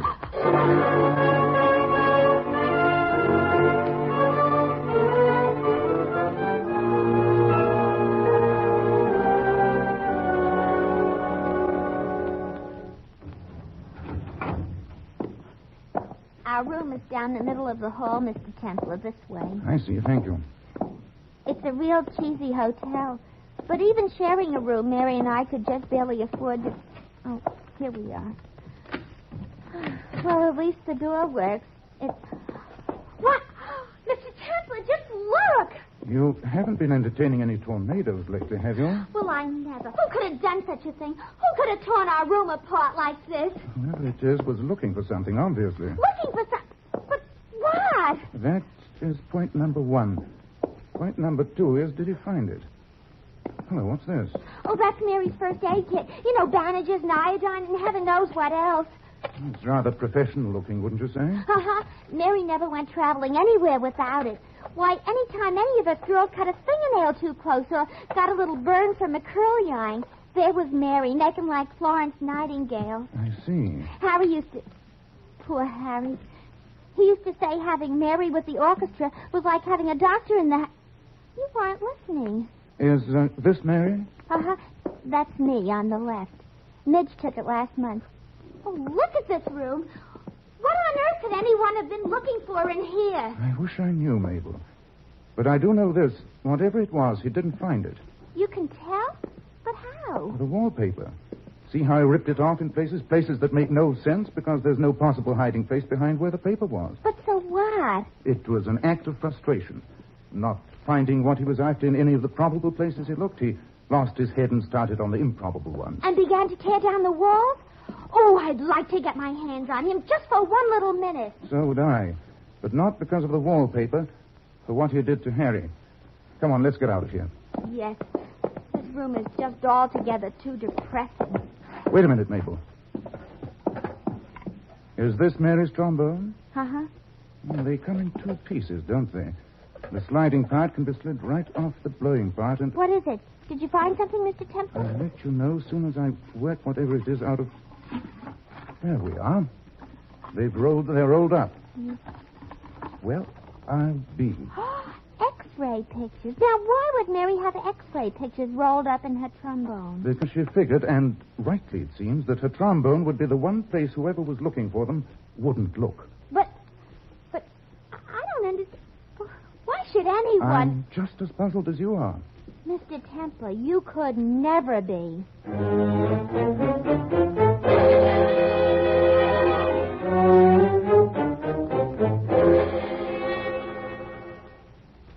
Well, of course, I don't know all the registered nurses in town, Mr. Templar, but I do have a large agency and a rather good memory. And the name Mary Miller rings no bells, Mrs. Sawyer, huh? I'm sorry. I'd like to help you. Perhaps one of the other nurses' agencies. Perhaps. Or perhaps Mary Miller was known as something else. Or perhaps she wasn't a nurse at all. Oh, you're not sure then that she was... No, I looked into a box and found a hunch. A box? Yes, a first aid kit. One that seemed just a trifle too elaborate for a simple citizen to own. Oh, I see. You're sure that this snapshot doesn't... No. Doesn't look like any of the nurses at this age. I wonder... Would you mind wondering out loud, please? Of course, her hair was dark. Whose? If I could just see this girl as a brunette... Oh, that's easy. Why go to Antoine's when you have Templar? The picture, please, and that soft pencil. Voila, mademoiselle, is brunette now. Why, it is. It's Mary Webster. You say that name with an exclamation point after it. Several exclamation points. Go on. She was Dr. Burton's nurse. And so? You don't recall Dr. Burton? He was quite notorious. What did he do? Flunk his cigarette test? He had some rather interesting patients, Mr. Templar. The underworld, hoodlums, and gangsters. And? And a remarkable, if rather specialized, specialty. Bullets? That's right, gunshot wounds. Wounds caused by hand grenades, knifings. And he just never bothered to report any of his patients' battle wounds to the police, as required by law, huh? That's right. He died in prison shortly after his conviction. And Mary, Miller, or Webster, as the case may be? Also sent to prison, but with a light sentence. And, of course, her license was revoked. She had to give up nursing when she got out. And so she became a trombone player and a collector. Oh? What does she collect, Mr. Templar? X-ray pictures, old and rare ones. It sounds like a dull hobby, I admit, but I think there's money in it.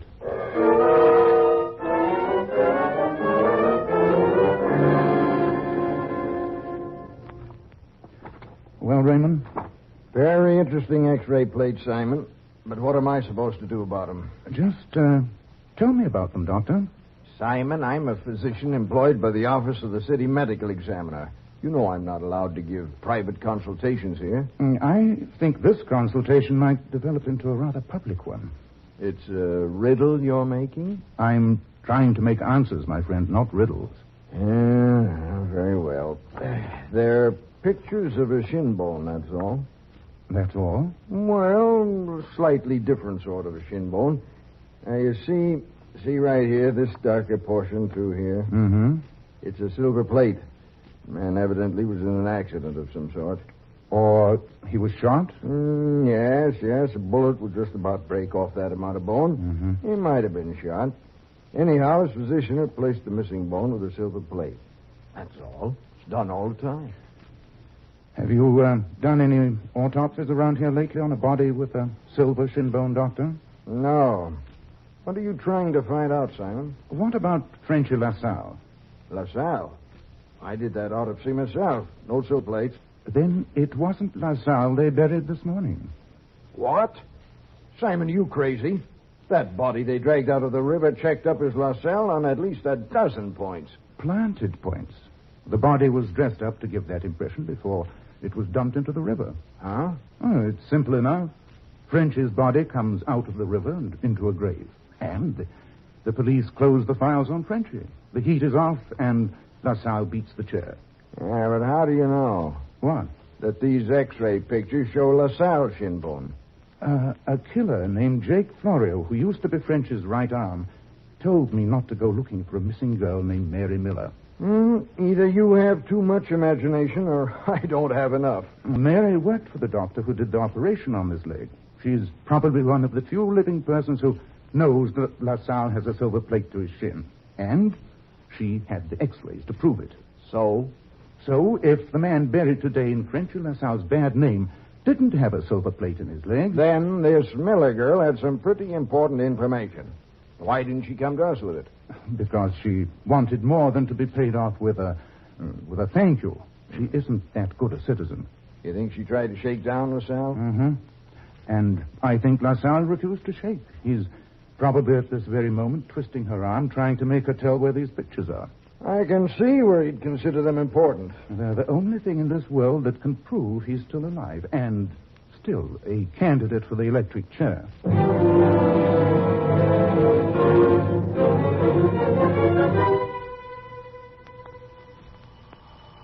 Yes? It's me, Mabel. And me, Mid. Hello, girls. It's always nice to welcome a couple of angels. Mr. Templar, we would like to know what, if anything, you are doing. We insist on knowing. As a matter of fact, I was reading a book. Reading a book? Mr. Templar. It's called In One Head and Out the Other. Very amusing. Full of laughs. You can laugh at a time like this? With poor Mary still among the missing. And poor Harry among the murdered? Well, shouldn't you be out looking? That's exactly what I would be doing if I weren't at home waiting. Waiting? For what? I expect that at any moment the doorbell will ring and a man named Jake Florio will be among us. For what, may I ask? Just to kill me. Mr. Templar, at a time like this, you... Kill you? Mr. Templar, no. Don't let him. I'll do my best. But why should anybody want to kill you? For the same reason he killed Harry Satan. I know too much about Mary Miller. And knowing too much about Mary, he's afraid might lead me to knowing just enough about Frenchy LaSalle. I don't understand you. It's healthier that way. Mr. Templar, are you sure that this Florio person is coming? Not positive, but it figures that he should. But shouldn't you do something to protect yourself? I have. Oh! Get in the other room, quick. But... Do as I say. All right. Come on, Mabel. I'm coming. Yes? Telegram. Oh, hello, Saint. Why, it isn't a telegram at all. It's Jake Florio. And I'll bet you've come to shoot me. Right inside, Saint. Come on, come on. Anything to oblige a man with a 38. I warned you not to poke around, Saint. You know what happens to smart guys who can't take a suggestion? Well, Simon, did it do it as you told me to? The operation is a complete success, Doctor. And now let's bring him back to life for a while so he can tell us where Frenchy LaSalle's hiding. Mr. Templar. Are you all right? I'm all right. Doctor, I'd like you to meet a couple of angels. How do you do? Hello. Gee, Ned, he's cute. Yeah. Why, yes, he is. I've never noticed before. Simon.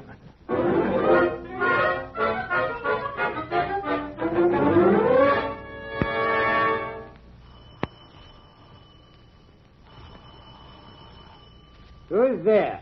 Delivery. You got the wrong apartment. I'm not expecting anything. I guess Mr. Florio must have given us the wrong address. Where are you from? Mead Laboratories. I've got some X-ray pictures here. X-ray pictures? And Florio told you to bring them here? Yeah, but I guess I got the wrong address, so I'll just be... Wait a minute, wait. Maybe I ought to take a look at them. All right. Now end in that envelope. You! Say! Hello, Frenchy. I'm coming in. No, you're not. I will... Take you in!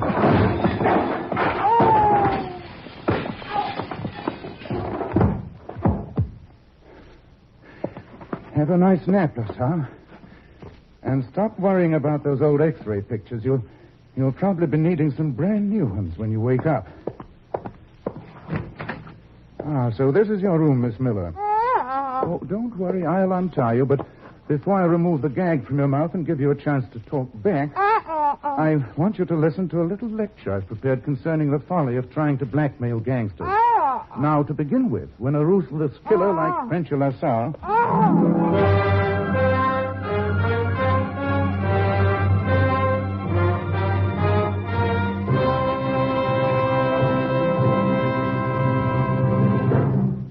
You have been listening to another transcribed adventure of the Saint, the Robin Hood of modern crime. Now, here is our star, Tom Conway. Ladies and gentlemen, in our cast you heard Sandra Gould as Mabel and Margaret Brayton as Mrs. Sawyer. Sheldon Leonard played Julius and Paul Richards Jake. Dr. Raymond was Stanley Farrar and Harry Benny Rubin. This is Tom Conway inviting you to join us again next week at the same time for another exciting adventure of The Saint. Good night.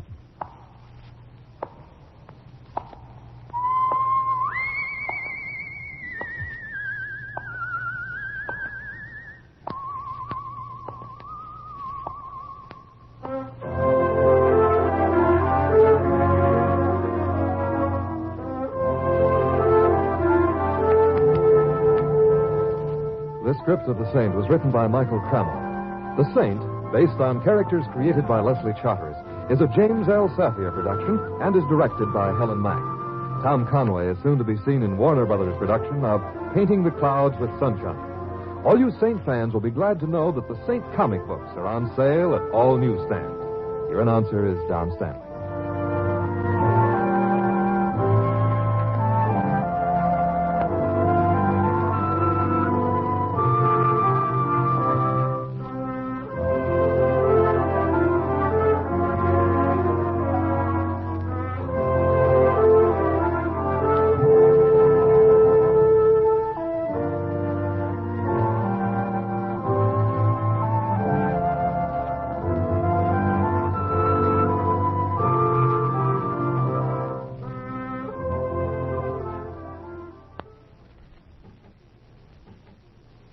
This is NBC, the national broadcasting company.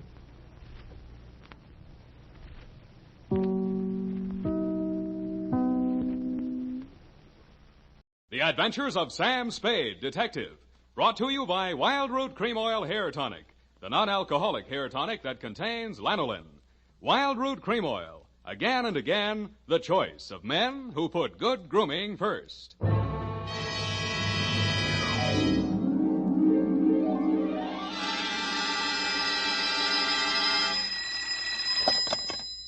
Office of Samuel Spade, Private Investigations. Good morning. Evening. Effie? Miss Perrina's on a vacation. Perhaps I may be of assistance, no doubt. I don't know. To whom am I speaking to? I am sorry. I cannot divulge that information to an entire stranger. May I take a message? Look, Miss Whoever you are, I don't want to discommode you, but I am sorry, but I will have to ask you in no certain terms to resist from this line you are handing me. I am not the type secretary. Forget it. I'll just call Miss Perrine long distance and dictate my report over the phone. Oh, my stars and garter. How utterly gouch of me, Mr. Spade. Oh, I'm Bernadine, Effie's relief. I mean yours. I could use some. Oh, shall I send out for some medicine? Yeah. The phone number's on the wall behind the water cooler. Tell them the 100-proof, bonded, and hang the expense. I'll be right down to dictate my report on the bail bond caper.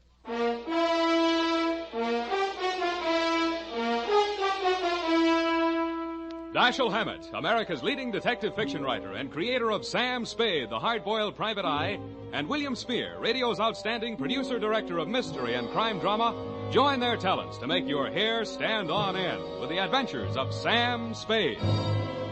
Presented by the makers of Wild Root Cream Oil for the hair. Only 3 days left, gals, and June, the month of weddings, will be over. But don't worry, there are still 187 days left in leap year. Still time to snag the man of your dreams. You know, the one who uses Wild Root Cream Oil on his hair. He and millions of other men use Wild Root Cream Oil daily because Wild Root Cream Oil grooms the hair so neatly and naturally, relieves dryness, and removes loose dandruff. Any smart man who wants to look smart always insists on Wild Root Cream Oil Hair Tonic. Again and again, the choice of men who put good grooming first. And now, with Howard Duff starring as Spade, Wild Root brings to the air the greatest private detective of them all in the adventures of Sam Spade. Oh,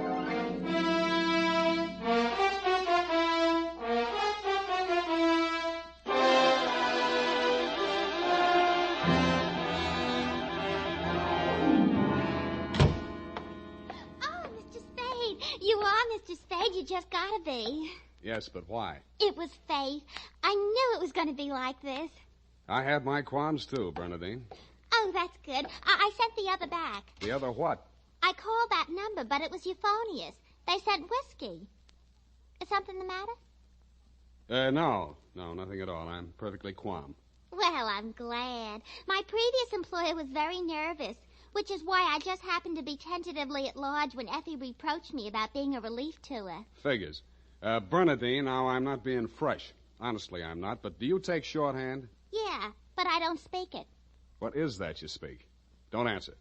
Ready? Rodney. I mean Roger. Date. I'll have to ask my mother. Down, Bernadine. Date, June 27, 1948, to Miss Effie Perrine, care of Perry's Lodge, Kanab, the Pearl of the West, Utah. What? Oh, wrong letter. I'll get to that later. Date, June 27, 1948, to Leo M. Scarlett, care of Leaf Branch, Root, Knox and Wood, attorneys at law, 333 Pine Street, San Francisco, from Samuel Spade, license number 137596. Subject, the bail bond caper. Dear Leo, I'm sorry things turned out the way they did, Leo, and I'd like you to know how I got into it. It wasn't for the reward. I don't take rewards. I'm not in love with your wife, no matter what she says, and I wasn't sore at you about anything. I was just sitting in my office, minding my own business, when the door opened, and Vivian walked in. She looked every bit as beautiful as she did when she lived under me in Ma Tuttle's boarding house in 41. In fact, I didn't recognize her until she slithered out of her mink. Hello, Sam. Surprised to see me? Yeah, but I'm trying not to show it. What's on your mind? Is that all you've got to say to me, Sam? Well, you're here on business, aren't you? All right, I don't blame you. It all happened pretty sudden, Leo and me. I should have written or phoned you, I suppose, but somehow... Forget it, Vivian. Now, what do you need a detective for? You, thinking of divorce already? Oh, please don't, Sam. If it was a mistake, I'm the one who has to live with it, and I made up my mind when I married Leo. This time it's for keeps. No matter what. Mm-hmm. What's the what? He's in trouble, Sam. Well, that's nothing new. Well, this time I don't think it's his fault. When Leo went legit, he meant it. What's he say he's doing now? He's a bail bond broker. Judging from your new look, I'd say he's a success. Sam, a man called him on the phone today. I answered. He said his name was Holliday, but I recognized his voice. It was an old friend of Leo's, Charlie Rosenfoy. Charlie, huh? When did he get out? A couple weeks back. He was paroled. I don't know what he said over the phone, but Leo looked scared and sick. I don't wonder. The word around town was that Charlie took the rap for Leo. Well, I don't know anything about that. All I know is Leo's on the level now, and Charlie never will be. He did plenty on his own during that time he served. Well, I won't argue that, but from where I sit, it looks like Leo better start wearing a gun again. He has. That's what I'm so frantic about, Sam. You hear any of the conversation from Leo's end? He didn't say much. But I did hear him say, "All right, 10 tonight. I'll meet you there." That wasn't very smart of him. I know, but that's the way he is. It might be only for a payoff. I thought of that, too. But Leo hasn't got that kind of money. He's been dropping a lot at the racetracks lately. And even if he had it, he's not the type to pay blackmail. I don't like it. Why should I stick my neck out? Why did you have to come to me anyway? 'Cause I trust you, Sam. I know you were jealous of Leo. I was? Sam, if we ever meant anything... If you meant half the things you said to me when we... Stop it. That's blackmail. Oh, I feel so lost and alone. I don't know where to turn. Okay. I'll see what I can do. Oh, Sam, I'll make it up to you somehow.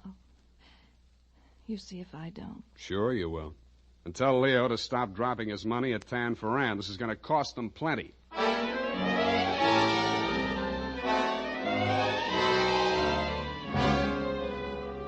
Vivian had said that your rendezvous with Charlie was scheduled for 10 in the p.m. and that you were too upset to go to work that day, so you'd be at home, 1246 Dunbar.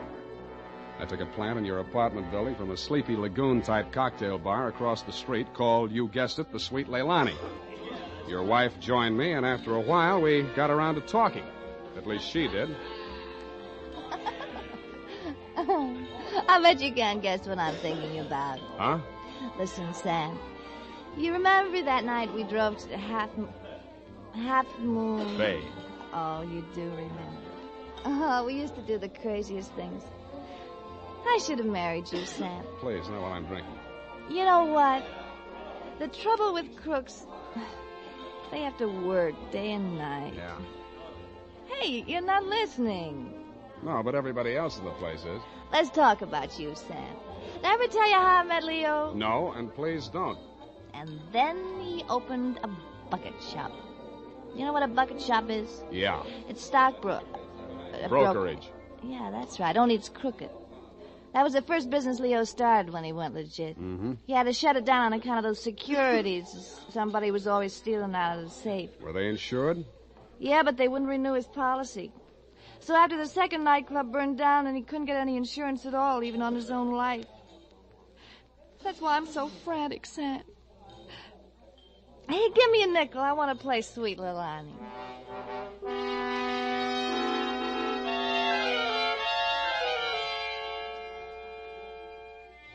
$50 and 2 hours later, Sweet Leilani broke under the strain, so we had Princess Papuli till even that gave out, and we were starting on the Hawaiian war chant when she disappeared through a door marked Wahines, Hawaiian for powder room, and never came back.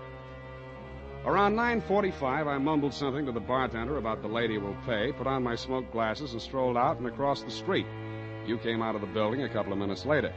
You led me a zigzag course up Merchant Street to Salon, across Salon to Commercial, down Commercial to Drum, and made a lateral pass over Drum back to Dunbar. Your destination, I'd never have guessed it, was the Sweet Leilani.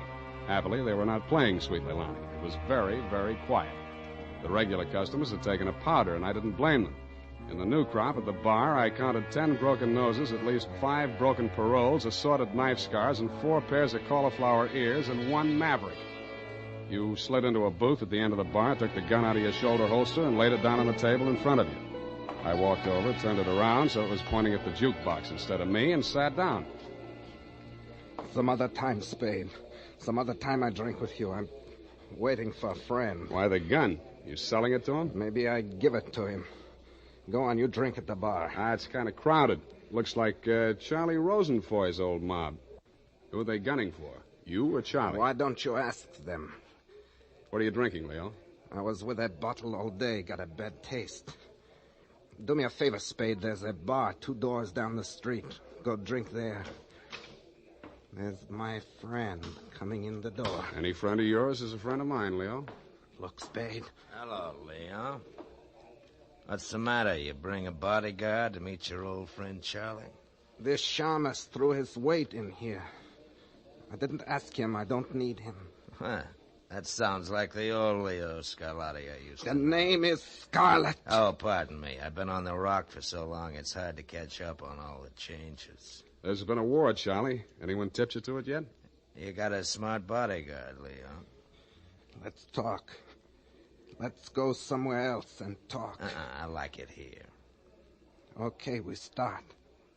How come you tipped the mob we were coming here? You promised you wouldn't. Like the shamus, they got to drink somewhere. All right, say what's in your mind and I'll go. Yeah, and if you don't mind, I think I'll do my drinking at the bar.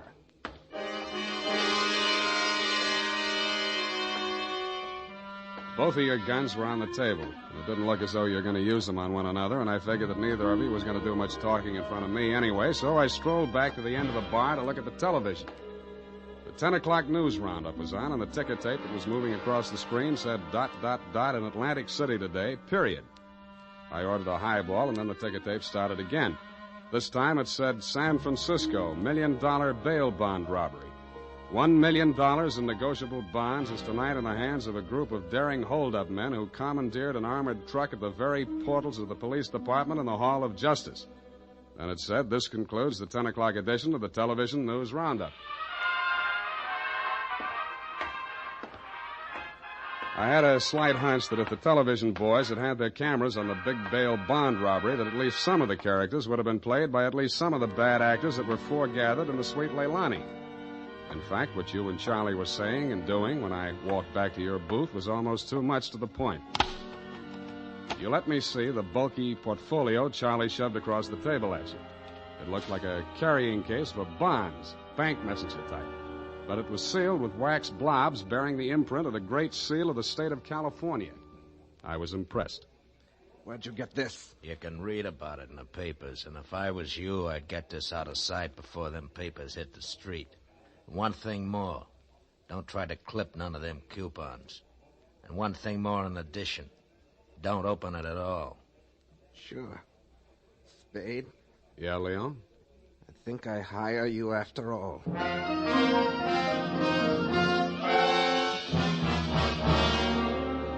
I took the job, and you handed me the portfolio.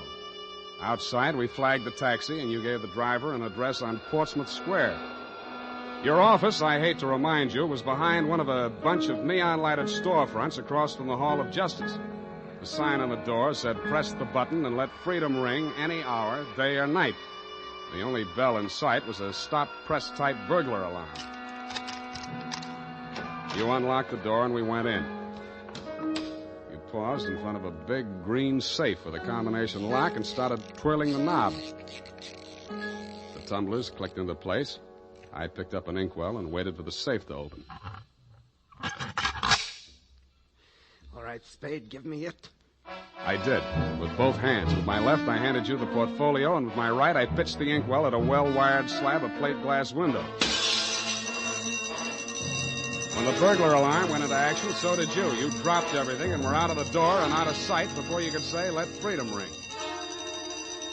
While I was waiting for the cops to arrive, I helped myself to a $500 bearer bond I found lying loose in your safe. I had a feeling I might be needing some bail myself.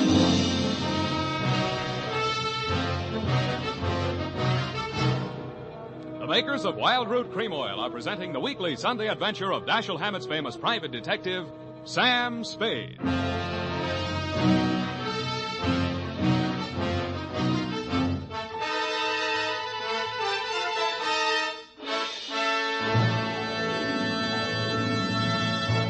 Now, here's important news on good grooming.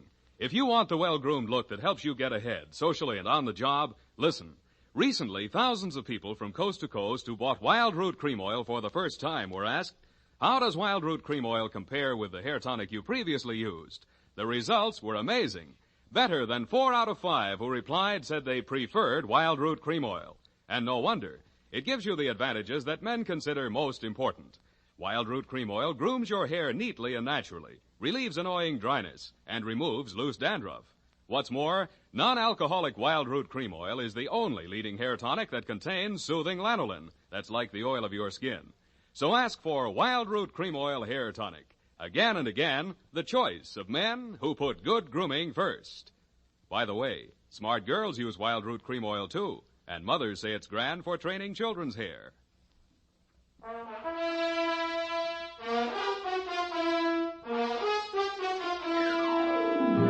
And now, back to the bail bond caper. Tonight's adventure with Sam Spade.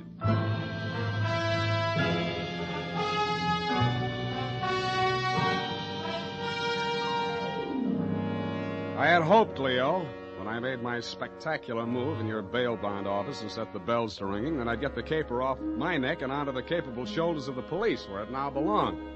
Then I told myself I could go home and get some sleep. I had never been that fond of Vivian anyway. I was holding the $1 million portfolio, complete with its big official seal still unbroken, ready to hand it over with a flourish to the first boy in blue that rushed in.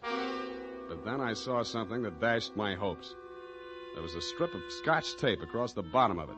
It wasn't up to me to tamper with important evidence, but I didn't have to. It was only a question of what magazine had been cut up to replace the $1 million in bearer bonds. That question was answered at headquarters 20 minutes later. It turned out to be the last 52 issues of Radio Life, which even Captain Walsh of the robbery detail admitted was no help. Neither was Captain Walsh.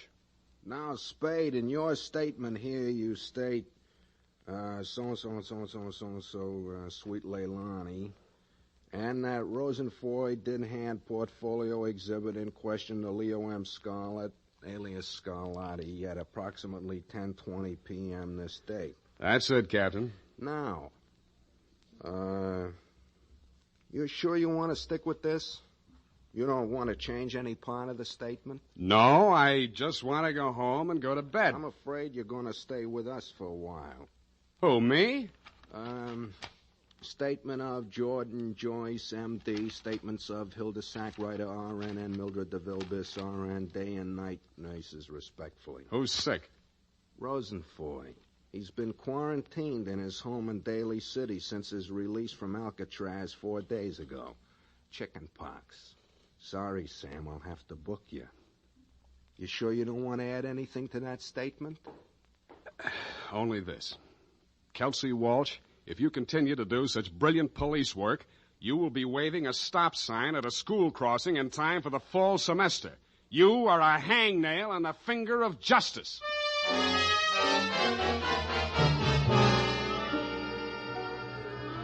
I thought I had been courteous and cooperative, but even so, it was the middle of the afternoon by the time they set my bail.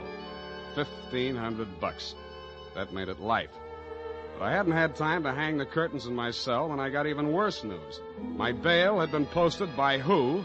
Vivian, a banana peel on the steps of progress. She met me outside.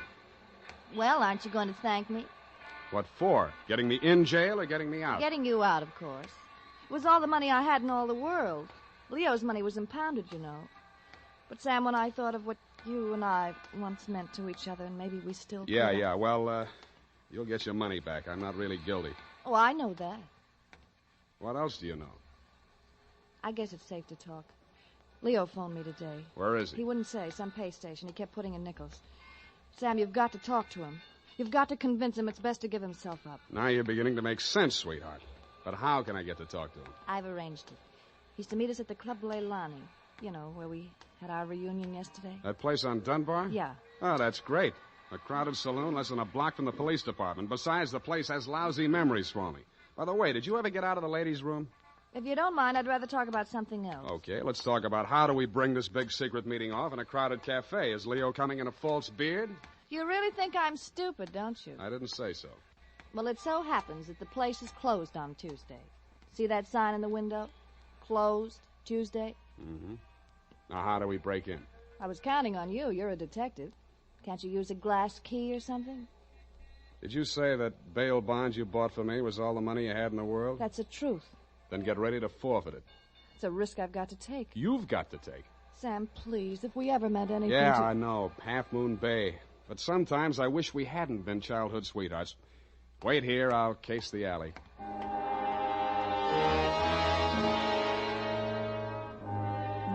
The alley wasn't much better. There were 2 windows, washroom type, all glass brick except the 2 small ventilators big enough to put your hand through. The only hope was the kitchen skylight. I didn't have any trouble getting up to it, but once I was there, things didn't look so good. The view from the roof was a garage door with 2 green lights flanking it. Then it struck me where I was and why I was there. The Club Leilani backed directly on the Hall of Justice where the big bail bond robbery had taken place at 5 p.m. the night before. Without further ado, I put my foot through a pane of the skylight, reached in, unlatched it, and dropped.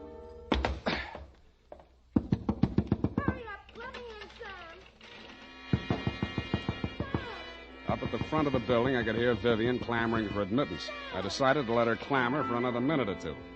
It isn't a thing I often do, but I walked resolutely into the ladies' powder room. It was very well equipped.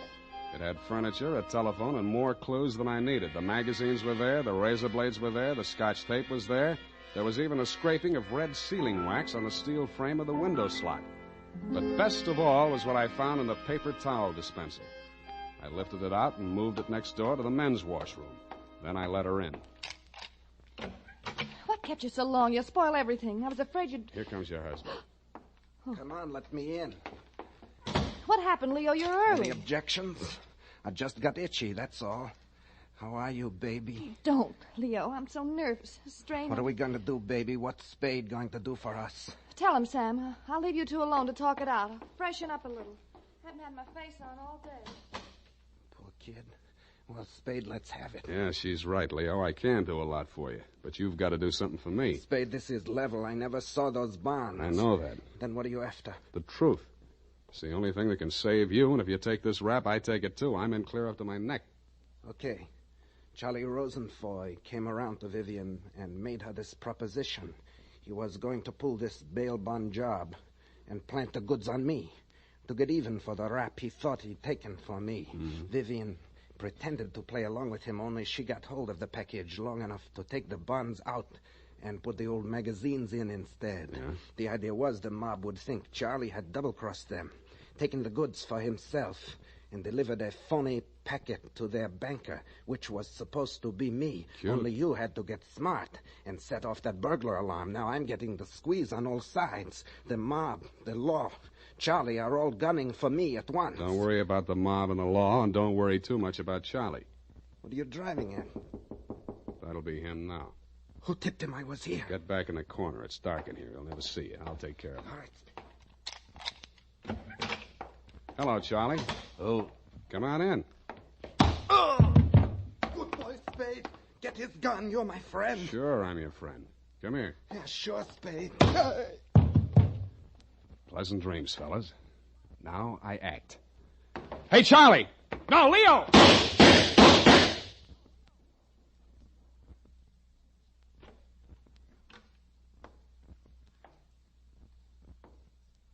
Vivian?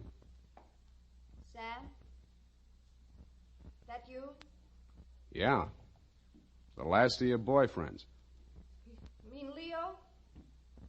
Charlie? Yeah. They just knocked each other off. Oh, Sam, I can't see. It's dark.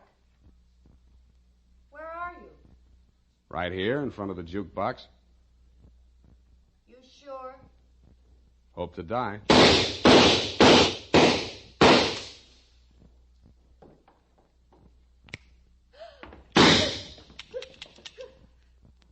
Drop it, Vivian. It's empty. Sam, Vivian, how could you? After Half Moon Bay.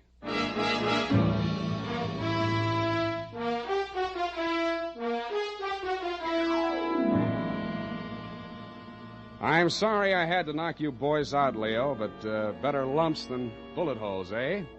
After she started wrapping up the caper, it wasn't too hard to figure what she was up to, providing you could keep her smoke out of your eyes. She told Charlie how to operate on you and told you how to operate on Charlie. $1 million for her and 2 dead gangsters lying on the floor of an empty joint where they'd shot it out. The secret of the missing bonds would have to be written off by the police as having died with either one of whichever of you ever had them. Period. End of something. Pardon me, Mr. Spade. I know you're tired, and if you're too brushed, please feel free to allude the whole matter. But... Yes, okay, let's do that. Thank you.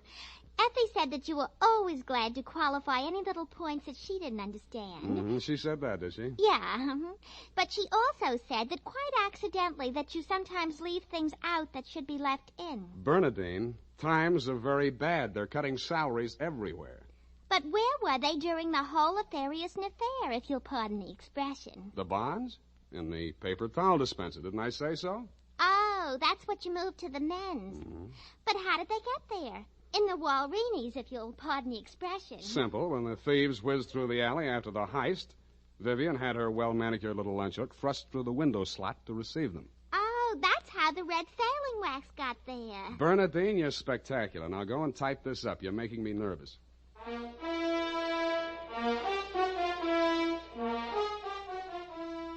You know what they say about people who like mysteries? Once a mystery fan, always a mystery fan. And that goes for hair tonics, too. Once a Wild Root Cream Oil fan, always a Wild Root Cream Oil fan. Just try it and you'll see what I mean. Wild Root Cream Oil grooms the hair neatly and naturally, relieves annoying dryness, and removes loose, ugly dandruff. So tonight, or first thing tomorrow, step up to your drug or toilet goods counter and ask for Wild Root Cream Oil. Get the big economy bottle and the handy new tube that's easy to pack when you travel. Also, ask your barber for a professional application of Wild Root Cream Oil Hair Tonic. Again and again, the choice of men who put good grooming first. Well, here it is, Mr. Spade. I hope it's not too erroneous. Oh, I'm sure it's quite offensive. Don't you mean inoffensive, Mr. Spade? Have it your way. I don't want to sound imprudent, Mr. Spade, but I must say that your conduct through the whole thing was very brave and outrageous. Don't you mean courageous? Now I've got you doing it. You're going to be just like Mr. Cummel. Your previous employer, no doubt. Yeah, poor man. You know, he finally became completely erasable. They had to take him away. Mm-hmm. What were his symptoms? Well, when he ordered the puppy biscuits, I thought he was just being concentric.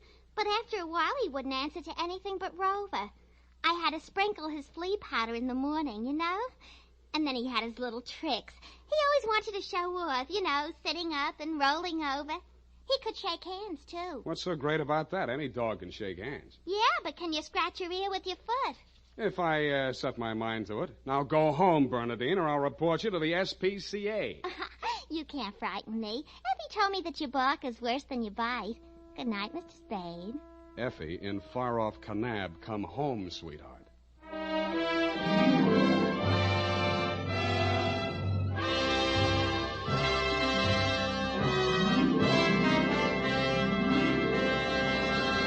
The Adventures of Sam Spade, Dashiell Hammett's famous private detective, are produced and directed by William Spear.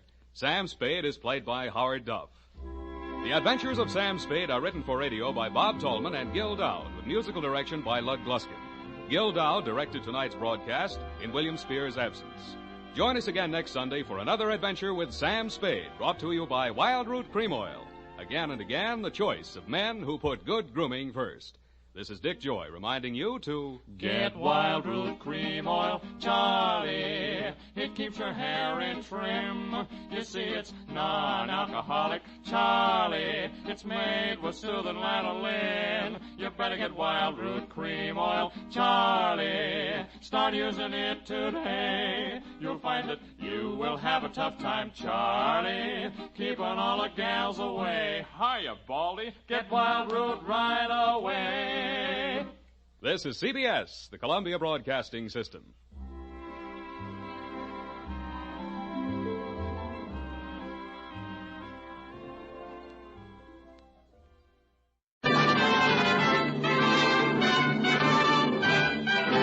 Standard of California, on behalf of independent Chevron gas stations and standard stations throughout the West, invite you to Let George Do It. Another adventure of George Valentine. Personal notice. Danger is my stock and trade. If it's something you can't handle and it must remain strictly confidential, you got a job for me, George Valentine. Write full details. Dear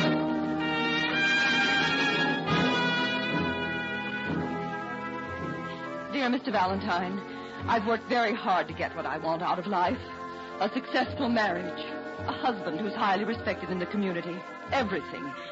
Now, by one of her foolish whims, my own sister threatens to destroy all that. She's been missing for 2 days and must be found without any publicity. That's why I'm calling on you. Calling on you instead of the police. Phone me this afternoon when my husband is sure not to be here. Tuxedo Lake, 673. I'll be at your office any time you say. Signed, Edith Wilder. Tuxedo Lake, huh? Uh-huh. That little body of water's become very fashionable lately. Oh, I don't want to sound grasping, George, but if the Wilders live on the exclusive island in Tuxedo Lake... Yeah, I know, Brooksy. The fee could be a thing of beauty. All right, call Mrs. Wilder for an appointment at the office tomorrow morning.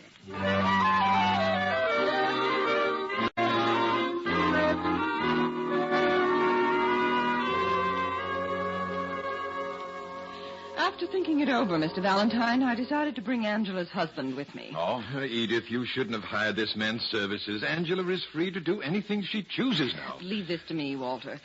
This is my sister's husband, Mr. Philliston. Philliston? How do you do? My assistant, Miss Brooks. How do you do? How do you do? Do you mind if she takes some notes? So far, I'm in the dark about this whole thing. Anytime you're ready. It'll take just a few not very pleasant words.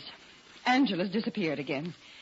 This time, there's every reason to believe it'll cause a scandal none of us will ever live down. Oh, Edith. Mrs. Wilder, just how old is your sister? Well, she's 2 years younger than I am, 42. You'll get all the information you need, and I'm sure you'll know just how to proceed. You may as well tell him the whole truth, Edith, as long as you've gone this far. Walt, do you want me to put all this down, George? No, Brooksy. I think we'll get to the point right now. Look, Mrs. Wilder, what about the whole truth? Oh, I wanted to avoid that. You see, Mr. Valentine, I'm Angela's third husband. Take it down from here, Brooksy. Right, George. The third man she's married through a matrimonial agency. And now corresponding with another man before she's even divorced from Walter. Oh, I see. No matter what happens, it must never come out. You don't know how people are out at Tuxedo Lake. Even if my own husband found this out... When I put the word confidential in my ad, Mrs. Wilder, I meant it. Now, Mr. Philliston, are you sure your wife was corresponding with another man? Yes, I found a letter from him and his picture in a bureau drawer.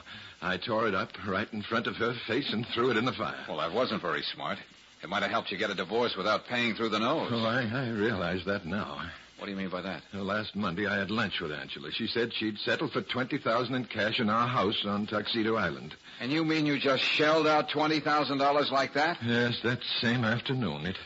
It seemed the easiest way. She threatened to sue me for desertion if I left her and take all the money I have if she took me to court and tied up my contracts. And I'm a builder, you know, and it would cost me much more than that. I just want you to bring Angela back here before she causes a scandal that will wreck all our lives. Mr. Philliston, would you recognize the man in that picture if you ever saw him? I can't be sure. I suppose so. I was so upset I don't even remember the name if there was one. George, don't you think we ought to get the name of that marriage club? I ought to know that. That's the way I met her. It's the Selby Friendship Club. Meet your companion for life. The important thing is this, Mr. Valentine. Walter is staying with me and my husband on the island. So far, we only told Richard that Angela is off visiting some friends. It must remain that way. Okay, I'll do my best. You'd better give me the keys to your place, Philliston. Maybe I can pick up a lead there. Here you are. That's that. When a woman is just over 40, well over 60... This is no time for you to feel sorry for yourself, Walter. Here, Brooksy, take these keys. I'll meet you on the landing at Tuxedo Lake in a couple of hours. Then we'll go over to Mr. Philliston's house. Okay, George. Well, what are you going to do, Mr. Valentine? Pay a visit to the Selby Friendship Club. See what I can find out about Angela's unknown suitor.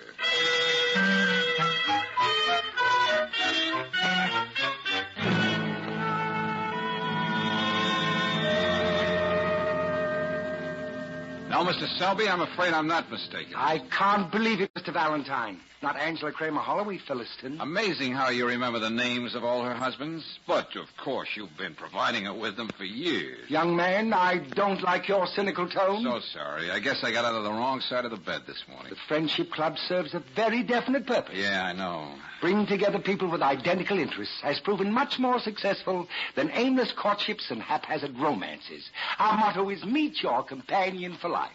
Such as Mrs. Angela Kramer Holloway Philliston. Of course, there are exceptions. All right, but... let's skip the spiel, Cupid. It stands to reason that if Angela got the romantic urge again, she'd patronize the Friendship Club, which gave us such excellent service in the past. Well, I'm sorry to disappoint you, sir. I know of no correspondence between Mrs. Philliston and any of my clients. You sure about that? In fact, Mr. Valentine, I tore up Angela's card in our files. After a year, I assumed she was blissfully united with that nice elderly Mr. Philliston. Well, don't get a nervous breakdown, friend. You can always type another card. Now, look. You put out a bulletin, don't you, listing the different eager beavers bent on matrimony? Yes, indeed, once every month. Well, if I could get a hold of your latest bulletin, maybe Mr. Philliston could spot the man he saw in that letter. Unfortunately, the new bulletin won't be off the press at the Bixby printers for another week. Then I shall be glad to let you see one. Thanks a lot. Oh, don't mention it. But if you think I'm just one of those fly-by-night marriage bureaus, you're sadly mistaken. I've spent 30 years bringing together people who thought they didn't have a soulmate in the world. Goodbye, Mr. Selby.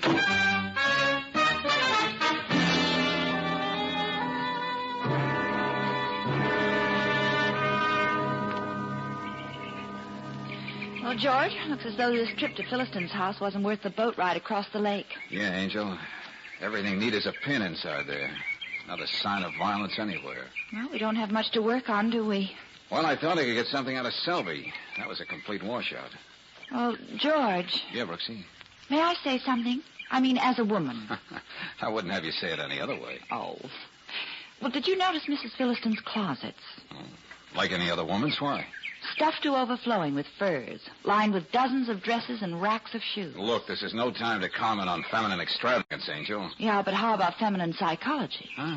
Well, members of our sex just don't leave all those frills and fripperies behind, especially when we're supposed to be running off with another man.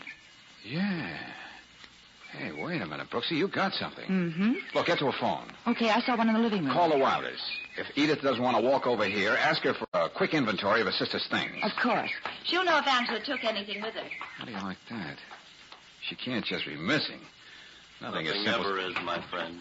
Hey, where did you come from? Who are you, one of Angela's friends? It's hard to tell. Sometimes they're young, sometimes they're old. What have you got to do with Angela? Oh, nothing. I'm just her son. Son? So you see, I speak with authority. Can I get your drink? Well, if you're her son, aren't you at all concerned about what's happened to her since Monday? I haven't been able to sleep one single night. Now, that's obvious. I have the greatest admiration for my mother and her assorted husbands. I'm Bud Kramer. I spring from Mama's #1 marriage club bargain.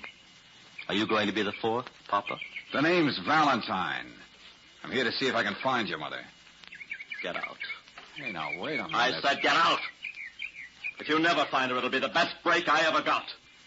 This house will belong to me, and I'll come into some money. If you don't stop sticking your chin in my face, son, I'm going to have to do something about it. Oh, it's fine to have a mother you can respect. You know, you can always help her with her letters when she decides it's time for another husband. Well, didn't you hear me? Get out of here! Let's not be a problem, huh? Let go of my arm. You'd better go upstairs and go to bed. You've had a busy night. You've been getting around today, too. Go on, sleep it off. Yeah, I'll do that. I'll sing myself to sleep with Brahms' lullaby. Or maybe I'll make it Mother McCree. Be sure to find my mother, will it? Tell her how much a little boy needs her. George, who was that? What does he mean? We'll get to him later. What did Edith say? Well, it's the strangest thing, darling. Yeah, what is? Edith says apparently Angela didn't take a stitch of clothing with her. And you know that blue plaid dress hanging over the chair in her bedroom? Yeah, I saw it. Well, Walter said that was the one she wore the day he gave her the $20,000 and she disappeared. With a towel around her or a bathing suit? Oh, no, Brooksy, this doesn't whack up at all. Yeah, I know. It's beginning to look more like something for homicide, not missing persons. Well, Lieutenant Riley is just going to love us when we present him with this case. Well, of course, we're not sure yet. Brooksy, I'm going to take one more stab at keeping this confidential. Meaning? A visit to Bixby Printers. I'd like to get a preview of next month's bulletin of the Friendship Club.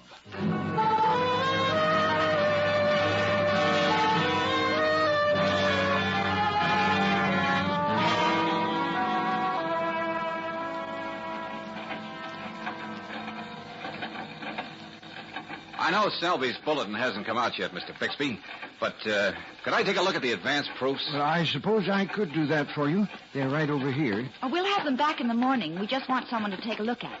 I take it, Mr. Valentine, you're from the police. Well, let's just say I'm working with the police. Well, okay, just so long I don't lose any time on the job. Yeah, they're right here in this file. I just had them out a couple hours ago. Selby called up and wanted something ripped out before he went to press. George, that would be after you talked to him. Yeah, I know. Look, Bixby, have you got that part Selby wanted left out? Was there a picture of a man in it? No, as I remember it was the listing of a lady. She must have changed her mind. Happens all the time. Sent the picture back to Mr. Selby by messenger. But here's the copy that went with it, if you want to see it. Yeah. Friendship Club member number 40. Young, attractive divorcee. Amiable, fun-loving, anxious to live life to the fullest. Major interests, good books, cooking, and so forth and so on. Well, that's a dead end. Yeah. All right, Mr. Bixby, we'll have these back to you in the morning first thing. I'll get back, Brooksy. You know, I'm beginning to feel like a Tuxedo Lake commuter.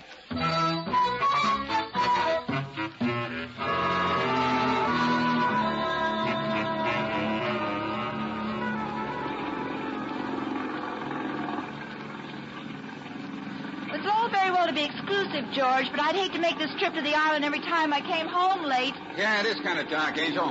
But that green light way up ahead, that's the Philistine dock. Say, what happens if Mr. Philistine doesn't recognize any of these Romeos in the bulletin as Angela's boyfriend? Well, suspecting what we do, Brooksy, we'll just have to dump the case in Lieutenant Riley's lap tomorrow morning. We won't be giving him much to work on, except our suspicions. And the fact that when a woman walks around with $20,000 in cash, she just naturally... Hey, Brooksy, that motorboat coming toward us. Well, they can see us. They've got their searchlight right on us. Well, I can't see a thing with that glare. Turn, George, turn. They're coming right at us. I'm trying. What's the matter with you? Oh, can't you see it? Brooksy!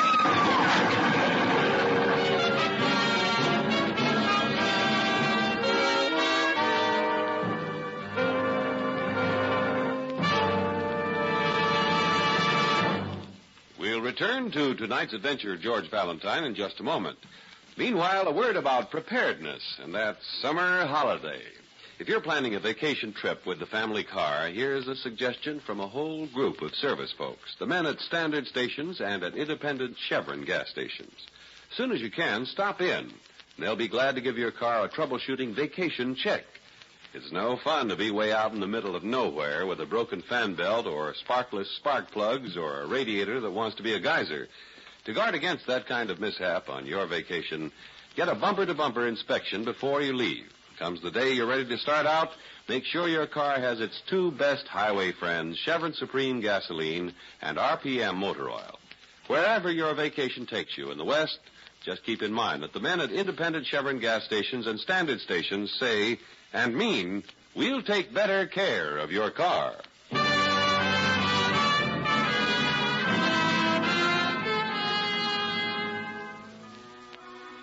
And now back to tonight's adventure of George Valentine. A small outboard motorboat heading toward the island in Tuxedo Lake. Suddenly, out of the darkness, roars a powerful motorboat, its searchlight blinding George and Claire. A sudden, terrifying crash as the boat upsets, leaving its shaken occupants to struggle ashore. And now, a few minutes later, in front of the fireplace in the Philliston home, George and Claire are trying to puzzle out just what they might have stumbled on in this strange case of Angela Philliston. Angela, still married but corresponding with the matrimonial club, and now missing for days. Oh, George, this fire feels wonderful. Yeah, it sure does. Well, there's one thing sure. Whoever just tried to feed us to the fish is right here on Tuxedo Lake. Yeah, but what is it we know that we don't know we know? Oh, Brooksy, at this point, I don't know for nothing. The three people might possibly want us out of the way are right here on this island. Bud Kramer, Angela's son, who hates his own mother. Mr. Philliston, who got such a raw deal from Angela, the one and only time he used the services of the Friendship Club. Yeah, that's right. And Sister Edith, who said she'd do anything to keep a breath of scandal from the swank shores of Tuxedo Island. All this doesn't exactly give you a comfortable feeling, does it? Brooksy, before we see Lieutenant Riley in the morning, we're going to check every boat tied up around this lake.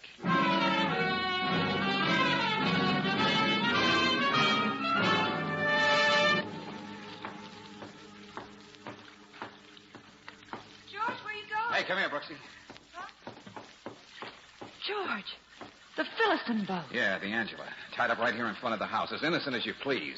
And look at this big dent right here on her nose. All the paint scraped off. Well, it looks more and more like it has to be one of those three. Yeah. Hey, What the? there's somebody out there in the lake, George. Oh, what a night. Just hope whoever was using this boat tonight left the keys in it.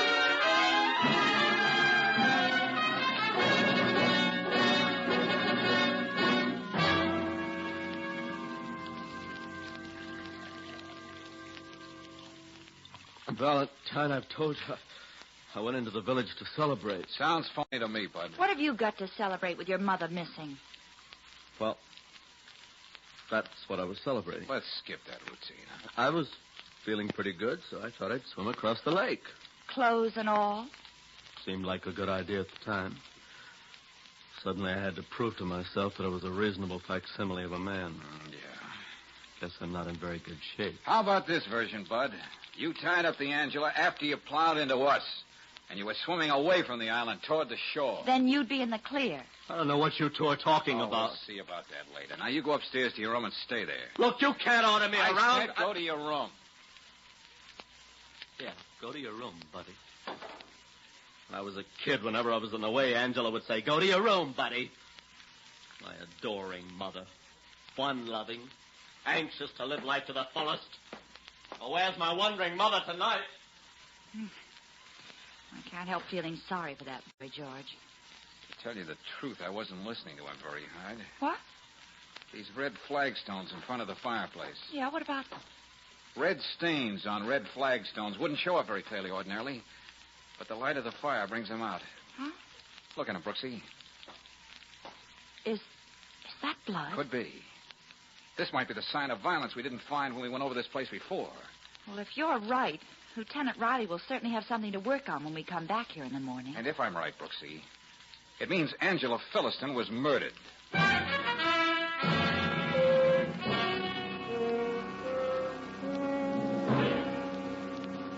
All right, Valentine. Where are these blood stains you dragged me out here to see? But, George, they're gone. Wait a minute. What is this? Someone scrubbed these flagstones clean during the night. You don't say. Oh, what a metal midget I turned out to be. I should have stayed right here while you went back to town, Brooksy. But how could anybody know what we found? Oh, well, at least I'm bright enough to know the answer to that one. Somebody knew every move we made last night. Ah, stop sounding like a bee picture. Next you'll be talking about trap doors and hidden passages. Oh, that's not fair, Lieutenant I Riley. get dragged out of bed. I bring the best men in the department out here with me. They dredge the lake, and all they're coming up with is some undernourished trout. All right, Riley. Give me a chance to think, will you? Hayes here. Look at him. One of the best men in our lab, crawling around on his knees like a charwoman, looking for something that isn't here. I'll be through here in a minute, Lieutenant. Oh, I can't thank you enough for that bracing, invigorating trip across the lake, Valentine, but I've got better things to do with my time. Lieutenant, somebody tried to run us down on the lake last night, and he was using Philistine's boat. Lieutenant. Yeah, what is it, Hayes? These red particles between the cracks in the floor here. They might mean something. All right, be careful with those, Hayes. Very careful. Got them in this bottle. You want to initial the label, Lieutenant, in case we ever need it for evidence? Yeah, sure. But just remember this, Valentine. If this proves to be ketchup from a weenie roast they had in this fireplace, I'll... So help me, I'll do it. What do you say we wait and see, Lieutenant? It may not be ketchup at all. Just barbecue sauce. The kind that's too hot to handle.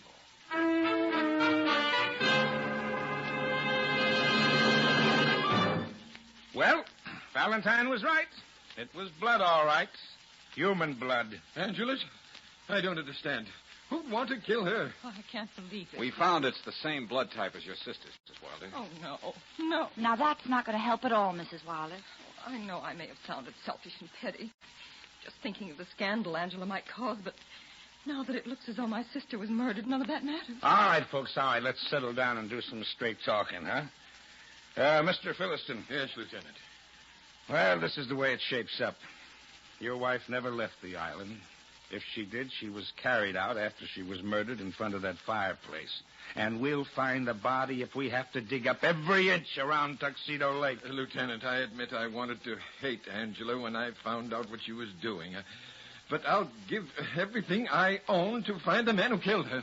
Mr. Valentine, you were trying to track down the man Angela was corresponding with. What did you find out at that friendship club? I did have some pictures for Mr. Philistine to identify. But they're all at the bottom of the lake now. Yes, very convenient. About the $20,000, Mr. Philistine, that you were supposed to have given your wife. No, what about it? We checked into all of your accounts. There's no record of any withdrawal like that. Well, I took that money out of a safe deposit box. Well, that's not where most people keep that much money, is it, Mr. Philistine? Oh, no, but being in the building game, it pays to be able to put your hands on ready cash. All right, that's your story. Oh, I know what you're thinking, but you're wrong. Maybe it was foolish to resort to a marriage club, but I was lonely. She never brought me any happiness, but I never hurt Angela. Well, we're going to stay right here at headquarters because we got a lot of things to talk about. I'm still checking on Bud Kramer's story.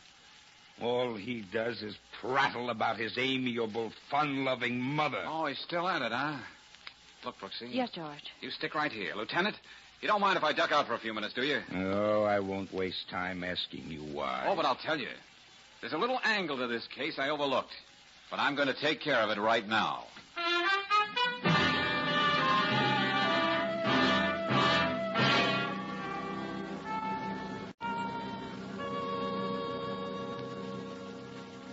Come on, Selby, give. You were holding out on me before, weren't you? Well, I answered all of your questions to the best of my knowledge. You mean you just told me as much as you thought I should know.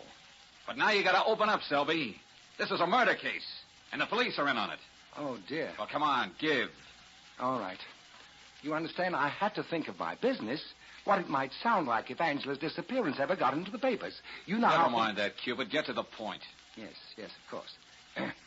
I suppose I should have told you that Angela was the second wife of Walter Philistine met through the Friendship Club. Well, surprise. That's the truth. Some names, Selby, some facts. Well, the name of Philistine's first wife was Frida Merritt. She was a widow, pretty well off. Yeah? They were married 5 years ago, and then she... Then what?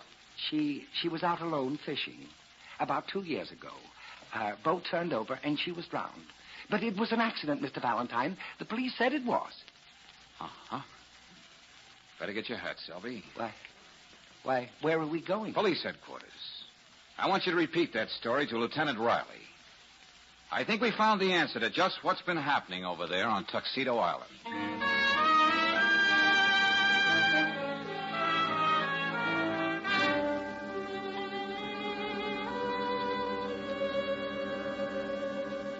Well, thanks, Mr. Selby.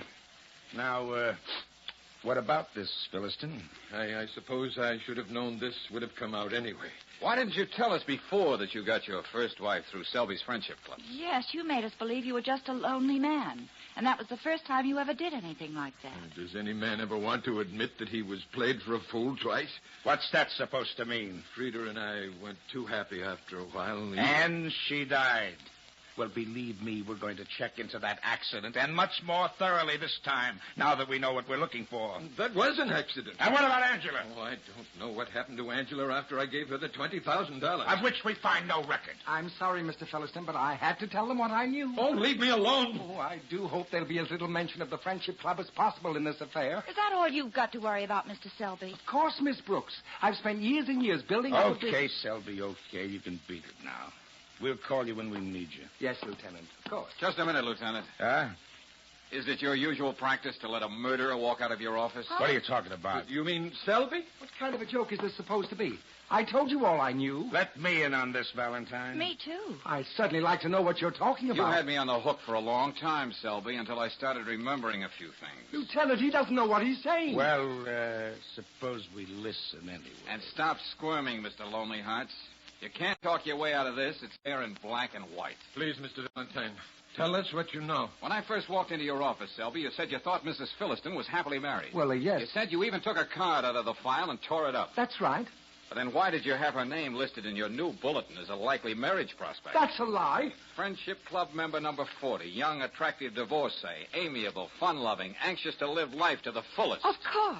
That was a description of Angela. We never thought of it because we were looking for a man. Those are the same words her son keeps repeating like a drunken parrot. Words he could never forget, because they were the ones Angela always used when she was looking for a new husband. That's the same way she described herself in the ad I answered. Lieutenant, you don't Save it, Cupid. You just ran your business too well. And that's what's going to hang you.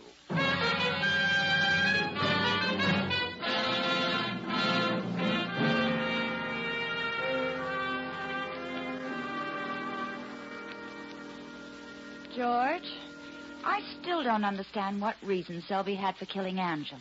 Because Cupid got double-crossed, Angel. Double-crossed? Yep. According to Riley, Selby had quite a little racket on the side. Like Angela, for instance. Oh? He saw she was getting restless with a man so much older than herself. I see. So why not get a nice fat settlement from the old boy?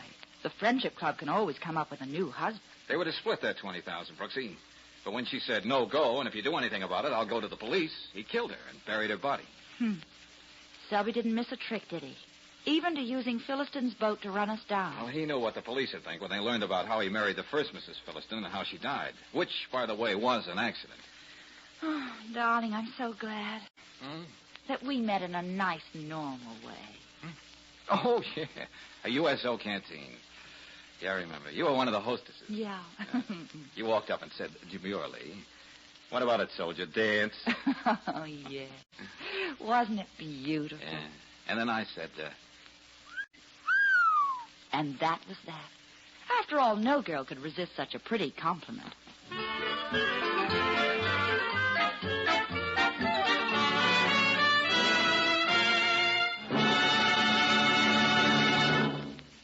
It's after 8 o'clock, and every minute counts. Mary's going to lead the promenade at the senior ball, if she ever gets there.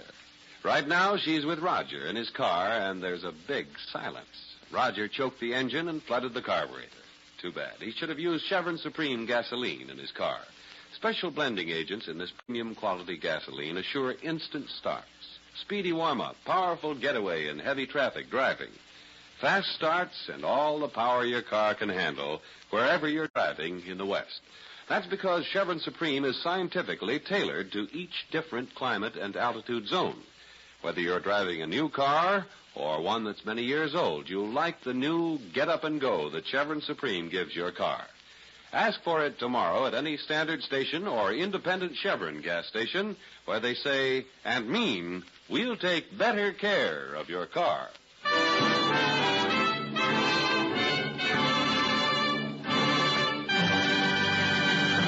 Next week, when you tune our way for another adventure of George Valentine, you'll hear... Oh, Mr. Dimmick. Oh, was that? One of the many voices of darkness that echo through the tunnel of love. Calm yourself, Claire. What's that up ahead? Yeah, what is that dim light, Timmy? Seems to be coming from the wall of the tunnel. It looks like a man. Maybe he's in trouble. You better hurry. Patience. We can travel only as fast as the water flows through the tunnel. It's like fate carrying us. That man's got a gun in his hand. And pointed right at us. Down on the boat, everybody. That guy means business.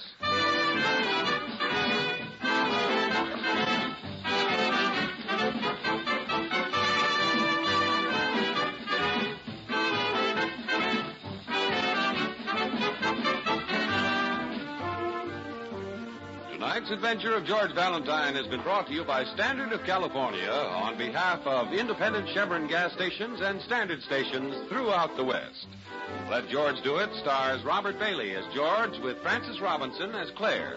Wally Mayer appears as Lieutenant Riley. Tonight's story was written by David Victor and Herbert Little Jr. and directed by Don Clark. Also heard in the cast were Irene Tedrow as Edith, Paul McVeigh as Walter, Jack Edwards as Bud, Joe Forte as Selby, and Stanley Farrar as Bixby. The music is composed and conducted by Eddie Dunstetter. Your announcer, John Heaston. Listen again next week, same time, same station, to Let George Do It.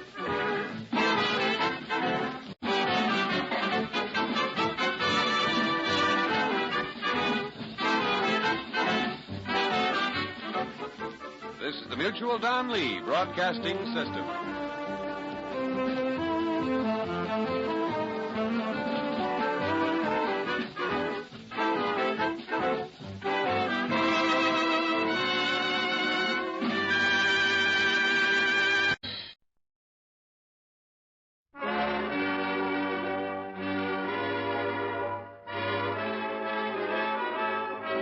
Makers of Camel Cigarettes present Dick Powell as Richard Diamond, private detective.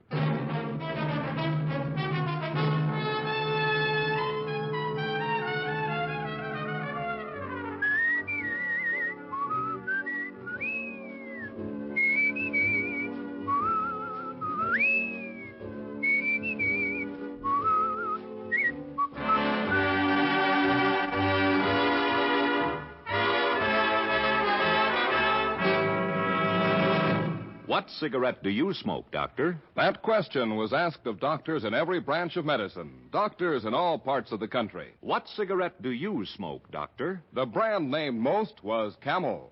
Yes, according to this recent nationwide survey, more doctors smoke Camels than any other cigarette. Make your own Camel 30-day test, the sensible cigarette test, and see how mild, how flavorful, how thoroughly enjoyable Camels are.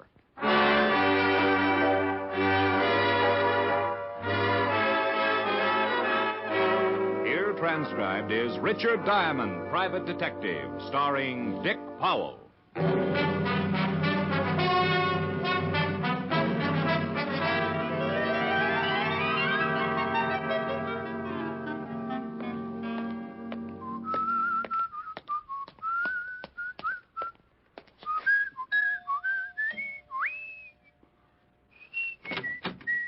Yes?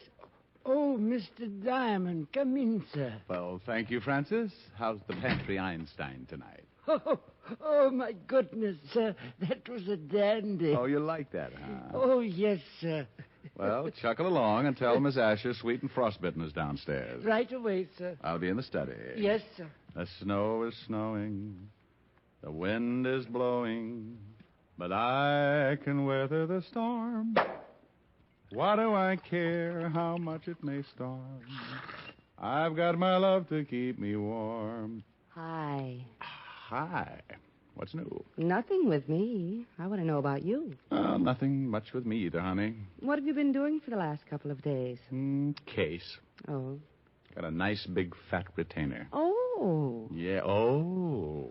Look at the eyes light up. Well, I'm happy for you. Mm-hmm. Well, I don't want your money. But now that I'm independently wealthy, you figure you don't have to feed me anymore. Rick. Don't have to take me to any more shows. Stake me to an occasional chocolate malted. Oh, don't be silly. You know I don't mind. Just because I made a couple of $100. $couple of $100? Stop kissing my hand. Rick. You idiot. I have tickets for the ballet tomorrow night. Dinner at 21 after the show. Oh, Rick. Afterwards, we nick. I love you. Of course. Now, I suppose you want to hear all about the case. Well, not unless you want to. Well, as long as it's If optional. you're too tired, some other time. It all started 3 days ago. You don't really have to. I can hear about it any time. I was sitting in my office. You don't have to put yourself Oh, up. shut up, woman. As I was saying, the whole thing started 3 days ago. I was sitting in my office reading Gaylord Hauser and soaking my feet in a tub of blackstrap molasses when the door opened and then walked 6 feet of mink cape wrapped around 5.5 feet of what little girls are made of. I remember thinking about the sugar and spice and everything nice, and even with the mink cape covering most of it, I decided that this little girl could have given a bee farm a nervous breakdown. Mr. Diamond, You have been reading the sign on the door. I'd like to hire you. Well, I'd like you to. I charge $100 a day in expenses. I want protection. From what? My husband. What's the matter? Can't he stand the pace? He's getting out of prison at 5 o'clock this afternoon, and he's threatened to make trouble. I think you better tell me the whole thing, Miss... Connors, Marilyn Connors. Okay. Who's your husband? His name's Joe Connors. Oh. You know him? Helped send him up 10 years ago. Armed robbery, wasn't it? Yes. He hasn't served all of his time, but he's being paroled. Go ahead. Well, since Joe was sent up, I had to find work. A man Joe used to work for gave me a job in his club. Martin Cope? Yes. Do you know him? Slightly. We're hating acquaintances. Mr. Cope has been very wonderful to me. I'm sure he has. I don't think I like that. Your husband doesn't either, huh? You're very blunt, aren't you? Like the front of a streetcar. I don't like your boss, and I don't like your husband. I think it's better that you know now before you make any investments and then have to fire me. You're the best private detective in New York. Only because I'm brilliant, shrewd, and loaded with talent. And a little ridiculous. Oh, sure. Add that on and just think what you're getting for a lousy $100 a day in expenses. Even though you don't like Joe and Mr. Cope, you'll still take the job? Look, Mrs. Connors, I've been honest with you about your husband and Cope. I never let personalities interfere in my business. A job's a job. Besides, I'm starving to death.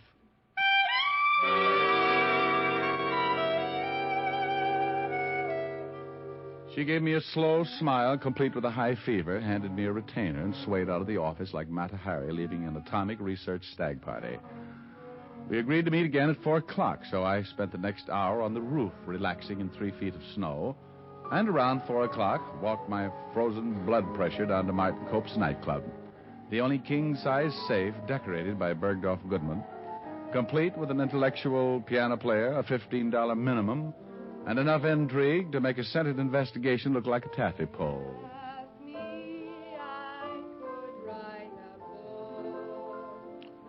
The girl who had been to my office earlier was standing on the edge of the empty dance floor rehearsing a song while the piano player was trying his best to overdo the accompaniment. I grabbed a chair and sat down to listen.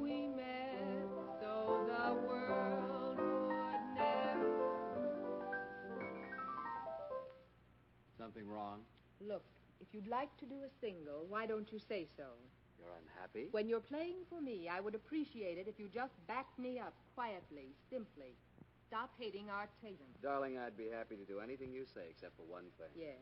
You can't sing. Why, you anemic excuse for a musician. You couldn't get a song right if you ran it through a player piano. Temper, darling. You listen to me, Bernie. I put up with you for a long time. You've put up with me? Yes, with you. Oh, I've let you mess me up night after night. You did that all by your little lonesome, honey. You just better remember who's paying your bills, honey. I get out here and break my neck to try and give a good show. Don't you get cute with me. You better wise up, Buster, or you're going to end up playing for your meals down on Skid Row. For Pete's sake, Marilyn. No, Bernie, I'm... They kept going round and round, and about the time the piano player looked like he might possibly throw caution to the wind and stamp his foot, a door opened at the other side of the room, and Martin Cope, big-time gambler and owner of the club, walked over to the piano. Look, if you two insist on raising the roof, take it to the back room where nobody can hear you. I'm sorry, Martin, but Bernie just won't... Mr. Cope, I can assure you that it wasn't You I. stay out of this. Oh, wait a minute. Oh, I'm sorry. You two can kick the walls in when I'm not in my office, but, honey, when I've got work to It do... won't happen again. What's the matter? Who's that? Who? Sitting over there. Well, I'm surprised, Cope. I thought you'd spot my blue eyes. Oh, it's Mr. Diamond. Diamond. Yes, he says you know each other. Diamond, the private detective? Sure. You remember, Cope, all those times down at the precinct, playing 20 questions? What are you doing here? I got tired of talking to nice people. Beat it. I asked Mr. Diamond here, Martin. You did. Well, I know you're not worried about Joe, but I am. And you had this two-bit gumshoe? Temper. Mr. Diamond's supposed to be the best private detective in the business. Says who? Well, I did mention it a few hundred times. Did Sloan put you up to this, honey? Martin, with Joe getting out this I afternoon... told you not to worry about Joe. Did Sloan tell you to hire yourself a bodyguard? He thought it would be a good idea. He did, huh? Everybody's got a good idea. Nobody thinks I know what I'm doing. I just happen to run the place. Sloan was thinking about you, Martin. Yeah? But I'll give him something to really think about. Now, Martin... No, I'm tired of the whole mess. Everybody's scared stiff of a two-bit punk who's getting out of stir. Hiring an ex-cop who couldn't protect an old lady from a Boy Scout. Have you been tested for rabies lately? Look, Diamond... Martin, I'm afraid of what Joe might do. Oh, but hiring a private cop, and to top it off, you gotta pick this one. Look, Mrs. Connors, I don't want to cause a lot of trouble. Well, you're trying real hard. Maybe you'd better just take your retainer and we'll forget the whole thing. That is the only bright thing you've ever come up with, Mr. Diamond. How about it, Mrs. Connors? Well, you keep the retainer, Mr. Diamond, but maybe under the circumstances it would be better Sure, if we... keep the money, Diamond. Go buy yourself a new joke book. I don't want it. But I tell you what I'll do. I'll donate it to your restaurant's hospital fund, Cope. We haven't got one. That's the trouble with you, Cope. No vision. You should always have a little insurance in case of a bad accident.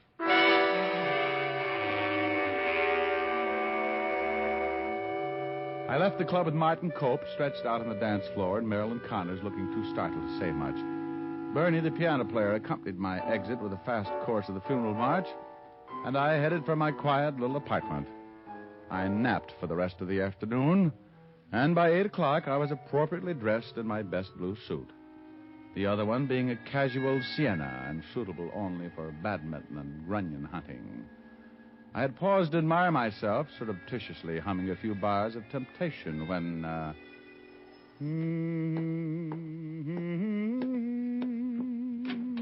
Yeah? Richard Diamond? Depends on who wants him. My name's Sloan, William Sloan. I'm Diamond. What can I do for you? I'm here because Miss Marilyn Connors asked me to come by and talk to you. Well, come in. Thank you. I believe Martin Cope mentioned your name earlier this afternoon. In all probability, he did. I'm Mr. Cope's attorney. Have a seat. Thank you. Cope seemed a little unhappy with you, Sloan. That was because I suggested that Marilyn hire herself a private detective. I gathered as much. I picked you because of your reputation. I had no way of knowing that Martin didn't like you. Why are you here, Mr. Sloan? To ask you to go back on the job. Protect Marilyn until we're sure that her husband is not going to cause trouble. I'd like to know something, Mr. Sloan. Why do you expect Marilyn's husband to cause trouble? Isn't it obvious? Maybe I'm a little dense. Why, Marilyn and Martin Cope have been in love since Joe Connors was sent to prison. You think that's enough to make Joe Connors try something? Well, it goes a little deeper than that. How deep? Joe Connors used to work for Martin. Oh, yeah. Wait a minute. I'm beginning to remember. Joe Connors swore Cope had him framed. That's correct. He swore that when he got out, he'd get him. Well, it's a little tough under the circumstances. It'll just cause another argument between Cope and Marilyn if I show up again. Why don't you get yourself another boy? A lot of good private detectives in New York. Because you'd be about the only one who wouldn't be afraid of Martin. And Marilyn has a great respect for you. Even after I belted her boyfriend? Well, I think that convinced her you were the one for the job. Joe Connors got out this afternoon, didn't he? That's right, at 4:30. Where's Mrs. Connors? At the club. Well, if I go down there, there's going to be more trouble. Martin went out about an hour ago. That's why we want you to come down. Martin got a phone call. He seemed worried. Marilyn was in the office with him. She said that when he left, he didn't say where he was going, but he took his gun with him.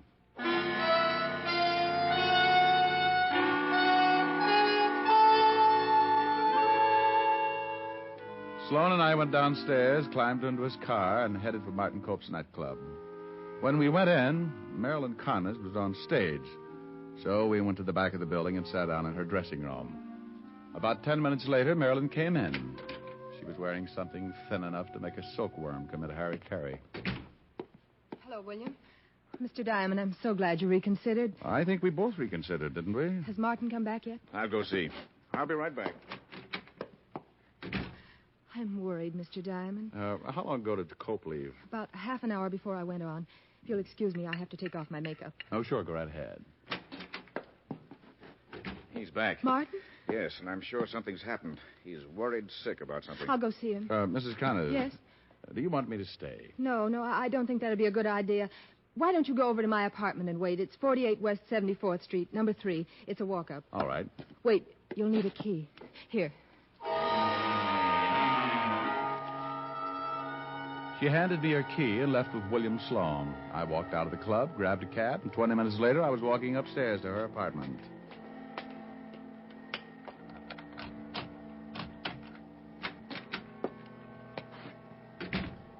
The room was in darkness.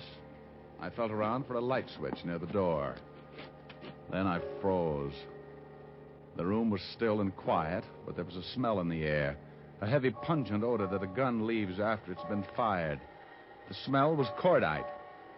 I flipped the switch on and looked down at the dead body of Joe Connors, lying on his back, shot through the head.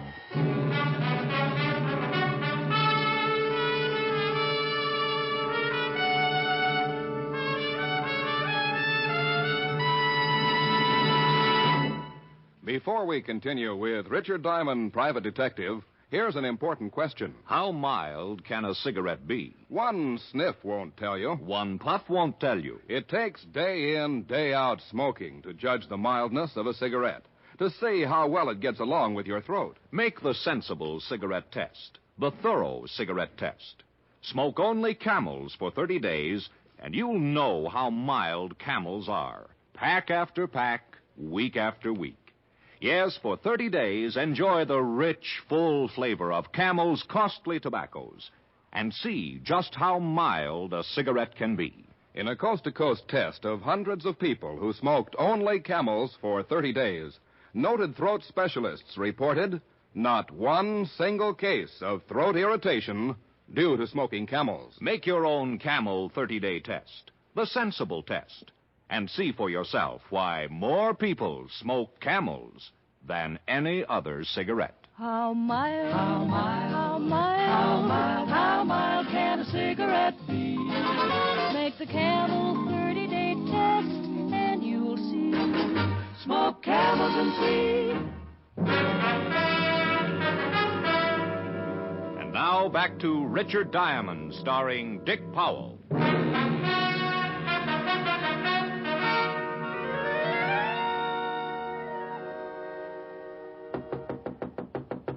Who is it? The police. Oh, goody. Otis. Yeah? You're standing on my foot. Oh, sorry, Lieutenant. Well, good evening, Lieutenant Levinson. Who's dead, Diamond? Right over there. Name's Joe Connors. Shot in the head, Lieutenant. Well, Otis is getting brighter. Who did it? How do I know? Whose apartment is this? Mrs. Marilyn Connors. Same name as the dead man. No, his name's Joe. Oh, I mean the last name. Look, meathead. Well, it is. Well, he's right, Walt. They were married. What are you doing here? Me? Well, I come with you. Otis. Oh, sorry. Yeah, what are you doing here, Diamond? Well, Marilyn Connors asked me to wait for her. And let's all wait. Walt, have you noticed all the windows are locked? So it's cold out. Let's not wait. Let's go over to Martin Cope's nightclub. What's Martin Cope got to do with it? Leave Otis here until the coroner arrives. Put a tag on him so the coroner will be sure to get the right body, and I'll tell you about the whole thing on the way over to the club.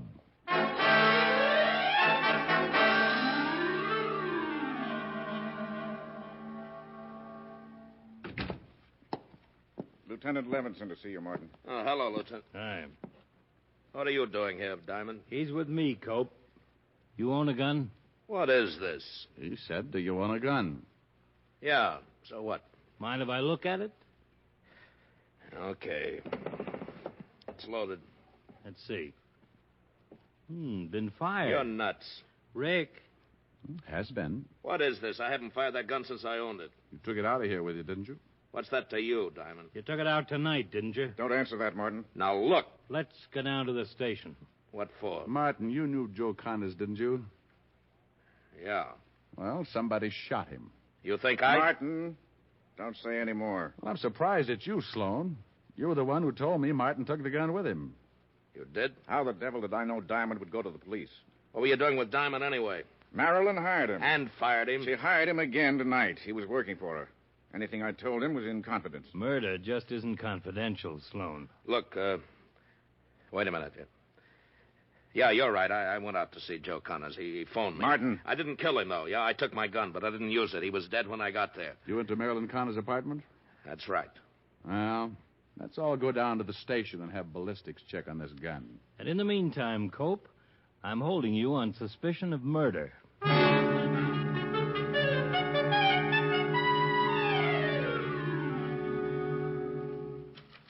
Well, here's the ballistics report, Rick.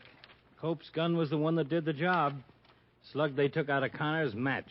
Now let's talk to Marilyn Connors and Sloan again. Why, we've got our boy. Just want to talk to them. Send in Miss Connors and Mr. Sloan. Now, what have you got on your mind, Rick? Oh, I was just thinking about all the windows being locked. So what? You want to see us, Lieutenant? Mr. Diamond does. Have a chair. Mr. Diamond, I'm sorry things worked out this way. Well, so am I.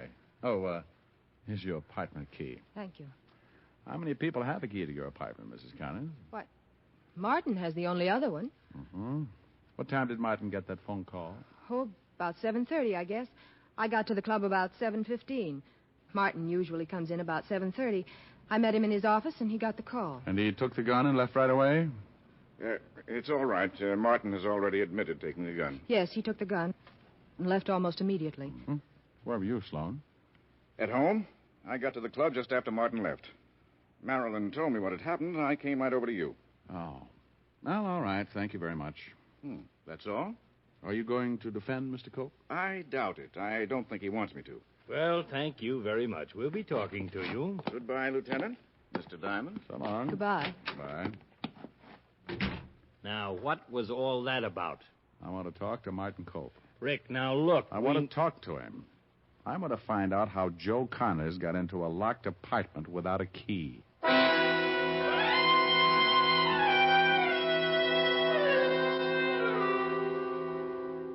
I don't want anything to do with you, Diamond. You better cooperate. Diamond's got an angle that's worth listening to. I didn't shoot Connors no matter what that ballistics report says. You have a key to Marilyn's apartment. Yeah. Connors was dead when you got there. Yeah, I told you that. You left the club about 7:15. That's right, about 7:15. Connors had been dead about 3 hours when I found him, Walt. I found him about 9:30. By gosh, that's right. And that part of your story stands up, Cope. He was dead when you got there. What about the gun? You always keep that gun in your desk, Cope? Yeah. Who was in the club with you? Oh, the usual people. Waiter, bartenders, busboys. Marilyn? Yeah.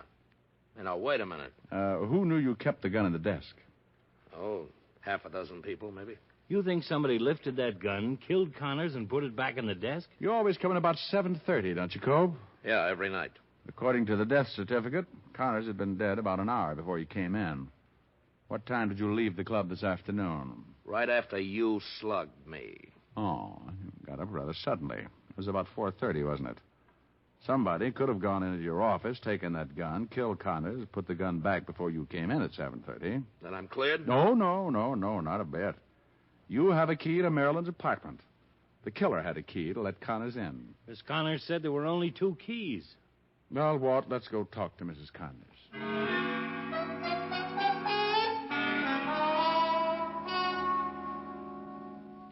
Mrs. Connors, where were you around 7 this evening? 7? Where were you? Why, downtown. You weren't in your apartment? No. Did you come back from downtown before going to the club? No. Who was in your apartment? Why, no one that I know of. Have you ever given your key to anyone except Cope and, me, of course? Yes. Who and how long ago? My piano player. About a week ago.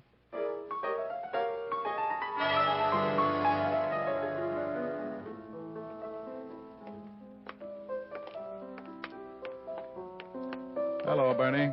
Hello. Oh, hello. You're the nice man who slugged Mr. Cope this afternoon. Let me buy you a drink. No, thanks, Bernie. This is Lieutenant Levinson. Lieutenant? Hi. What time did you get to the club this evening, Bernie? Oh, about 7:30. Why? The cook says he saw you come in around 7:15. 15 minutes one way or the other. Where were you at 7 o'clock, Bernie? My house, I guess. Bernie, we checked with the state prison. They censor letters up there. Do they? Mm-hmm. A man named Joe Connors got a letter 2 days ago telling him to meet someone at Mrs. Connors' apartment around 6:30 this evening. What's this all about? Well, we'd like to have you come down to the station for a paraffin test, Bernie. A paraffin test? Yeah, we can determine if anyone has shot a gun in the last 48 hours. Oh. When did you take Mr. Cope's gun, Bernie? Right after he left this afternoon.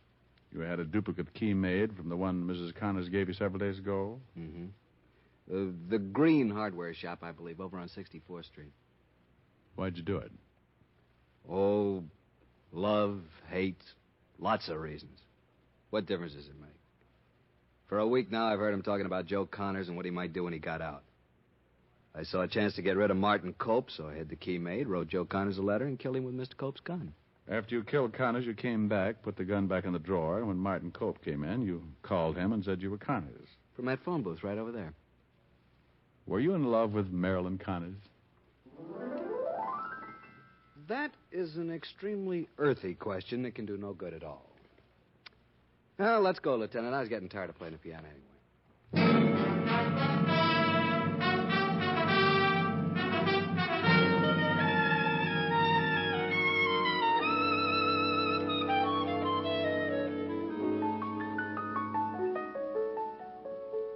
Oh, that's kind of sad. Yeah.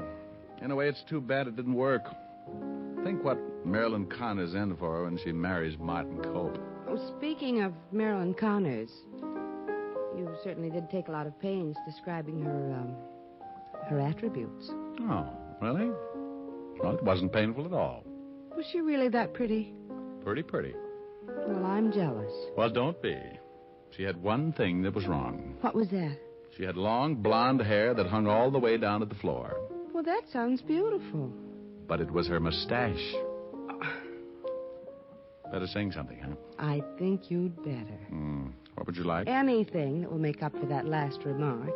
I thought it was pretty clever. Just sing. Okay. How about this? Maybe I'm right, and maybe I'm wrong. Maybe I'm weak, and maybe I'm strong. But nevertheless, I'm in love with you.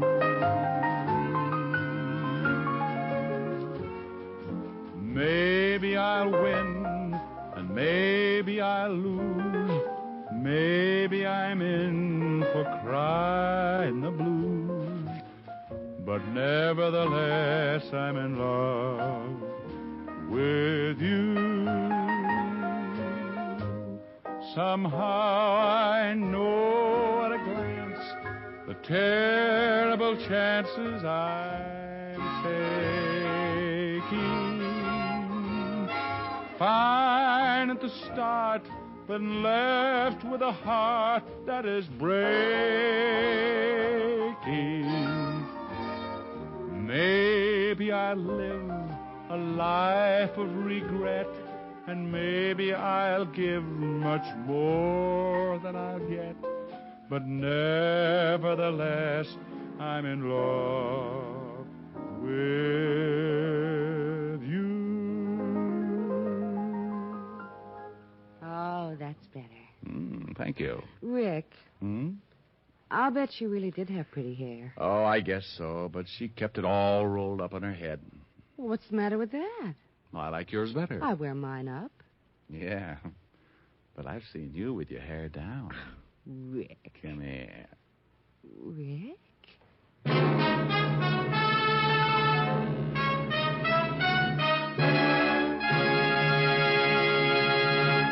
Dick Powell will return in just a minute. More people smoke Camels than any other cigarette.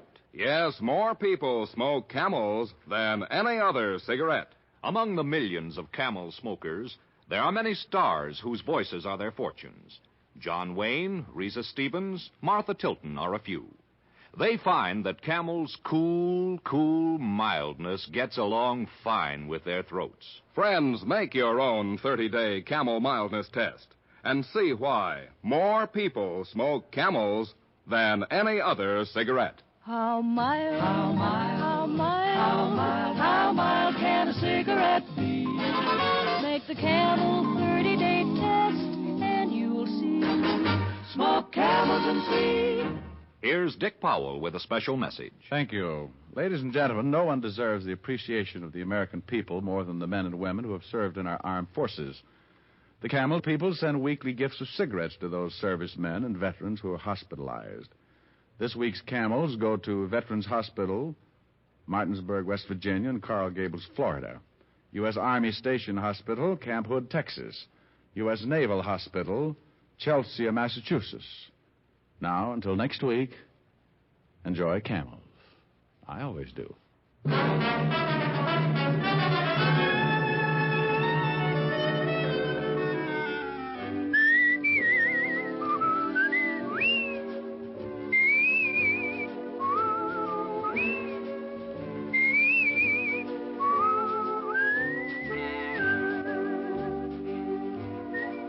Tonight's adventure of Richard Diamond, starring Dick Powell, was written by Blake Edwards. Our director is Helen Mack. Pipe smokers, enjoy the National Joy Smoke, Prince Albert. Yes, PA is made from choice tobacco, rich tobacco that's naturally flavorsome. Prince Albert is specially treated to ensure against tongue bite and crimped cut for smooth smoking. So get PA in the handy pocket tin or the pound size. It's America's largest selling smoking tobacco.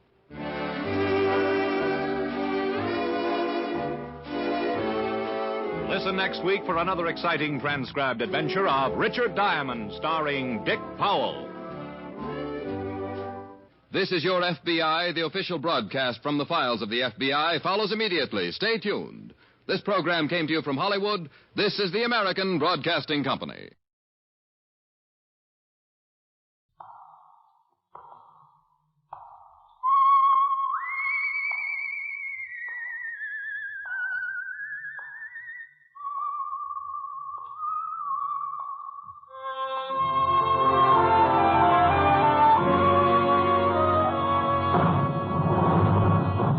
The Adventures of the Saint, starring Tom Conway.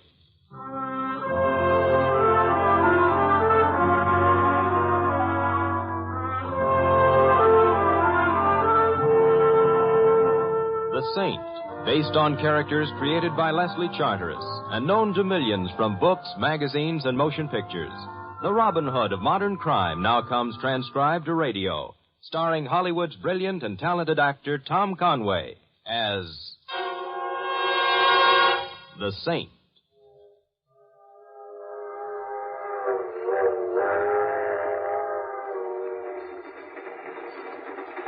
Mind if I sit down here, mister? Huh?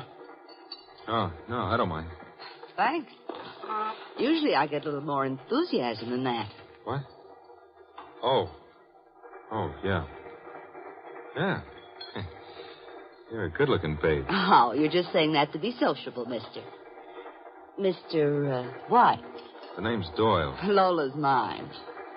How's the chicken tonight, Mr. Doyle? It's okay. How would you know? You haven't touched it.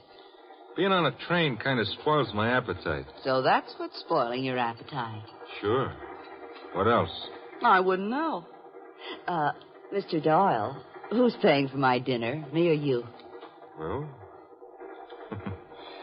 now that I take a good look, I'd be glad to buy you dinner. Oh, good thing I'm not the demure type.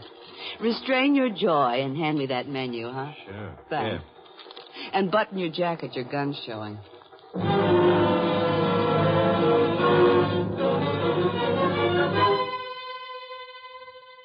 Hello?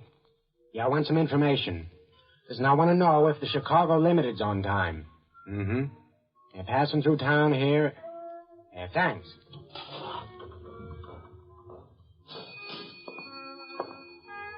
Well? On the dot, Mitch, 2:30 in the a.m. It's a little past 11 now. Yeah, train stops here for 10 minutes. That ain't an awful long time, Colonel. It's long enough. Maybe. I want another drink. You don't need it. I hope Doyle's enjoying his train ride. I wouldn't know. You think he'd be glad to see us, Mitch? I want another drink. Yeah, you know something? I think he'll be so happy that it's just liable to kill him.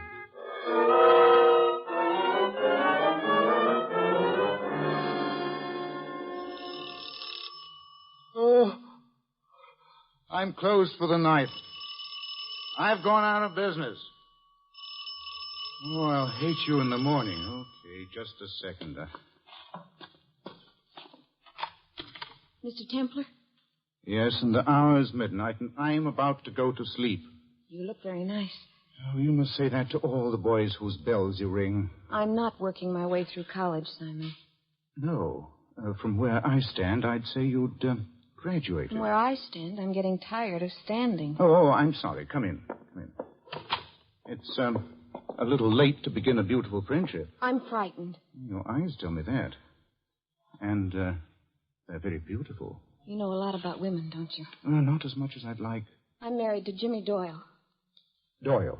I don't know him. I want you to meet him tonight. So I can be frightened, too? He's coming into town on the Chicago Limited in a few hours. Oh, you want me to bring him flowers? I want you to see that he gets home. Alive. Well, the police do fairly well at that kind of thing. I can't go to them. Oh, you're afraid to? Why? Jimmy'd kill me if he found out. I see. Where is home? 49 Marble Avenue. And I'm to see that he gets there alive? You haven't told me why he might not. Nor do you intend to. Why should I bother, Mrs. Doyle? Perhaps because I'm lonely and afraid. Perhaps because I'd like you to call me Madge. Simon, I've no one else to go to. All right. I'll meet his train. When's it due? 5 a.m. 5 hours to go, then. I'll go home now. Oh. Knowing that you're taking care of things, Simon. I might even be able to sleep. Pleasant dreams, Madge.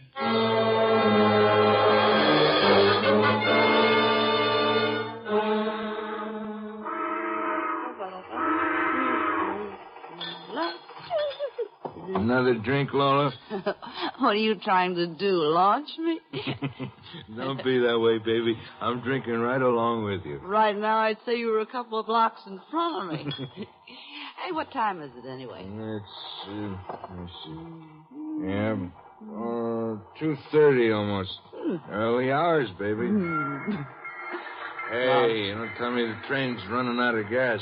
That's disgraceful. That's what it is. Yeah, just a whistle stop. Who's talking about whistling? I said it was a whistle stop. Nothing personal. Oh. It's awful dark out. You think somebody lives in these towns? I knew a fellow once. Lived in a small town. Yeah. He was a dope. What did you see out the window? Couple of people getting off. Some waiting to get... Hey, who you throwing your whiskey at? I didn't throw it. It slipped out of my hand. That's so. Yeah. Then why's your hand shaking? I'm tired. You're scared. Now, look, let's get out of this club car. Too many people. Okay, anything you say. Yeah, too many people. It is kind of a switch. The girl seeing the fellow home. Yeah, funny. Then why don't you laugh? Hey! Somebody pulling the train out from under me. Just hold on to me, will you, please? They're just switching engines. They ought to fasten these trains down better. Yeah, this here's my car. The compartment is right along here. Oh, aren't you fancy? I just got a lower berth. Yeah. I'll be seeing you. Oh, no. Come on in, will you? Well, a girl's got to be careful of her reputation. Nobody around but even so... Please come in. We'll gab a while, huh? Well, that's better. Okay, give me your arm. Here. It's kind of dark in here. Why don't you put a light on?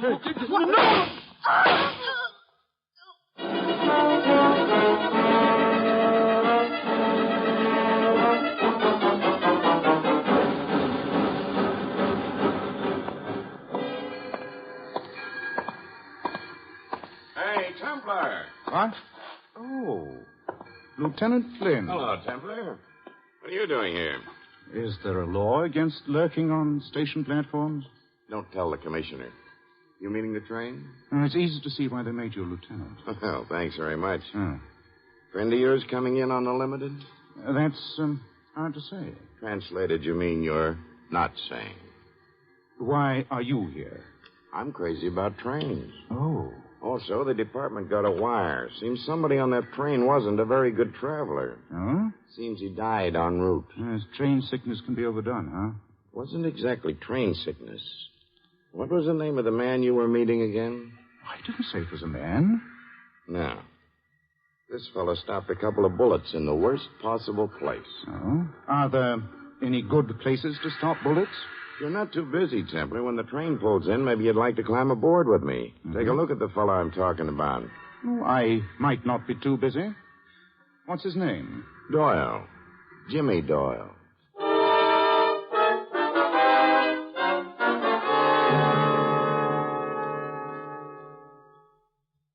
They didn't improve his appearance. The bullets, I mean. Whoever shot him didn't have a beauty treatment in mind. You know him, Templar? His name is Doyle. Jimmy Doyle. Isn't that what you told me? You fence very nice. When did he die? Close as the medical examiner just figured it, he must have been shot around 2 or 3 in the morning. Well, it's nice to know he died in a private compartment. Whoever shot him had fun ripping the place up. He could have been looking for something. Wonder what? Yes, I'm wondering, too, Lieutenant. Nice to have company. Could have been diamonds, though. Doyle collected them? I hate to tell you this, but he was a bad boy. He stole them. Oh, for shame. In Chicago, he and a couple of other bad boys. One of whom wore glasses? How do you know that? Not much of a guess, Lieutenant. This is what I just picked up off the floor. Looks like a tiny hunk of crumbled tissue to me. It came out of a sight-saver package, Lieutenant. That tissue was used to wipe a pair of glasses. Let me have it. Thanks. Hmm? One of the bad boys who pitched in on the Chicago deal with Doyle is a man named Kerner. The important point at the moment being, he wears glasses. Well, that tissue is mildly flimsy as evidence, but it helps your thinking, huh? I don't know. Nobody heard the shots? When Doyle was killed? No, it's noisy on the train. It may have been going through a tunnel at the time. Well, it's been fun, Lieutenant, but... It could be even more fun, Templar. Oh? If you would let me introduce you to Lola. And who is Lola? The kind of girl your mother wouldn't have liked. Well, since I'm not my mother, some other time perhaps, but May not be another time. We're booking her on suspicion of murder. She wear glasses? Mm-hmm. And the men do make passes.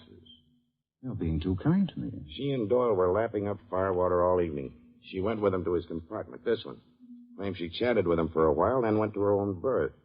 Nobody saw her at the important times, though. Too bad. It's only suspicion of murder. Lola's been chummy with lots of crooks, especially jewel crooks. Sounds like a case. The only trouble is, whoever knocked off Doyle was after the diamonds. Lola doesn't have them on her. Lucky for Lola. Did the train stop anywhere en route? Jerkwater town named Haynesville at 2. Interesting. But I'd still like to have you talk to Lola. Why? You're prettier than I am. Oh, thank you. You might get something out of her. Furthermore, if you do, I'll stop wondering what brought you here. Oh, that does it. I couldn't bear to think of you staying up nights wondering. Lead me to her. We're keeping her in compartment C, a couple of doors down from here. Keep her company. We've got to search everybody on the train. Oh, aren't you going to introduce me? Just smile at her. Oh, I'll do my best. Well, remember, the last guy who was alone with her wound up dead.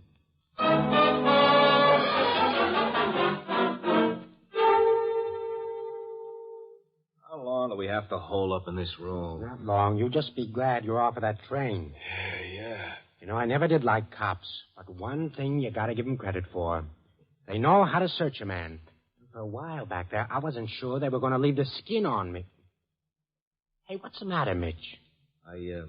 I'm wondering where the stones are, Kerner. Yeah, so am I. They weren't in that compartment. We tore it apart. Couldn't find them. I didn't. Oh, now, wait a minute, Mitch. You were with me all the time. Sure, when we got on the train. But according to what the cops were throwing at us, somebody visited Doyle while you and me split up.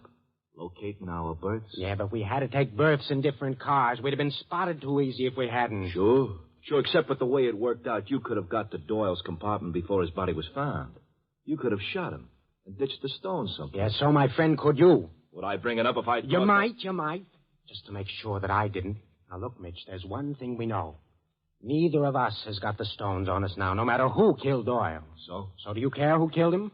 I care about the stones. All right, then let's start using our heads, huh? Doyle reached the station in Chicago with the stones. We figured he'd have them with him all the time, but maybe he arranged to have them reach New York separate from himself, you see? Yeah. All right, now, I got an idea of where in New York those stones would have to wind up if that's what Doyle did. And that's where? That's Doyle's home. So, why don't we drop in on Mrs. Doyle and Tell her the sad news. Yeah. Yeah, that way we get a seat on the inside. Where we sit and wait for company.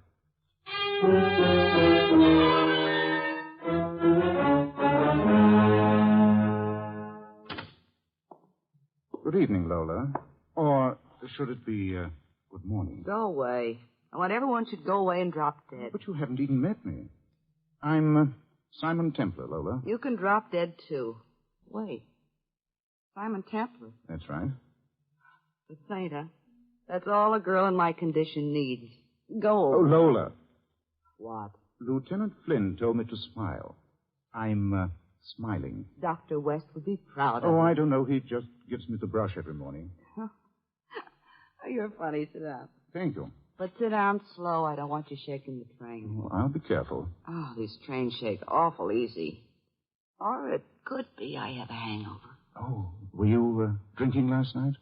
I was drinking. Well, a hangover seems plausible then. Oh, I can think of a lot better words for it than that. For example... Lola, Yeah? you're in trouble. Huh? What are you doing? Practicing to be Sir Galahad? Not exactly. Because if you are, you're wasting your time. Lola, about Doyle. Don't mention him. I can see his face right now, half blown up. That's a fairly accurate description. Would you mind leaving me and my hangover alone? But according to what you told the police, you left him in his compartment alive. No, no. Then how do you know what his face looked like? Dead. Get out of here. That won't help you much. Did you kill Doyle? You don't look like my diary. Go away. Did you kill Doyle? No. Do you believe me? I can't tell as yet. You were after his diamonds, weren't you? It's possible, but I'm not answering that one. How did you know what his face looked like after he'd been shot? All right, you got me on that. So I didn't spill to the cops because I figure I didn't have to. All right, now it's different. I went with Doyle to his compartment. We were both kind of on the drunk side, you know what I mean? Yeah, I've been there. Well, anyway, he was drunker than me, so I thought maybe I could pick up a few carrots, you know? I think so, yes. So we walk into his compartment. It was dark in there. The first thing that happens is Doyle gets shot, and somebody hits me on the head before I can get a good-sized scream out. You didn't see who it was? No. When I came to, Doyle was dead. The compartment had been turned upside down, and I felt rotten. I went away from there fast. That lower berth looked just like home. You could be telling the truth. Lean over. What are you going to do? Ouch! Hey! There is a bruise on your head. Well, that proves... One of two things. Either that your story is true, or that you were clever enough to acquire that bump all by yourself. It's not the kind of thing I like to go around acquiring. Well, I don't know if the police will hold you. I suspect they won't. If they do release you, Yeah. I'd advise you to be very careful. Avoid diamonds. They're beautiful, but they might be the death of you.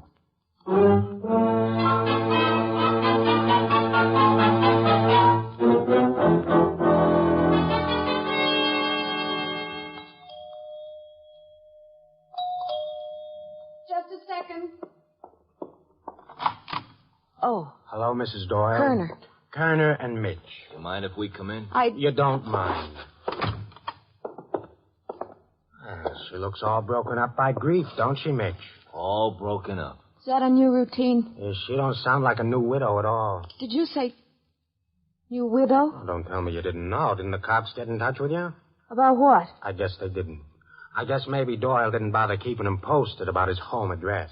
Will you tell me what happened, please? Sure. Somebody took a sudden dislike to your husband. So you're a widow. When? 2:00 this morning. He was on a train. People die on trains, too. You said the police. He was murdered, Mrs. Doyle. He isn't bringing home the bacon. Would you mind leaving? But somebody else may bring it around. We like bacon. I don't... You'll just have to put up with this for a while. Mitch, take a look around. See if there's any other entrance to the apartment. Okay. What do you want of me? Well, Mitch and I figure that you're going to have a visitor soon. We want to be in on the welcoming committee, and we ought to figure that it should be a very warm welcome.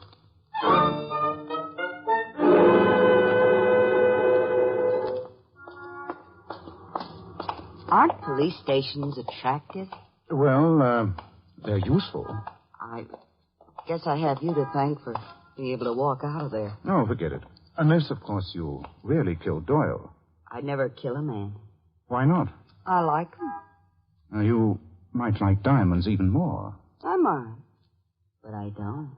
Well, it's been nice meeting you, Lola, but I have... Simon, why are you in such a hurry? Oh, I've got a special date. Oh, who is? A widow. What's so special about a widow? I just want to see if she's merry.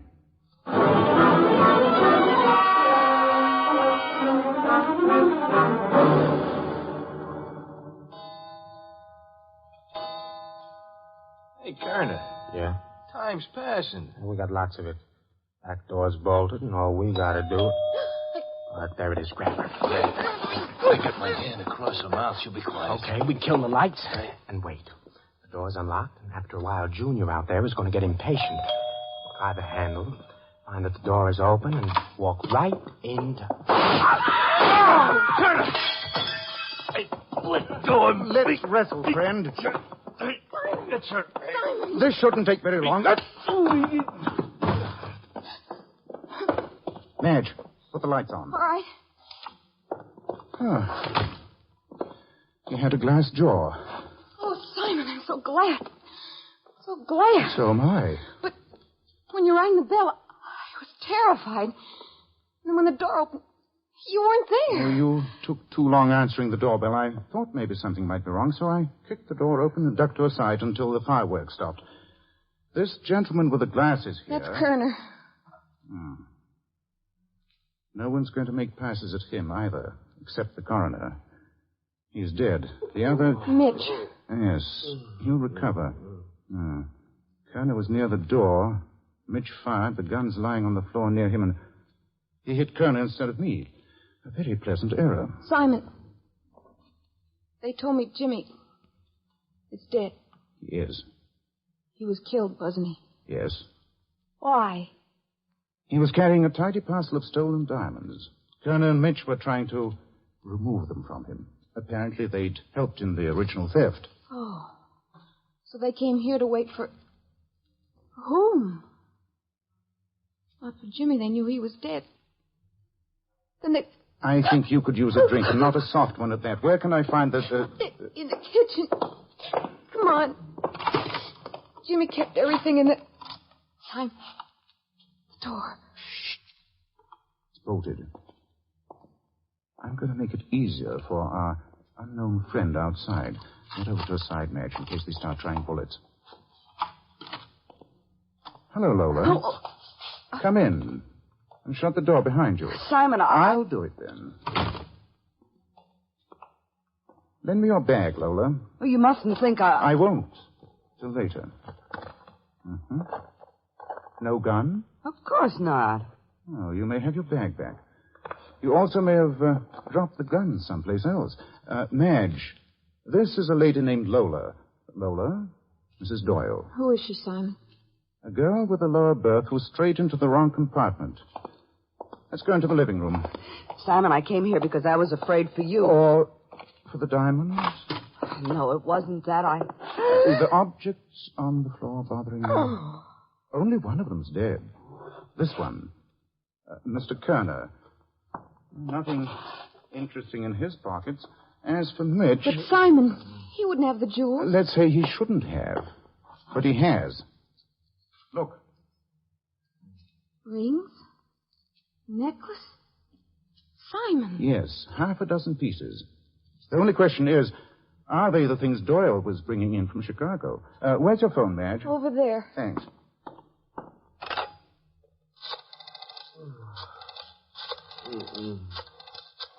Mitch is starting to come to. One of you had better take that gun. I've got it. Hello, Lieutenant Flint, please. Point that gun at Mitch. I am. If he acts up, don't be delicate. I won't. When I think of how he made Jimmy look, Flynn, Simon Templar.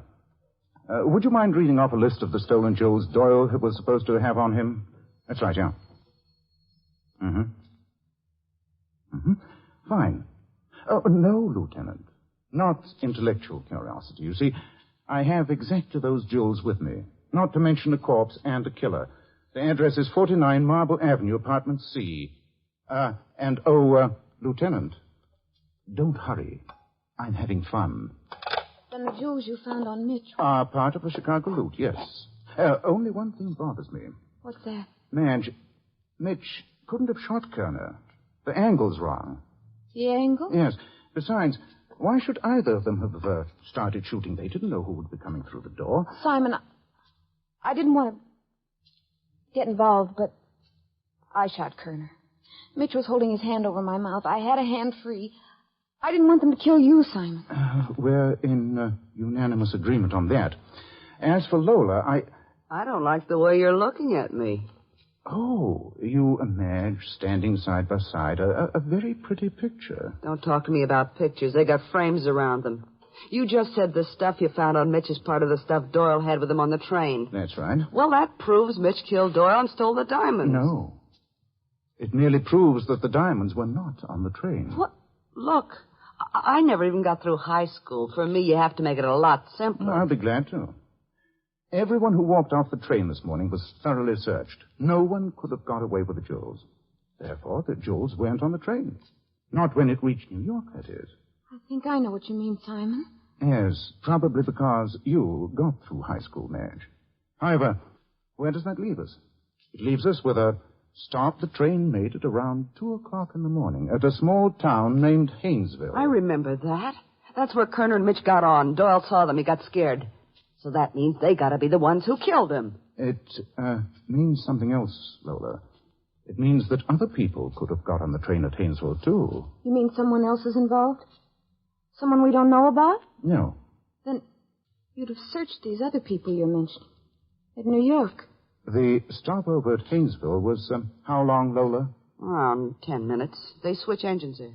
Which means that someone could have got aboard the train, shot Doyle, taken the diamonds, and then got off the train at Haynesville. But who could have done that, Simon? You, Madge. That's ridiculous. I was You here. saw me at midnight, did a very pretty song and dance, and then left. You then took a plane to Haynesville, met the train and your husband there, killed him, and flew back to New York. No, Oh, it'll be easy to trace the plane, Madge. If anyone thinks of it. I have. What makes you think I'll let you pass those thoughts on? You won't be able to help yourself. True, you've a gun. But you've already killed 2 men. Lola doesn't approve of killing men. Lola. I got it. Oh, good, Yes. Simon. You'd better let me have that gun. Thank you. You. Better save it for a jury, Madge. Because you'll be seeing one.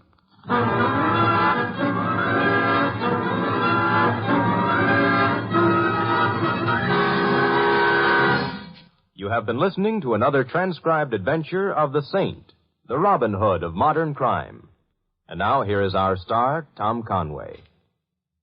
Ladies and gentlemen, democracy demands an active faith, a dynamic struggle against the fanatics who would destroy our national unity with the poison of prejudice. We must protect ourselves and our families against prejudice by accepting or rejecting people on their individual worth, by refusing to listen to or spread rumors against a race or religion, by speaking up wherever we are against prejudice and for understanding. Remember, freedom and prejudice cannot exist side by side. If we choose freedom, we must fight prejudice. This is Tom Conway inviting you to join us again next week at the same time for another exciting adventure of the Saint. Good night.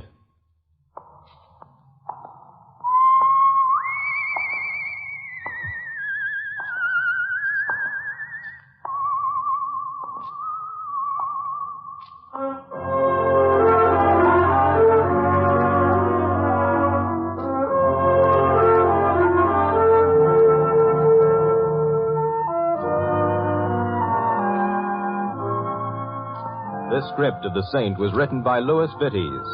In our cast, you heard Gloria Blondell as Lola and Joyce McCluskey as Madge. Paul Richards and Peter Leeds played Kerner and Mitch. Shepard Menken was Doyle, and Ken Christie, Lieutenant Flynn. The Saint, based on characters created by Leslie Charteris, is a James L. Safier production and is directed by Helen Mack.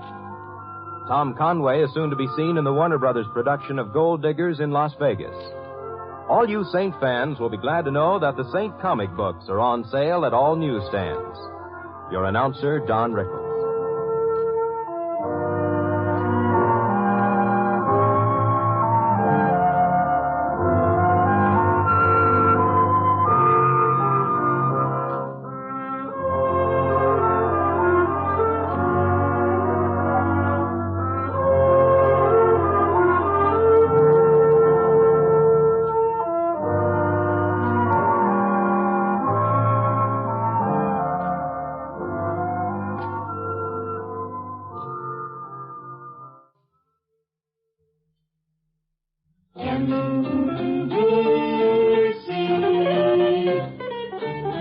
Enjoy the very best in radio. Be sure that you're dialing right.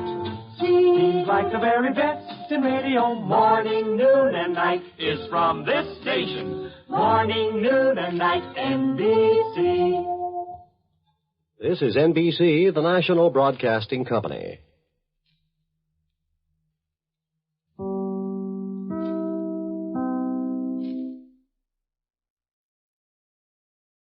From Hollywood, it's time now for... Johnny Dollar. Andrew Cord, Johnny. How'd you like to go to San Francisco? What's up, Andy? Well, we've written a lot of insurance for an independent contractor out there, a man named Arnold Bennett. Uh-huh. Last night, his latest project went up in smoke. An office building he completed a month ago. How much is the policy worth? There were 5 companies involved. They took it on at $100,000 apiece and turned it over to us. $500,000? Yep. I talked with the arson inspector for National Fire Underwriters in San Francisco.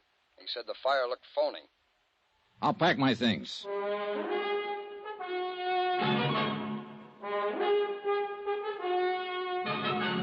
Tonight and every weekday night, Bob Bailey in the transcribed adventures of the man with the action-packed expense account, America's fabulous freelance insurance investigator. Yours truly, Johnny Dollar.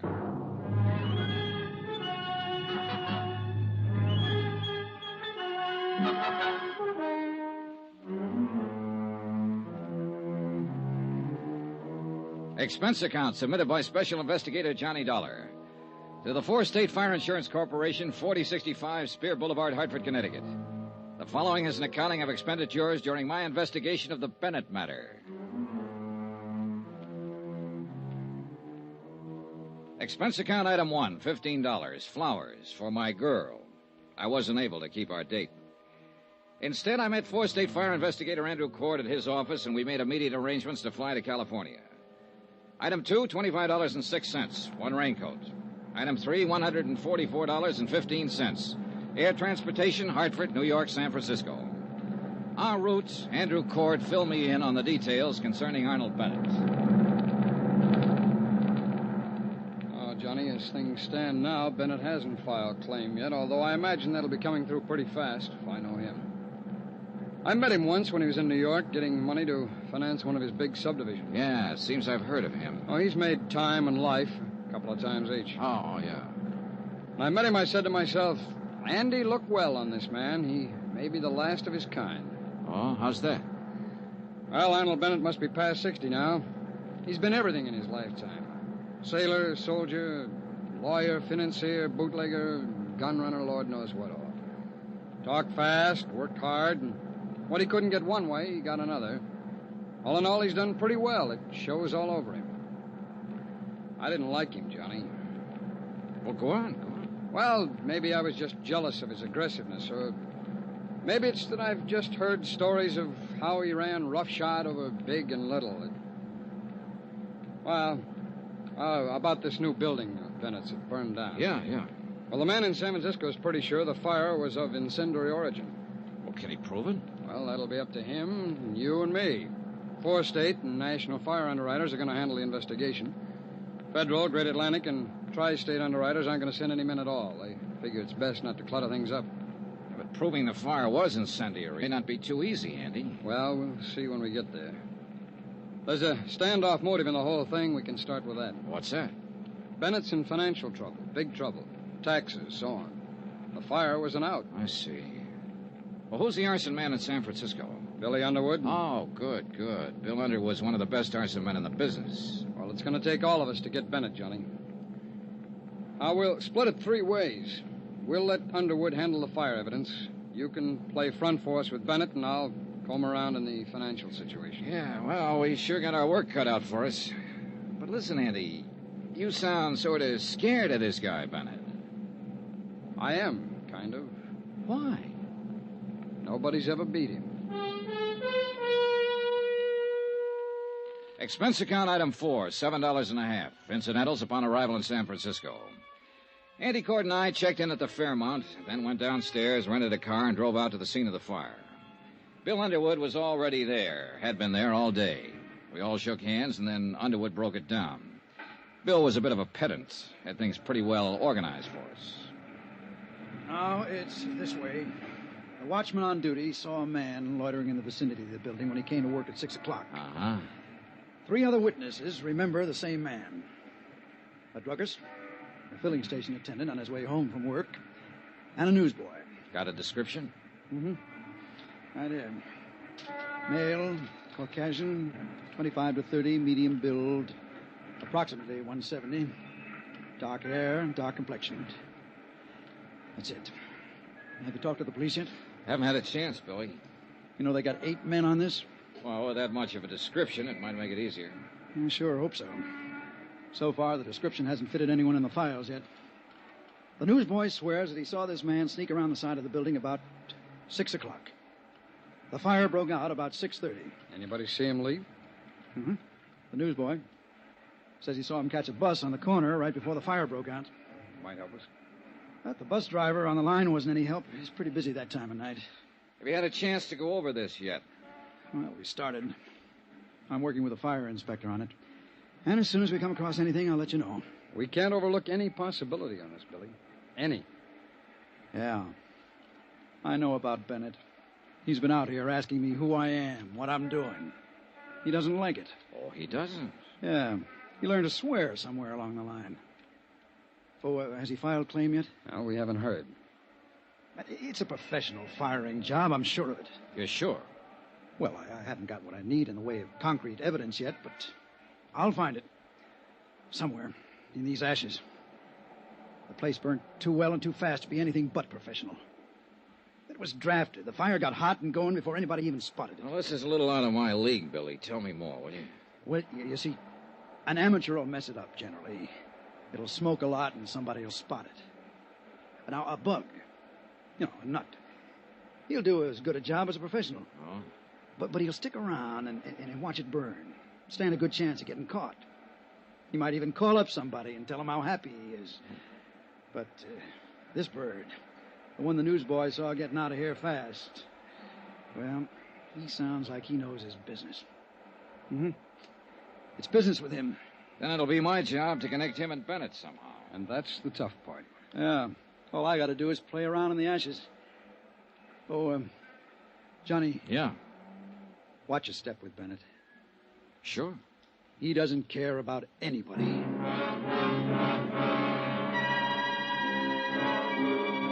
I spent another 2 hours with Cord and Underwood covering the ruins of the 10-story office building that had been gutted the day before. Underwood acquainted Cord and me with all of the necessary details, all he could. That night, we sat with the 3 witnesses at a special show-up in the Hall of Justice. 60-odd suspects were paraded out. There were no identifications.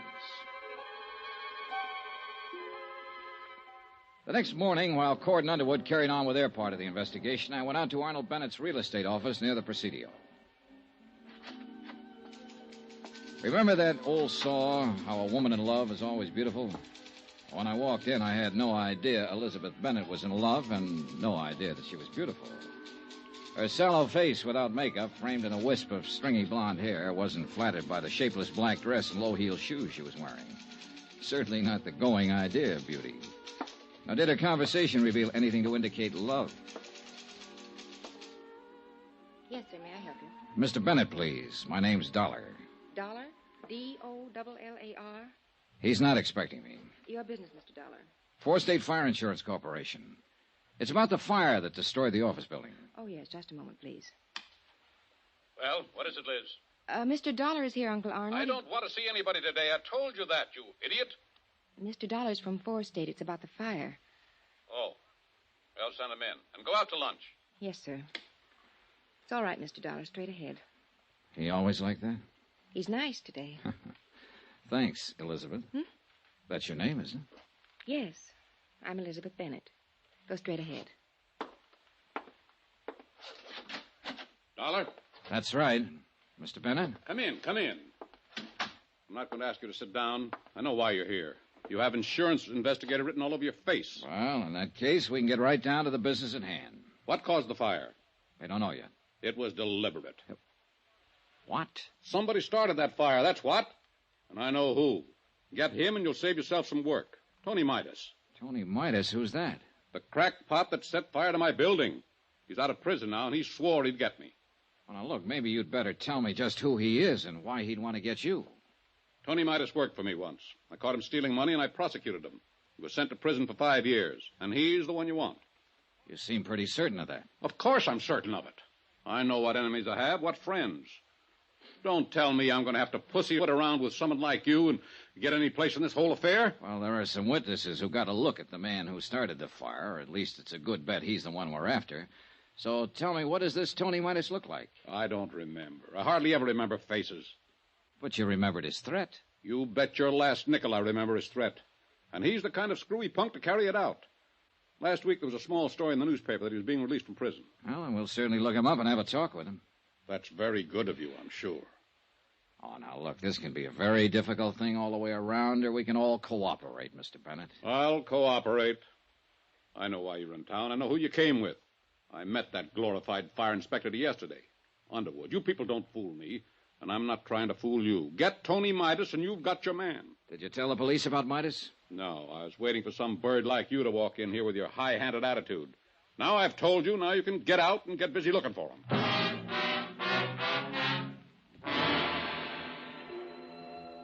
Arnold Bennett lived up to all of his advance notices, and then some. I'm paid very well to stand and take what I have to find out what I want to find out. Sometimes it's not enough money. A review of the trial and proceedings in which Tony Midas had been convicted of grand theft, his threats at the time of his trial substantiated Bennett's information. That didn't surprise me. What did surprise me was that one of the 3 witnesses identified Tony Midas's mug picture as the man seen in the vicinity of the building the night of the fire. An APB went out for Midas. The San Francisco police began to turn the town upside down looking for him.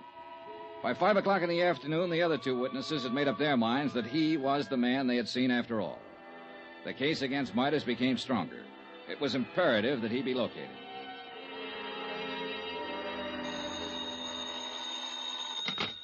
Johnny Dollar. This is Elizabeth Bennett, Mr. Dollar. Remember in my uncle's office? I remember. Mr. Dollar, you're looking for Tony Midas, aren't you? You don't have to answer. I know you are. I think I can help you find him, but he's not the one you're looking for. Look, if you turn him in... Let me finish, and then we'll talk about him. I live at 1038 Murata Drive. I'll be home in an hour. We can talk there.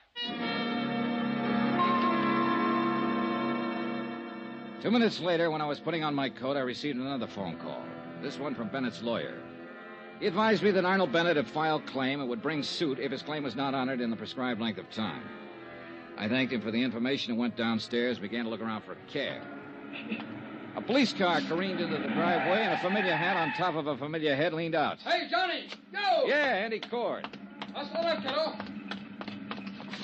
Hop in. Okay. It's Inspector Truck and Inspector King. Hi, what's up? Somebody shot Arnold Bennett 10 minutes ago.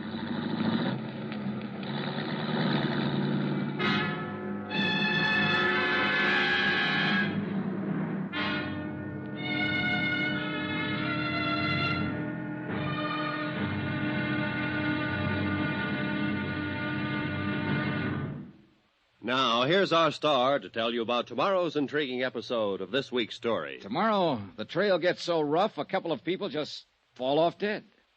Join us, won't you? Yours truly, Johnny Dollar.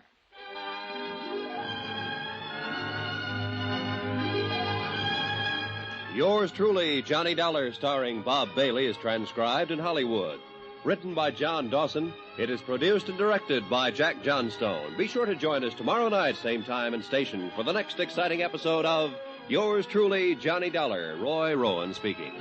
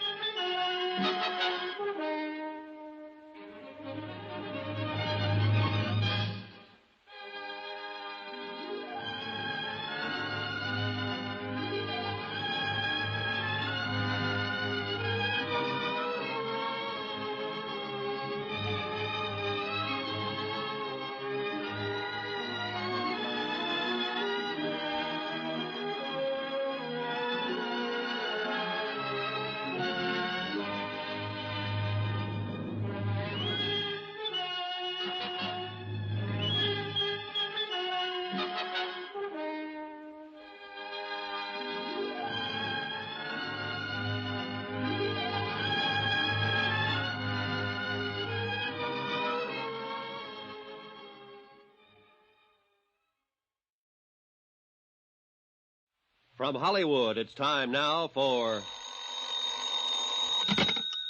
Johnny Dollar. Billy Underwood, Johnny. They're trying to get you all over town. The hotel said to call you at this Skyline number. I'm out at Arnold Bennett's house. He's been shot. What? That's right. Well, who shot him? Don't know yet. I think I'm a transfusion here before they take him to the hospital. Uh-huh. Look, Johnny, I got something to show you. Yeah, what? Some ashes we just analyzed. The Bennett building was fired by a pro. He used celluloid and a wick made out of paraffin. I can prove it. I hope Bennett lives to hear that.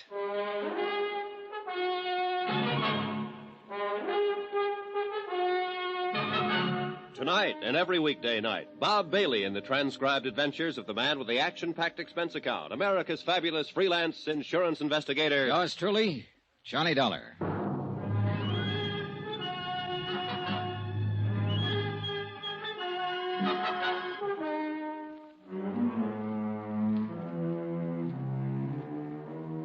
Expense account submitted by Special Investigator Johnny Dollar to the Fourth State Fire Insurance Corporation, 4065 Spear Boulevard, Hartford, Connecticut. The following is an accounting of expenditures during my investigation of the Bennett arson fraud. Arnold Bennett was removed to the hospital where he was given a 50-50 chance of recovering from a .38 slug that had entered his chest. There was no weapon lying about and no witnesses in the remote, hilly section of San Francisco where he lived to give any information concerning the attempted murder. The police were more anxious than ever to find Tony Midas, the man Bennett had put the finger on earlier.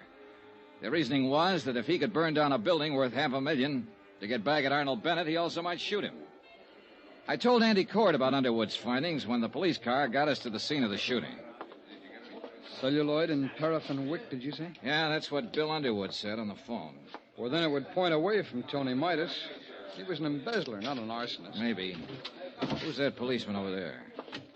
Oh, that's Inspector Dickens. Well, I talked to him about it for a while. He said Midas lived in San Quentin with a man named Hanley, a professional burner. Yeah? Well, Hanley could have taught Midas a few tricks of the trade. Yeah, it's possible, Johnny. I don't know. At least Underwood is sure that he can prove it had an incendiary origin. Well, that's the first hurdle. Maybe we can't tie it to Bennett at that, Johnny, if Midas did it. Now, let's wait and see what Bennett has to say when he can talk. I think I'll get on over to the hospital. Okay. Oh, here's something that came up. Yeah? Now, you said Bennett attributed everything to this Tony Midas. Mm-hmm. Well, there might have been something personal in it, too. Midas is married to Bennett's niece, Elizabeth. He's what? Yeah, she married him a month before he was convicted. Well, that might explain some things. Yeah, she called me tonight and said she had some information for me about Midas. I was on my way to see her when this happened. Oh, you haven't talked to her yet, huh? No, let's see. It is 1038 Murata Drive. Wonder if that's far from here. No, Johnny, not far at all. This happens to be 1038. Right here. Oh? Well, we better tell the police about her, Andy. Andy Cord went on over to the hospital to await results on Arnold Bennett. I spoke to the inspector in charge and told him the information about Elizabeth Bennett. The police added the name to the APB already out for Tony Midas. And that's the way the case stood at midnight. By morning, the hospital reported that Arnold Bennett would recover from the gunshot wound. Elizabeth Bennett had not been located, nor had her husband, Tony Midas. I always fix my own dinner. Poached egg and half ulcers. Name's Dollar? Yeah, that's right. Insurance investigator. You want something, do you? Coffee, maybe? No, thanks, Mr. Engel. Mind if I finish? Go right ahead. What led you to me? The notations about the trial, Mr. Engel. You were the defense attorney for Tony Midas. We're anxious to talk to him. I defended him, yes. I don't think I'm going to be much help, Dollar. I haven't seen him since he got out. I've no idea where he is. We'll find him, Mr. Engel. What's it all about? Well, Tony Midas has been identified as the man who started a fire in the Bennett building. Or at least who was seen in the vicinity of the building when it went up. I'm sorry to hear that. Are you, Mr. Engel? Tony Midas was a nice kid who got in a little trouble. Everything was against him at the trial. Bennett poured it on. He didn't have to, but he did. He could have let him off. You were Midas's lawyer. Did you try to talk Bennett into letting Midas off? No, I didn't. Nobody talks Arnold Bennett into anything. Oh? Tony never would admit taking the funds. He said he was framed, but he didn't have a prayer with all the evidence against him. Yeah, I read a transcript of the trial. Then you know Tony Midas pleaded not guilty in the face of everything, and he went up.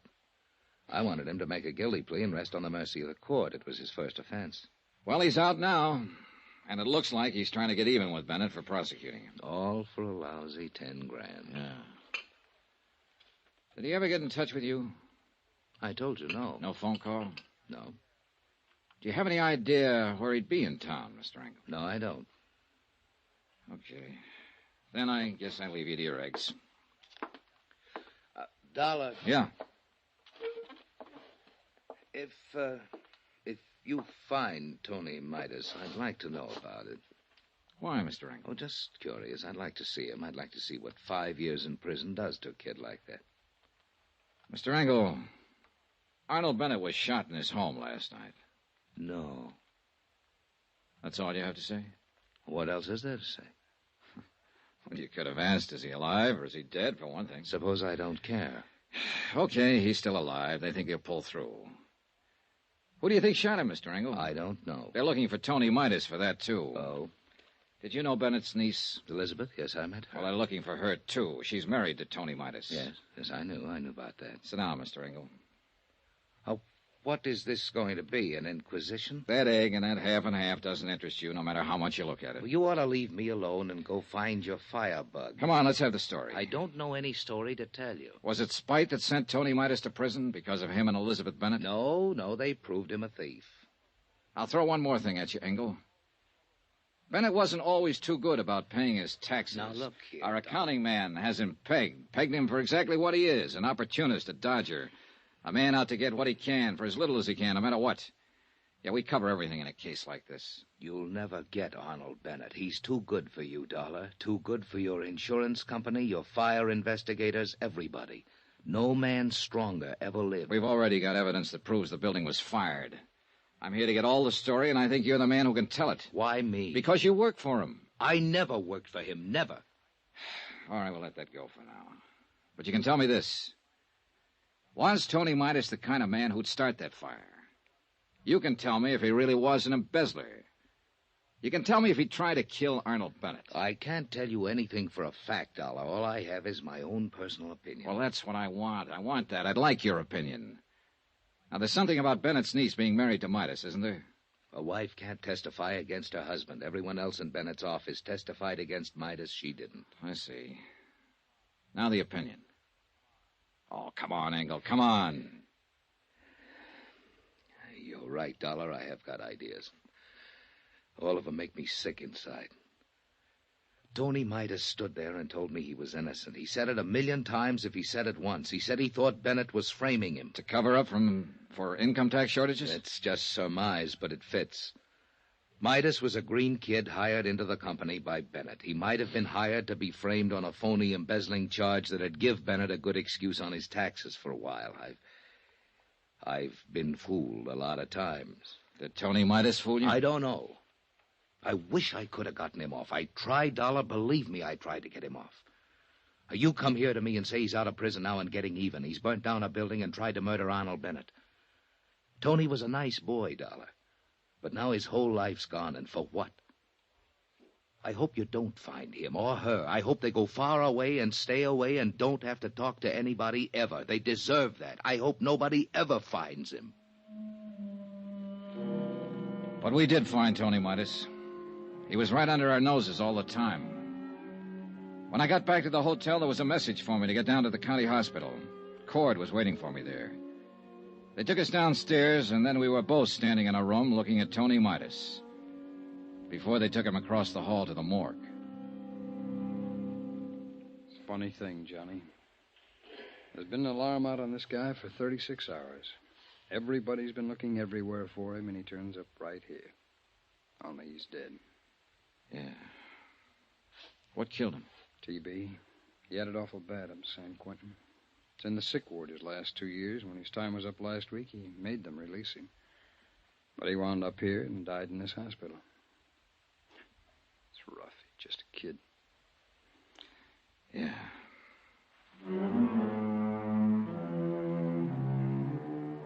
Up until that time, there had been some kind of a case against Tony Midas. But obviously, since he had been dead almost 2 days, it was impossible to connect him with the attempt on Arnold Bennett's life and the firing of the building. So we were right back where we started from, trying to make a case against Arnold Bennett, who still lay in his hospital room and refused to talk to anybody who came near him. All right, Johnny, now what? Bennett's going to be hard. We'll have to work around him. His niece is the best opening I can think of. But where is she? Police haven't located her yet. No, not a trace. Andy, she had some information for me when she called last night. I still want to get Hi, it if fellas. Oh, hello, Bill. We got a break. George Foley's in town. Who's that? Best celluloid and wick man in the country. If you happen to want a building burnt down. One of the policemen at the hospital spotted him in the lobby trying to see Arnold Bennett. That'd tie it, Johnny. Where is he now? They followed him to an address on Baringo Street. They aren't going to move in until we decide something. 12 minutes later, Andy Cord, Bill Underwood, and I were standing in front of a decrepit-looking boarding house on Baringo Street talking to the 3 policemen from the San Francisco Police Department. Dollar? Underwood? Hi. Hey, what's the story, officer? Well, the way we see it, Foley's still trying to get part of his money for burning the building. He took a chance coming to the hospital tonight to see Bennett. No kidding. He'll probably make another try. You boys have more at stake here than anybody. If you want to talk to him, try to make a deal with him to turn on Bennett. Now's the time. Now, what do you say, Johnny? Oh, wait a minute.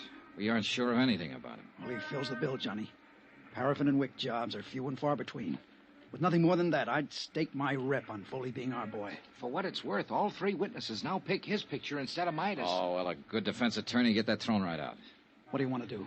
Oh, well, let's shake him up a bit, okay? Go ahead. We'll be covering the back and front. Come on.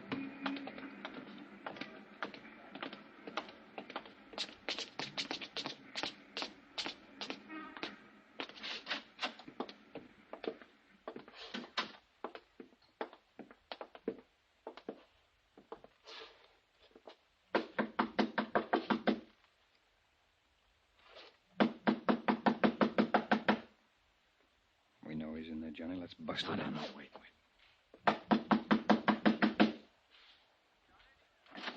Watch out, Andy.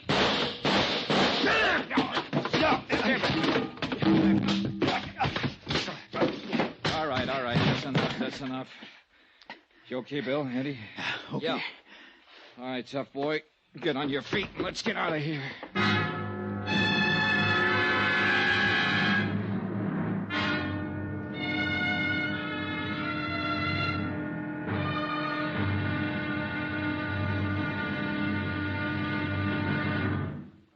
Now, here's our star to tell you about tomorrow's intriguing episode of this week's story. Tomorrow, we have an arsonist right in the palm of our hands, with very surprising results.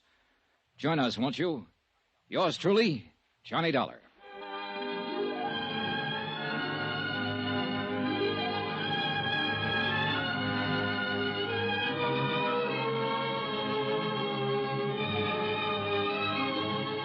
Yours truly, Johnny Dollar, starring Bob Bailey, is transcribed in Hollywood. Written by John Dawson, it is produced and directed by Jack Johnstone. Be sure to join us tomorrow night, same time and station, for the next exciting episode of Yours truly, Johnny Dollar. This is Roy Rowan speaking.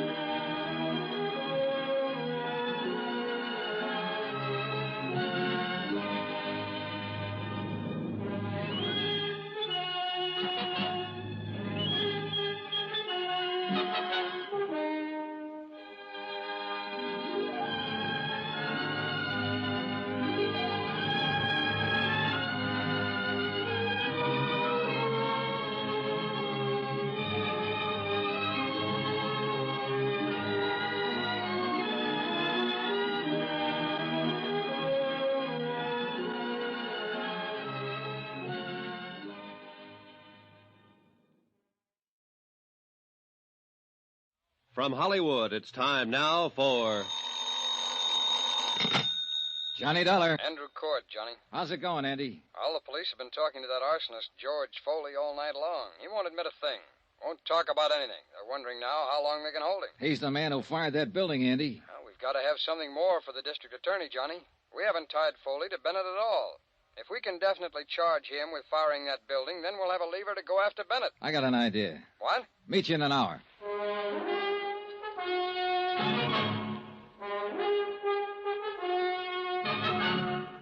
Tonight and every weekday night, Bob Bailey in the transcribed adventures of the man with the action-packed expense account, America's fabulous freelance insurance investigator. Yours truly, Johnny Dollar.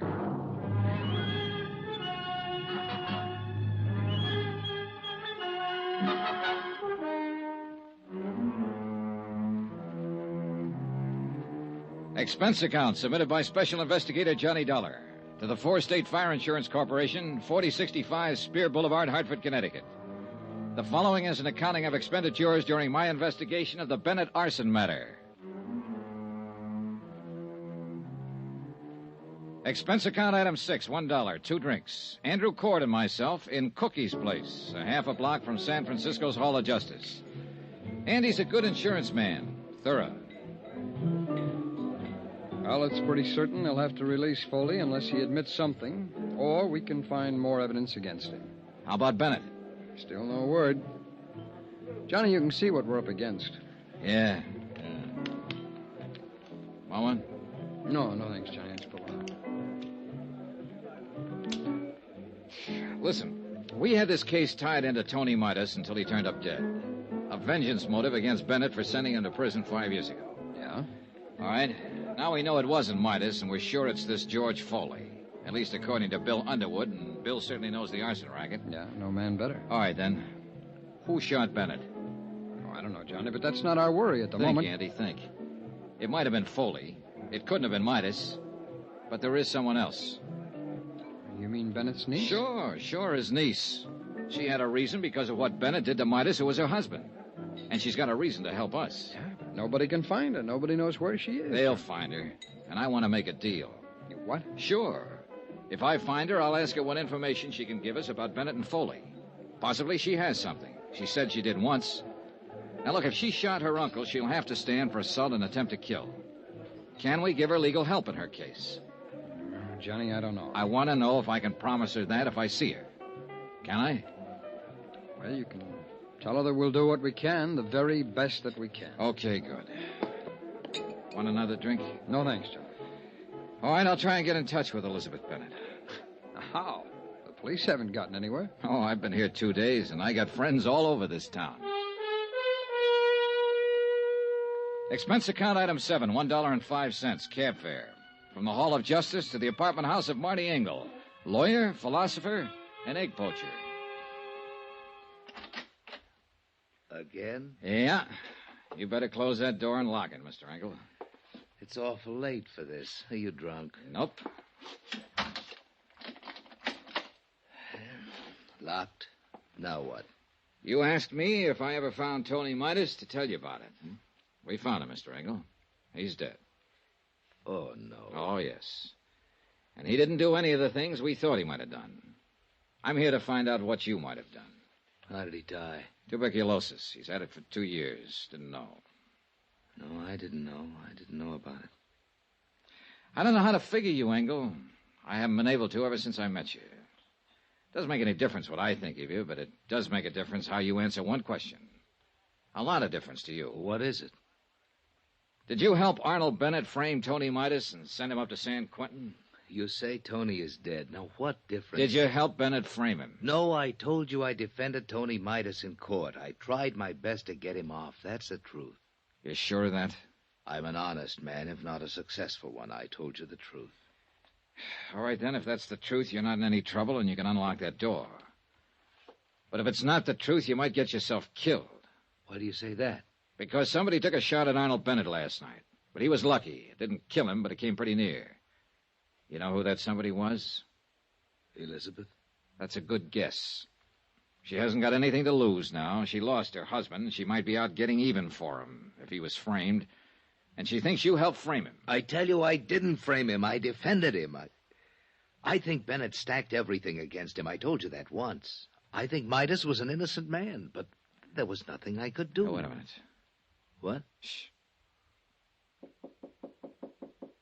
Who were you expecting? No one. Ask who it is.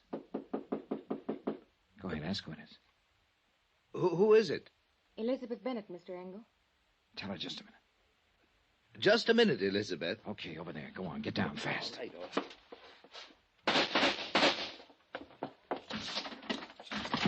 No, you don't! Engel, call the police. Hold it, Elizabeth, hold it up.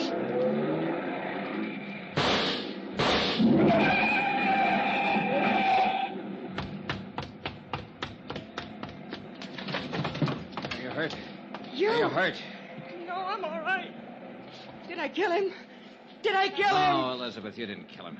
Well, he ought to be dead. You don't know what you're talking about. He didn't have anything to do with framing Tony. He just told me. Then he was lying. He should be dead. He and my uncle. None of this will bring Tony back to you. Come on now, come on, let's get back.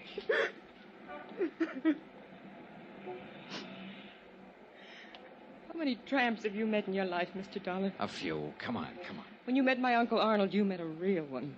He stole money from himself and made it look like Tony did it. And that one in there helped him. Why didn't you let me kill him? You're wrong about Engel. He didn't help your uncle. He tried to help Tony, honestly. Well, then I'm glad I didn't kill him.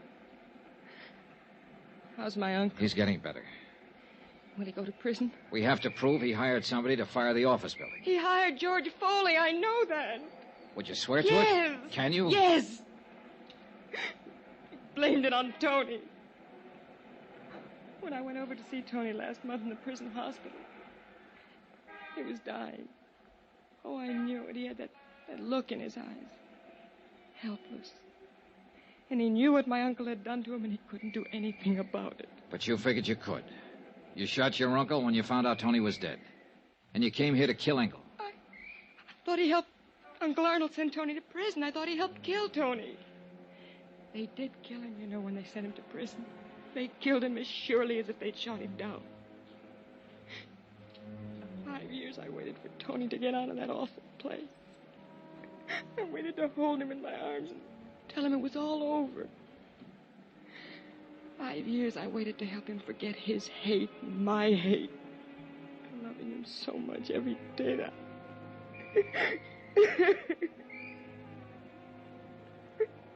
Now he's dead. What can you or I or anybody do about what they've done to Tony? Look at me, Mr. Dollar. I'm not what you'd call beautiful. I'm not even pretty. Nobody ever looked at me twice until Tony. He looked at me and he loved me. And now he's dead. And I'm dead inside. I'm dead inside, and I'll be glad when I'm dead outside.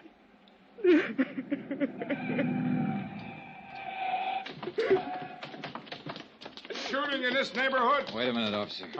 What's that? No one's hurt. Come on, Elizabeth.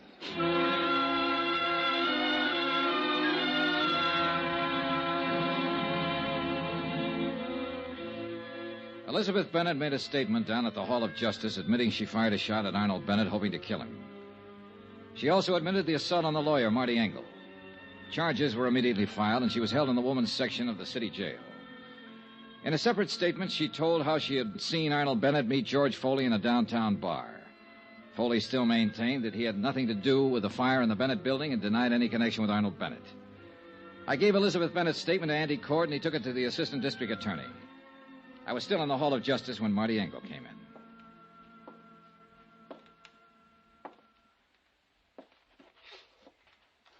Dollar? Oh, hello, Mr. Engel. How is Elizabeth? They're holding her. I'm not going to press any charges. Well, it's pretty decent of you, Mr. Engel. She's a pretty unhappy girl. I'd like to help her. Her uncle will probably press charges against her. I'd like to defend her. What? She needs a lawyer. I didn't do very well for her husband. Maybe I can do better for her. I hope so. Funny world, isn't it? Not tonight, it isn't. No, I guess not. Yeah. Well, I'll see you, Mr. Dollar. Right. Johnny? Oh, Andy, hi. Well, kid, you ought to pat yourself on the back. They're going to go ahead against George Foley for the arson job. Enough for them now, huh? That's a pretty good case against him, whether he opens up and talks or not. A statement from him would still be better. Always. But he's been around, Johnny. He hasn't given anybody the time of day yet. Yeah. Oh, about Elizabeth Bennett. I can arrange counsel for her. She's already got a lawyer, Andy. Okay, then we'll pay his fee. He doesn't want any fee. What's the matter, kid? Boy, maybe all this has been a little too much. Hey, what time is it? 10:15. There's a plane out at midnight. If you don't need me anymore, I think I'll be getting back to Hartford. Sure, Johnny. Sure, I'll look after things here.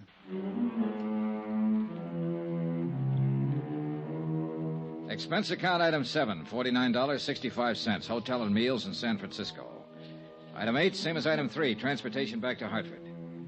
I caught the midnight plane and was in Hartford at 2 o'clock the next afternoon. I went directly to my apartment and went to bed. I was awakened the following morning about 7 o'clock. What the...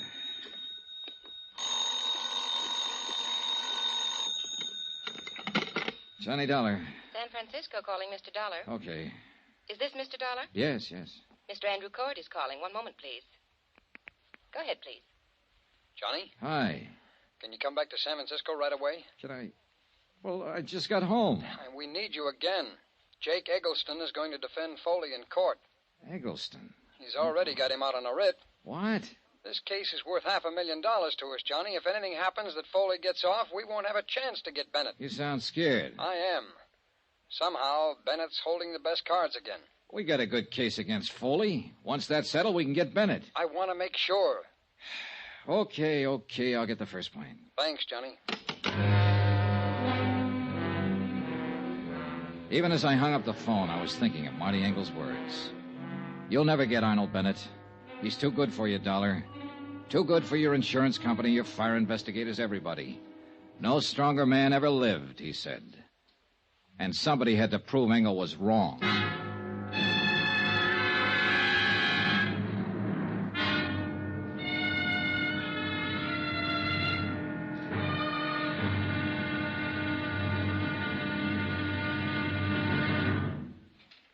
Now, here's our star to tell you about tomorrow's intriguing episode of this week's story. Tomorrow, a fight against a strong man and one of the cleverest lawyers in the country. Join us in court. Yours truly, Johnny Dollar.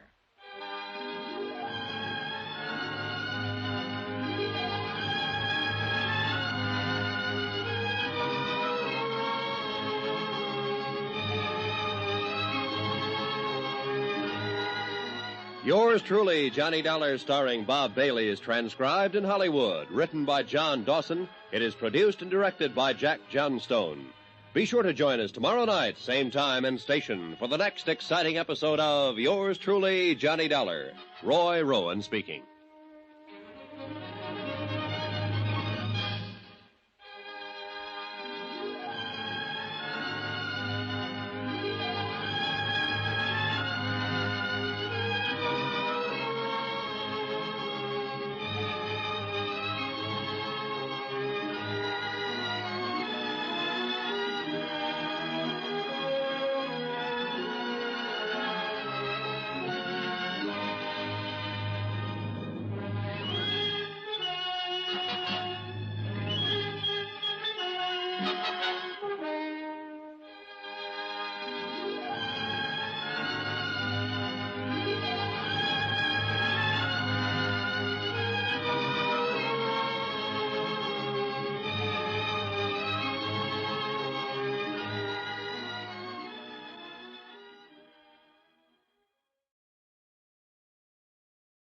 From Hollywood, it's time now for... Johnny Dollar. Andrew Cord, Johnny. Did you have a nice trip back here to Frisco? I slept most of the way. How's it going? Good and bad, Johnny. Good that we've got George Foley on trial for setting fire to the building. Bad that we haven't connected him to Bennett yet. And Bennett's the guy we want. Well, once you get a conviction on Foley, you can go after Bennett. A lot of expert testimony's been thrown around here, and the jury's been sleeping through most of it. Besides that, Foley's got one of the best defense men in the business, Jake Eggleston. Yeah, I've heard of him. He's pretty slick. He's going to make us lose this case, Johnny. Not if I can help it.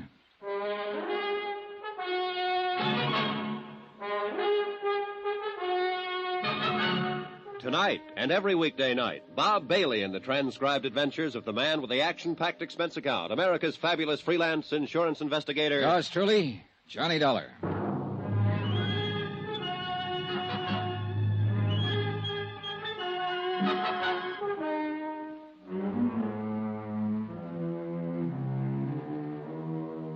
Expense account submitted by Special Investigator Johnny Dollar to the Fourth State Fire Insurance Corporation, 4065 Spear Boulevard, Hartford, Connecticut. The following is an accounting of expenditures during my investigation of the Bennett matter. Expense account item 9, $124. Air transportation, Hartford back to San Francisco again, and the Bennett case, which I thought was finished with. I was at the Hall of Justice by 9:30. I met Andrew Court outside of the Superior Court. This may be the last day of the trial, Johnny. Anything new since I talked to you on the phone, Andy? Well, I may be worrying for nothing, since Finley's handled it all pretty well for the state. He's one of the assistant DAs, but Foley's still holding on to a not guilty plea. Well, isn't that just coaching? Well, maybe. But you remember Foley didn't make any statement when we took him, and the police got nothing out of him at all. Foley had something like 28 arrests besides 2 convictions. He knew the ropes. Yeah. Well, that's okay here? Sure.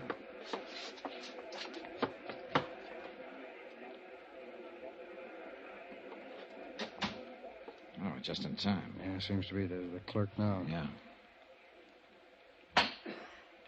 Court is now in session. His Honor, Judge William J. Bainbridge presiding. Everybody stand.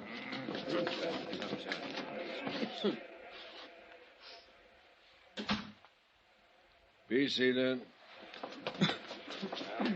John Dollar. Hey. Well, I didn't think they'd call you first. No.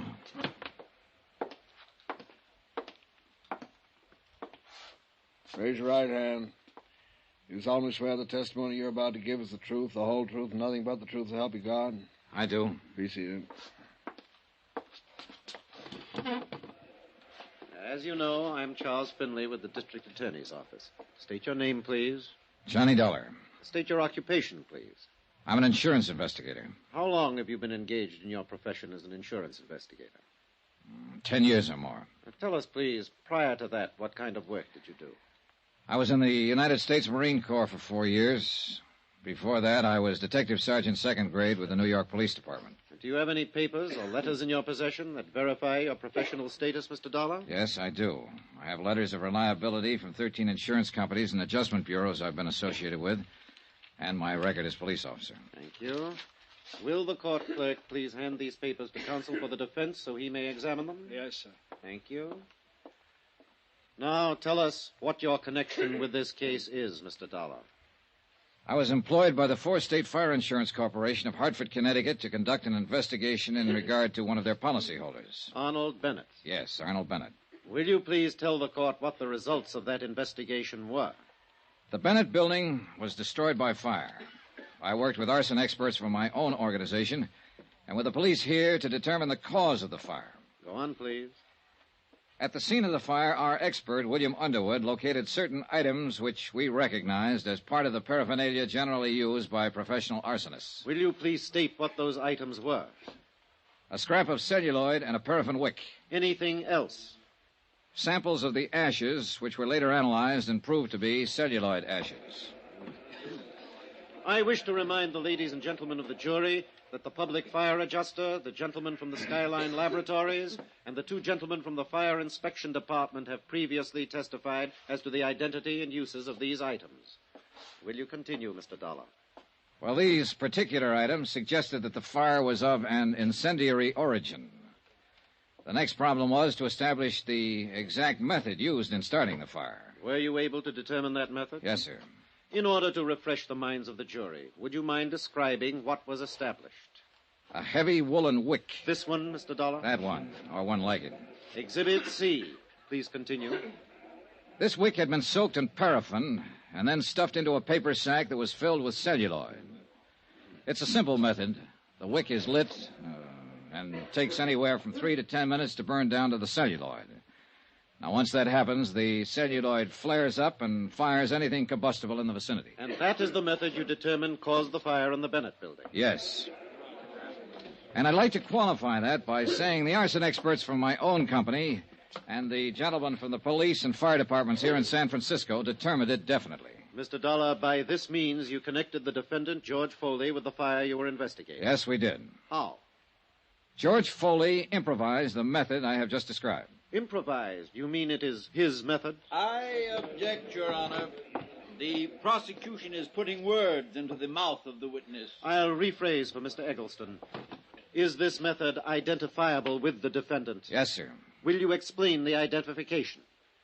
The police files here show that Foley has been convicted of setting 2 other fires in this state. On both occasions, he employed that method of fire. Your Honor, I object. The career of the defendant as a professional arsonist is a matter of public record. The defendant's previous record has no bearing on this case. I object. Mr. Dollar, will you rephrase and delete any reference to the defendant's criminal history? The procedure in locating an arsonist is to first establish the method of operation. In this case, where the wick celluloid method was used, the defendant's name came up immediately. The defendant made an attempt to call on Arnold Bennett in the hospital. The defendant was positively identified by 3 witnesses as the man they had seen near the Bennett building prior to the fire. I remind the jury of the testimony of those witnesses. Go on, Mr. Dollar. The police crime laboratory examined all of the clothing Foley was wearing at the time of his arrest and all of the clothing in his room. There was definite evidence that he had been in the Bennett building. Will you tell us what sort of evidence, please? Well, paint smudges on the soles of his shoes and metal filings and cuffs of his trousers, compared with samples that were still available in the building, where certain painting and metal work had been in progress. You connected him with the improvised method of firing. You proved that paint smudges and metal filings came from the Bennett building. The defendant attempted to contact Arnold Bennett. What else? Arnold Bennett's niece, Elizabeth Bennett, informed me that her uncle, Arnold Bennett, hired the defendant to fire the building to collect insurance.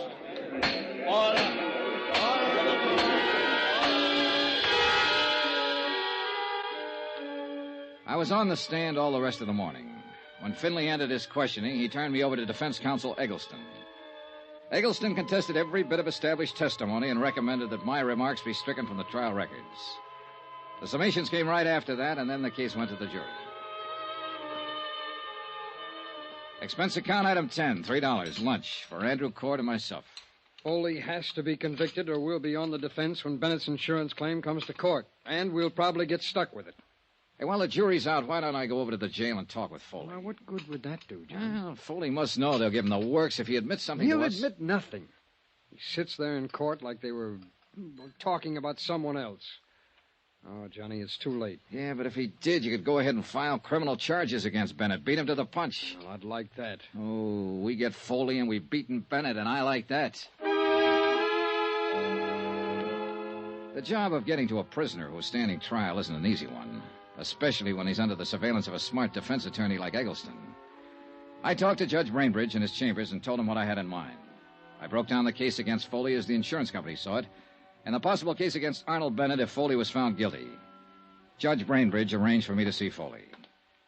He was sitting on his cot. Eggleston was standing nearby. Hello, Dollar. Hello, Eggleston. Hi, what do you want? Well, I thought we ought to talk about this thing while there's still time. If it's okay with you, Mr. Eggleston. It's okay with me, Dollar. I'll be right here. Still time for what? To get you part of a break, Foley. Oh, that's a real good one, that is.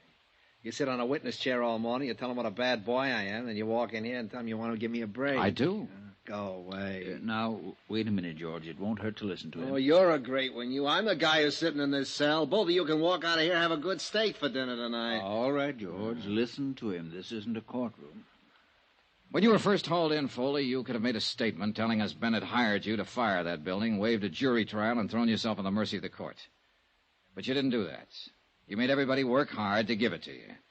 And that's exactly what they're going to do. That jury will come out pretty soon and throw the book at you. Hey, is that true? I'm not so sure of that, Dollar. Tell us precisely why you're here. You both know my company's after Arnold Bennett. He's filed claim against us for not paying off his fire policy. Foley, we know he hired you to fire that building. Yeah? And if you're smart, you'll send for the guard and make a request for the court to come back in session before the jury returns. You can tell them Bennett hired you. You can change your plea to guilty and throw yourself on the mercy of the court. It'll probably save you 5 years on your sentence. And so I turn hero and make everything nice for you to go after Bennett. If you do that, his claim will be thrown out by the insurance commission and we'll prefer charges against him. And he'd be right up there with me, huh? Making little ones out of big ones. That's right. You're overstepping your province here, Dollar. Oh, now, look, there isn't much time. Dollar, Foley, this man can advise you to wait until the jury comes in, and that won't be very long. But then it'll be too late for you to help yourself. I don't like this high-pressure stuff. I don't care what you like or dislike, Mr. Eggleston. Now, listen, Foley. They've got an 8-point case against you in there. Is he right, Eggleston? It doesn't make any difference. The jury decides. You say it saved me 5 years on my son? Yes. George. What do you think? Up to you, George. I've told you what I think. Ah, swell spot, swell. Oh, come on. What is it? I'll risk it. You're crazy. There's a chance those 12 clunkheads will walk out and tell everybody I'm not guilty. Come on, get out. Those last 5 years will be pretty hard ones. Guard. Thank you for the offer just the same, Dollar. You don't use your head much, Foley. If it hadn't been for you, I wouldn't be in here. So don't worry too much about what happens to me. If it weren't for guys like you, I wouldn't be in business. And I'm not worried. Dollar. Yeah? Yeah, I hope they let me loose on this one. For your sake. Don't plan on it. On account of... I'd like to kill you or something.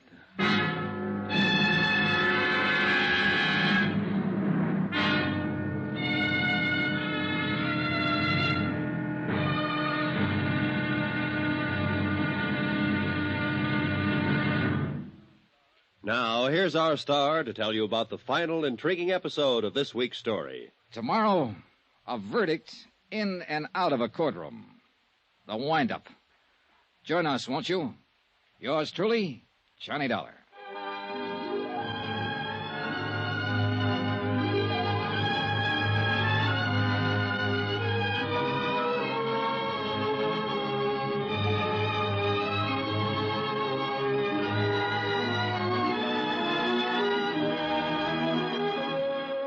Yours truly, Johnny Dollar, starring Bob Bailey, is transcribed in Hollywood. Written by John Dawson, it is produced and directed by Jack Johnstone.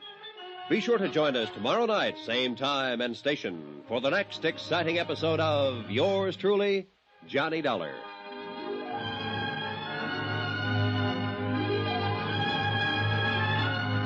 This is Roy Rowan speaking.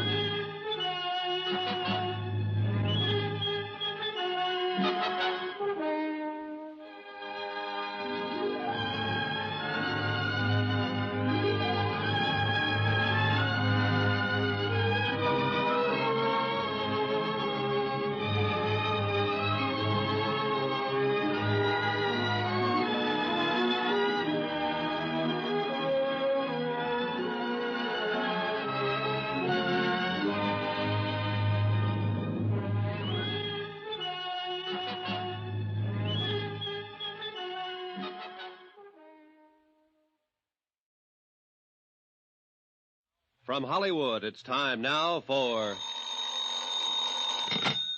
Johnny Dollar. Hi, Johnny. Andy, I saw George Foley. I wasn't able to make him change his plea. Well, it was a good try, Johnny. Jury's still out? Yeah, that means they're arguing all the technical evidence. I was just thinking. No one really believes we'll get Arnold Bennett. What do you think? I think we will. I know we will. Well, if we can get Foley, we can get Bennett. Hey, wait a minute. Hey, the jury foreman just sent for the bailiff. I'll be right there.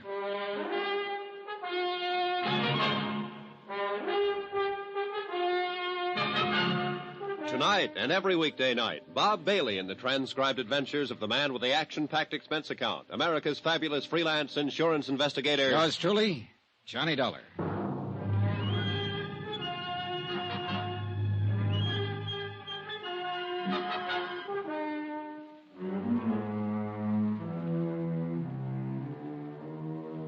Expense account submitted by Special Investigator Johnny Dollar.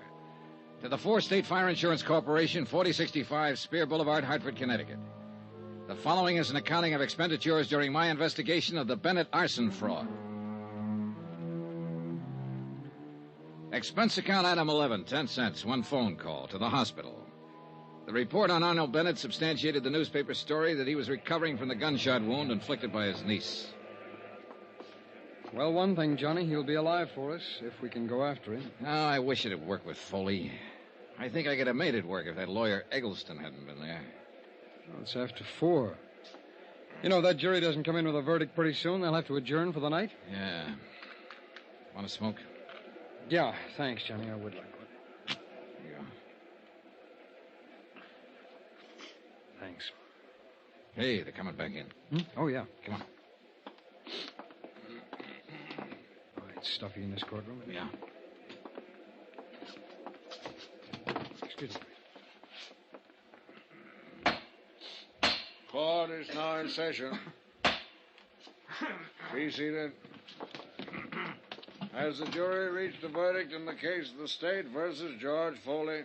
We have, sir. Will you please read the verdict in this court? We, the jury, find the defendant, George Foley, guilty as charged. That does it. Dollar! See me, Dollar? Come see me. I got some things to tell you now.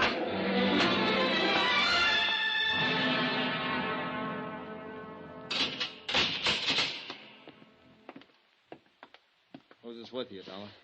Andy Cord with the insurance company. Oh. Now, look, I haven't got any deals to offer, Foley. You know that. Yeah, I know. So I took a chance. It's a lousy 5 more years. What about Arnold Bennett? You're a little anxious. I want some information first. They only gave us 10 minutes, Foley. Where's Bennett now? He's still in the hospital. He's going to be all right. He's out and I'm in. That's a break. Oh, come on, Foley. Let's have it if you have anything to say.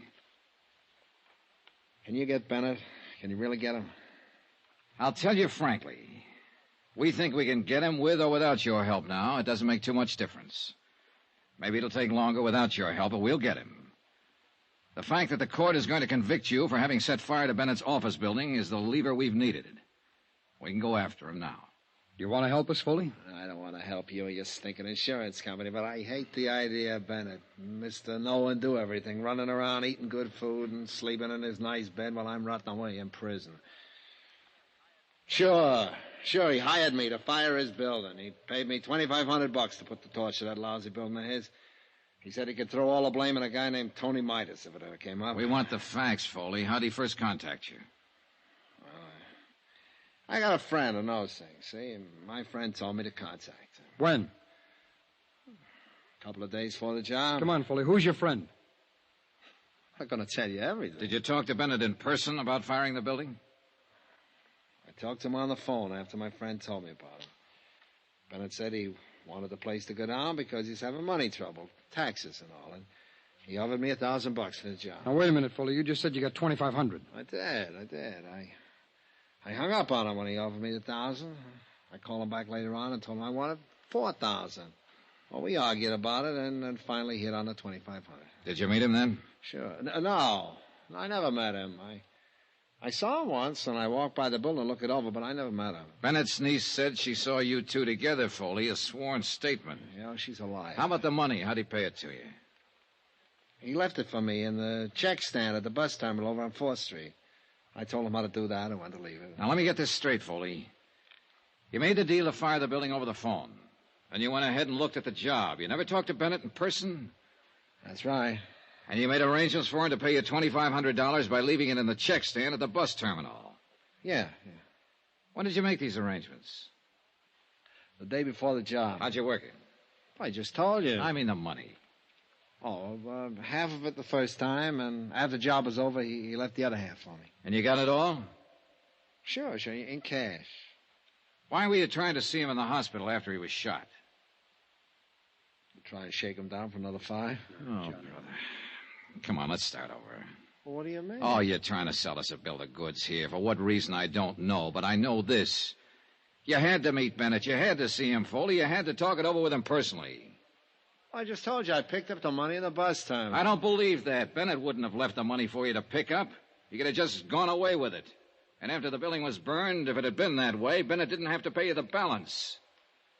Now, when did you see him? It's pretty important to know when and where and how many times you and Bennett got together. Thought you said you could get him whether I told you anything or not. We can, brother. Don't ever doubt that. But if you tell us some facts, we can get him faster. All right, now. Where did you first meet him? Was it in a restaurant? Someplace with people around? No. I met him in his car. He was parked on Market Street near 5th. That's the way we arranged to meet each other over the phones. Did anybody see you meet him? People on the street, I guess. When did this meeting happen? Night I torched his building? He paid you then? Yeah. The whole $2,500? Yeah, all of it. What'd you do with the money? Never mind. Do you still have it? Never mind. Oh, this is a waste of time. You aren't telling us anything. Well, why should I? Well, why'd you call us here if you didn't have anything to say? Well, I'm saying something. You guys aren't listening.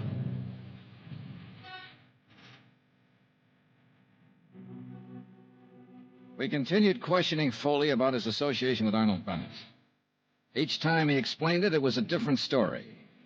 The only thing he admitted was that Bennett had hired him to fire the building.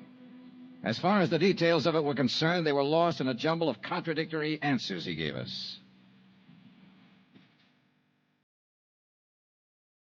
Expense account item 12, $5.60, dinner for Andrew Court and myself.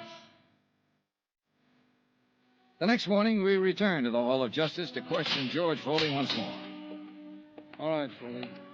Now, how much did you say Arnold Bennett paid you for the job? $1,000. You told us $2,500 one time. Another time you said $5,000. Now, come on, what was it? $1,000. And when did he pay you? Right after I fired the building. I met him right afterwards down on the street in his car. He asked me if it was all set, and I told him to listen for the sirens. And pretty soon somebody put in the alarm and the fire engines come on. He paid me then, all right. The place was 3/4 gone by that time. He knew I did a good job. Where was this you met him now? A couple of blocks from the building. Did anybody see you together? No. Where did you telephone him from? From my place. The same night you started the fire? Yeah. And he brought you the money that night, and you cased the building that night, and you started the fire. All this in one night. Hey, you got it now. That's the ticket, boy.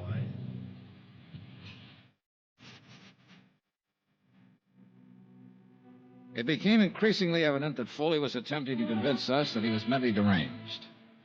In spite of the fact that he'd already been tried and found guilty and was slated to appear at 10:30 the following morning for sentencing. It's an old trick, and with arsonists, where sanity is questioned from the beginning, a good one. However, Foley had been examined by 3 psychiatrists appointed by the court. I waited in the jail cell with Foley while Andy Coyd went out to get copies of their findings. When he returned, we showed them to Foley. Okay, good. Here you are, John.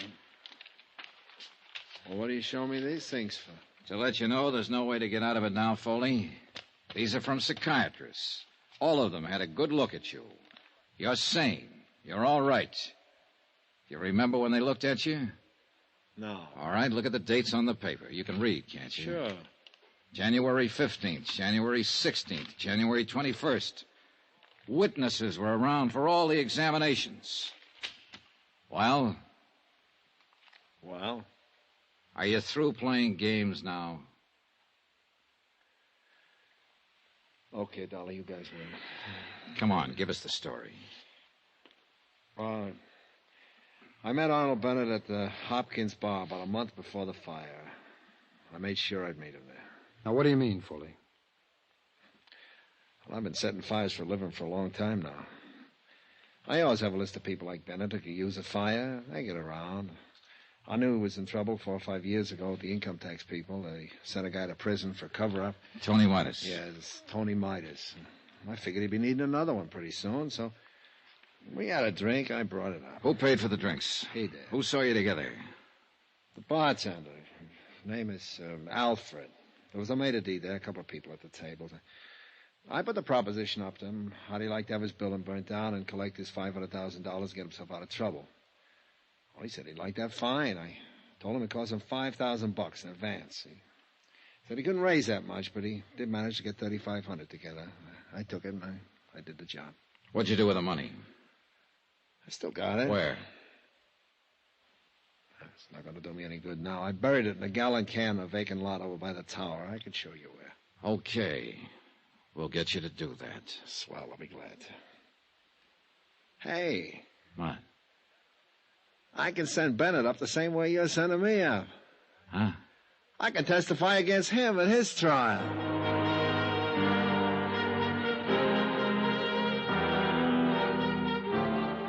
The next morning at 10:30, George Foley received the maximum sentence. 2 hours later, charges were filed against Arnold Bennett, naming him for conspiracy, arson, attempted defraud, and collusion. A warrant was issued for his immediate arrest, but it was never served. Arnold Bennett died in the hospital that night. In a way, you could still say that no one ever beat him. He beat himself.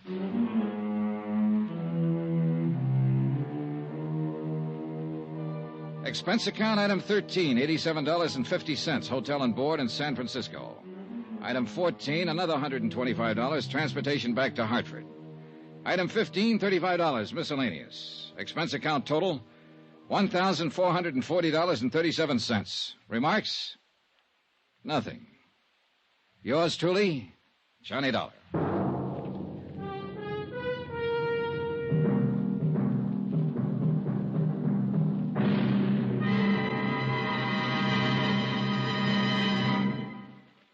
Remember, there'll be another intriguing story for you beginning next Monday night. Next week, the Fathom 5 matter.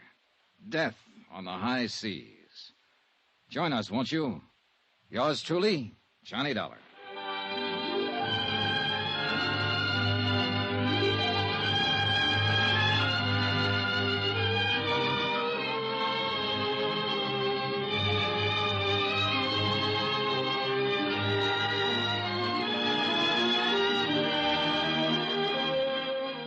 Yours truly, Johnny Dollar, starring Bob Bailey, is transcribed in Hollywood. Written by John Dawson, it is produced and directed by Jack Johnstone. Heard in this week's cast were Lillian Baeff, Stacey Harris, Chet Stratton, Will Wright, Marvin Miller, Hans Conried, Edgar Barrier, and Parley Bear. Musical supervision by Amerigo Marino. Be sure to join us on Monday night, same time and station, for another exciting story of yours truly, Johnny Dollar. This is Roy Rowan speaking.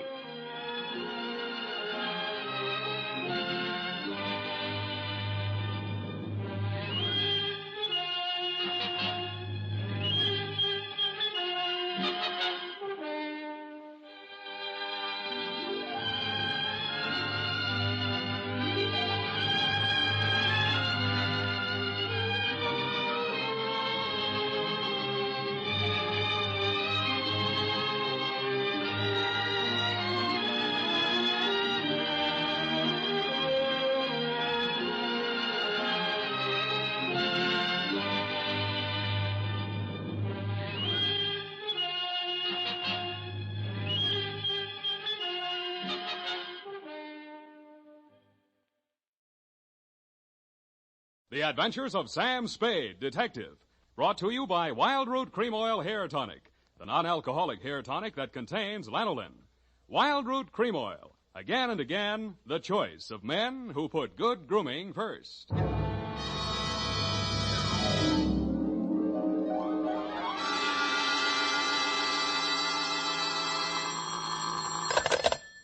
Sam Spade, Detective Agency. Good evening. Sounds funny in dialect. Good evening to you, and happy 4th of July, Bernadine Hemp. Oh, Mr. Spade, what was the capper? Don't you mean caper? No, the capper. The high point of the caper. The climax, the crescendo, the pinafore. Well, that's better. For a minute, I was afraid you were learning English. Oh, no, I'm studying Spanish. Soy infeliz que inicia... Yeah. Mucho interesting. Gracias. Shall I go home now? No, mal suerte. There's a little matter of murder in 2 languages, neither of which is Spanish, so stay where you are. I'll be right down to dictate my report on the Rushlight Diamond Caper.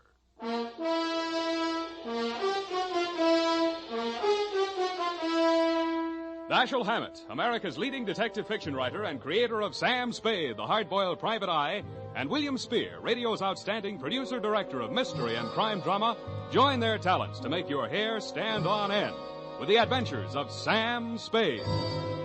Presented by the makers of Wild Root Cream Oil for the hair. Listen, men, to this holiday tip on good grooming. To help spark up your whole appearance, first be sure that your hair is well groomed. Be sure it's groomed with popular Wild Root Cream Oil Hair Tonic. Wild Root Cream Oil grooms your hair neatly and naturally, the way you like it, the way she likes it. Wild Root Cream Oil also relieves annoying dryness, removes loose, ugly dandruff. So look your best all the time by sprucing up right with Wild Root Cream Oil Hair Tonic. Again and again, the choice of men who put good grooming first. And now, with Howard Duff starring as Spade, Wild Root brings to the air the greatest private detective of them all in the adventures of Sam Spade.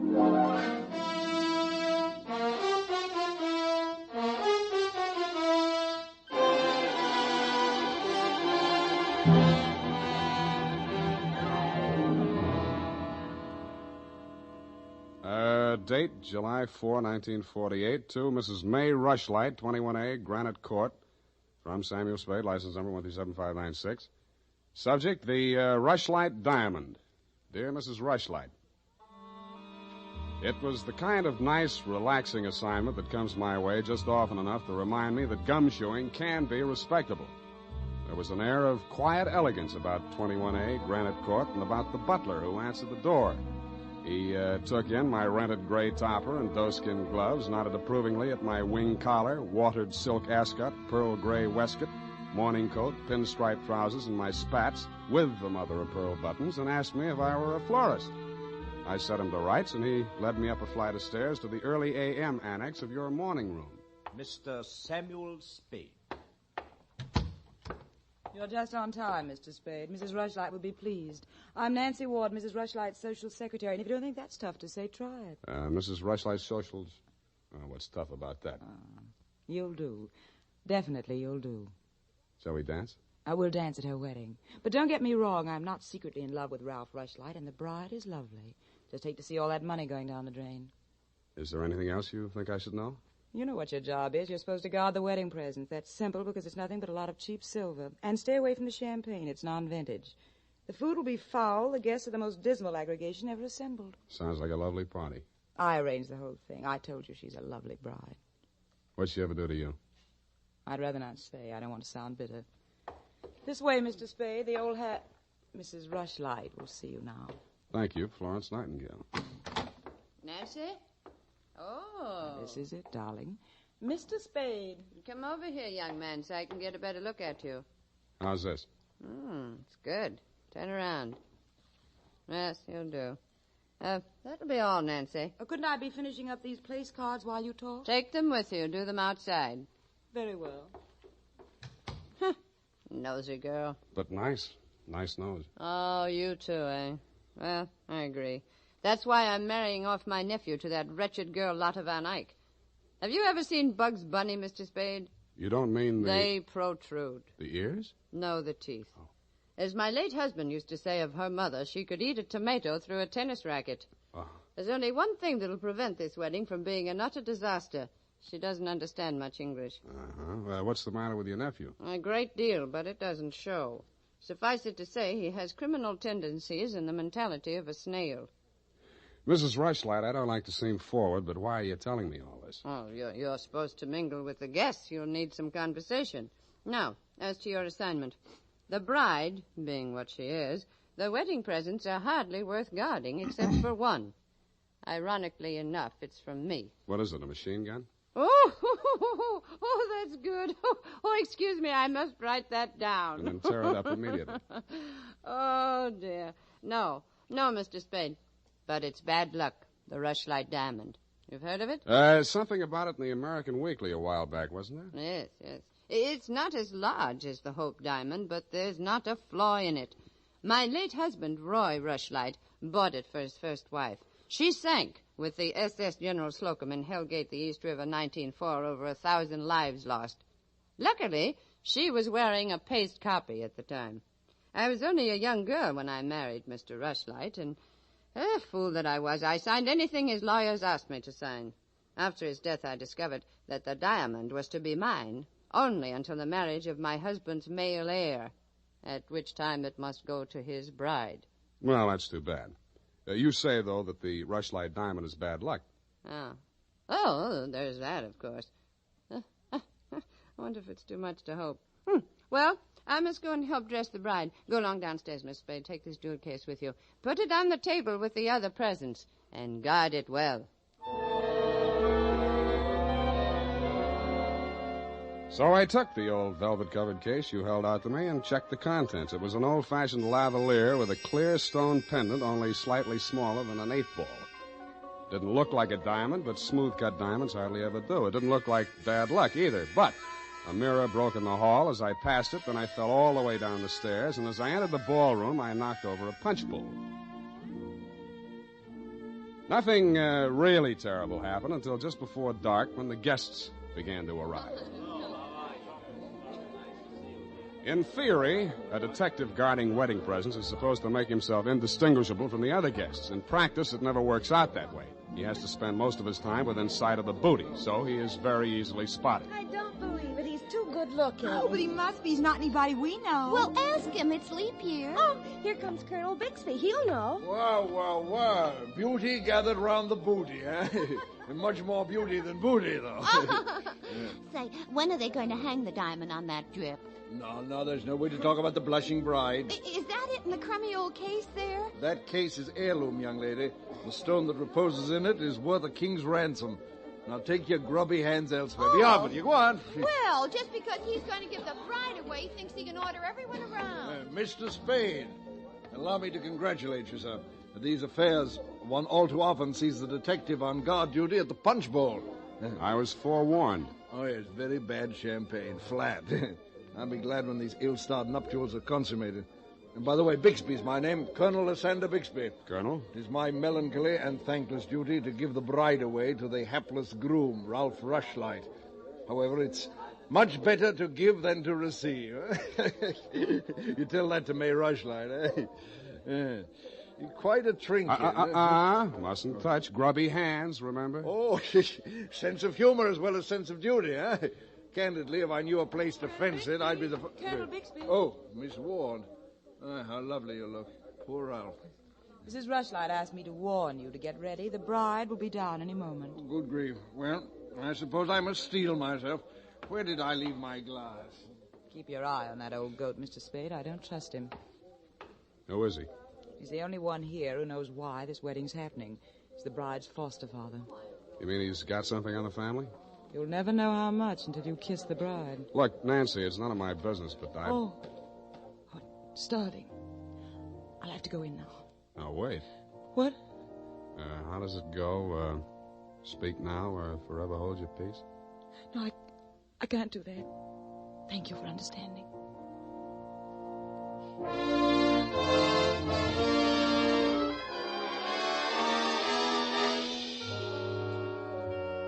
I didn't witness the ceremony, but judging from the mood of those who had, it was just as well I didn't.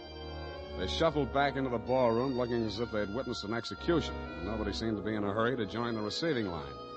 After a few half-hearted handshakes, the groom left the bride standing alone, looking kind of bewildered, and came over to take inventory of the presents. Look at that junk. I'm Ralph Rushlight. Who are you? Spade. I was hired to guard this junk, as you call it. Sorry I'm wasting my time. The Rushlight dime. It's bad luck. Look at what it did to me. Look at her. Did you ever see anything? Keep it to yourself. Why should I? Because I'm liable to slap you clear across this room. Haven't I been punished enough? Go on, scram. Keep your hooks off that necklace. That's mine. I heard it's your wife's. Come along, you heard wrong. Come along over here.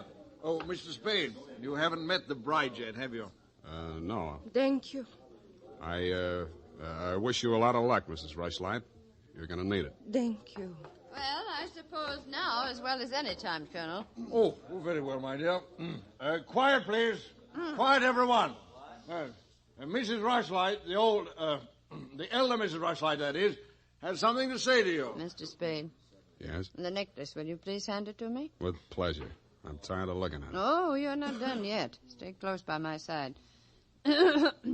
Dear friends, at this solemn moment, I want, first of all, to welcome this dear little girl into the Rushlight family. Thank you. Yes. And now, dear Lotta, I will place around your neck the gem which was my heritage when I became a Rushlight and which is now yours. Thank you. Oh, what's wrong? Lotta, come back here. Lotta! I'll go out to the carport and head her off. Oh, you leave her alone. I'll take care of her. Whose wife is she, anyhow? Lotta, come back here. Lotta, bring it back!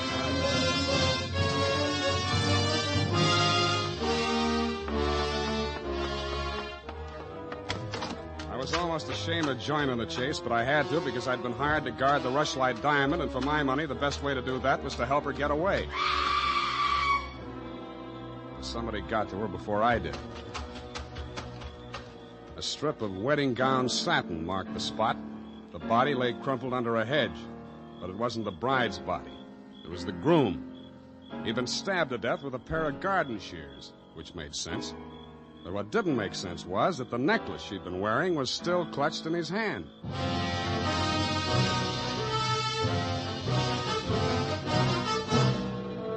The makers of Wild Root Cream Oil are presenting the weekly Sunday adventure of Dashiell Hammett's famous private detective, Sam Spade.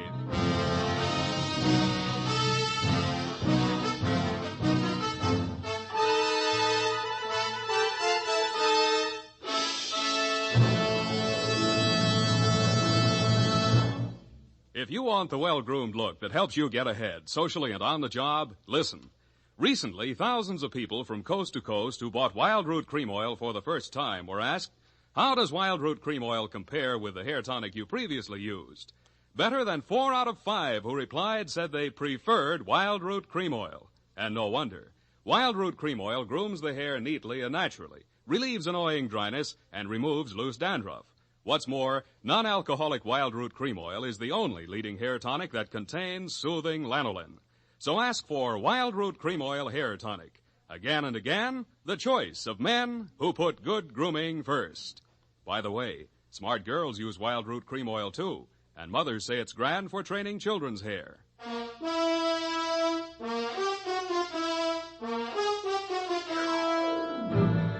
And now back to the Rushlight Diamond Caper. Tonight's adventure with Sam Spade.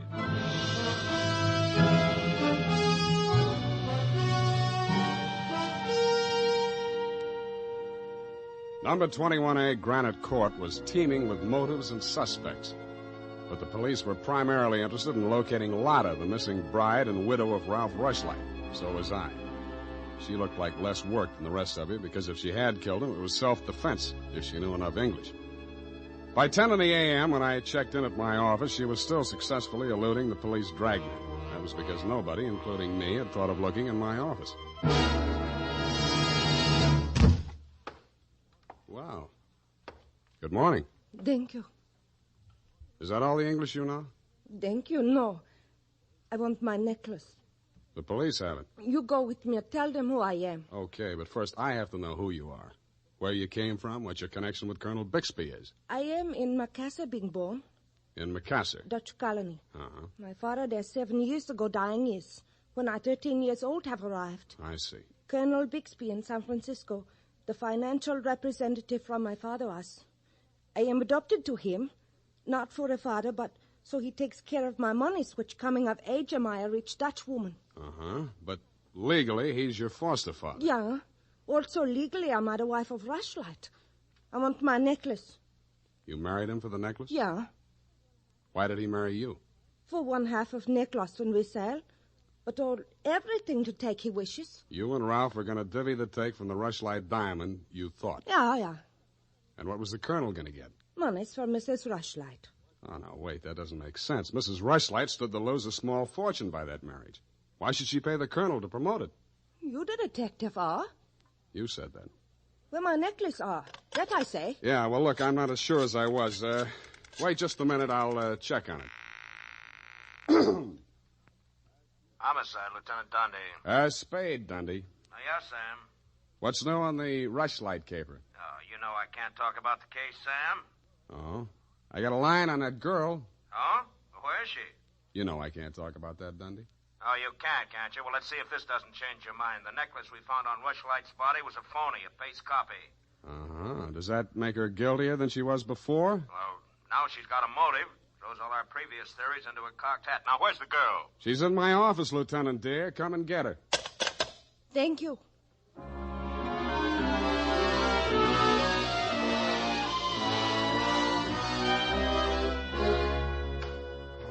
Oh, cowhand. Oh,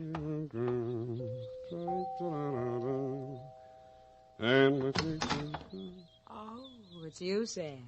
Back again? Yeah, do you mind? Well, that depends on who you came to see. You, sweetheart. Oh. But first, I'd like to talk to Mrs. Rushlight. Well, she can't see anyone. She's in a state of nervous collapse over Ralph's death. Oh, that's too bad. You seem to be holding up pretty well. Well, I'm relieved. He's better off dead than married to that... Yeah. Rushlight Diamond's still unlucky, you know. What do you mean by that? I was just trying it on for size. Uh-huh. Does it fit? Yeah, but you and Mrs. Rushlight are about the same size. Her nerves getting any better? You're the doctor. If you want to see her, go ahead. She's up there. Thank you.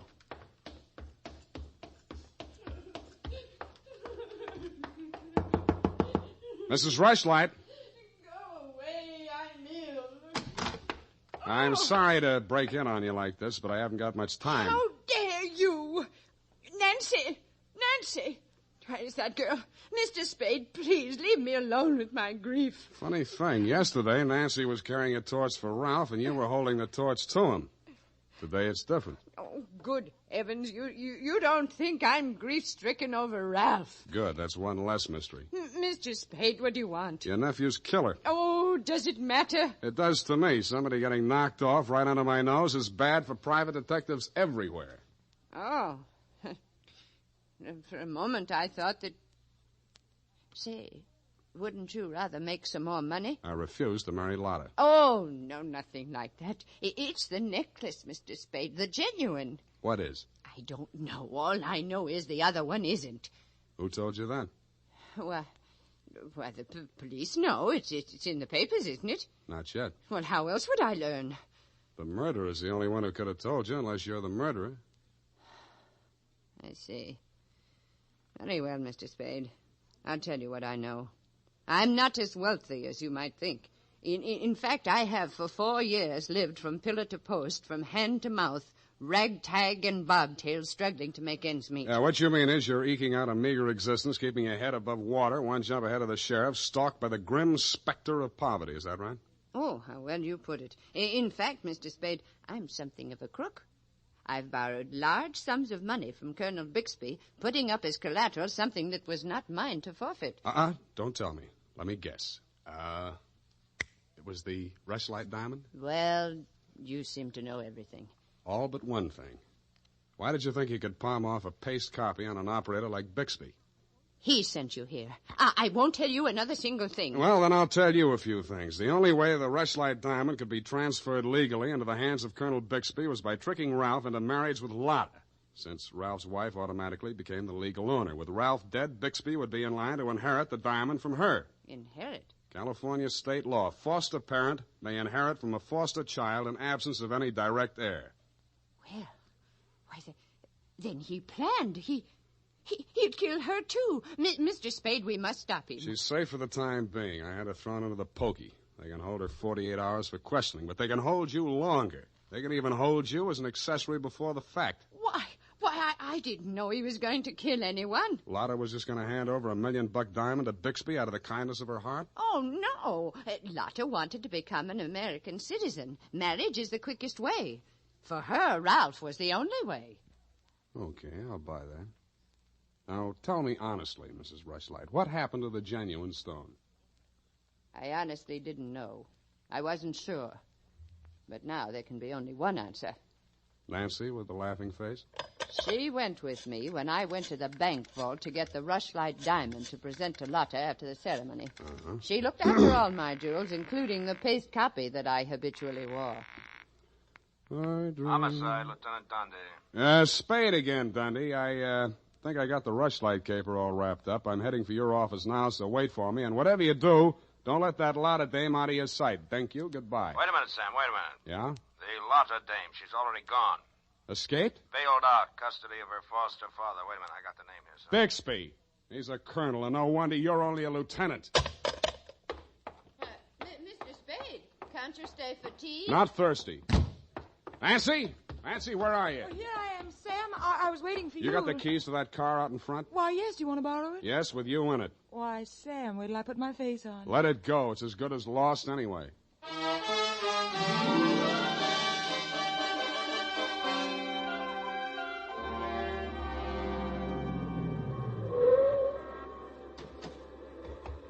Come on. What is this place?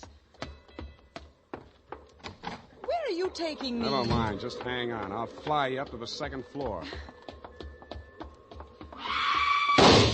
Sam, that was the shot that sounded like Lotta. You stay here. Don't come in until I call you. Spade, what are you doing? Get back in there. Oh, sir. Drop it. No. Drop it or I'll crack your elbow. That's better. Now sit down. I want to look this over. Looks real cute. Uh-huh. Powder burns, gun beside the chair, and what's this? Well, a note in Dutch. It's a suicide note. She killed herself. I could almost believe that. You've handled this very well, considering the bad breaks you've had. Only one thing wrong. Do I scent a bargain? I don't have to bargain. I've got the diamond. All you've got is 2 murders rapping on your thick noggin. Don't be absurd. I know who has the real necklace. Then you better talk to her directly. You can come in now. Sam, was that... Oh, that poor, homely little dame. What did she ever Stop, do? you're breaking my heart. She committed suicide. You know better than that. She committed suicide, if the colonel's price is right.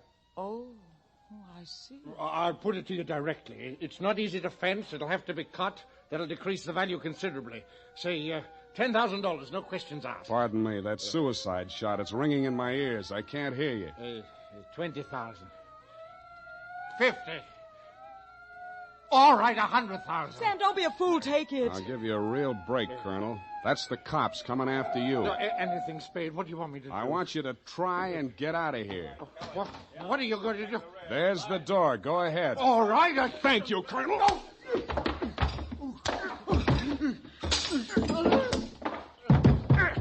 right, men, remember, he's desperate. Bixby, we're giving you a chance. Come down or we're coming up after you. Come on. Come on, get up, Colonel. Here he comes. Kevin, it may be a trick. Watch it, Dundee. Here he comes.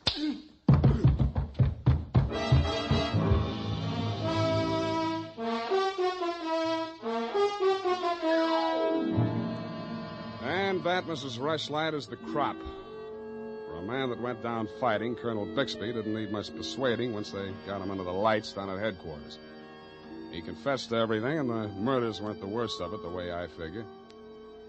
The worst of it was the cruel way he victimized the poor little ugly duckling, Lotta Van Eyck. It's tough enough to be whipped before you start. Period, and a report. My goodness, that was muy triste. I mean, I'm beginning to see why Effie gets so repressed sometimes. Effie, depressed? That little doll told you that? Only between she and I and the lamppost. She's so sensitive, you know. Not like I, of course. I invariably cry at weddings. You don't say, Bernadine. You attend weddings often? With high frequency, Mr. Spade. You mean frequently? No. The last time it was FM. You know, frequency moderation. Oh, yes. Moderation in all things, I always say. You mean you attend radio weddings? Oh, yeah. I've been married 6 times. My next date is television. You've been married 6 times? Well, to each his own, Mr. Spade. You mean 6 men have... Oh, no. No, I only marry my husband. Repetition is the spice of variety, I always say. Is that legal? If it's not after 6 weddings, what isn't? To each his own, as you say. Well, we don't presume to make a career out of it. As soon as we get the mangler and the deep freeze, we're going on our honeymoon. Well, congratulations, and type this up when you have the time. Mrs. Bernadine Hemp.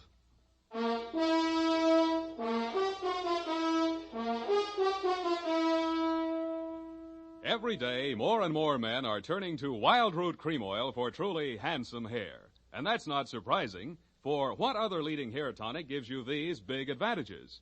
It grooms the hair neatly and naturally, relieves dryness, removes loose dandruff. What's more, Wild Root Cream Oil is non-alcoholic and contains soothing lanolin. No wonder Wild Root Cream Oil is the favorite with so many millions of smart, particular men. Get Wild Root Cream Oil. Again and again, the choice of men who put good grooming first.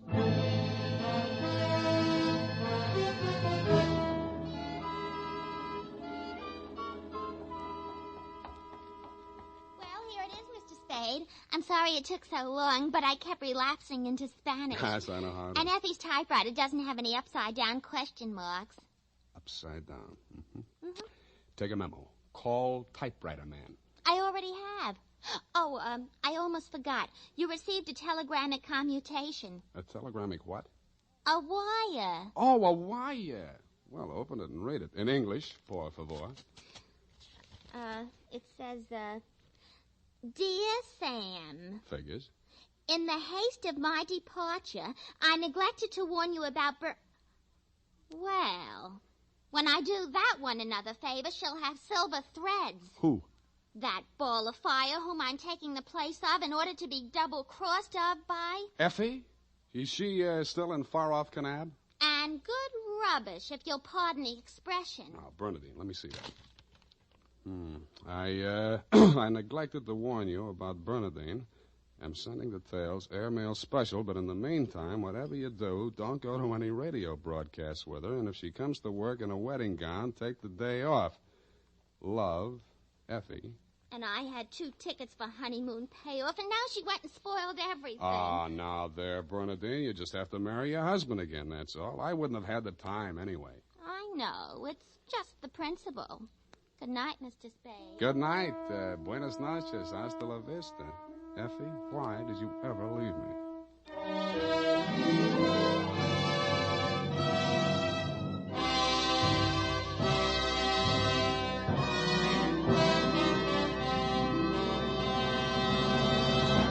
The Adventures of Sam Spade, Dashiell Hammett's famous private detective, are produced and directed by William Spear. Sam Spade is played by Howard Duff.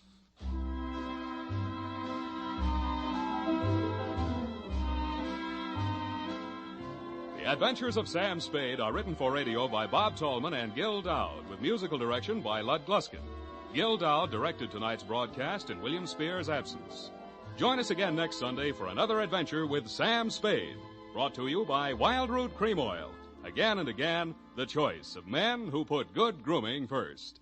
This is Dick Joy reminding you to get Wild Root Cream Oil, Charlie. It keeps your hair in trim. You see, it's non-alcoholic, Charlie. It's made with soothing lanolin. You better get Wild Root Cream Oil, Charlie. Start using it today. You'll find that you will have a tough time, Charlie. Keeping all the gals away. Hiya, Baldy. Get Wild Root right away. This is CBS, the Columbia Broadcasting System.